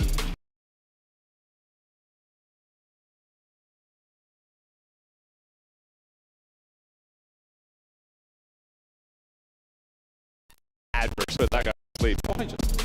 Oh, it's on that. 11-4 there for Pred. Good stuff there. 1,200 damage, and the rest of his boys joining him as well. I mean, Arsteed did a lovely bit of work there. We saw 3 kills out of him, but not a problem whatsoever. 6-3, final score. Rocker, he brought the goods in the first map, smoked in the second. Yeah, an overgassed Nero for sure. He's been lights out in the respawn. He got the very first blood, and then ultimately 3 and 9. So that threat had been quelled. I was so worried about the Boston series, but it didn't happen. Here it absolutely did. The Falcons, they sucked the wind right out of those sails. They did not let that fire get any bigger. So good stuff on them. Not an easy thing to do when the player has a hot hand like that. Nero, again, unbelievable performances from him. Good stuff either way. Well, that's 1-1 here at the half, folks. We're almost ready to get ourselves into control, but you know the drill. As Master we're going to dance. My show. Hey, Joe. Hey. How you doing? I'm great. How are you? My Vegas Falcons just took a game 2 after Yeah, your they did. Minnesota Rocker took a game 1. So I feel like we're even so far. Feeling good on both ends. You own them? 100%. Yeah. Crazy. Yeah, I'm very rich, Joe. And Yes. they're like, "Fuck, would you like to own the Falcons?" I said, "Yes, I would." And of course you picked Vegas. Of I knew you course I would. Yeah, it's my city. Let's take a little bit of a look at what has happened in this series, Allie, because if you're a Vegas fan, you are not expecting to win Hardpoints. The first Hardpoint, pretty close. The Search and Destroy, this is where you are expected to win. If you're going to take a series, you got to do it in a 2-3-5. Yes, you have to do it in a 2-3-5 Nesla fashion for the side of Vegas Falcons, but I didn't hate the hard points. I didn't hate how close it was. Again, this is a roster with some star-studded veterans, some world champions. They could steal respawn if they feel like it, but focusing in on this map number 2, I just really enjoyed all the retakes from the side of Vegas Falcons. You can tell a lot of work has been put in, and a lot of S&D prowess is being shown through just like the comms and the way they approach these retakes. I would love to have a listen in to hear how those countdowns are going. It's turning out that it's not a fluke. Pred with multiple double-digit games. It just feels like he's finally comfortable in this game, right? It feels like he's putting in that extra work, playing a lot of 8s. It just feels like he has that confidence now. Knows the timings, knows the routes, and yeah, I mean, he's leading the way for them in Search and Destroy. Yeah, we don't exactly have the longest season. He did take like a really big break and then obviously come back to a team that was struggling, had to find their way, and now Pred looks like he's, you know, prime Pred once again. And I will say, like, the difference in the way they're playing Search and Destroy, playing around him a little bit more. You saw in some of their B pushes, like Priesthood just taking space, playing aggressive, and then when somebody goes out to try to kill him, Pred will strike then and then get lost and make plays, right? So the teamwork is definitely there for them in the Search and Destroy right now. And so far, this is a mirror image of their online match at 2-3-5 where they lost that first hard point.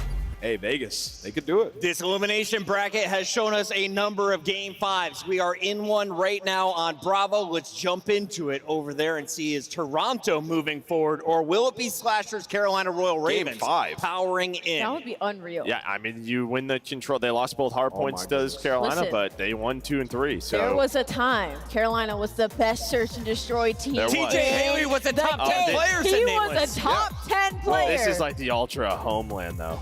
Uh-oh. Yeah, Protocol, no fun zone. It's like the one map they just never get to play that often. I mean, it's really, Search has been Toronto's issue, right? I mean, they lost the dealership in this series 6-3. Look at Beans, right here. though. Joe was trying to put up double digits, and every S&D that Toronto was spawning into, putting them on his back. Good call out, Chris, because there's going to be a ton of people saying, like, oh, you messed up by letting Mercules walk. It's been Search. That's been their issue, and Beans has been their best Search player since coming back. So, yeah, for them, they just have to dial in that game mode. And right now, they got Protocol.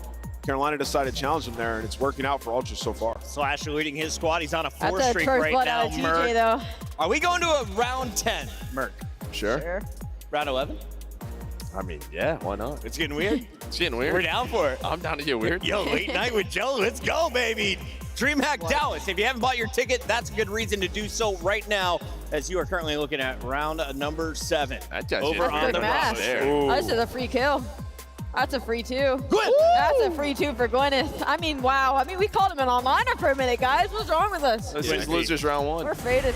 Losers round 1. The fun is continuing over on Bravo. I'm told, though, we have to revert our attention back to the 2 teams on the main stage who are ready for a game 3. We have Miles, we have Chance, they have 2 microphones and a whole lot of fun. Are you guys ready? I am now. Wow. A whole lot of fun, Chance. Whole lot of fun. Even on control. Here we go, into map number 3, tied up 1-1 in our series. Honestly, didn't see this coming. I thought it'd be a closeout there from Rocker, but Falcons too strong when it comes to search and destroy. Obviously, the pride of the Saudi Arabian region, but now the lead through from obviously our 3 world champions on that roster in Clay and the coaching department. Actually, the whole staff. Brilliant look there on that red card. Here we go to Vault, baby. It's gonna be something. We saw Minnesota play this map earlier. Took a tough loss to Boston. If you lose this one, you're gonna have to dance your way off the stage. Lights getting dim, getting ready to play. And a very active team. You said you were surprised. Nothing will surprise me in this series. I'm prepared for quite literally anything, including war. Nero might drop another 40 bomb again. We've dimmed the lights. It's mood lighting because we're about to get down with Rocker and the Falcons. Where are we going, boys? We're going to B, looks like. Exton is going to lead the charge with a nade. Again, I love that. The manners to destroy that card before it gets him. mean, that's just intelligent play all around. Yeah, unfortunately, no one like properly picked out double doors because Nero just ran straight through and they were sort of half watching it, but they end up getting caught. And at this level, a slight misstep, you get punished. Gio there for 2. The B hit stopped in its tracks. Now we got Kenny again taking long routes. His teammates taking their time, and Nero up close and personal drops Priesta. It's going to make this capture near impossible. Nero impossible, am I right, Chance? Here he comes into the feed. Yeah, he's still cooking. Esriel's going to be there to back him up. 3 dead instant. Rocket now should push the front line forward, and yeah, they're going to try to trap them over here by the building in B. Gio, close range every single time. Welcome to this. Ooh, spawn trade. Yo, Gio, no, you use the AR at close range. Oh my goodness, We Kenny. talked about this. Kenny just dealt 450 damage in a single clip. Good for him. 22 and 17. It's beautiful stuff out of Nero. There's another man on catwalk. Nero go back for the 3-piece. We can add it to the highlight reel. Yeah, there's 15 deaths Vegas have to work with. The question is, how many of those is Nero gonna take?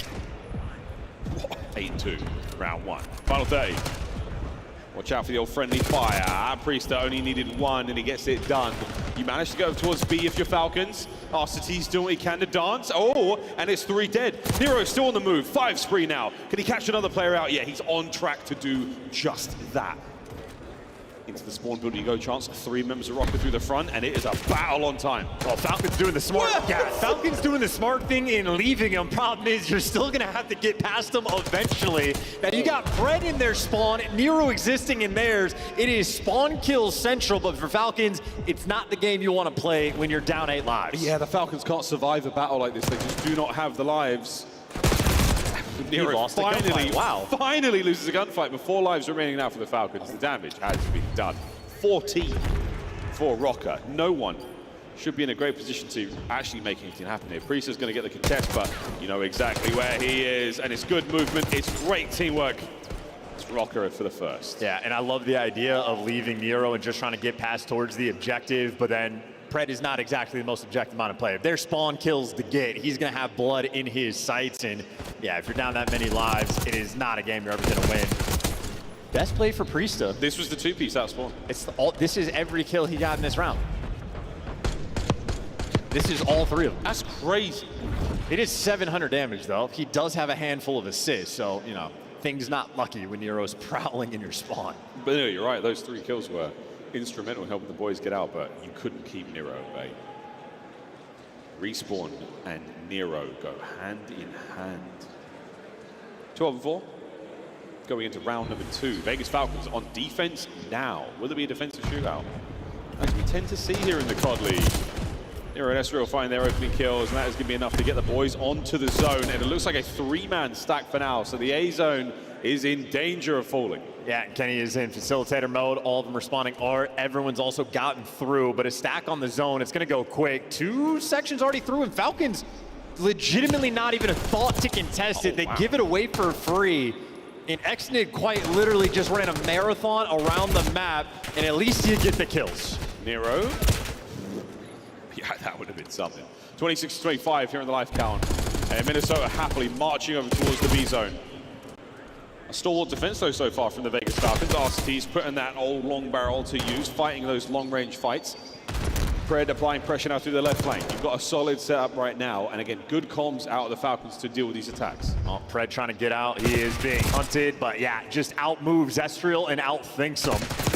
And Pred getting you some extra work, and yeah, good enough to trade Nero. So Pred with the nice little movement. Now Xnid flying forward, and now Minnesota Rocker. Welcome back to their spawn. You've got a couple of attempts left here, though, lads. The minute 30 and 20 lives. You can afford a few more of these waves, as long as you get them done quick, and that is not going to help, though. RCT's and Xnid snap the roster in half. Xnid on a spree now, 6 to his name. It's an intense setup as well for the Vegas Falcons, but a little bit delicate. They're going to be spawning art. Nero's able to make it towards the zone. You got Fred that's behind you. But he gets dealt with, and now it's all guns forward. Gio, he's found his way to front art. Yeah, well, they fight forward, but Gio takes too much damage. He's not going to be able to do anything here. Yeah, brought down immediately. The single man on the capture. Kenny unable to get up to the zone and help out here. The kills are going to help indeed. Unfortunate team kill with a nade, but that goes boom for now. Can Kenny stay alive? I think he's undetected. Oh, the red dot on the minimap's not going to help, but good job, Kenny. Gets the segment. He's been here before. Good reads. Holds the iron as well. Nearly gave it up the worst time, but still gets it done. They got all the front pressure, and they have, I mean, half the progress on B is already done. Yeah, Kenny's also going to draw a lot of aggression here, trying to get some of the damage into those players, but no, backs on up, over to Esther in time. Great shots on RC. He's not up for the kill. 2 dead. Kenny back into it, all down for Rocker. 8 lives in a minute. Yeah, that stun just daggered that push, and all of that forward momentum lost, and RCD's decaps the progress on the B zone. 7 lives remaining. I mean, that's enough for 1 push. And of course, Falcons have all the lives in the world to sort of expend, and just like that, the round should be done. Yeah, superb 3 dead. I mean, that would have been great from Estro to get yourselves out of this situation. But here comes Priester down the right flank, down the long street. He should be able to pick up Kenny. Exit keeping him bay by the pool. So the setup is here. It's not so much a trap as it is containment. And great shots as well. Yeah, no open avenues of attack. Xnid just had a monstrous round. You had Nero on defense give you 12 in the first one. Well, Xnid attempting to match. He was able to give you 10 in this one. And 10 is how many kills Falcon just went up in that round. Nothing short of dominant. Fantastic bounce back. 1-1 here in map 3. The chances of us going the distance here, folks, solid.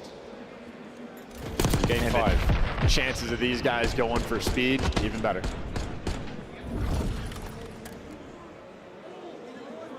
Really, Cake? And Clayster's a coach. The distance. Round 3. These players' engines thumping and racing in time. 3 spree out of Xnid from the previous round, carrying into this one. Love to see some streaks there. I mean, we need a decisive moment. We need a couple of 3 downs before we can get these captures hitting, and I love this. It's a B hit. They're just looking to isolate a single player and open up this B zone. Pred, if he gets the kill on Geo, that's going to be the go button. Problem is, he's a little bit late to the action, and Minnesota Rocker aggressive enough on the switch up. Round 1, Geo plays top art. This time he goes the whole way around, but Pred, he imagines this, as this is Al-Bagro Fortress. He just wants to get to your base and play for spawners. Well, he's in it. He's got the position. Estro's taking a wrap. Oh my God. Estro is behind nearly the entire lineup. And now you're looking at your teammate. Where are we going? What's going on? Minnesota, other zone. What's going on? Let's see what's happening. Pred is now chilling out in top art, still finding kills. That's right. Oh, what's happening? The call-outs right now, frantic. And the response on the minimap, not so decisive from either team. Oh, RC's gonna love the bullet more in that Jackal, brother. Onto the zone. Can we get the segment? Well, no, first one's gone. And listen, if you do this in my rank play games, what Pred is doing, I hate you for it. He's a pro and one of the best slayers in the world, so it's only for him. And it also did not work, so. Yeah. Slow is still on the approach now. Back to B we go. Another bite of this one. 28 seconds left in the round, and you've got to get something going because Rocker have suffocated you with these attacks, and it hasn't even been that costly a map. Kills department very low. Nero doing what he does best, flying forward and getting kills. Xnid gets his. With 27 to go, 27 seconds on this one. You just have to get them off of A. Easier said than done. Xnid throws a dead nade. Buying some time. Progress at A now. Yeah, it's a great reposition. I mean, putting the pressure on B really does buy you some space, and a quad stack rolling through. Minnesota fighting for it with the team kill. Not enough to get it. They do get all the kills on the map, but at the very least for Falcons, A zone secured. You're tied up on lives. Good stuff. 1:15. A long time on Vol. Question is though, can you guess right? Can you get some good time? You at least put yourself in a position to maximize your chances of keeping these players out of trouble, and the answer is maybe not. Yeah, unlucky for the van explosion, but Esriel and Geo getting kills in the feed, bails you right out. Pred though, at least you're being able to sort of work your way through the middle of the map. Still tied on the life counts. Problem is, all the aggression towards B off the rip, it just takes a lot of time to make that happen. So 45 seconds is gonna be tough. 1 or 2 more good hits. 1 good one. And a gift from Pred. Taken, happily. Now we try to find the flank, but he's going to get picked up here. Ah, the win helps. But he's now going to reevaluate the angle he takes. He's going to find Geo in the corner. Can Pred keep this nearly perfect life going? Absolutely. 4 spree, we're on the zone. He knows every credit corner. This man is going to read every last one. Pred the cred, corner king. There's 2-man stack here on the zone. Nero on the flank. We'll get there in a moment. I hope he has an aims in his back pocket. Xnid might be an issue. Dealt with Oh, but they get off the zone as well. In Minnesota, when they played against Boston earlier, had a round that was the setup exactly like that. A player going on the pinch towards ammo. They were a little bit too slow. This time, the coordination, perfect. Oh, yeah. 10 seconds.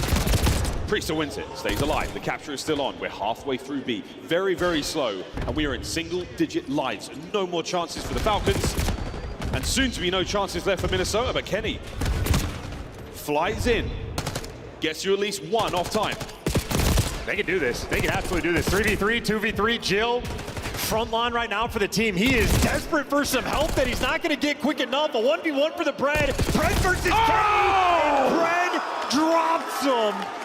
They won a world championship together, but now it is hatred on the main stage. Pred bested him. What a brilliant moment. Gio buys you as long as he possibly could. And this is it. Oh, no, it's not. This is Pred's final kill. Actually, maybe it is. The whole team's getting smoked here. Slides on in. Oh, gets the kill on the Gio. We don't see the Kenny kill, but wow. What a moment. Kenny had the nade as well from spawn. Thank you, production, on the replay. Pred making it happen. 54 HP as well. Kenny sends it from window. What a kill and the pop-off. Map point, Vegas Falcons. Whoa. See an excellent chirp like that. Yeah, we are wearing off on him. Or rubbing off on him, rather. Falcons game of control, not been bad whatsoever. Heroic moments like that certainly help. A-zone cap on the slow progress now. We're nearly finishing the first segment. Ezreal doing it alone. Hey, you'll take a kill like that when you're stunned, but yeah, Pred wins the extra one, gets the one-on-one gunfight. Now Nero walking into a tough situation. Had the kill in his sights, and yeah, Pred bails himself out with the pistol. Nero just walks into a bad situation, doesn't walk away with the goods, and now Rocker in a painful spot. The swing mode that is control might just give Falcons the extra edge. Clearing out the usual spots, Kenny with the nade. He has teammates above him, so Catwalk now trying to pick up those extra kills. That's not going to happen. It's a dangerous spot to be in. Yeah, perfectly worked. 3 dead. Last man up, Kenny. He's going to get some damage in, but this is a situation surely he should not get anything out of. Oh dear. Rocker have thrown caution to the wind, and they are sending it in there and burning through lives. I mean, listen, Falcons love to run it down B just because it buys you so much space on the map. It can be costly on the time front, but now we're seeing what it looks like to try to run it down A, and it looks even worse on a strategic front. Falcons might just have the edge on Rocker. Get this done here. One sneaky play from Ezreal is going to get B, so at the very least, it stops the clock. Draws the attention. Priest is going to get his 6th kill. Oh my, Pred. What a kill that was. Final few moments. This should be the Falcons taking the lead here in our series. Can we get one more play towards B? One more chance. Priester identifies the vulnerability, identifies the weakness. Whoa, but he's found himself a couple of kills. Another now. Gio, can he double back over the time? Can we get in there and stop the clock? No, we cannot. Vegas Falcons take the lead. And a great map to do it in the fact that it was a 1v1 between Pred and Kenny that effectively decided the fate of that map, or at the very least, who's going to have the advantage. A masterclass there. And again, it's an interesting style that the Vegas Falcons run with. They will run it down towards B the entire time. It's the more difficult zone to capture, but a massive reason why it's more difficult to capture is because of the pressure. Well, typically you reposition to A and it's easier to get the stacks. Teams on defense love to just roam that site. Turns out it pays off. You get the segment early on, you need a little bit less later down the line. Vegas Falcons, well, that is the style and it pays off for them. Shout out to the stats as well. I mean, you had exited that first defensive round. He was an absolute monster. But by the tail end of things, everybody on the squad there to pick up the pieces. Yeah, absolutely. Falcons, a mixy team that want the fight. They take the challenges.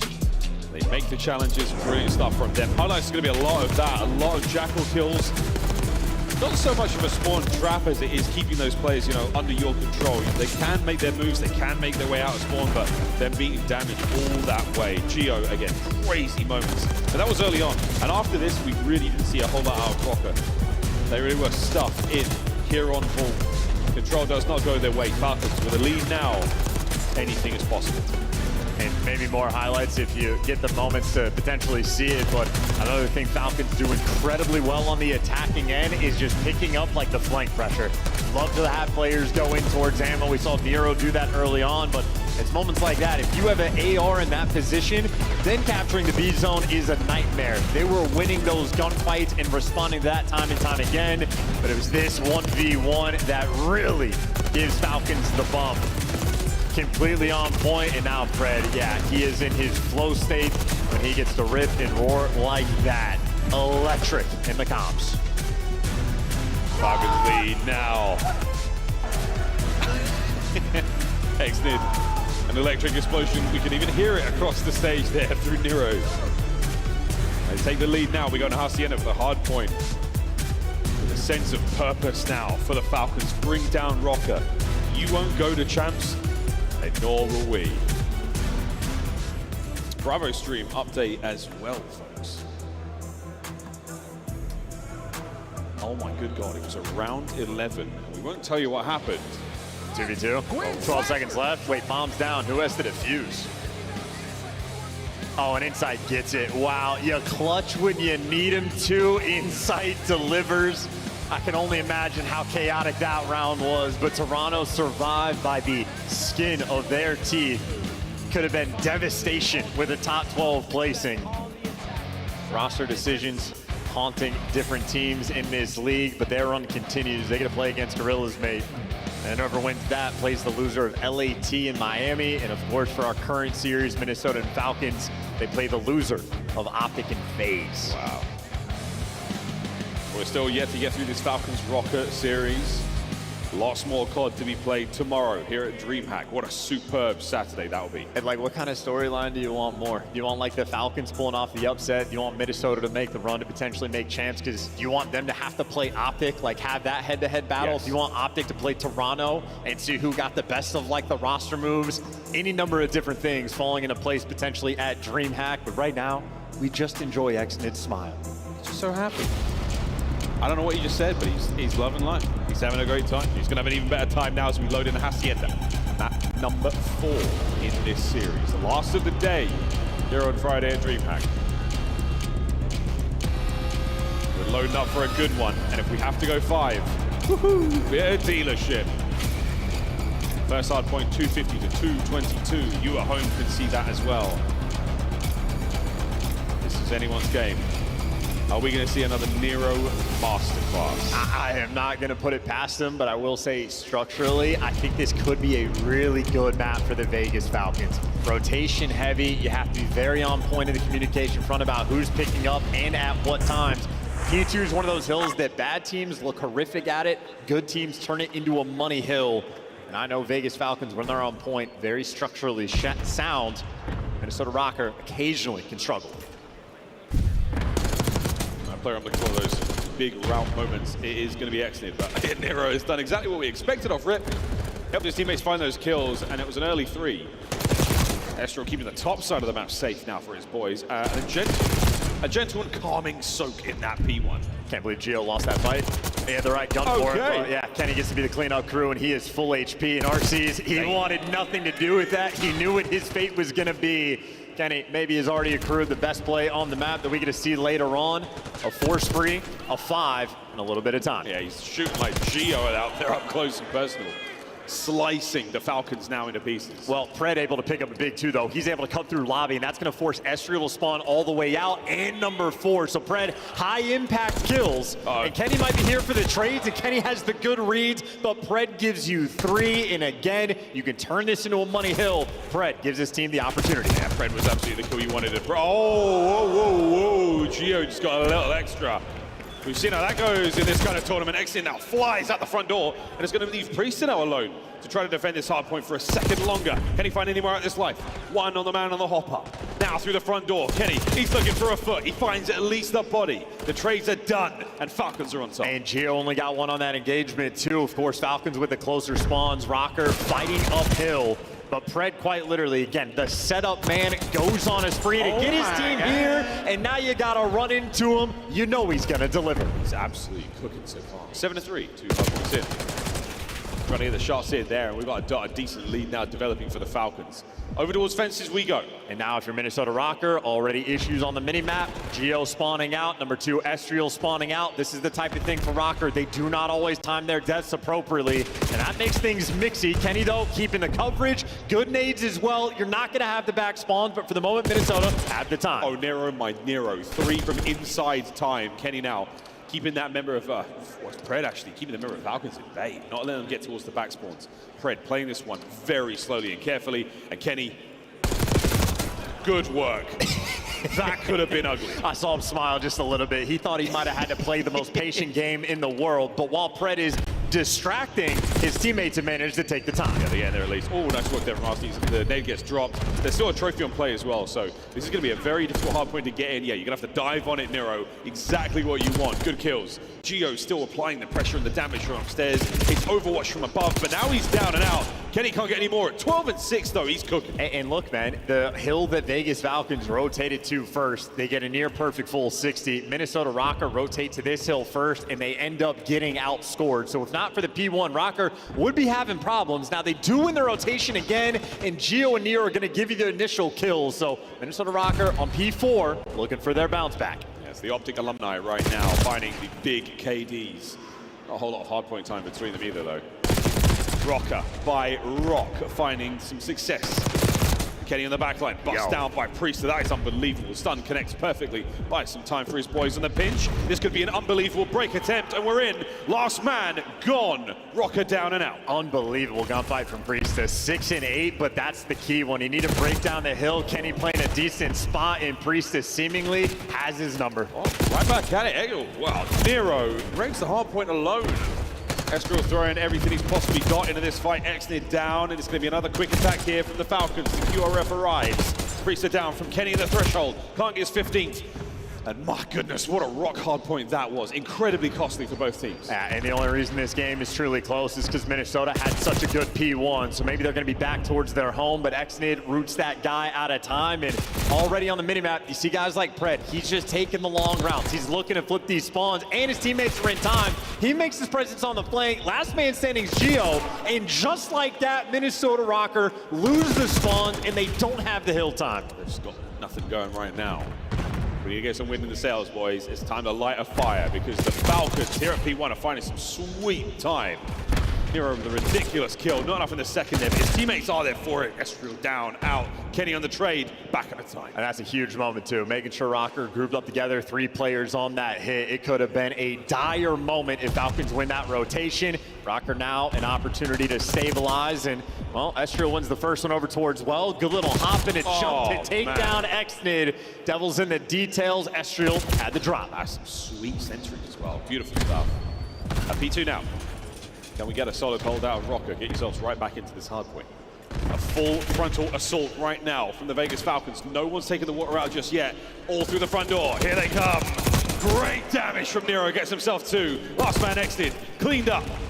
And that's going to be your hard point. Yeah, now Priest, try to cut through the middle of the map. That is not coordinated with the team. The hit not quite timed as much as Vegas Falcons would want it. And now it is opportunities for the SMGs to roam, except they leave open the back spawns. So Pred's going to spawn in the back, and Geo, well, he had coverage from Kenny. How about that awareness from the veteran? And they coverage there from the team nades. The trophy won't save you from those. 20 seconds to go. That will put Rocker in the lead. On the way to Falcons fences right now. As they've made home over there, Pred finding a ridiculous 2-piece. Good old Nero trades him out on the approach towards Nuke. Unfortunate guy timing. Didn't know when to hit the go button, and Priesta ends up getting the kill to fall in his lap. But that is an insane spawn. Yeah, so number 7 spawns out. That's actually going to force Nero to spawn in the back behind Priesta, and that is unreadable, and he gets the kill. Yeah, unreadable is one thing. Oh, the kill is unbelievable, man. 50 seconds here on fences to fight for. Nero first man in. He's going to back up, allow the contestant go Without a problem for now, it's his teammates are finding kills all over the place. Gio again with another close range aims kill. Estriel by Plat. Beautiful stuff. 2 dead in the feed there for the Falcons. As Arsenal by the outside finds a nice 2. That's a huge 2 as well. Nero trying to do his job, but now it's going to get just a little bit mixy. Trades getting exchanged all over the place, but Nero, the extra edge. He has been built different on the day, and Minnesota Rocker and have a decent little lead going into new. Should be able to collect those final 12 seconds, and on the foot race, while Priesta once again, the flanks on Rock on point. Hey, it's a sneaky Priesta. Shooting people in the back is absolutely what you want to do. Pred, though, tries to shoot in the front. It's going to be Nero on the trades. Rock Hardpoint, last go around, unbelievable. Minnesota managed to walk away with most of it, but not without a pound of flesh. Here we go again. Minnesota just want to coordinate their hit. Number 4 is going to be working the pinch. He does not check the deep corner. Pred able to get the freebie on Gio, but Pred actually let one of his teammates die. Pred gets the kill a little bit late, and that is going to be costly. He lets him through too quickly, and now Minnesota are in. Oh, Arsenal's bringing the jacket at the right time. 35 seconds ago, once again, Rocker have managed to stabilize what is otherwise a crazy situation. Oh, it's all purple. Kenny on a 5 spree from inside time. It's come to a close, but it might be the death knell already. Unbelievable that, like, again, the smallest things going wrong. If Fred is a bit more aggressive on the kill, what could have been. Now you're trying to flood through the front, and you are unsuccessful. Gio, L-Trigger lines him up, guns him down, and Minnesota Rocker, they're going to build themselves a 45-point lead. That's a perfect end to the second set of hard points right now for Rocker. Game 5 looming over us. It's in the stars. As Gio finds his 5th kill in a row. 6th round the corner. Priesta holds his nerve and holds his iron. Gets the kill. As back to P1 we go. Both teams have been perfectly adept at getting time here. And how about the main slayers in this lobby? It's Kenny with 27 and it's Pred with 26. So former Hockey members getting after it now. More trades being exchanged in the kill feed. Estriel, unfortunate caught. Too many windows to check. The Vegas Falcons, full hallway control, and they'll be in time. Gio's unfortunate stun. I mean, that's just going to give a little bit of opening now for the Falcons players to get some top control, but it doesn't really matter too much for them. Kenny there, roaming the halls the jolliest way he possibly can, finding kills all over the place. Last 20 seconds, we go to new, and there's only a single member really in position to get this. Kenny could go big here on the inside of P2, gets the kill, they clean up lobby. Rocker in an opportunity now. And what you actually had on time, getting soaked up pretty well on that P1. So yeah, a 50-point game in their setup. They could win it here, but as long as they get 20 or 30, Rocker will be extremely happy. Yeah, Kenny got down. On forward, Pred now trying to make the attempt through front. Exit on his left flank. Can he get the trade?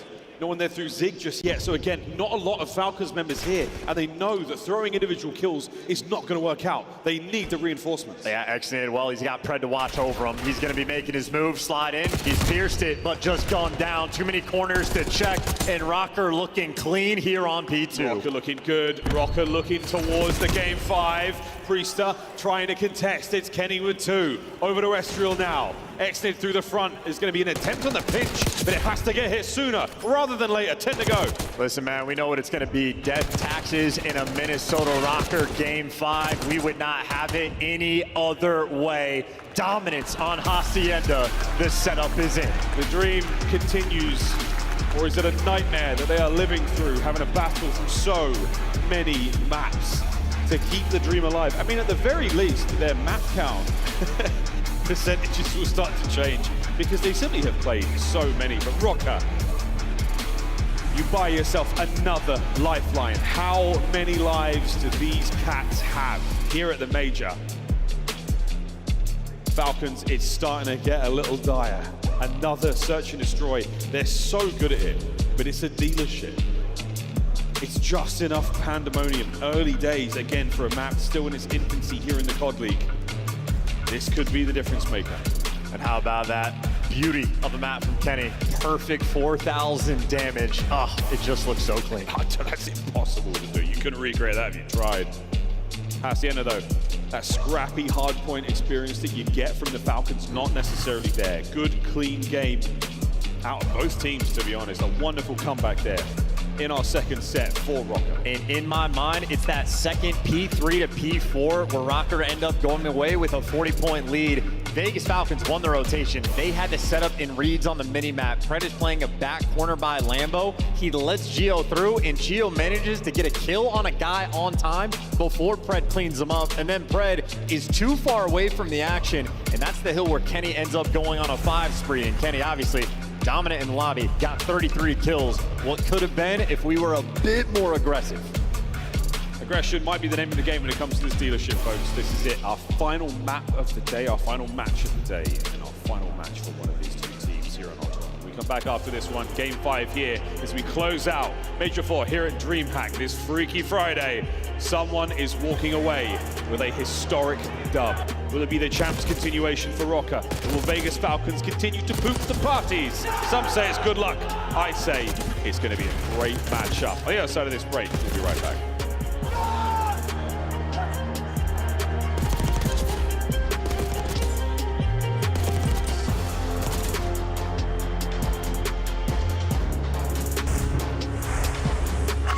Scuff Call of Duty collection is $30 off this weekend only. Visit scuff.co/CDL to upgrade your game with a Scuff, the official controller of the Call of Duty League.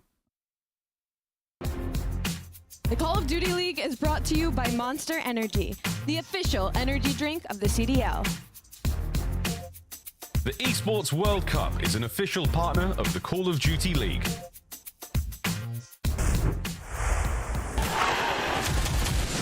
It's more than a game. It's for all who dare to compete. It's more than a team. It's our team. It's more than a feeling. It's unwavering passion. It's more than just talent. It's the grind that got me here. It's more than a moment. It's our legacy. One city, one stage, one champion. The battle starts now.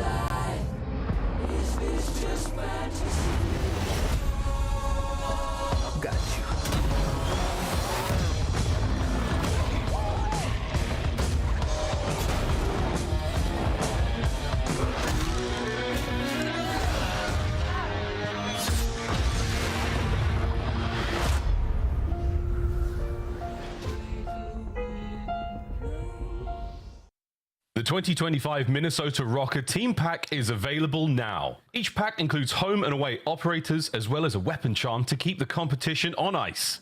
Next time you boot up, suit up at the in-game shop.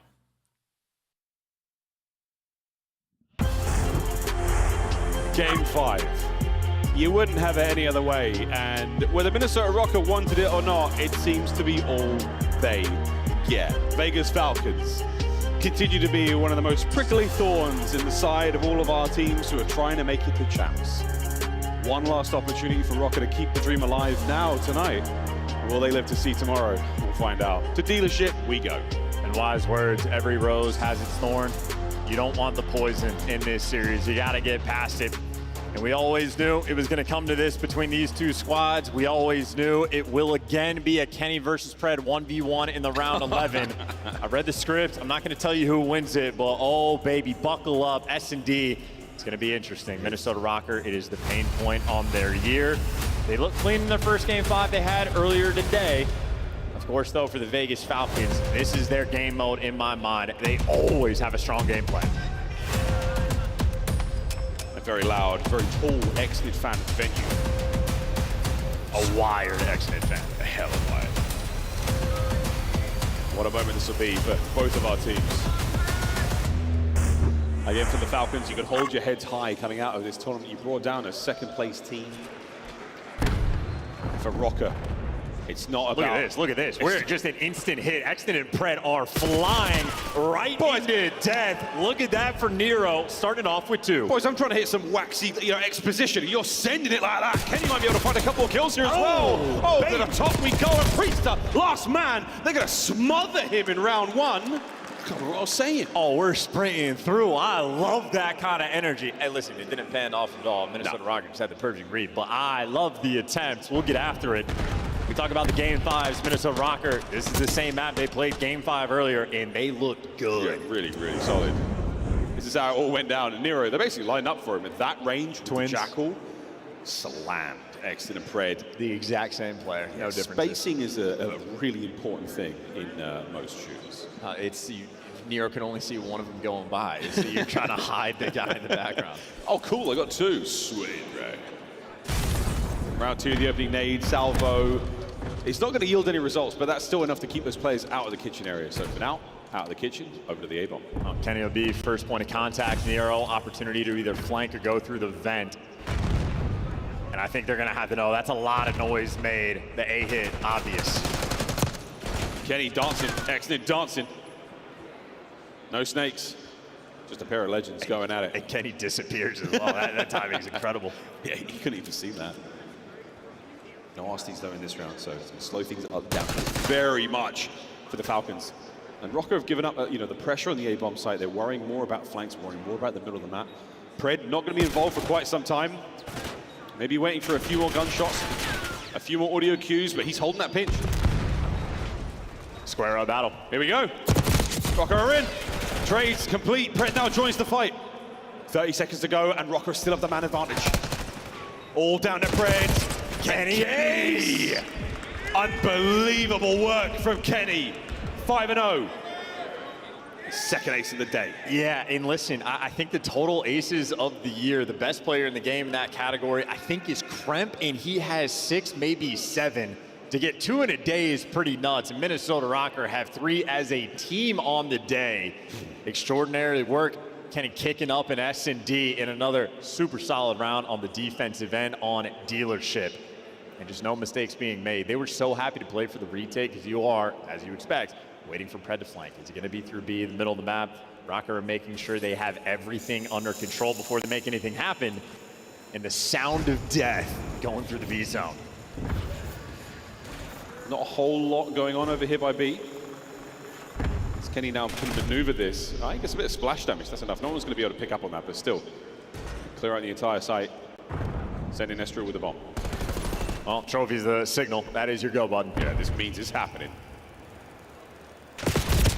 Exnid, a pick and a trade. Kenny 6. You'll take that. And now, well, I was going to say Falcons might have to worry, but they do know, in fact, that bomb is down, and no one's collected it just yet. So Rocker trying to play mind games, throw them for a little bit of TDM. Oh, the lineup! You may as well have given it to Kenny now. 7 in a row. The last man now for the Falcons, Priester. He'll take the long, scenic route, hoping to catch these players unaware. Well, I love the play from Priester. He's at least cleared space. Except the double back might be tough. Either way, 30 seconds, an opportunity to maybe catch a player off bomb. Rocker yet to make the decision. Kenny collected, and they will plant on B. Call of Duty timing, not gonna favor Priester. This is gonna get him a hellstorm as well. So Kenny coming into this next round strapped. 2 rounds in. What a performance from the world champ. Yeah, no jinx, but Kenny has had, again, incredible S&D performances recently. Personnel, do your very best to clear out all your usual spots. Kenny, the slinkiest shoulder, so much intel. Stays alive, trusts his teammate, Rocker, play their advantage magnificently. 3 in a row. And Kenny just, I mean, he should get credit for the kill that RCD's had on his teammate. He's just challenging. They're trying to rat back through the middle of the map, and Kenny just there lying in wait. An S&D kid through and through. That's where Kenny made a name for himself back in Call of Duty Ghost. Here he is, 13 years later, still doing it. And that's a perfect example of the facilitator. Now in Search and Destroy, throwing shoulders, doesn't need to go for another kill in a row. He already has the coveted Hellstorm. There's not much more he can do except for keep his teammates going, feed them, look for their streaks now, and just play for the guarantees. Unbelievable stuff. We'll leave the Hellstorm for the A sites. Yeah, the rest of his teammates, they just stack up B. They're here, exited. Huge first blood, and they read the pressure. Estriel, everybody's one shot. There's the first kill, but traded out, and Kenny in a 1v3. Oh, it's now a 1v2, and good work from the Falcons. Cut down that crazy play. You force them on the inside, and they seem a lot happier there. They play the trades very, very well. And Exnid not feeling the pressure, right? I mean, you have nothing to lose in these moments. A huge win there just to get that first blood. Rocker, honest to God, had the perfect strat. Vegas, very quick read and reposition. They might have slowed down the momentum just a touch. Obviously, Kenny with a Hellstorm in the back pocket. A good use of it is a guaranteed round win. You talk about how destructive an RC car is. I mean, the Hellstorm is destruction manifest on this map. Not a whole lot shown, but tons of noise made. Nero, a gift there for the COD gods as Pred flies forward to death. Yeah, Nero's got the whole team watching his back. But they got what they wanted. They got the first blood. They're out. Straight out. B's going to be the hit. Don't need too much noise. There's so many doors you have to cross to get here. And the play might be on. Yet Falcons are maneuvering in a position to contest this. And really favoring this B side as well. Surprised Falcons not going for any wall bangs. We've seen a couple teams use them, but they're not going for it here. They're trying to get the kills from up top. Same plant spot. Everybody on Rocker watching over, though. The bomb successfully planted. Yeah, just enough good cover there as well. Yeah, Exit has to be forced down. Great suppression. Priest enough from the same spot here by Kitchen. He's able to get kills, but it's still so hard. And Gio's so patient, watching the pinch as well. His teammates know, just gotta look forward. There's an extra pick. Gio's getting active. And Exit more active, flying forward. You've managed to clear out many members of the bomb site now. They've had to vacate. And this is it, Priester. Trying to make something happen, Gio. Better late than never. Perfect timing as these players on the hops are unable to get anything done. And Arcity's now alone. I love it when a plan comes together. Rocker 4-1. Falcons might have made him work for it, but yes, the plan indeed was there. Gio so patient on the flank. There was a lot of noise being made. He does not hit the go button until one of his teammates falls. And a great job by Nero as well, just to stay alive and make sure it's his teammate that makes that next point of contact. 4-1 lead for Minnesota Rocker. They're still sitting pretty with the Hellstorm. Absolutely. Well, you cannot spell I go without Gio. You cannot spell. I don't know. We'll figure that one out. Chat, we'll edit that one, right? Here we go. I don't know what day of the month it is. I've got no idea, right? P-Dog's got a bomb, though, and he's going towards B. I mean, however you dress this one up, B bomb, A bomb, they're both wide open. That Hellstorm. Surely we save it for the final moment. Wow, I think that was a return volley for the frag. Gio, don't peek this. Hello. I can't believe we're not going for wall bangs, to be honest. Well, not yet. I wonder if maybe we're not doing that anymore. A silent GA, possibly 3v3. Nero's starting to work on streaks of his own. This is a serious back and forth. And back and forth no more. Now it is only forward. It is Pred who has been absolutely ripped. Match point, Rocker. And against two different teams, Minnesota Rocker are 11-2 in round count on this map. They have been damn near perfect. And Pred, he looks stunned. He's 1-4, RCD's 1-6. Struggling to offer anything. Exnid's doing what he can at 6-6, but Rocker on dealership are looking clean. Hellstorm, not needed. Not needed yet. It might be a detriment, if anything, because right now, again, the way they're playing is so tight. The chem and the trades, the angles at which they cover each other. Rocker have got this figured out. It's not broke, boys. You don't have to fix it. Any kind of overcorrection to try to get that Hellstorm involved, man, if it hurts. And you start the Falcons comeback. I will laugh. And Rocker seemingly loves the car through B. I believe Nero's driving in this moment on a 4 spree. So typically the car can be destructive. Well, hey, let's call everything in. Any player outside, you're gonna die. You're forced to go in towards garage. Uh-oh. Good for one. One's more than enough. Enough to get the bomb plant under perfect coverage. Trophies now and a nice open middle section here of the car lot. It's going to cause a lot of problems for those frags. Connection. Arcites with quite the angle to take care of Geo there, 3v3. That's a great look. Still though, you are running out of time. Vegas Falcons, you gotta hit the go button. You're right out of pinch. You need to swarm this site. These are the final moments of your season where Estro, oh, he takes a man with him, 2v2. 18 seconds, you still have to make the move. Kenny drops him in a 1v1. Nero, the bailout. And it is done.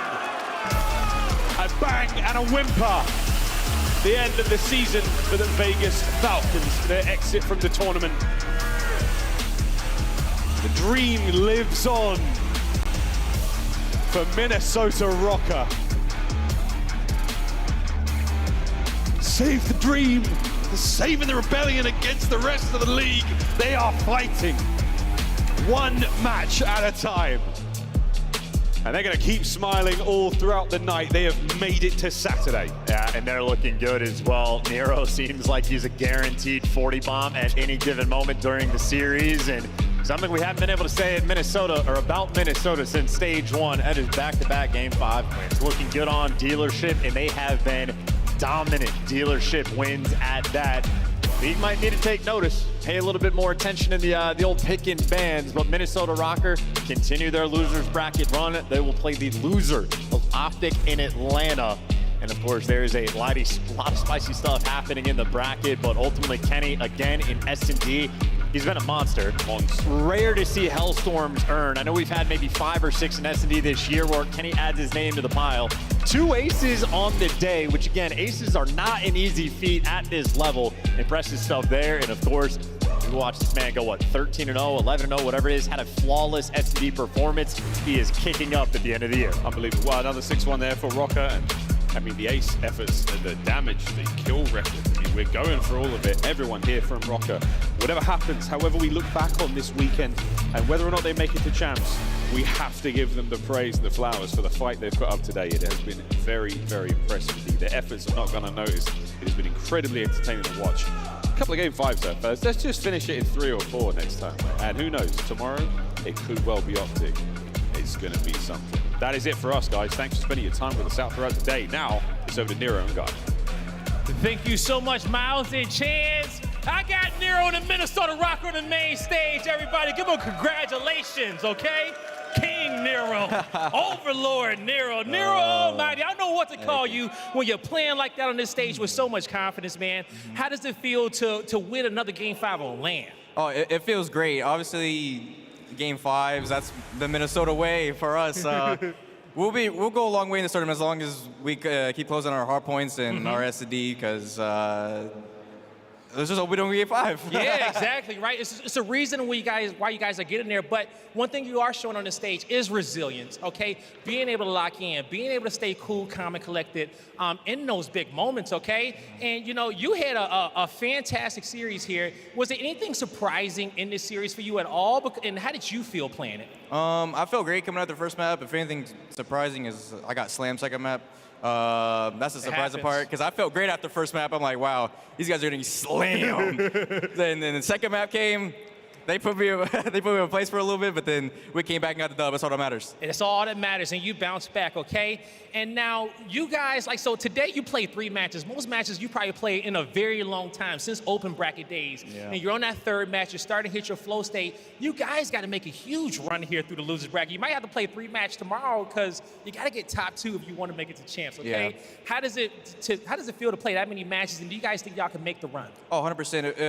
It's good playing all those matches because it feels like we're hitting form after every match. Okay. So it gets our map pool better.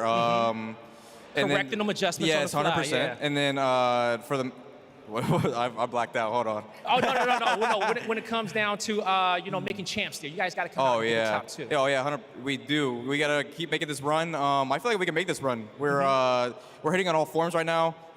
We just gotta come back tomorrow. 3 matches. Hey. I haven't played that much COD in a long time. Well, don't worry. I'm going to let you go and get your rest, okay? Because you're going to have to strap in to play some more matches. What you want to say to the fans to stop to listen to you and out there at home as well? Thanks for cheering. We're trying to get this run for you guys. Champs would mean everything for us and for you guys, too. And you heard it from Nero. He's going to try to get it done for you guys, everybody. That's going to do it for him and the Minnesota Rocker today. Chris, take us away. Thank you very much, Blaze. And it was really cool to see some of the G2 fans come in and check out the CDL action. Minnesota Rocker getting a win tonight against our worst team in the CDL. But the Falcons and Priesta got a dub on Major LAN.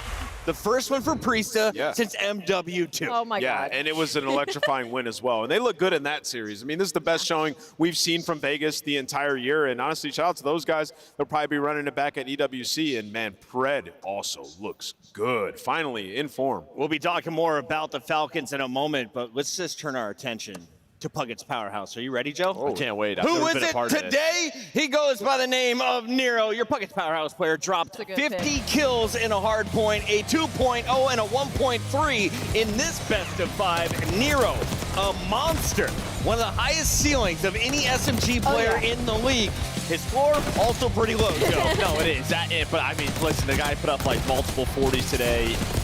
The problem is that every single one of these, why is this so difficult? Why is it to do this? They had a vault where they're not slaying by 30 and it's still coming down, to a very close game. Bro, he was 40. He had 40 and 20 on the map. Yeah, right here. And this game is so close. But yeah, Nero, if he's not doing this, if he wasn't playing like this today, it'd be a very different discussion that we'd be having about Rocker. Massive performance to kick things off in the series, and then you got Kenny to start to pick it up later on to close it out. I love our stats. Nero, 287 kills on the day. That is more than all of LA Thieves combined. Granted, he played 2 matches. LA Thieves played 1. But look at these numbers. Of 50 to start the day, of 47 against Vegas. Can he keep this going for day 2? Because he said, I haven't played that many matches in a day in a while. If they keep this going out, they could play up to 3 matches on Saturday. I'm starting to think it's the matches, how many matches he has to play is that what keeps him consistent. Because the fact that he did that for 2 matches today, when sometimes we have an off series from Nero, I feel like 3 might light a fire under him tomorrow. As good as Nero's 50 bomb was, it wasn't our scuff play of the game. Kenny is dropping aces left and right. We got 2 on the day. Excellent call by Chance. He's like, Kremp's leading the league with 7.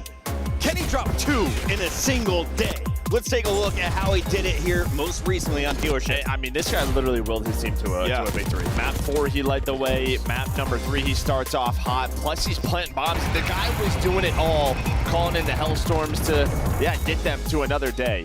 Yeah, when the pressure mounts, this is like the guy that's going to answer the call, right? And their backs are completely up against the wall here. And Kenny, I mean, he started the day by winning a 1v3 to keep them in the series. 2-time world champion for a reason. Kenny trying to will Minnesota into a champs run, and it's going to get weird for Boston. You are now out looking in. Optic is still in it, and as we see the rest of the bracket here, Allie, you can see Minnesota versus the loser of Optic and Faze midday tomorrow. You couldn't write the script any better. Personally, I would love to see that happen. I'd love to see the venue get electric for the storylines heading into champs. It would be unreal. All right, we're going to start back at the beginning of the day, though. If you missed all the action, we're live on YouTube. You can just take that little cursor and go all the way back or listen to this. It's LA Thieves. Spoiler, they got the first dub of the day, and it was Dan Ghosty, a 1.83 against the team he 4-0'd in the grand finals for his first trophy. 25-minute series. I mean, they looked unbelievable. It dominated. It feels so long ago. But they just took care of business. It's been a weird day across the board, and I mean, you can say, yeah, LA Thieves winning isn't necessarily weird, but in the fashion of which they did it is because of Vancouver Surge and the amount of grand finals they've made to, and the amount of hype that has been building up to this tail end of the season of what they're going to do to play spoiler. And unfortunately, for them at least, LA Thieves slammed that door very hard, very loud heading into DreamHack, and that makes me worried heading into champs for Vancouver Surge. Rambo Ray, they got him on Surge. He went to Twitter. He apologized to the fans. He says, we have a lot of work to do. Yeah. Are you in panic mode right now if you're the Surge? You went to back-to-back grand finals. Is this just a one-off weekend or a downward spiral? I'm a big I think it's just the boogeyman. I think it's just LA Thieves. I'm not panicking yet. Honestly, you know, I look at that as like this is an opportunity now. Like it was Major 4, it's fine. We got champ CWC. I'll tell you who's not panicking anymore, but they were all season. It was Optic fans. All the pressure was off after this first matchup against Toronto. A 3-1 was a huge sigh of relief for the Green Wall. I mean, this was the best match that I've casted for them on the year. Just the way they played disciplined out, especially in Hardpoint. Nobody threw anything. Nobody trolled anything. There wasn't any ego gunfights, and then they all had their pop-off moments. But a great look here over an Ultra team who, I mean, they're not looking the strongest, but it's a big win for them. Yeah, and it's a team that's had their number majority of the year too, right? They've just beat them in back-to-back series, so Optic feel great. Hookah was almost my powerhouse player of the day. Allie, was he the MVP for Optic, or who are you more excited to watch going into day 2? No, I completely agree. I think it was the Hookah 100%. I think he's definitely an X factor now for the rest of this weekend when it comes to this Optic Texas team. Minnesota with 2 dubs on the day. The first one happened earlier against Boston Breach. It wasn't pretty. It was another 5-game series, but you walk away with a smile. Nameless, who was the star player for Minnesota in this series? Well, a couple big moments we got from Kenny. I mean, the 1v3 was massive, but Nero in this final round that you're watching right here, obviously the 50 bomb that we saw, and he makes the play, right? Like it's like writing a book. The guy literally makes the play at the very end to get into the hill for them. He was everything today. And this, to me, was the most entertaining series that we've had so far. I mean, truly down to the wire. I think for me, it's just kind of like the Minnesota fashion. They've been to so many game 5s and have no ice. That's been their story. But we also forget the story of Minnesota Rocker is that you can never count them out. They could be down 150 points and they could still find their way to come back and win a hard point. They could be down 0-2 in control and find a way to reverse sweep. So I think that's the most terrifying thing overall this weekend. Do they get any more dealerships though? Because if I'm playing this team, I'm saying we ain't squaring up. Let's take a look though at LAG, who was able to look pretty clean. Fellow coming to life. Lunars with his best match so far in the CDL. No doubt about it. And on the flip side, like as good as LAG looked, I don't know, this C9 team, they just played so individual. They were not on the same page. It's been a tough year for them. Yeah, they had the worst showing. It felt like the coaching went backwards. Yeah. I hate to say it, but the team is not as good as they were 3 weeks ago. Yeah, I mean, it just looks like they fell apart. Obviously, when they saw themselves, you know, slipping down the standings, not making it towards champs, they just kind of rolled over this one. And you can see LAG, it just seemed like they had a hell of a lot more to play for, right? Everybody started to pop off, get loud, get passionate. Fellow had a good series, obviously Kismet, and then Lunars. I think that's what I'll remember from this match is like Lunars can play with the pros. LAG, you got what you wanted out of the Bulldog. Fellow showcasing you what he has in the tank. They are still in the bracket, and for the first time, they are playing on a Saturday. Make sure you vote your favorite players in for the Scuff Team of the Year for 2025. Cast your votes by June 2nd at midnight if you want that to count. Joe, who would be your MVP early on? MVP early of what? This tournament or the year? If you're picking some Scuff players, who would be your top dog out of everybody in the league? 2 from Thieves, 2 from Faze. That's probably what I'd go right now. If you're looking at this weekend's leaderboard, Dan Ghosty leading all players with a 1.84. It's his teammates right behind him, as he said. Hydra and Envoy. Scrap comes into the top 8. LA Thieves taking care of business. Faze doing the same thing. And Real looking like the stud we knew he was for Miami. We've talked about Rancor and Super getting all the love recently. Real could be a star this weekend. Yeah, he's been an absolute beast. I mean, really, all year. And, you know, for this Miami team, they're looking to take down a championship, and they can do it. I'm a big believer in that squad. No #1 seed has ever won after going flawless in the qualifier. Can they do it here? Miami is still alive in that winner's bracket, and tomorrow you can see the action kicks off against their biggest challenge yet. The LA Thieves, your Major 3 champs, are waiting for you in winner's bracket round 2. Atlanta, Faze, and Optic. This is something I used to see in a winners bracket finals. Yes. We get it in winners bracket round Finally, 2. it has been a long time since we've seen this matchup, but yeah, they meet again. And yeah, Miami's saying pretty much don't forget about us. Remember, they beat LA Thieves a couple of weeks ago online.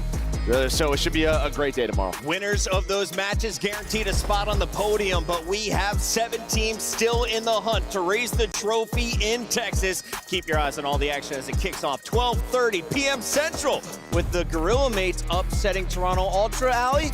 Maybe. Who knows? Poor We'll find out Rosalie. tomorrow. You don't get to know my prediction yet. Hey, thank you all for tuning in. We'll see you tomorrow, bright and early, day 2 of DreamHack.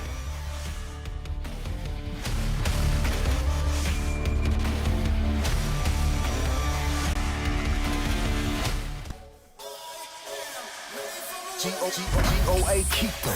Time I don't need you. Lifespan forever, ever, Jesus. Said we never, ever beat us. Death will never, ever see us. Backflip out caskets and pieces. Black boots and black suits with creases. With no committee, they give us pennies to Jesus. Because vibrations give us sedatives to Caesars. Render the Caesar what it seizes. This ain't my kingdom, this my teaser. They say I'm cocky, pointing fingers, cause I say my life is mine to live at my leisure. You just a dreamer. Everything I dream up is something I achieve. You are underachieved. I'm Kakarot, I surpass you, Vegeta. Standing by God, pull your feet up.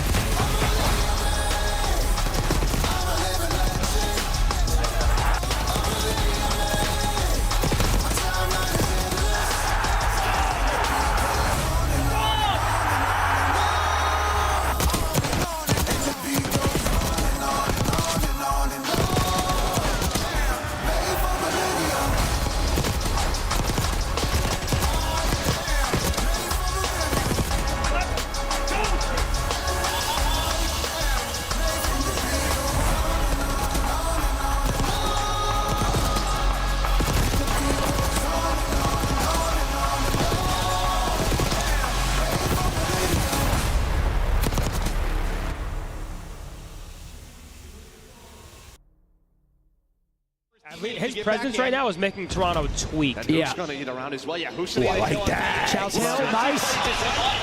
Give me one more. Just he's making him elite. Just such a good.